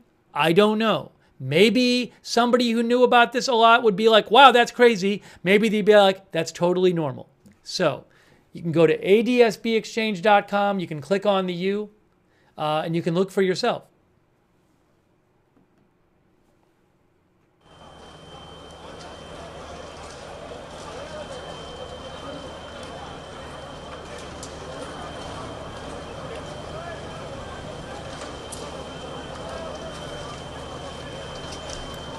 That is some significant damage there. It actually, when you see the person inside there, it's bigger than you think. It's not a little hole. Now, I'm hoping maybe nobody was seriously hurt because they were in their shelters. But you can see that damage there in Petah Tikva, Israel, near Tel Aviv.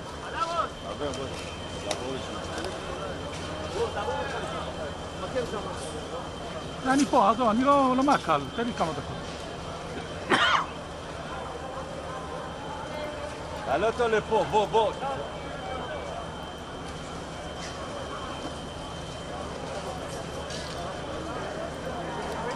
Trey Yingst reports from Fox News. He says, a very difficult scene.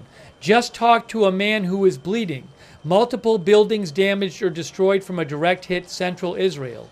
Trey Yingst also said earlier, he said,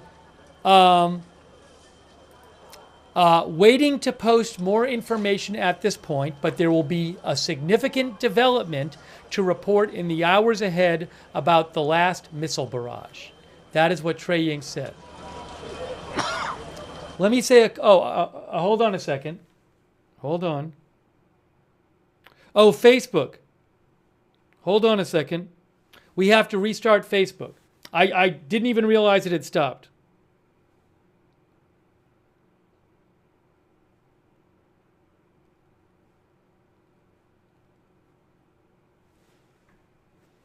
For whatever reason, I wasn't getting my messages. So if you give me a second here, I'm going to restart the Facebook stream. Let me do that.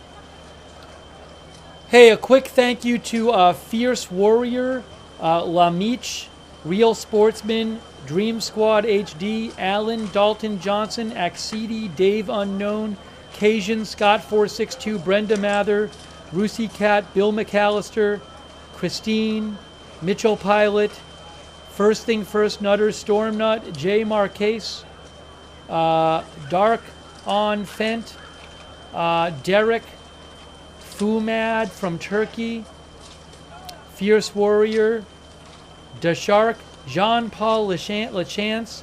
Thank you so much, Jean-Paul, for the membership. Samuel Kayem, The Theory of Everything. Thank you.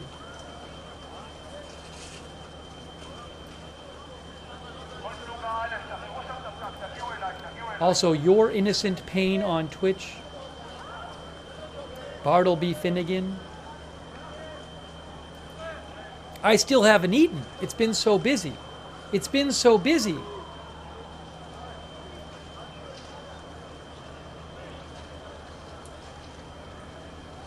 Oh, hold on. I have a video that was reposted by AZ Intel.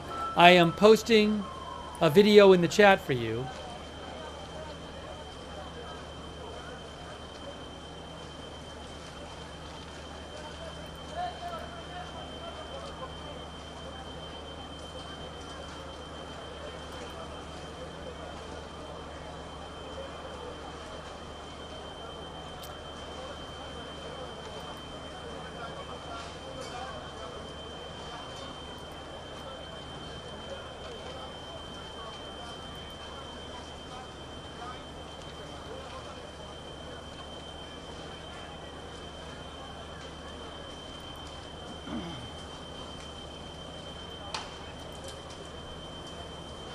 Oh, I have another video of damage. Hold on.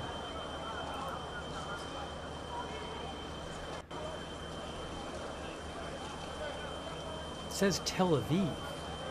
I have another aftermath video here that supposedly is from Tel Aviv. Look that up.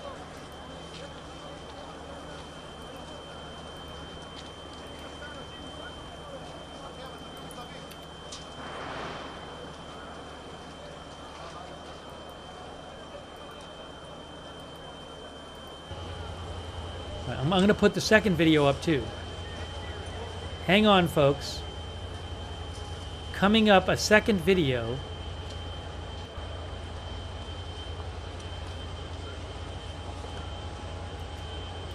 This is reportedly in Tel Aviv. Wait, why is it like this?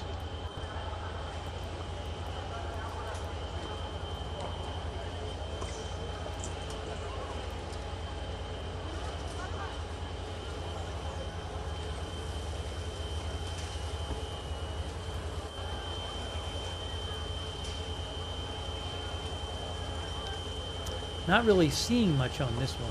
Oh, I see some water.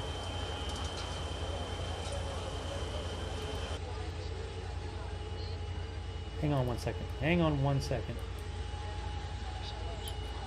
This is Tel Aviv, not Petah Tikva. See?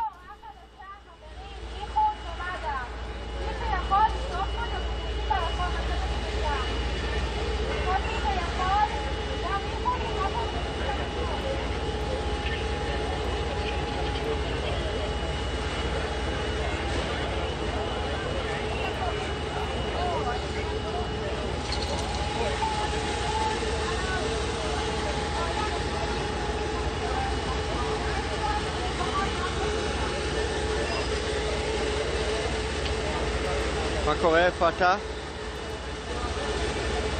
כן, איפה אתה? יש בן יהודה 4 בתל אביב, ליד השגרירות האמריקאית, אבל יש פתח תקווה יותר גדול נראה לי.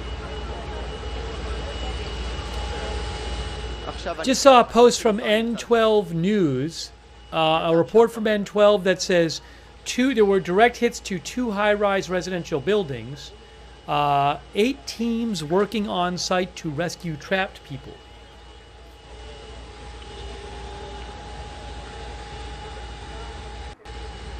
Let me go back to the other video. Hold on. We're going back to the other video. Right there.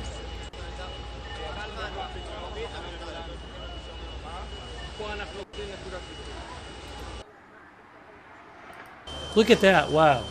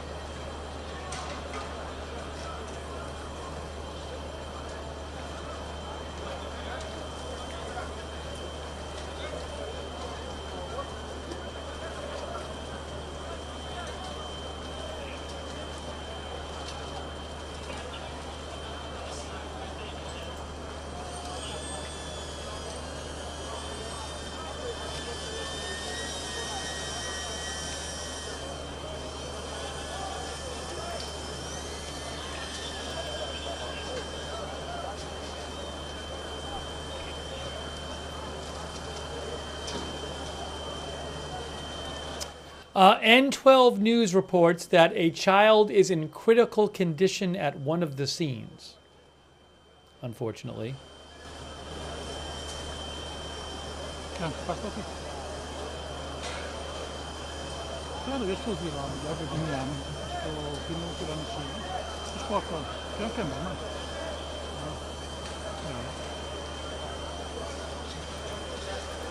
ומה קורה בפתח תקווה? סליחה, בבני ברק. אוקיי. הבנתי. יאללה, ביי.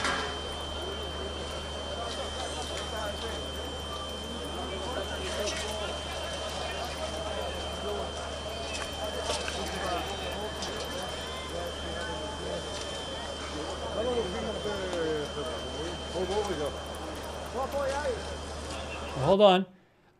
That person looked like they're okay. They're not bloody or anything, but I don't want to show people being brought on a stretcher. Just the person, again, I didn't see any kind of like blood or anything like that, but I like to avoid showing that kind of thing. They seem to be alive. Oh, I have another video I think I can show you in a second.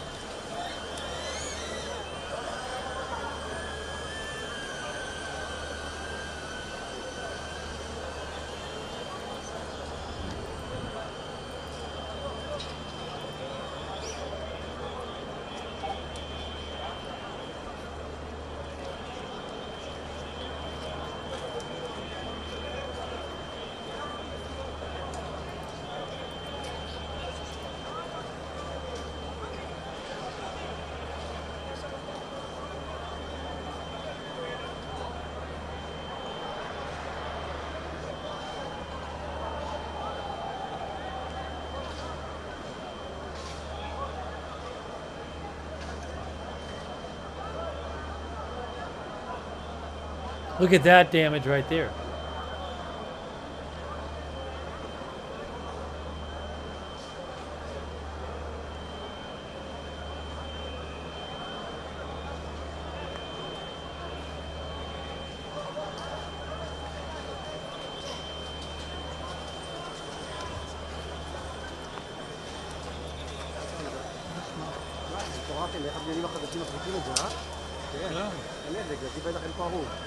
לא, אבל לא בטוח שזה פגיעה ישירה.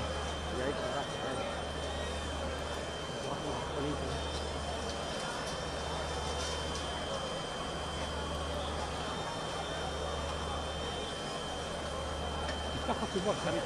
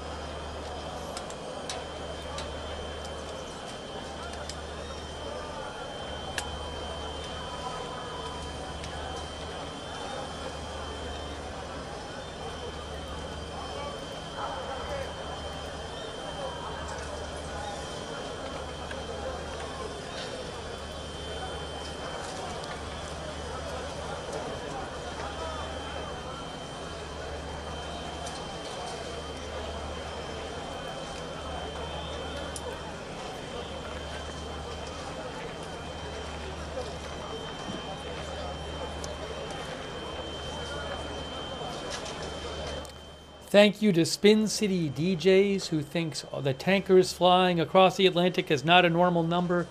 Again, I'm not an expert on this stuff, so I'll let the experts weigh in. I'm not going to speak on it either way because I don't know. Thank you, Spin City DJs. I appreciate it. Spin City DJs thinks it's not normal and they're heading towards the Middle East. Flight radar shows, about a couple dozen U.S. tankers or so heading across the Atlantic tonight. I don't know if that's normal or not, or if they're for something. I just don't know. I just don't know. So, I don't know about the exact number, but I've seen it said like around 20 or something.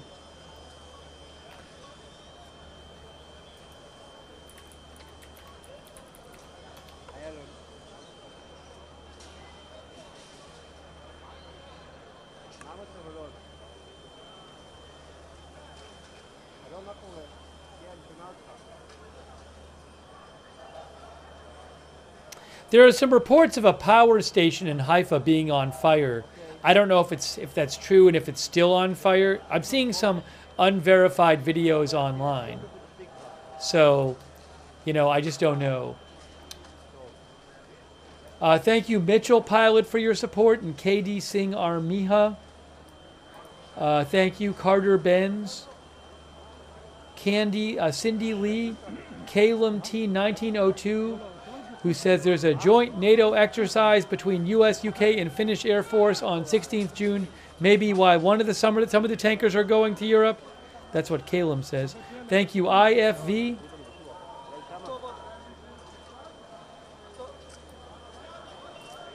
Thank you, IFV. Kamikaze.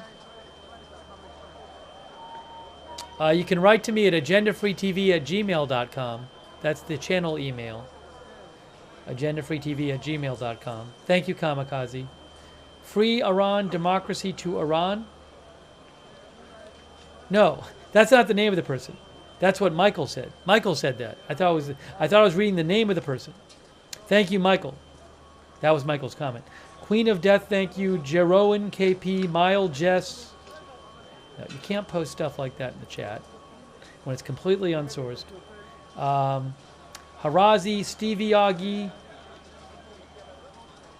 L Train, Kevin Coach, Highway 95 News, Pennsylvania, Firejack, Fierce Warrior, Lamich, Real Sportsman, thank you, Dream Squad HD, Edward Baldwin. Thank you. I got to eat something. I haven't eaten. We've been too busy. Your innocent pain, thank you. I got to take 5 minutes and put stuff in the air fryer. I'm going to stop functioning.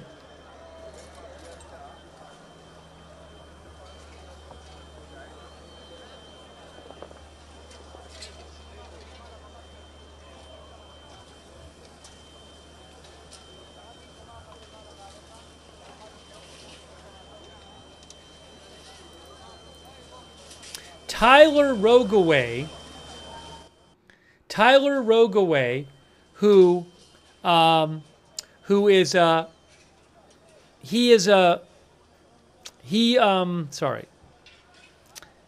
creator of the website, the military news site, The War Zone.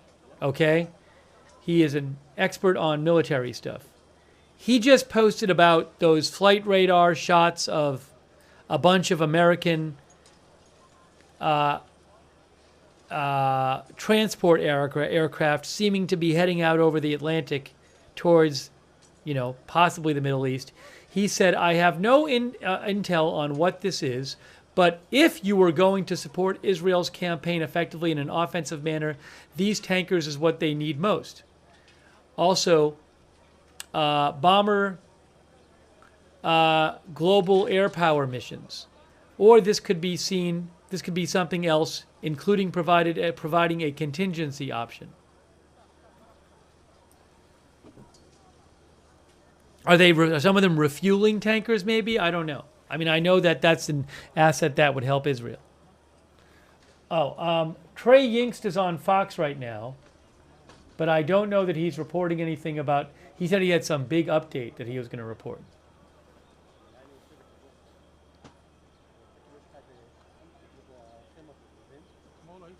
Anyways, you can follow Tyler if you want at aviation_intel.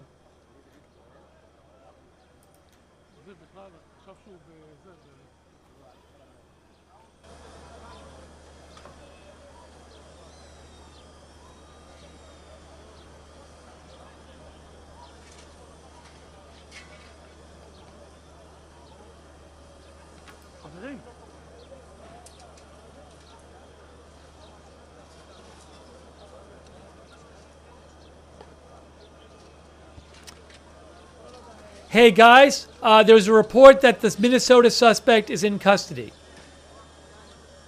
But I don't, that's not clear. I'm seeing unconfirmed reports that the Minnesota suspect may be in custody, but I have not seen that confirmed. Oh, KSTP reported it. BNO News said KSTP is reporting it.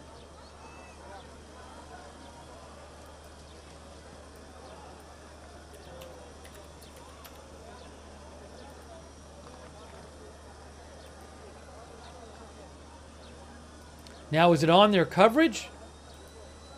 Is it a KSTP reporter? I don't see it on their page.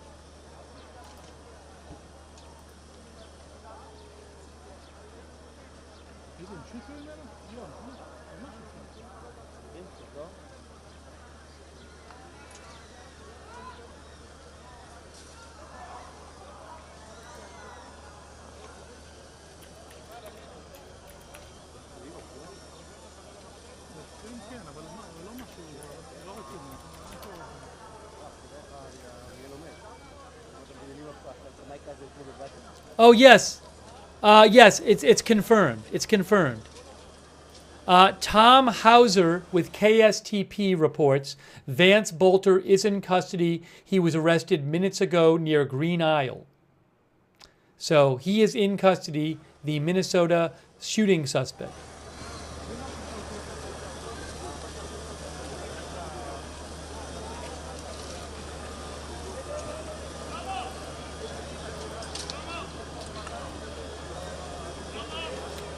Green Isle is in Sibley County, the same county where they found his car. It's Minnesota.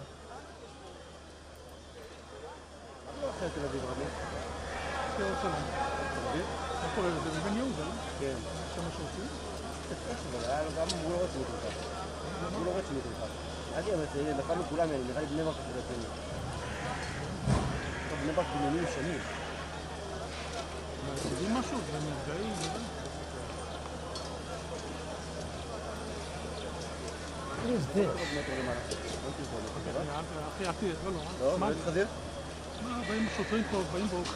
Oh, I have a live shot of some fire. Hold on a second. Hold on. I have a live Haifa shot with fire on it. Hang on. Oh no, is that live or is that? I think it's a recording. No, that's a recording. It's not a live shot from Haifa. That doesn't really help us. I thought I might have a live shot from Haifa with the fire showing. That I do not have.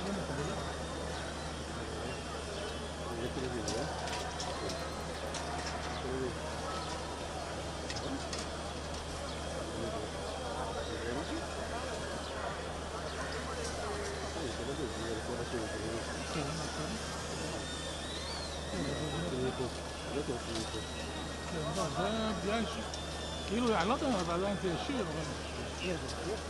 זה תביא. אם זה היה דרוגים מלמעלה.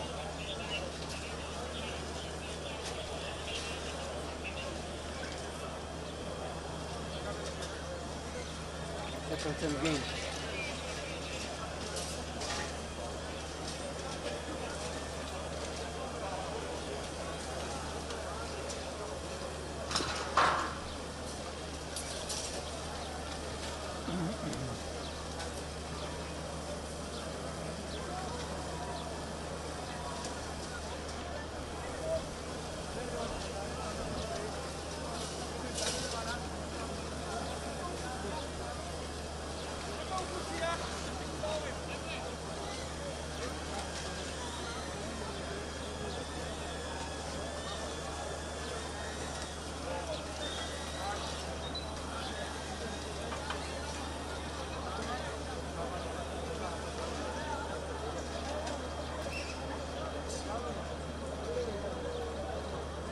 I have an update for you from Emergency Medical Services in Israel, MDA.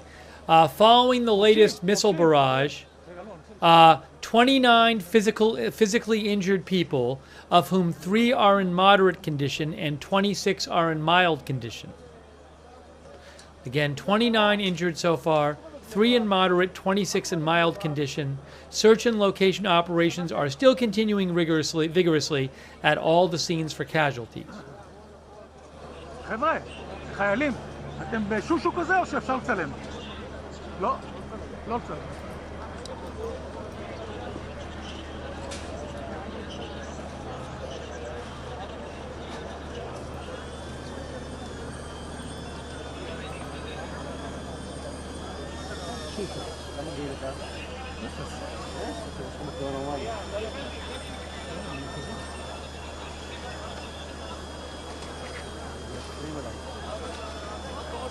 All right, I'm going to take 5 minutes and put some food in the air fryer. I just have to do it. I have to do it. Actually, I don't know if I'm going to do that yet. Hold on a second. Let me check in. Wait 1 second. Hold on a second. Hang on.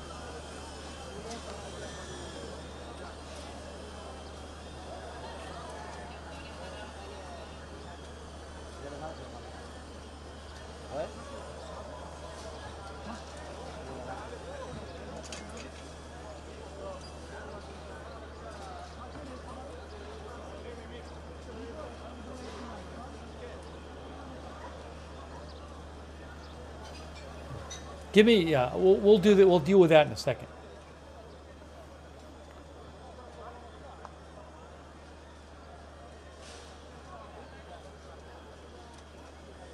I will be dealing with my food situation shortly, believe me.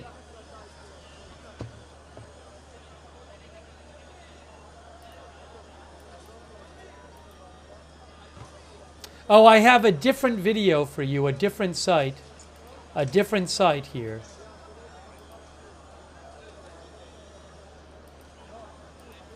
Different video link. Hold on.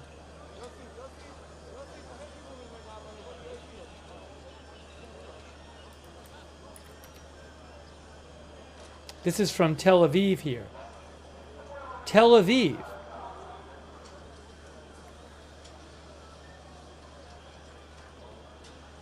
That is Tel Aviv.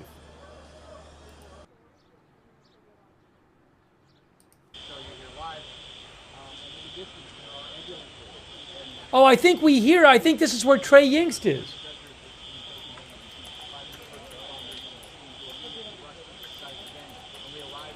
I think we hear Trey Yingst.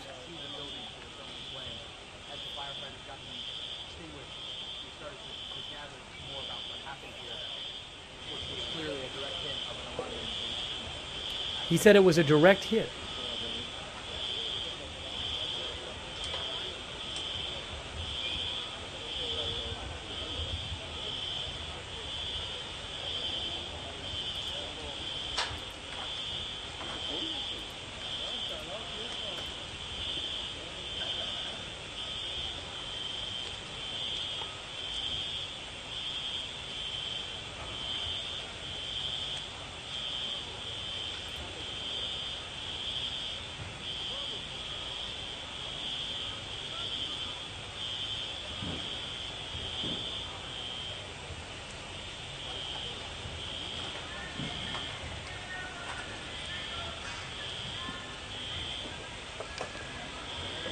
Yeah, actually, it's all hands on deck for these crews. They are Trey using Yingst, I hear him.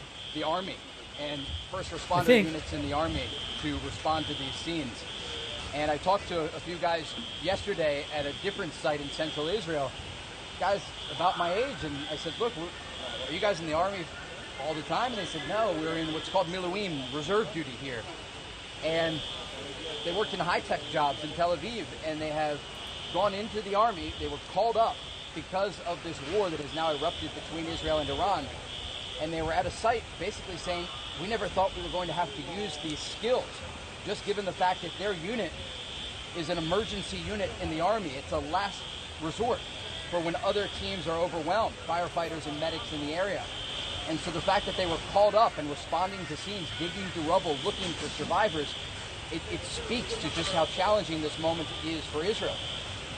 And again, as we speak, the Israelis are continuing airstrikes against positions inside of Iran. And Iranian officials earlier in the day, just yesterday, talked about the fact that they're not willing to stop firing these ballistic missiles, and the Israelis have indicated they're not willing to stop striking Iran. So this is far from over. And the reason you're hearing Trey Yingst is that he's doing this is an AFP camera, but I guess Trey is near the camera.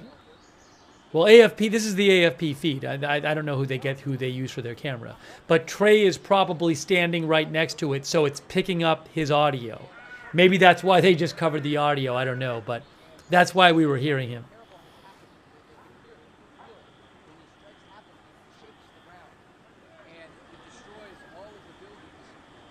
Look at this. Look at all the buildings. Look at all those buildings. Wow. 1, 2, at least 3 buildings. Wow. Look at that. Look at that. Is there any chance that a different type of missile was used? I had read some article earlier talking about how maybe they hadn't used their biggest warheads yet or something. I don't know. That's a live shot right there, yes.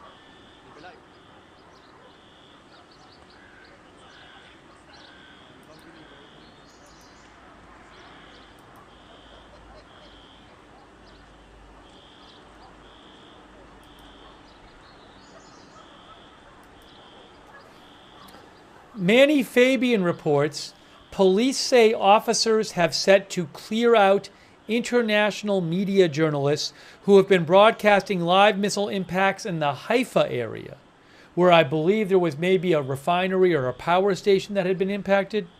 A spokesperson says coastal district police vehicles set out to conduct a search and handle the incident.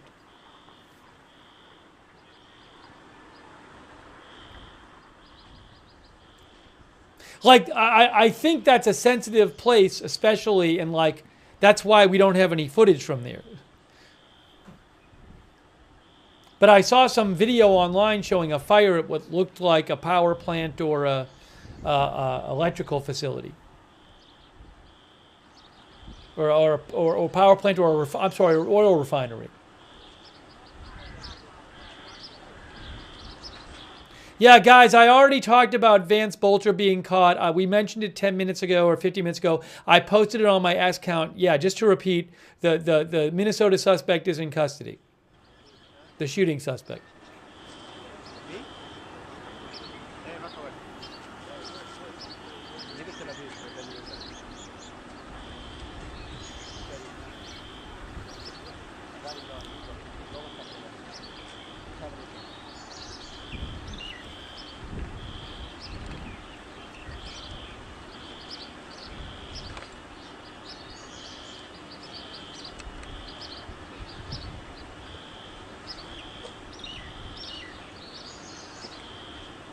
CNN says the power grid was damaged by latest Iranian strikes. Now, I don't know exactly what that means, the power grid was damaged.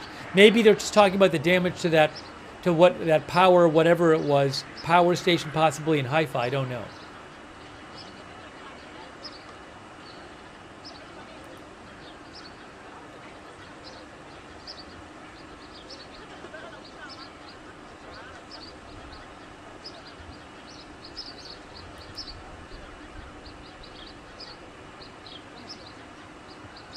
Okay, I just saw an update from N12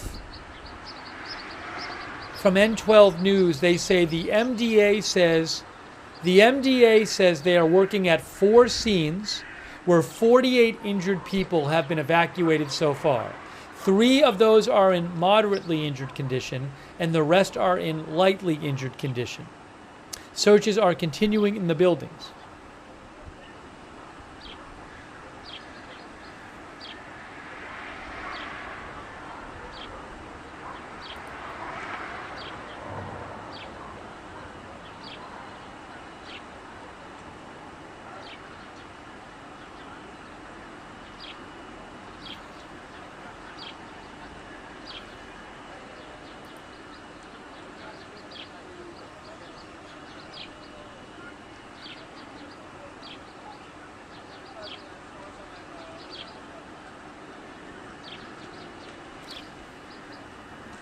Also, Israel Fire and Rescue says, according to N12, 16 fire and rescue teams are operating at several scenes in the Don and Central districts to locate and rescue trapped people. At a site of extreme destruction, at one of the scenes of the damage to a residential building, there was destruction and partial collapse of nearby buildings. I don't know if it's this scene or another scene. This one's pretty bad.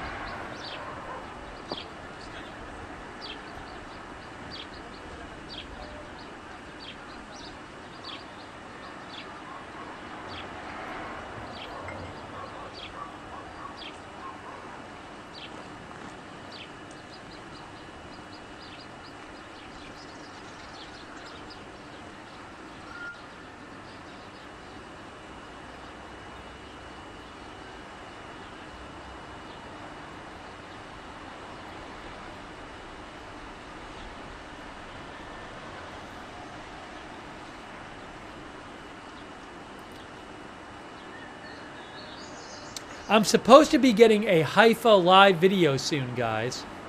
Maybe. Haifa live video maybe of aftermath there coming up.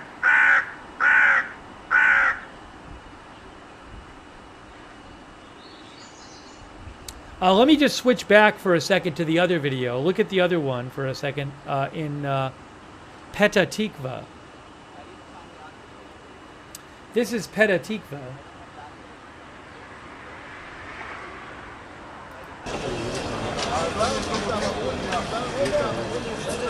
למשל,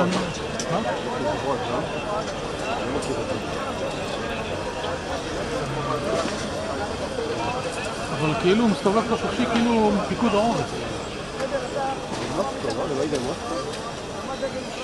יכול להיות.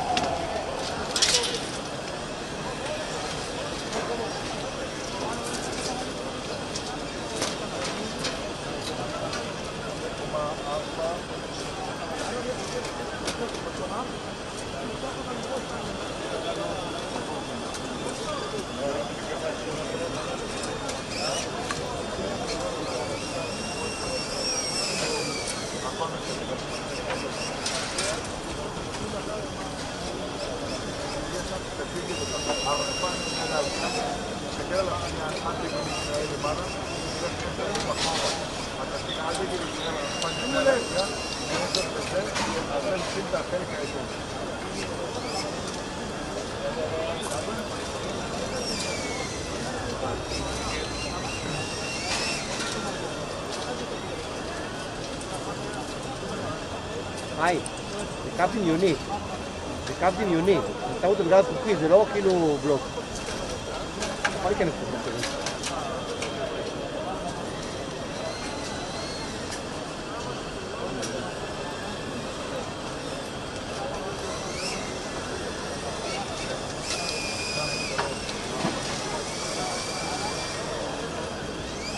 הטיסים באים להסתכלו את המקום לקדימה.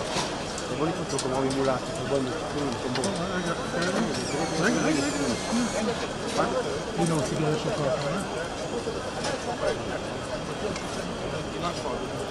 למה עשית את זה? למה באת? אנחנו פה כבר חצי שעה, אנחנו לא מפריעים. תן לנו, אנחנו לא זזנו מפה. אתה, נשמה, תהיה איתנו, בסדר? הוא נותן לנו בו, סטילס, תהיו בקו איתנו.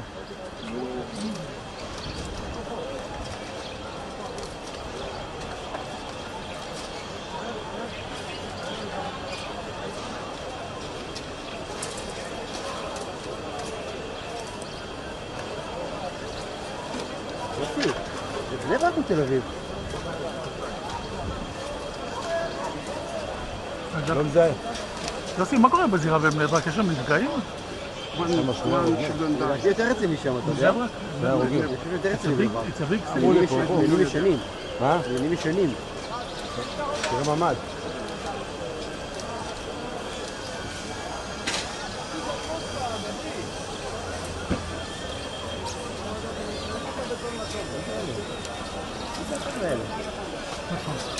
זה פה כאילו זה המדירה הפרטית של אביסלנד. זה נראה לי זה דוקו. דוקו, אה? 12 בכלל, זורקים זין ונזון להם אתמול גם, באתי בסוף היום בבת ים. בסוף היום בערב כאילו? הייתי ב5, מה, הם יכולים להיכנס חופשי? לא, רק להם. רק להם. הם ראש העיר, מסתובבים בבניין. יש שם כנראה הרוג או משהו. ככה זה ששלט ב-40% מהשוק. איפה יש הרוג? לא יודע, הם הוציאו אותם מהמיטה שם, לא יודע. החוד.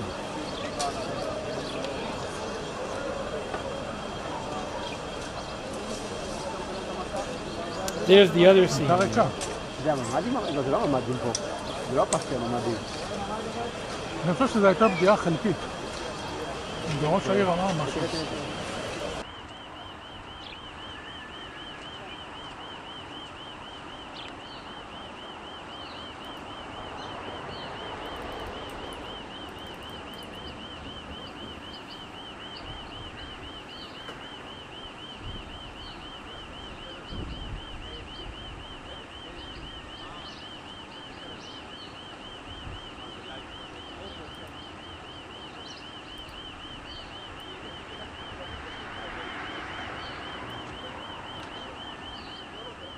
Thank you to Anthony Stevens, by the way, Sheep Animations, Smell My, Mitchell Pilot, DGen, Martin Gingerich, Cabrina Corso, Kamikaze 06, Carter Benz, Motivational Living, Andrew B., The Bacon from Hell, Phil. I've heard nothing, Phil, about anything happening to the Supreme Leader. So if I hear anything about that, I'll let you know. Bill says was the latest barrage because of that. Well, nothing's been announced yet. The thing is, if Iran, I would think if Iran wanted to respond to something happening to the Supreme Leader, they would wait until Israel announces it and then respond so people in Iran could see they're responding. That's my thought. Thanks, Steve Hook. And Snowkeeper. Harazi, Katie Williams. Yes, I've already... I mentioned a couple times earlier on the stream, the Minnesota suspect Vance Poulter has been taken into custody. Thanks, people writing in about it. Katie Williams, thank you. Heartbreak Kid. Kieran. Sheep Animations. Matthew Jaffe, Tom VTV. Spin City DJs.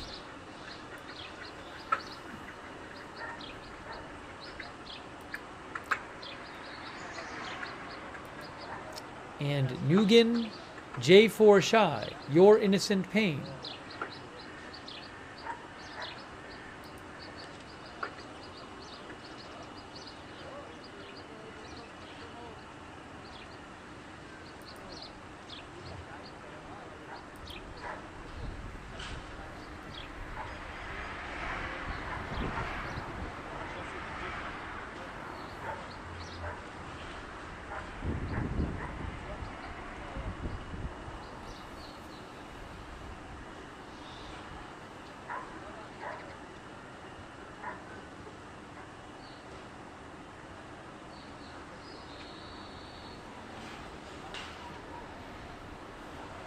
Thanks also to all of our moderators. I really appreciate it. Roberts Mayqueen. Thanks, Roberts Mayqueen, for moderating. Ruth Krafasi, thank you so much, Ruth. Over there on Twitch. Bash and Girl, David Green. Good Luck Duck, Idaho Star, I Got That Fire, Mark and NC, Sarah and Surly Dev. Thank you. Linda Belk, Larry, and Misha on X. All of our moderators, I really appreciate NC, Sarah and Surly. Linda Belk, Larry, Misha on X. Charlotte Webb is moderating. Thank you, Charlotte. Paul Anderson. Thanks, Cindy Dennis, for subscribing over there, and Aaron Van Ness for subscribing on X. On Facebook, I'm sorry. No, I don't have any Iran footage. That's tough to come by.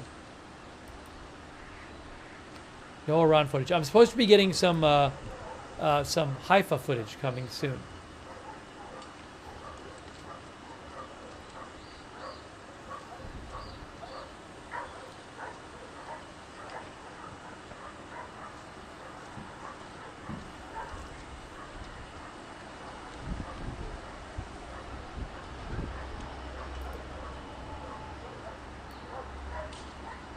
Oh, I have another one. I have another camera.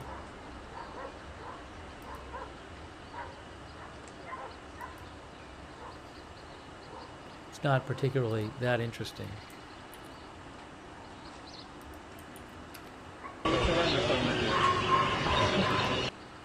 This is Tel Aviv, I think. Yes, Tel Aviv. Here's another one. That is also Tel Aviv, right there, see?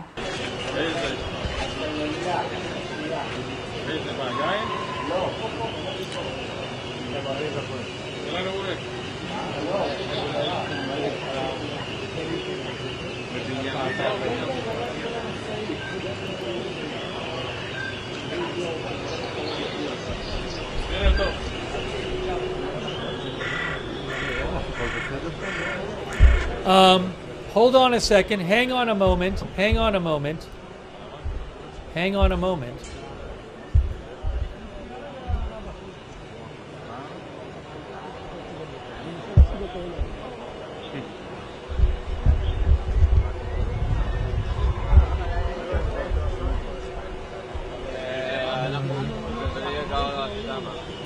I thought I saw an update, but I have to confirm it here.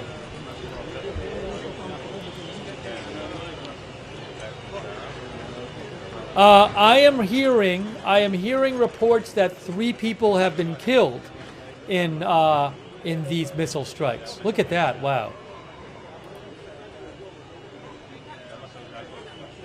I am seeing initial reports of 3 people dead, but that is not confirmed.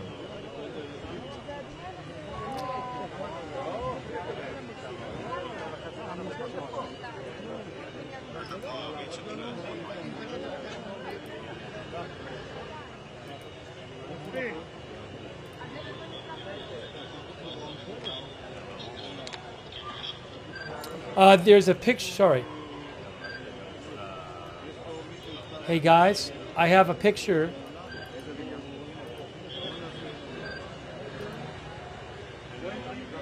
I have a picture of the suspect in custody. Hang on, I got to replace my head. We've gone through two earbuds already.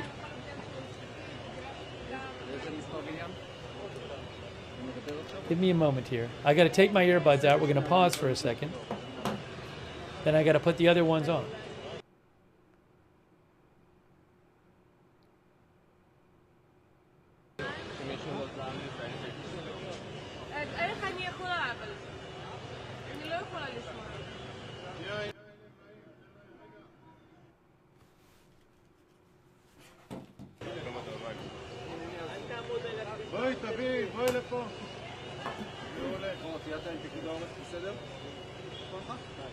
Why am I not hearing anything? You guys are hearing me, right?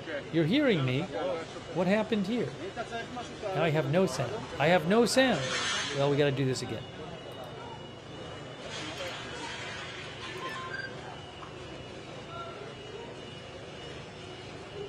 Hang on, I'm going to try this again. That didn't work.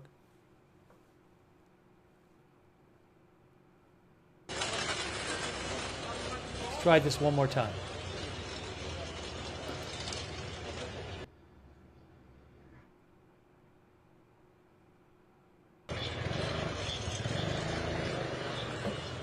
Now I can hear.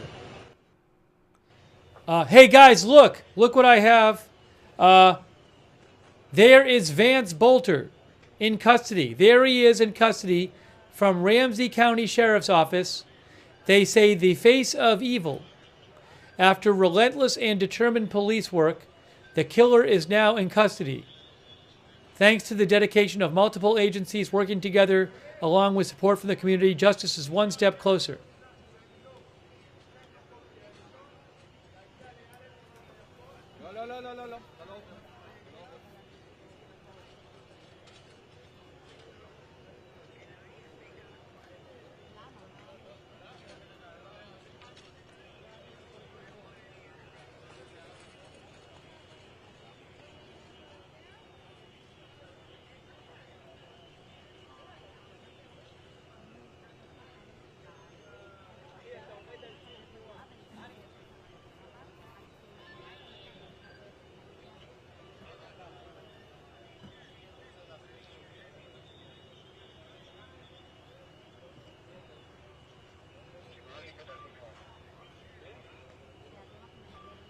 All right, so that is him in custody.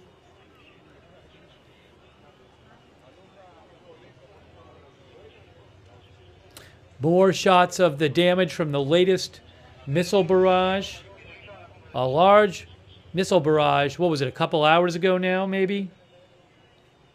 And multiple people injured, possibly some fatalities.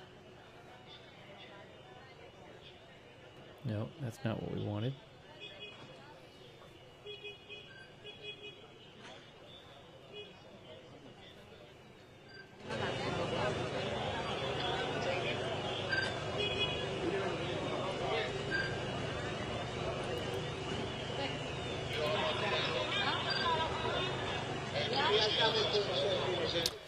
Reporter Mary McGuire with Fox 9 says he surrendered peacefully, and he was spotted by drones and trail cams crawling through farm fields. He was crawling through farm fields when he was spotted.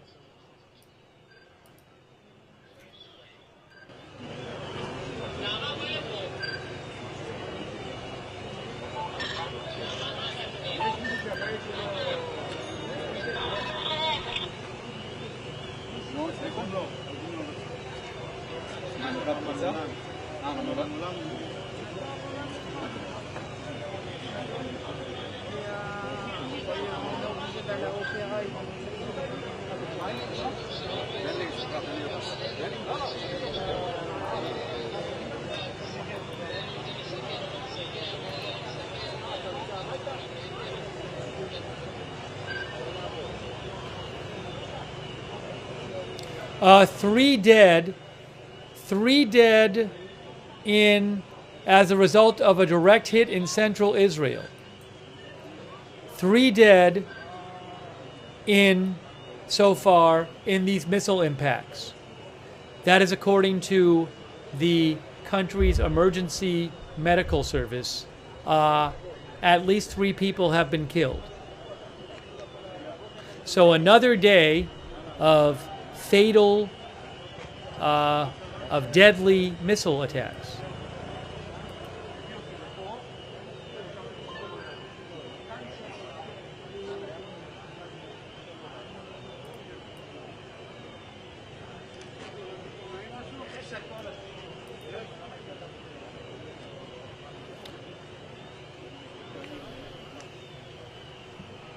Give me about 1 minute. I need 1 minute, and I'm coming right back.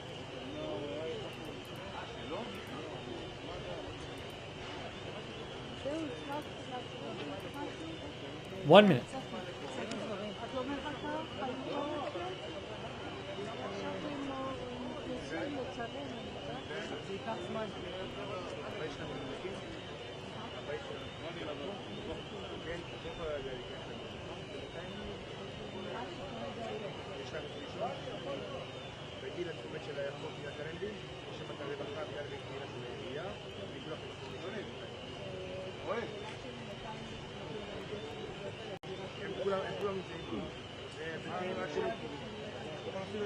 כרגע אין לנו לתקצור, אנשים כל בגלל זה שמענו כל הפרטים והכל,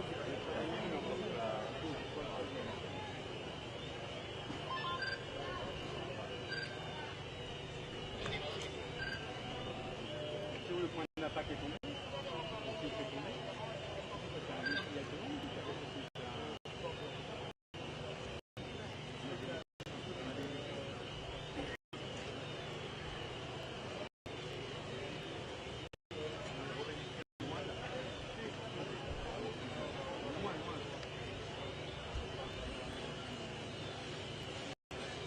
Allô.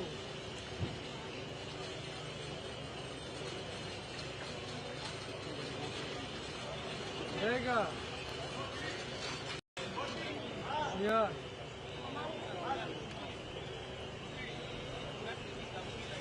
אני עומד פה מול שלך. לא יודע. Again, I'm supposedly going to look at all the firefighters. I'm supposedly going to have some Haifa videos soon.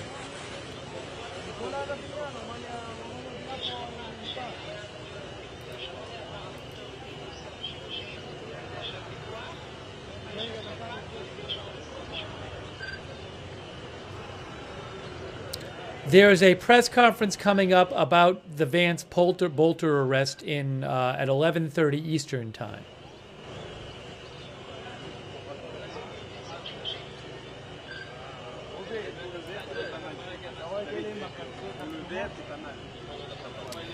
Here is an update. Here is an update on the injuries. 67 injured from 4 different scenes. Including a 30-year-old woman in serious condition, 6 in moderate condition, and 60 in mild and anxious condition. Also, 3 reported dead.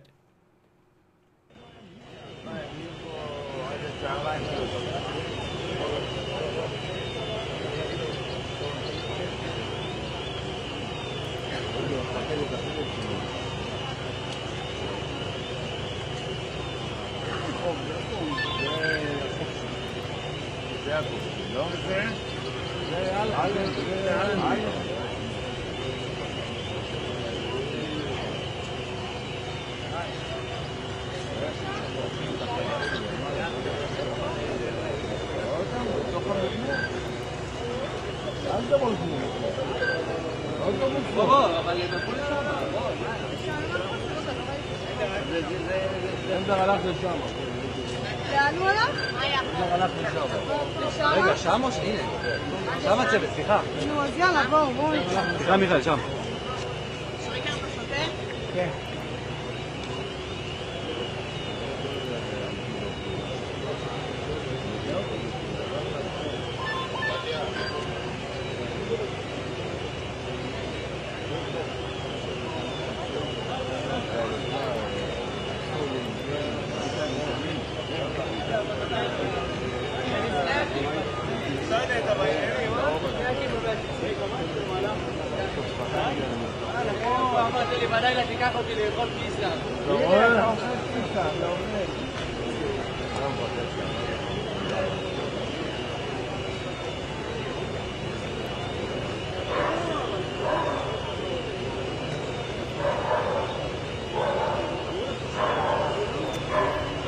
So, I don't know if, if this goes on for, are we looking at a situation where this goes on for weeks and we have more Israeli strikes in Iran every day and more fatal missile strikes every day in Israel? Look, now there's been a number of experts who think that Iran is going to run low on missiles. But this latest barrage seemed like a pretty big barrage. We still don't know what that news is that Trey Yinks said. Trey Yinks said that, from Fox, he said there will be a significant development to report in the hours ahead about this missile barrage. We don't know what it is. He said he's waiting to post it. So what is he waiting to post? And there must be, I would think there's other people who know it too. So remember this also. There might be some other really big news coming because remember, there was this very strange thing overnight during the stream where Israel told people that they needed to go to be close to their shelters. And then nothing happened. Then they said a half hour later we're attacking Iranian surface-to-surface missile sites. But they never lifted the warning. And then 3.5 hours after the alert, they said again, you got to be near your shelters. And eventually there was this missile strike. But it was just really strange that for hours and hours, people were, without any information from the government, people were under this order to stay near their shelters, which normally wouldn't happen. And we were like, what's going on? And their media was strangely quiet. And we just sat there for a while saying, clearly it seems like something's happening, but we don't know what's happening. Now, there was a missile strike, but it seems like there's some other big news we don't know at this point. There's some kind of things we don't know. Gary Patey says, is America joining? Well, some people are looking at a bunch of, I don't know if it's like 20 to 30 tanker aircraft on the flight radar site flying possibly towards Israel from the U.S. and saying, well, maybe that's something. I don't know. Is the U.S. joining the operation? I don't know. That'd be a big deal. I don't know if that the U.S. joining the operation would be a reason to put people under, to say, go sit by your shelter for 4 hours. So I feel like there was something else besides that. Well, even if that were true, I feel like there's something else, but I don't know what it is. And Trey Yingst literally said there's a significant development related to the missile strike that he can't talk about, or he's waiting to post.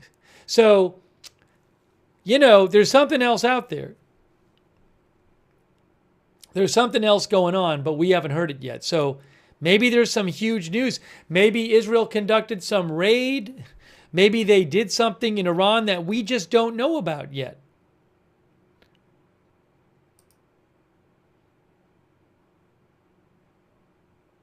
And look, if it's super important, you might say, well, why don't they announce it? Well, it's 6 a.m. It's early. They just had a missile strike against them. Maybe it's something, maybe Netanyahu will announce it. Maybe he wants to make a speech about it. I don't know.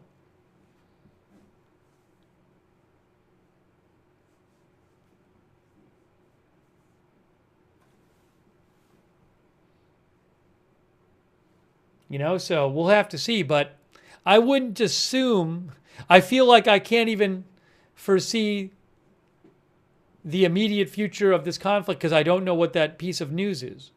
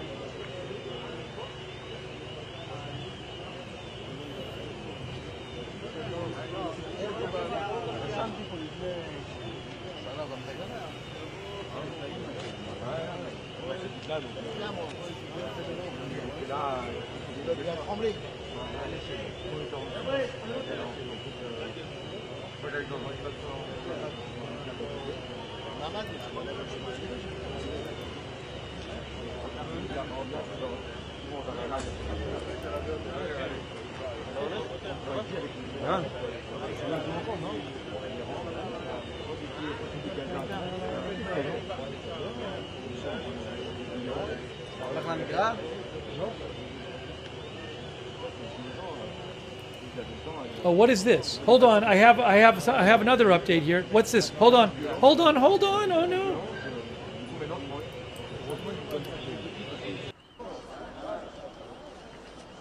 Oh, where is this coming from? Did I miss the update? They had somebody talking on one of the channels, and I was trying to show it to you. Where is it? No, somebody gave an update about somebody gave an update about one of the strikes. It wasn't a huge thing. Just somebody was talking at one of these scenes here.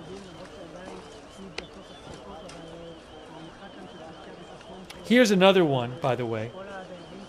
Well, I'll show you in a second, in case you haven't seen it. There's another one. That is not a Tel Aviv. That is that's Petah Tikva near Tel Aviv.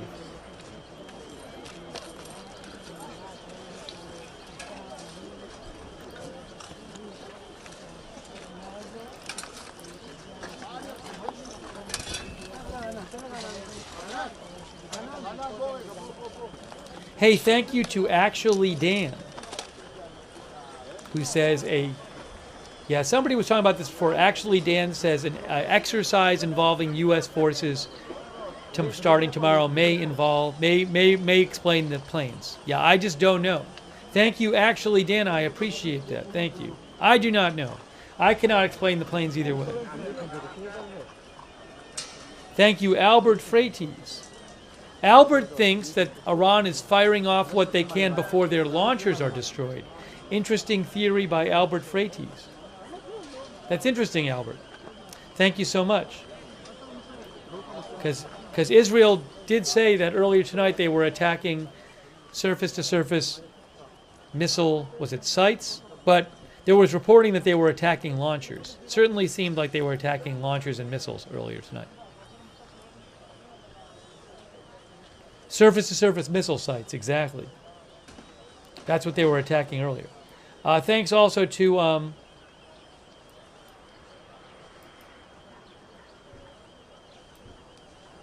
Kim Owens. Yeah, the shooter, I mentioned it earlier, the shooter is under arrest in Minnesota. We showed his picture. I posted stuff.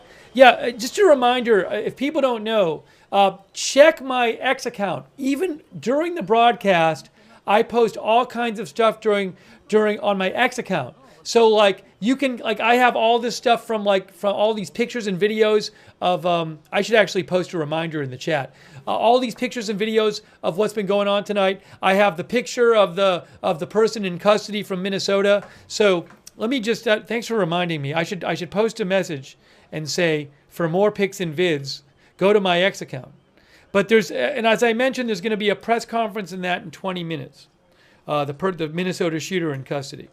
So I'm not keeping it from you.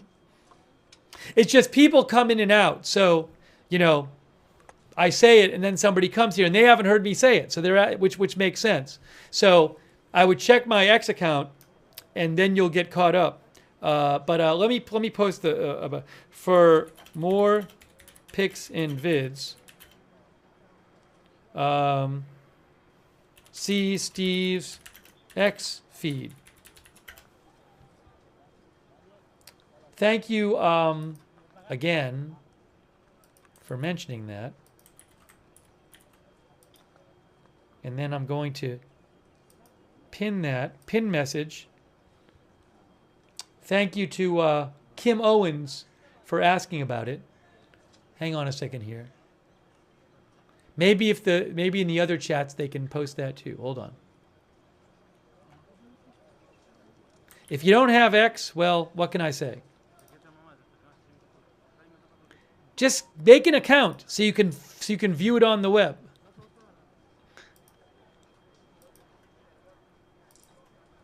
Hang on. Trying to pin it. Post it and pin it.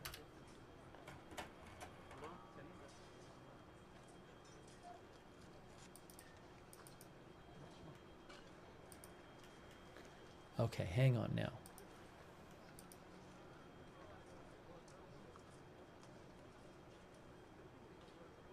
But there's a press conference coming up in 20 minutes. On 19 minutes on the Minnesota thing. Sorry, I'm trying to catch up here.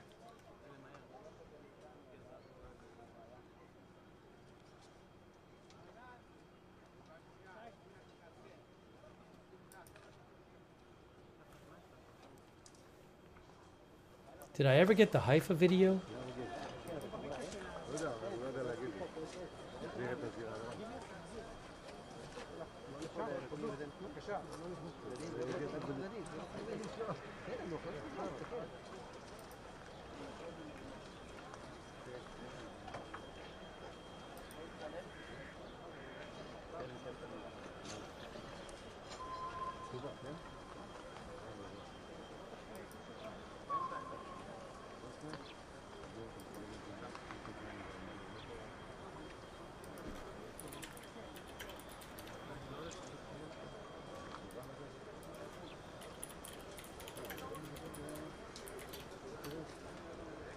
Hang on a moment here.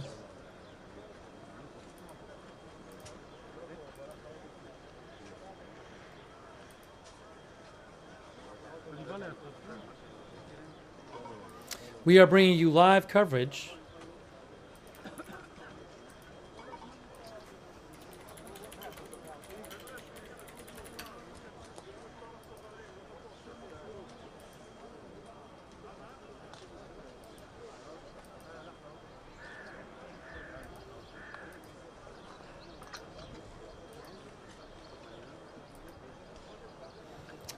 One minute.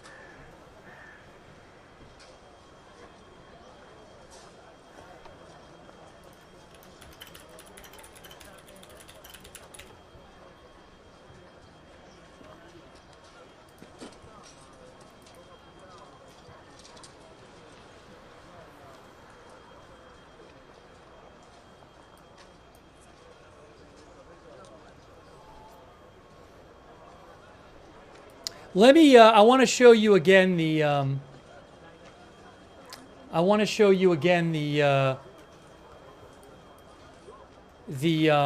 where is it here? Oh, are they not on there anymore? Hold on. The thing that a bunch of people online are talking about with air tankers flying from, with tanker aircraft flying from the U.S. Over the Atlantic Ocean, and a lot of people think they're going to the Middle East. So I want to show you that right now. Just take a second. Give me 1 second here.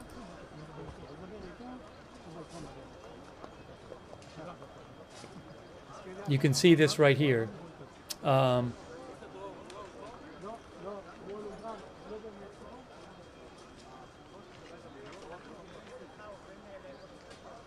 ADSB Exchange. ADSBexchange.com. See, ADSBexchange.com. So if you go there and you click on you can see all these military aircraft. Looks like, you know, tankers, container craft, K3.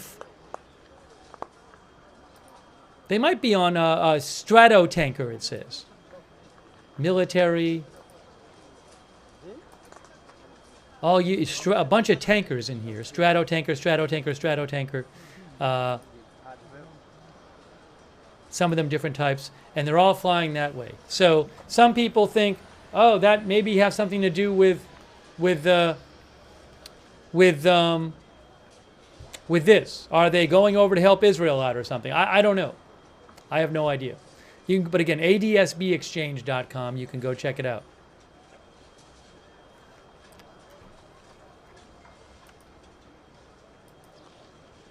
It says C-17 and KC-135R. A stratotanker is a aerial refueling tanker aircraft, KC-135, and certainly from what I understand from stuff I have read, that is something that would really help Israel to have U.S. refuelers. I don't know that they're going to help Israel, but just mentioning that. And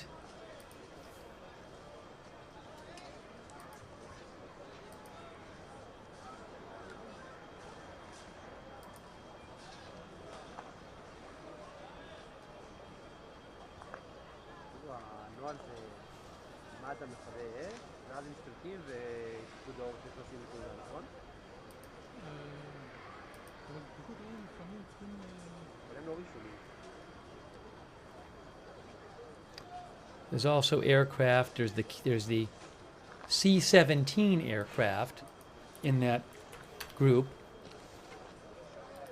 which is a military transport aircraft, C-17. And then I wanted to mention that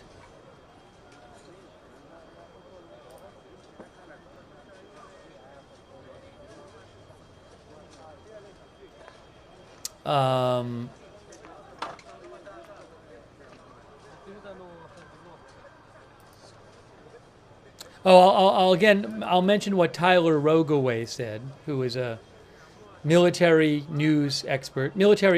I would call him a military expert. He created a military news site called The War Zone.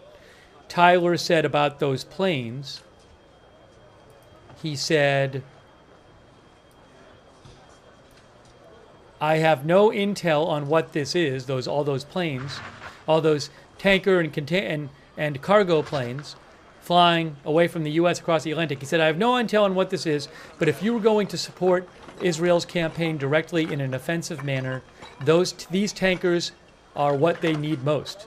Also, bomber global air power missions. Or this could be something else, including providing a contingency option.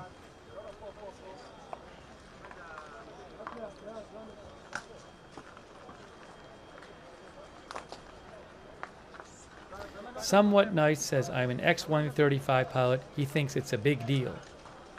Again, I can't confirm anything about him. I just don't know.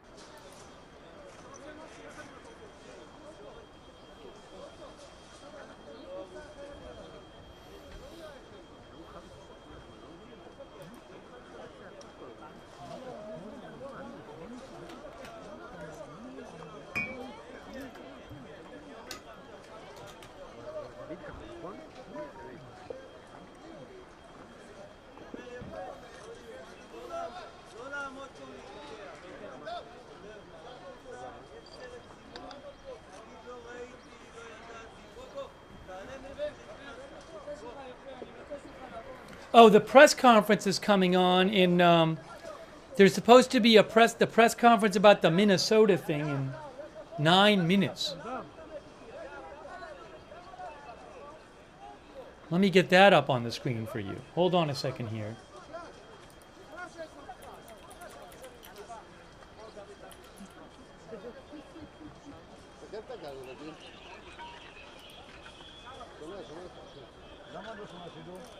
Here's the Tel Aviv shot. We'll switch shots, by the way. This is from Tel Aviv. That's Tel Aviv.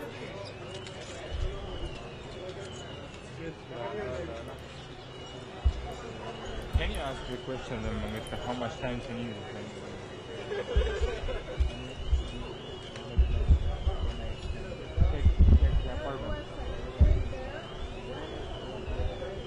This way is very good, but not today.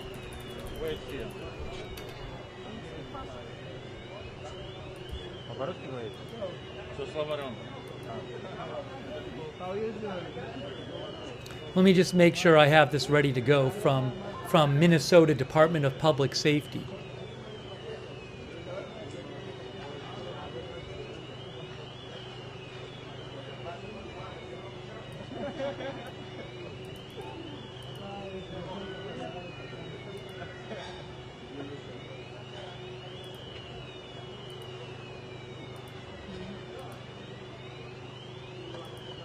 Okay, we're ready to go on that.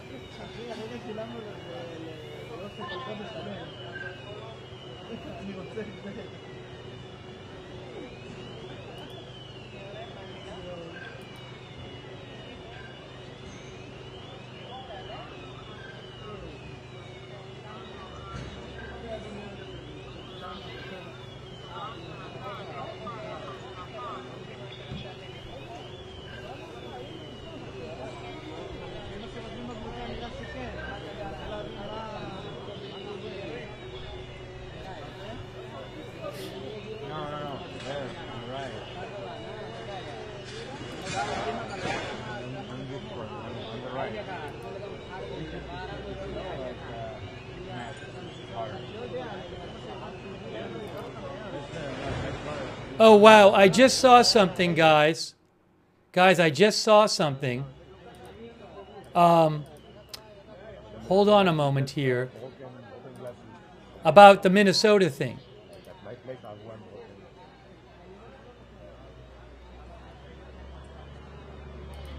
Look at this. Wow, this is quite something. Not good. Look at this report. Police officers witnessed Minnesota suspect fatally shoot husband of state lawmaker before he fled scene, documents say. Again, police officers witnessed Minnesota suspect fatally shoot husband of state lawmaker before he fled scene, documents say. I don't know how that all happened, but that's from AP. I haven't seen the documents. I'm guessing it's a court document of some sort. So they got there and he had a shootout with them, and then he shot the husband as he was leaving. I don't know, but or maybe they just saw it as they were approaching. I don't know, you know. No, maybe they were driving up and they saw it. I don't know. I don't know the details. But I wanted to mention that. That press conference, the press conference from Minnesota is coming up in like 5 minutes. זה יופיע רק באתר של העירייה. וכך חכה, לא יודע אם לבדוק לבד, אבל זה בערך תהליך. אני גם לא מכיר את כל הנוער. תמתין, מבין אותך. שלחו לסירוב. אתה עומד פה עד שאני מתעלם. חוץ מזה נתתי לו חיבור לדבר. לא רוצה, לא רוצה. תרחיק את זה. אבל אני רוצה לתאר את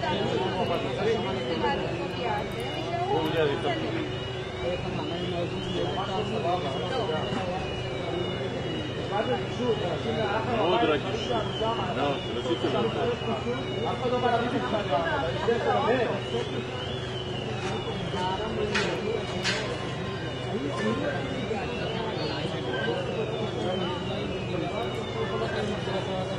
פה מגיעים מהים כאילו, וזה הבניין. זה הבניין. זה הבניין, בוודאות.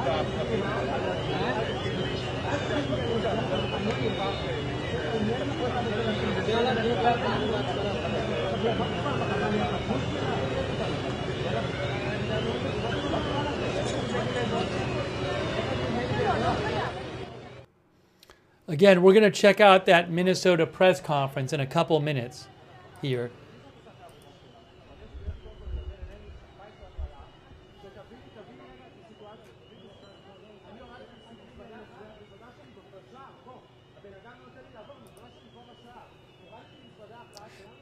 We still don't know. I think there might be more news to come out of Israel.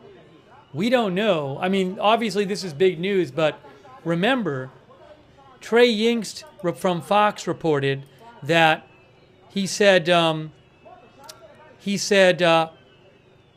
waiting to post more information at this point, but there will be a significant development to report in the hours ahead about the last missile barrage.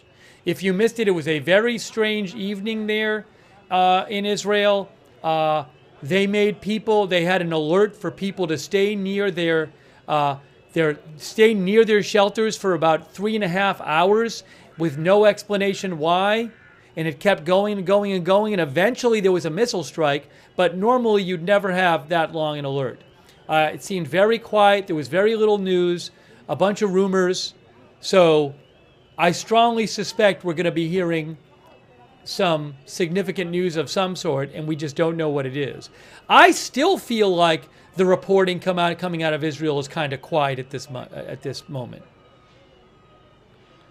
I mean, there's reporting about this, but what about everything else? Israel had said it was attacking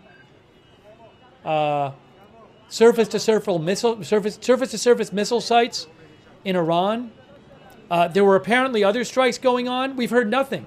I mean, we never heard anything else from the military about their activity in Iran overnight. So I think we're going to hear more.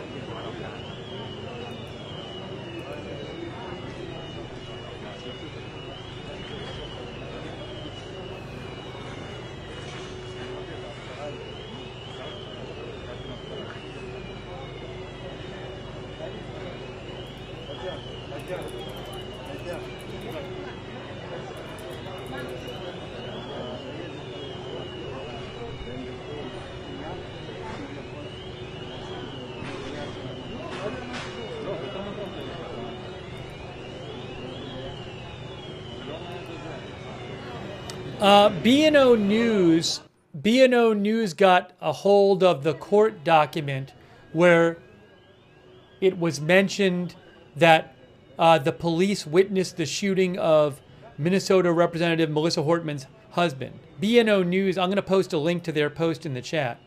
But the document they cited said that, oh wow, the 911 caller reported that a masked person had come to the door and shot their parents.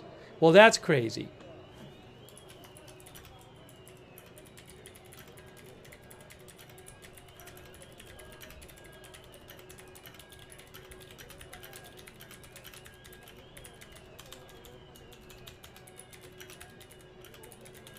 That's part of what it says. That's the people whose parents are still alive. One of the children, I guess, maybe.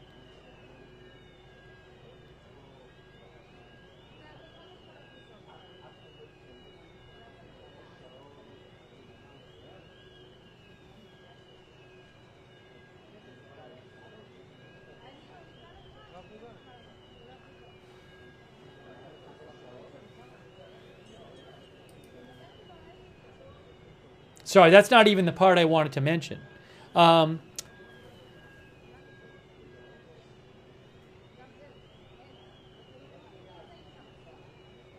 It says the defendant at the first house, this court document via BNO News says at the first house, the defendant approached the door with a flashlight, knocked on the door, dressed like a police, announced himself as a police officer before entering the house and then shooting them. Then he drove away his police-style vehicle. At the second house, okay, officers arrived at the second house at 3:35 a.m. and saw the Ford SUV with police-style lights and immediately saw the defendant, still dressed as a police officer, shoot an adult man through the open door of the home. Then they exchanged fire. He fled inside the residence before escaping the area. They found 2 adults deceased from gunshots. So they actually saw him shoot the husband.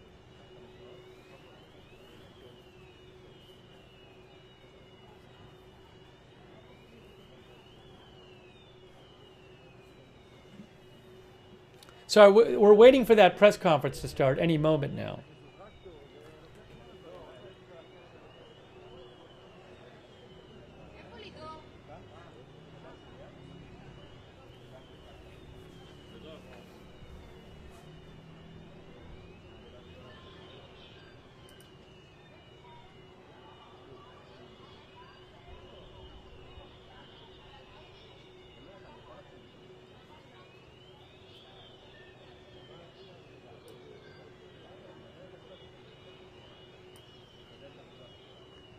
Is there a body cam? Maybe they'll say something about it in the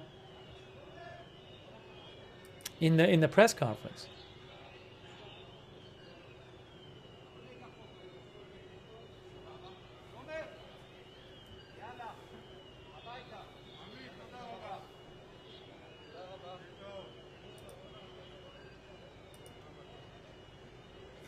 Update on casualties from MDA, which is the Emergency Medical Service. Update on casualties from these missile attacks. 4 different scenes where missiles hit.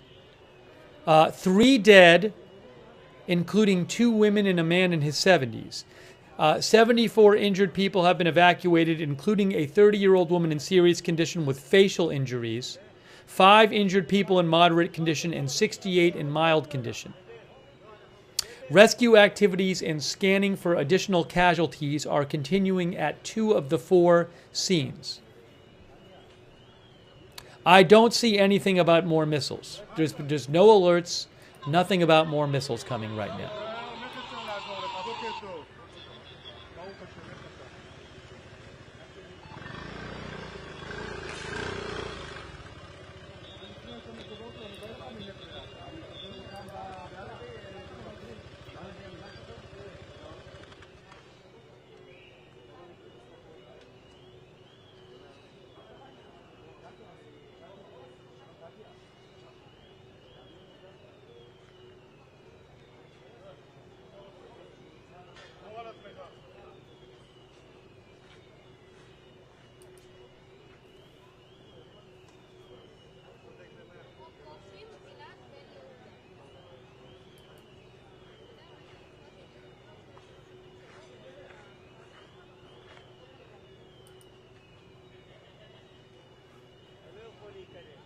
I should put the Minnesota thing on the screen. Hang on. Hang on a moment. I'll put it in the corner so I don't miss it.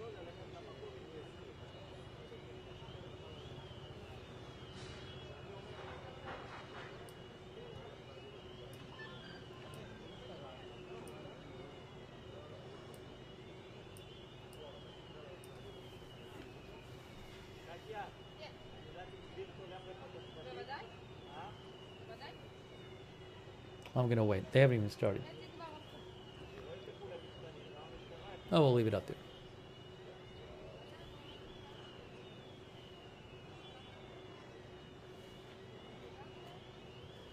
Quick thank you to, sorry, I'm a little behind on thank yous.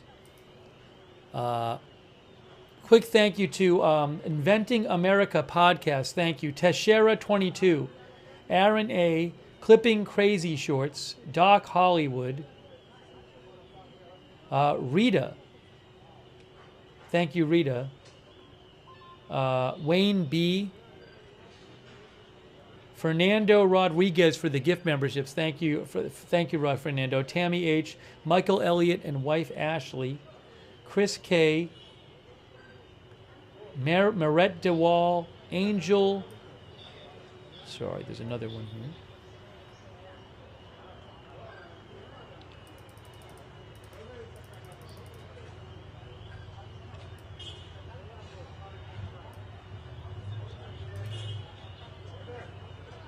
Angel Manny.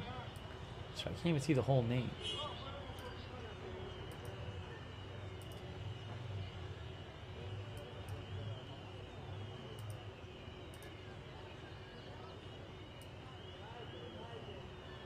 Where was I here?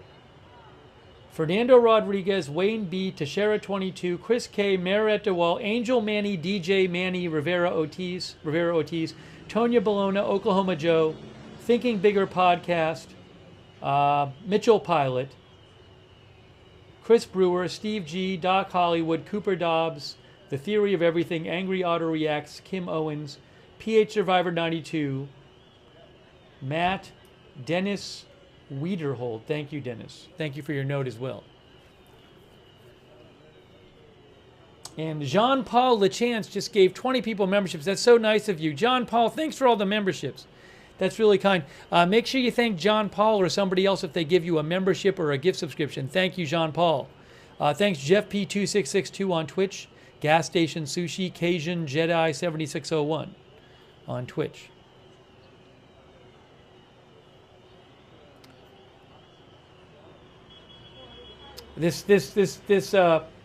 The press conference in Minnesota is supposed to start any moment now, so I'm just waiting for that to start.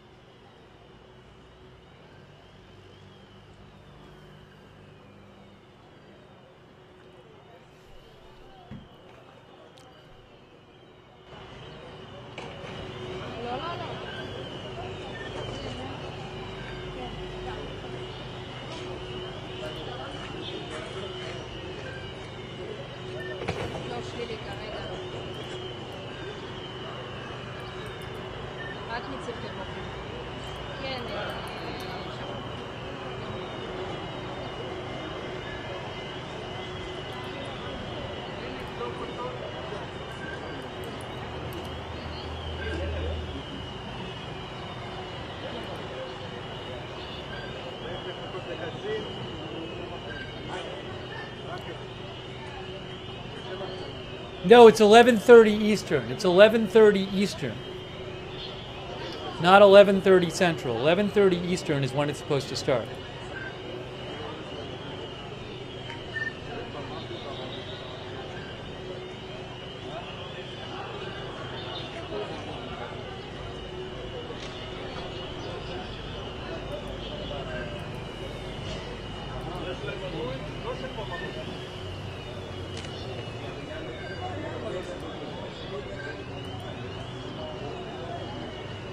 Oh, hold on. Yeah, guys, I can't. Sorry.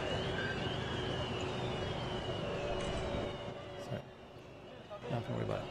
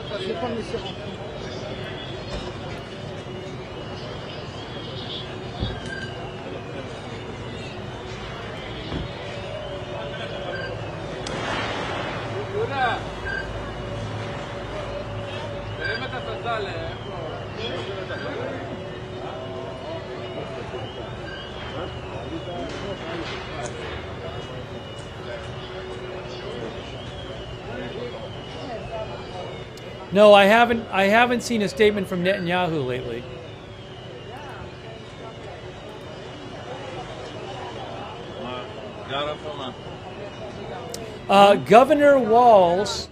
Governor Walz just posted, "We got him." He said we got him on X. So we're about to hear from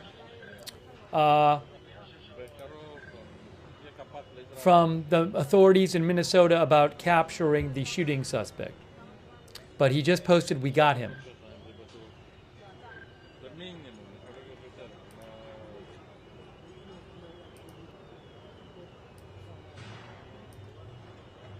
There you go. We got him.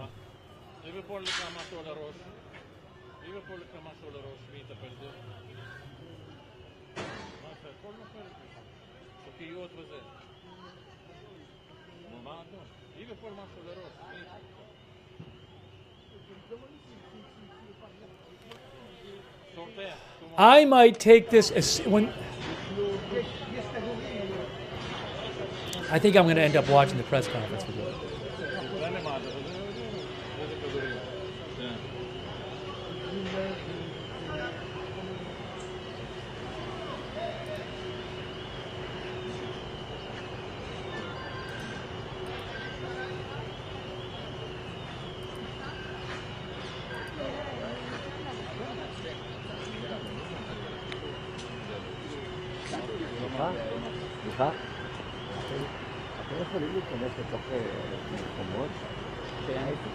Oh, it's starting right now. It's about to start. It's about to start. It's about to start.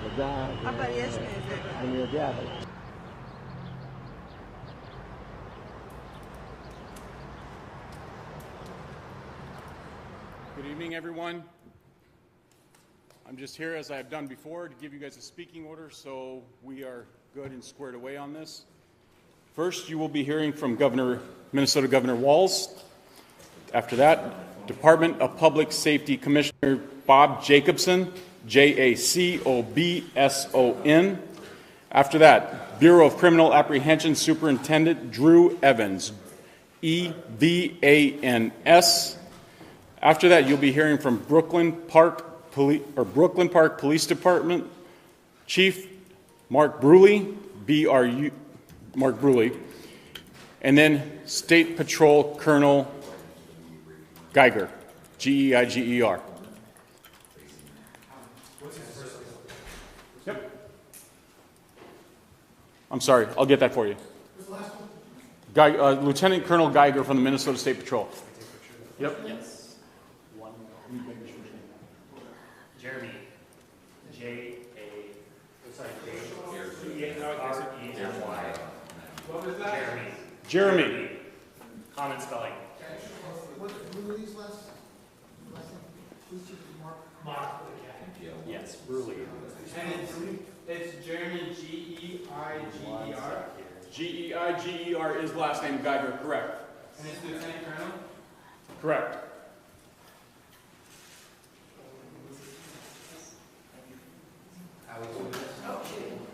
No, less.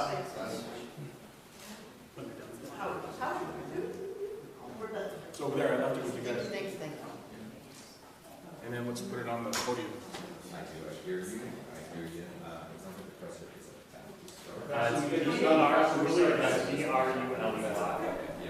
B-R-U-L-E-Y. I need another one. Do we have another one, Todd? Yes. What's that? Do we have another one? Jay, that's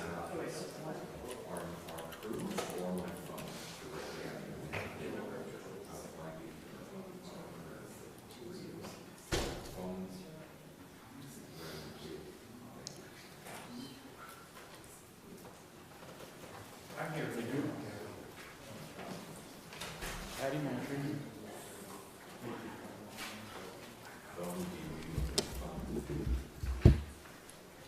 Following that speaking order, as always, you've heard me say this, we will take some questions.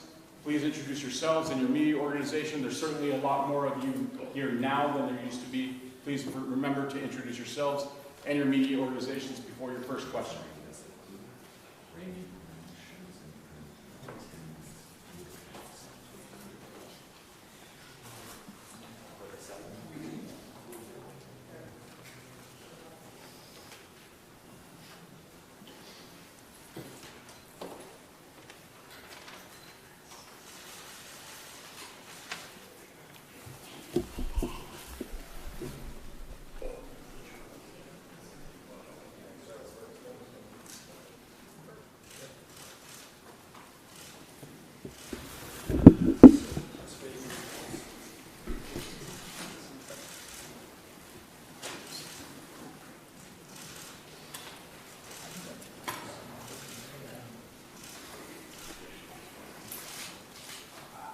Good evening.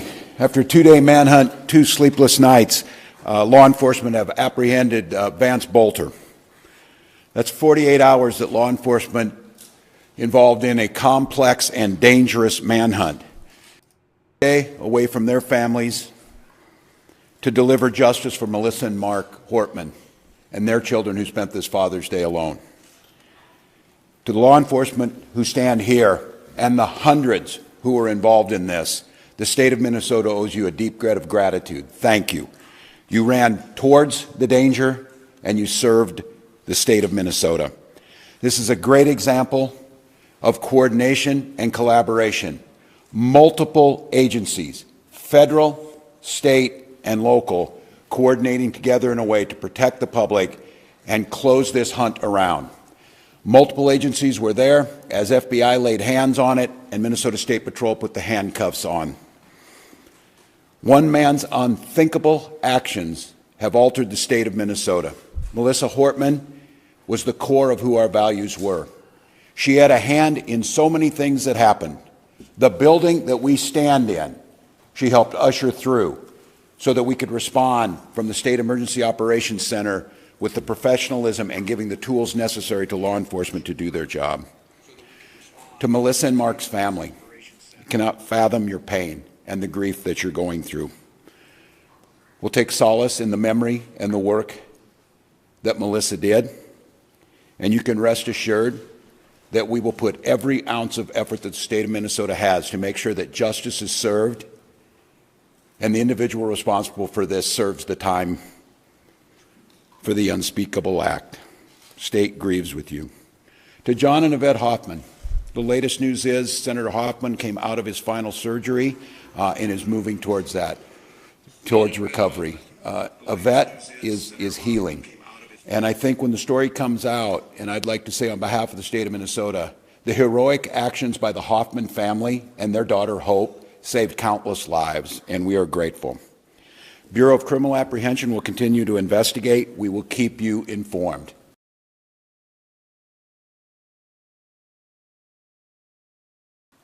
A moment in this country where we watch violence erupt.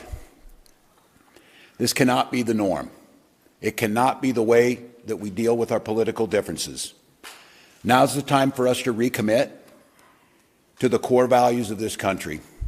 And each and every one of us can do it. Talk to a neighbor rather than arguing. Debate an issue. Shake hands. Find common ground. This is who Melissa Hortman was.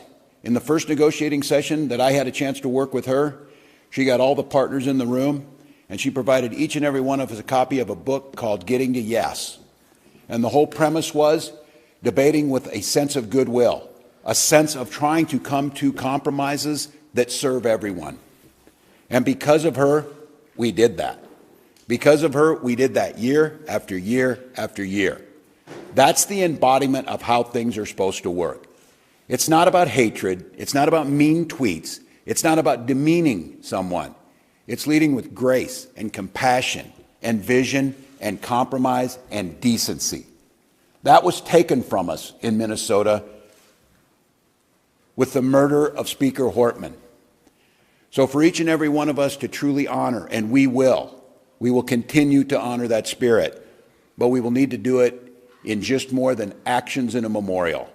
Conducting ourselves in the spirit that Melissa Hortman did her work is what the country needs to heal. I will once again say the deep debt of gratitude. These professionals standing behind us and countless others This was, you'll hear from them, incredibly complex. And to take this suspect in with no life of life or injuries to civilian population and to bring him in alive so he can serve justice, which he will do in Minnesota, is an incredible thing that we are grateful for. With that, I'm going to turn it over to the professionals, starting with Commissioner of Public Safety for the state of Minnesota, Bob Jacobson. Thank you.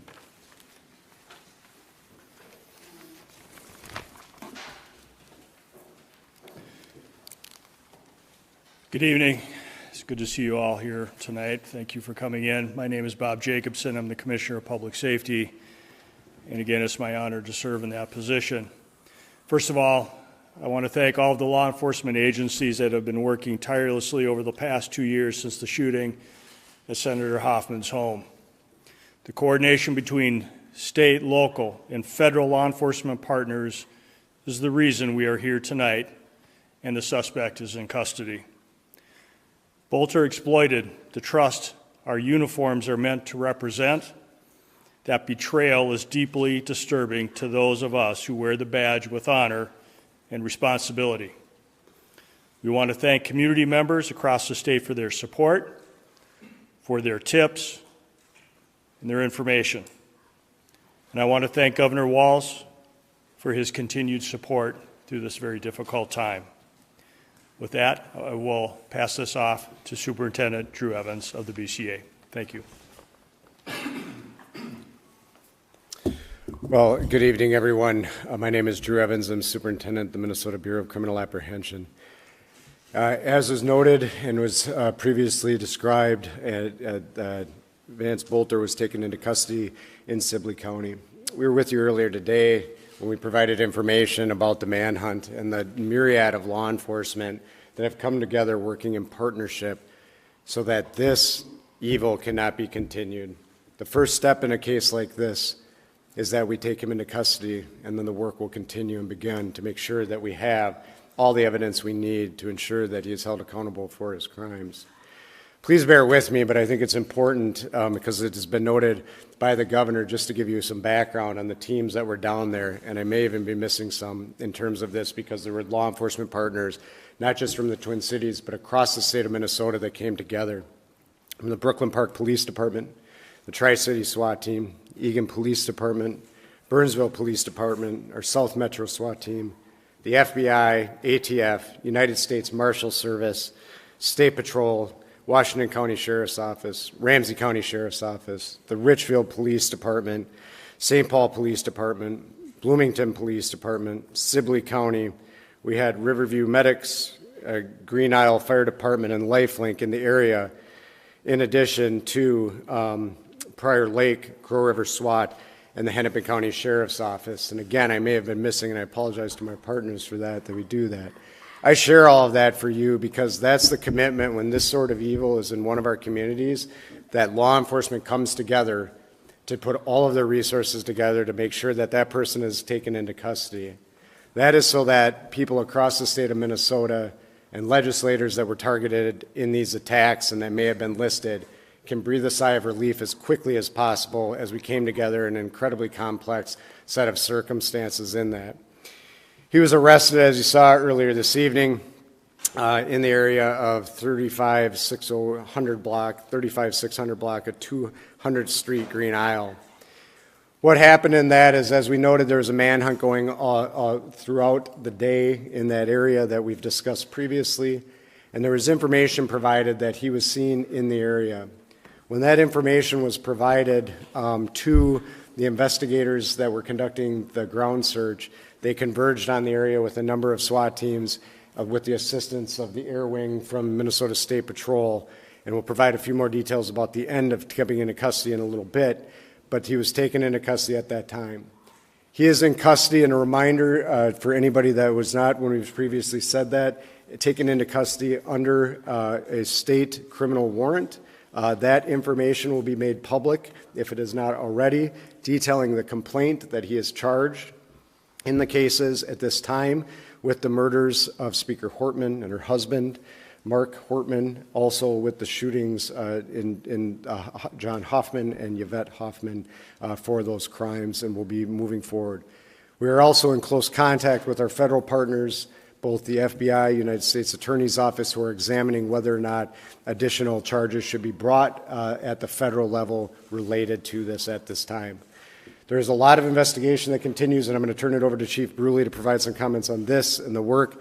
I just want to tell, certainly for the communities of Champlin, City of Brooklyn Park, you both have incredibly professional police departments that work day in, day out and tirelessly in this situation to bring justice and work towards that, not only for the families and the loved ones and the community that are impacted, but for the entire state of Minnesota. And our teams are incredibly proud to work alongside them and all the law enforcement partners. And so with that, I will turn it over to Chief Bruley for some comments on this, and the work will continue in partnership with them and others moving forward. Chief. Good evening. I'm Police Chief Mark Bruley, Brooklyn Park Police Department. Just a few comments. One, I'm very proud to tell you that we took the suspect into custody who is responsible for this. That was within 43 hours of the incident. There's no question that this is the largest manhunt in the state's history. Just down at the scene where he was taken into custody, there was 20 different SWAT teams over an extremely large area hunting this individual down to take him into custody. I believe that the state of Minnesota and certainly the city of Brooklyn Park should be extremely proud of the police officers within the city of Brooklyn Park, but the partnerships that we had are unprecedented between the federal agents, the county, the locals, and others around. It is absolutely an incredible task what went on. Essentially, the Brooklyn Park Police Department was turned over into an operations center, and that's all that hundreds of detectives worked on tirelessly for 43 hours. So while this has come to some conclusion where we've made an arrest, there is a ton of work that needs to be done. So I encourage community members, if there's evidence, information, or other things, please continue to feed that information to the Brooklyn Park Police Department so that we can fully investigate this and present a complete case to both the federal jurisdiction and the Hennepin County Attorney's Office. With that, I'll turn it over to the State Patrol. Good evening, everyone. My name is Jeremy Geiger. I'm the Lieutenant Colonel with the Minnesota State Patrol, the Assistant Chief. The Minnesota State Patrol, along with countless other partners, were responsible for this arrest. The collaborative effort, I cannot stress enough how outstanding that was, helped ensure the suspect's arrest did not result in the injury of any law enforcement that was down there and in the area. We had special response teams on the scene near 200 streets in Sibley County. Several partner law enforcement SWAT teams positioned to form a perimeter at that point in time. The State Patrol also provided the air support that was talked about earlier today. The suspect crawled to law enforcement teams and was placed under arrest at that point in time. There was no use of force by any member of law enforcement that was out there, and the suspect was taken into custody without any use of force. Thank you. With that, we will open it up for a few questions. Reminder, please introduce yourself, your media organization. If you have a question for one of the specific individuals, please feel free to point that out as well. Thank you, with NBC News. Can I ask anyone up here who can speak to it, did the suspect make any key mistakes that you feel like has led to his medical capture? You know, the question is were there any key mistakes? We certainly, at this point, there's a lot of information we can't share right now in this. What I will tell you is there are some incredibly dedicated law enforcement personnel, criminal intelligence analysts that were out working day in, day out, working together. And what I will tell you is that that the public certainly is always of assistance to us in law enforcement, and incredibly diligent people in the area that provided us the assistance that we needed to get our teams that were already down there that last piece over. But they were certainly in the area and working diligently together on that. One's going to be one at a time, guys. Drew, we're on Fair 11. Do you have any indication that anyone helped him? The question is any indication anybody helped him? We continue to look into that. I don't have anything beyond what we shared earlier today.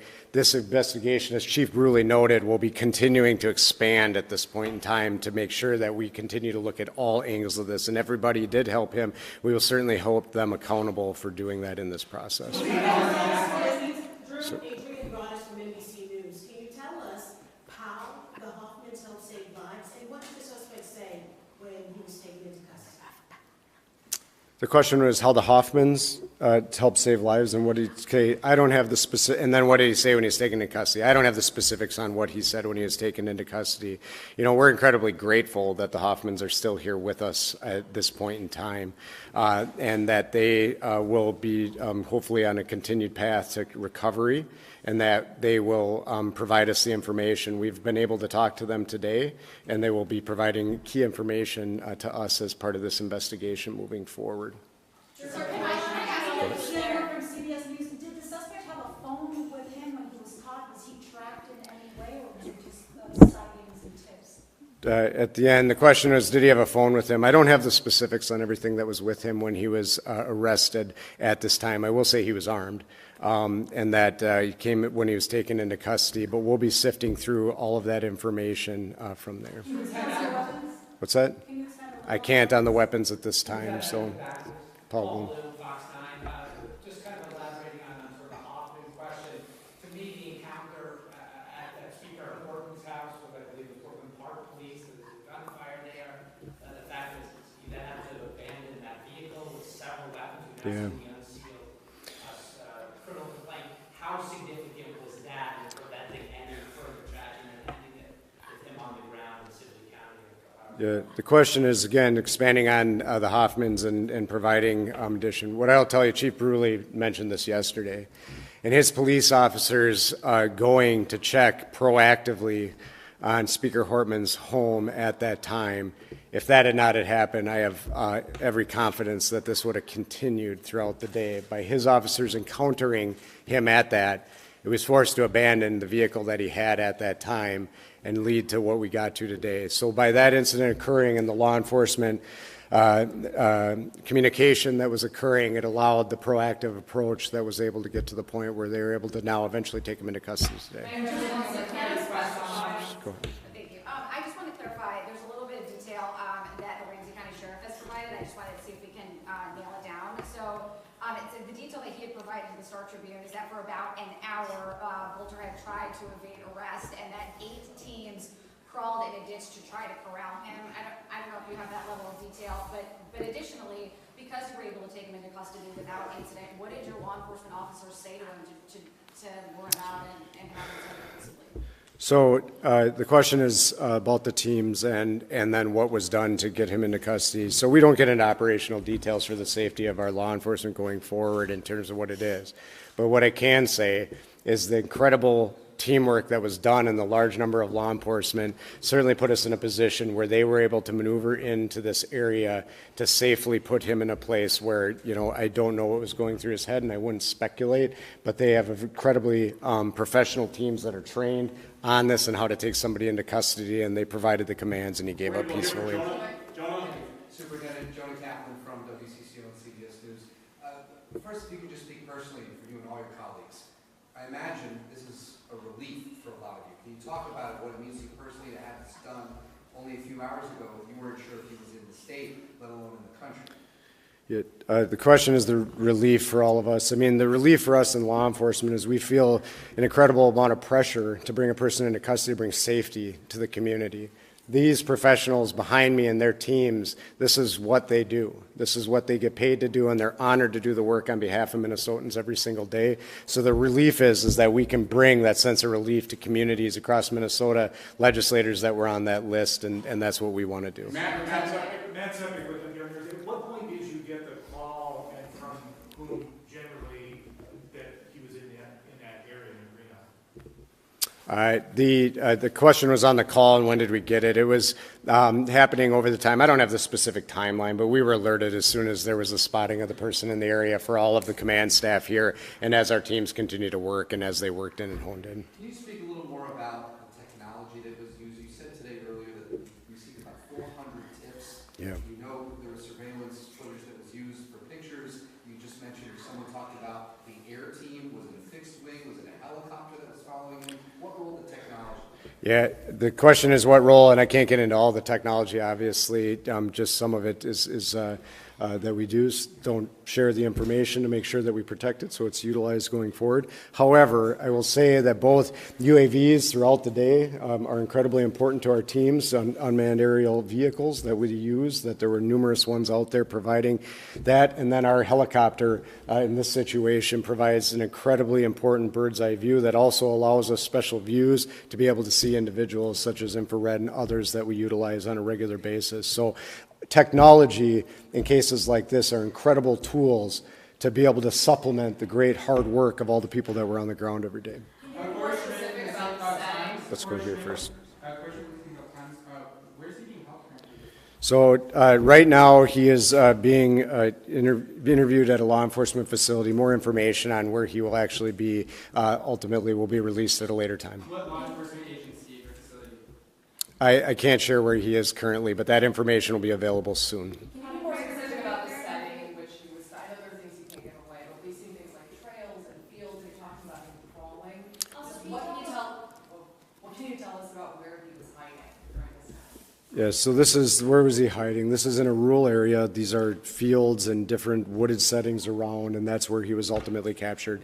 Sibley County is, a rural county in the state of Minnesota, and so it's what a lot of that streams, fields, woods, crops, and so where he was ultimately taken into custody was in a field. Did the infrared technology help find him, identify him from the air? I don't. The commissioner had mentioned some of that earlier. I wonder if that's something that helped. Yes, absolutely. It assisted previously, and they were out there. The helicopter was out there before the sun went down. But after that happened, yes, that technology did come into play. How long did you know that he was there? I'll turn that back over to the superintendent here too, but I don't think that that information is available right now.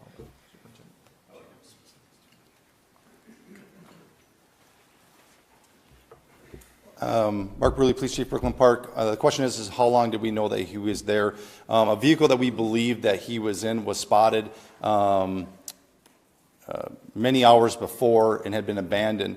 An alert police officer believed that he may have seen the individual running into the woods, and that started a large-scale perimeter that we set up, or down in Sibley County set up, and we started to deploy resources, including the Brooklyn Park SWAT team, and along with many other SWAT teams, to contain an extremely large area, knowing that this is a very dangerous individual. During that, we got privy to additional information of an individual that was in the woods, and that search went on for many hours until ultimately we were able to locate him in the woods. In approximately an hour and a half or so, we were able to close the distance in with the technology in the State Patrol helicopter, and where we were able to call him out to us.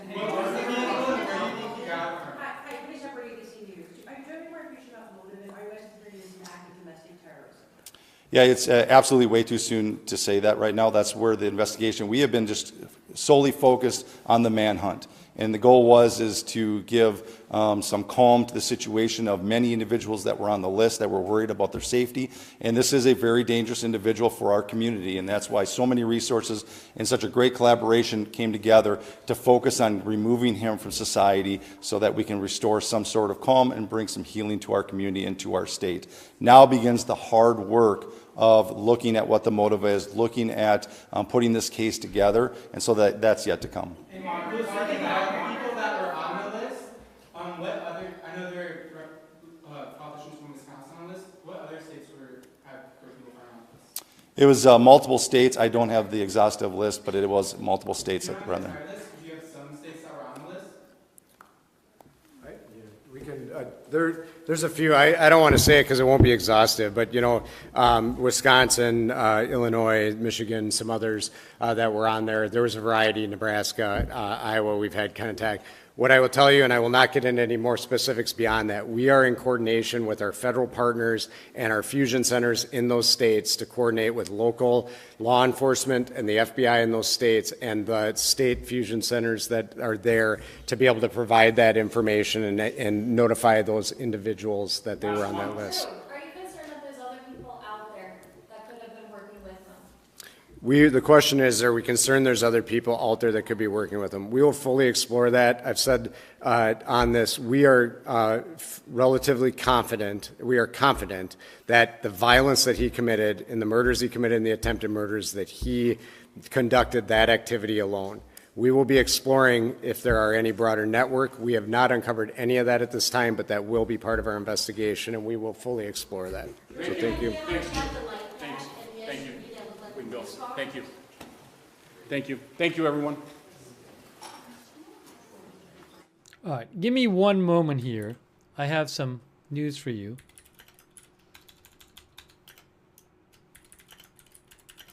Hang on one sec.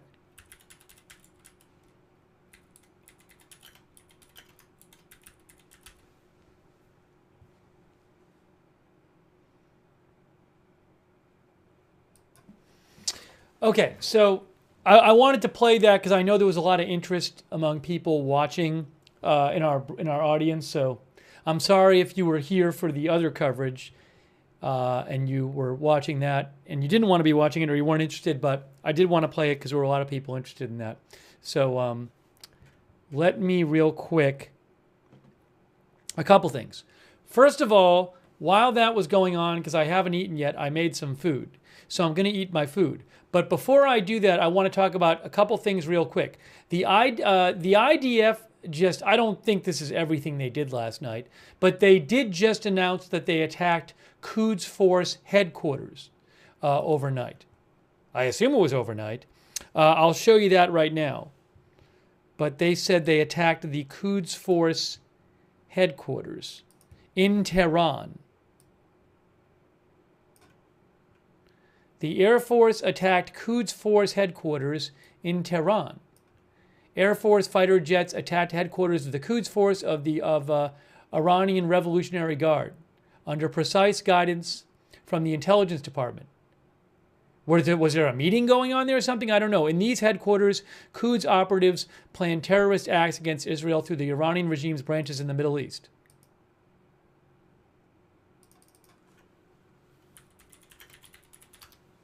The Quds Force is one of the 5 branches of the Revolutionary Guard, which is the biggest, the most powerful branch of the army. They specialize in unconventional warfare and military intelligence operations, says Wikipedia.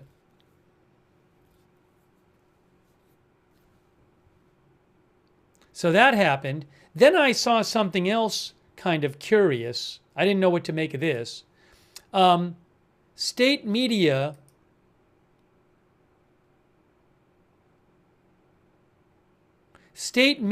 reports in Iran, this was really kind of odd. Maybe there's some simple explanation for this. But Iranian state media talked about, gave this announcement, Tasnim News gave this announcement about Zanjan province. Zanjan province has 1 million people. They said, based on the decision of Zanjan Provincial Crisis Management Headquarters, today, June 16th, all departments and executive agencies, except for service agencies in Zanjan province, will operate remotely.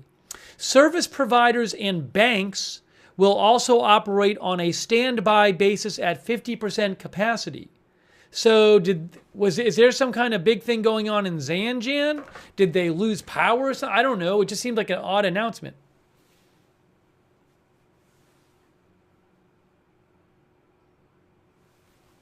So I thought that was kind of strange. I mean, I don't know. There's no explanation for it.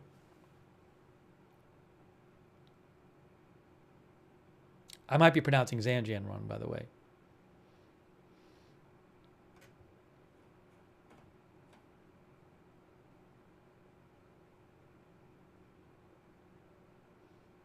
So there's that. Okay, so here's the deal. I'm going to eat. What I'm going to do is I'm going to eat now, and all right, let me just ask you real quick. Here's the thing. My food is ready, but I'm going to ask you this real quick. We're at 10.5 hours on this stream. We are at 10.5 hours on this stream on YouTube. I can only stream for 12 hours on YouTube before it disappears. So I can't even stream for 12 hours. So it might make sense for me to, well, I could go eat and leave the broadcast on, but then when I come back, I'll have to like restart almost right away.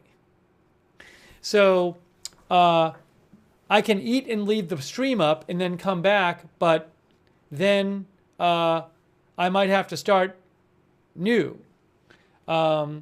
So or I can just stop now and then take a break, and then if there's big news in an hour, I can start again.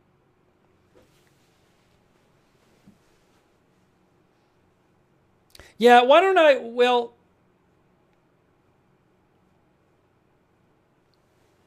I'm just looking at what people are saying in the chat. I don't want people would have to wait around and then they wait around and I restart. Yeah, so I think what I'm going to do is I'm going to take a break. I want to do, I'll do a quick wrap up here, a quick goodbye, but I might come on later. If there's something big, I'll come on again. Okay, let me do this kind of quickly that I usually do, real quick. I mean, but the other thing is that I think it might be the thing to do. Let me eat, and if there's big news, I'll just do another stream after I eat, okay? That's what I'm going to do. I'm going to eat, and then if there's big news, I'll do another stream after I eat. So let's do the abbreviated version. Really quick, I really appreciate you watching. I really appreciate you chatting, sending me updates. A lot of you have been sending me updates and comments and all that stuff. Thank you.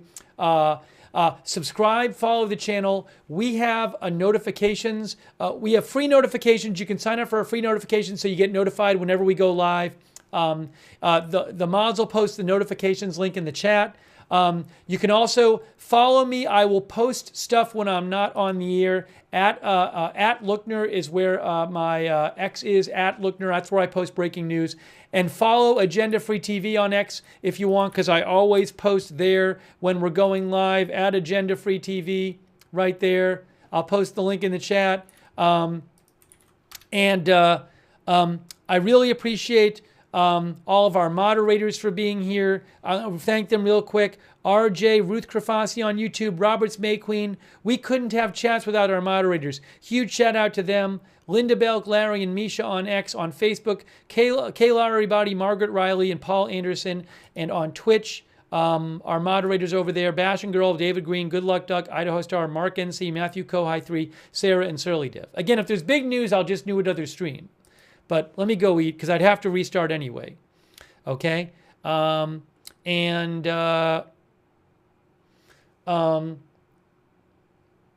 was I going to mention? I can't remember. Oh, thanks to everybody who donated. I owe some thank yous for that. I owe some thank yous for your support of the channel. That's what allows this channel to exist.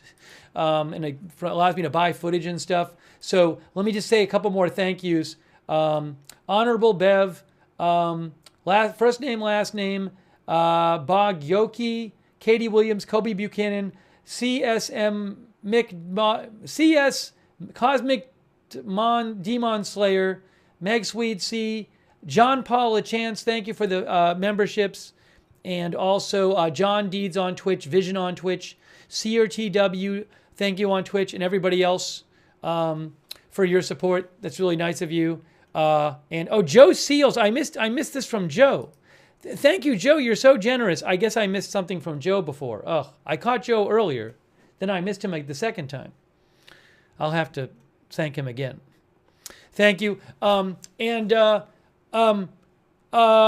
Subscribe, follow, turn on notifications, sign up for our free notifications. The link to the free notifications is also in the description of this on YouTube and the YouTube and Facebook. You can look in the description. You can find the notifications link there. Also, shout out to our subscribers on Twitch, people like Jax Animals, John Deeds, Jax Haku, Park Tracker, Starchface, Matthew Kohai 3, Andy Cush, Remove Glazers Now, Jazzy Renee, Read the Kiwi, Notorious Rob, Lily's Thoughts, all of our other subscribers over there. Thank you on Twitch. Our Facebook subscribers like Margaret Riley, Robert Rial II, Rita Evans Lang, Aaron Van Ness.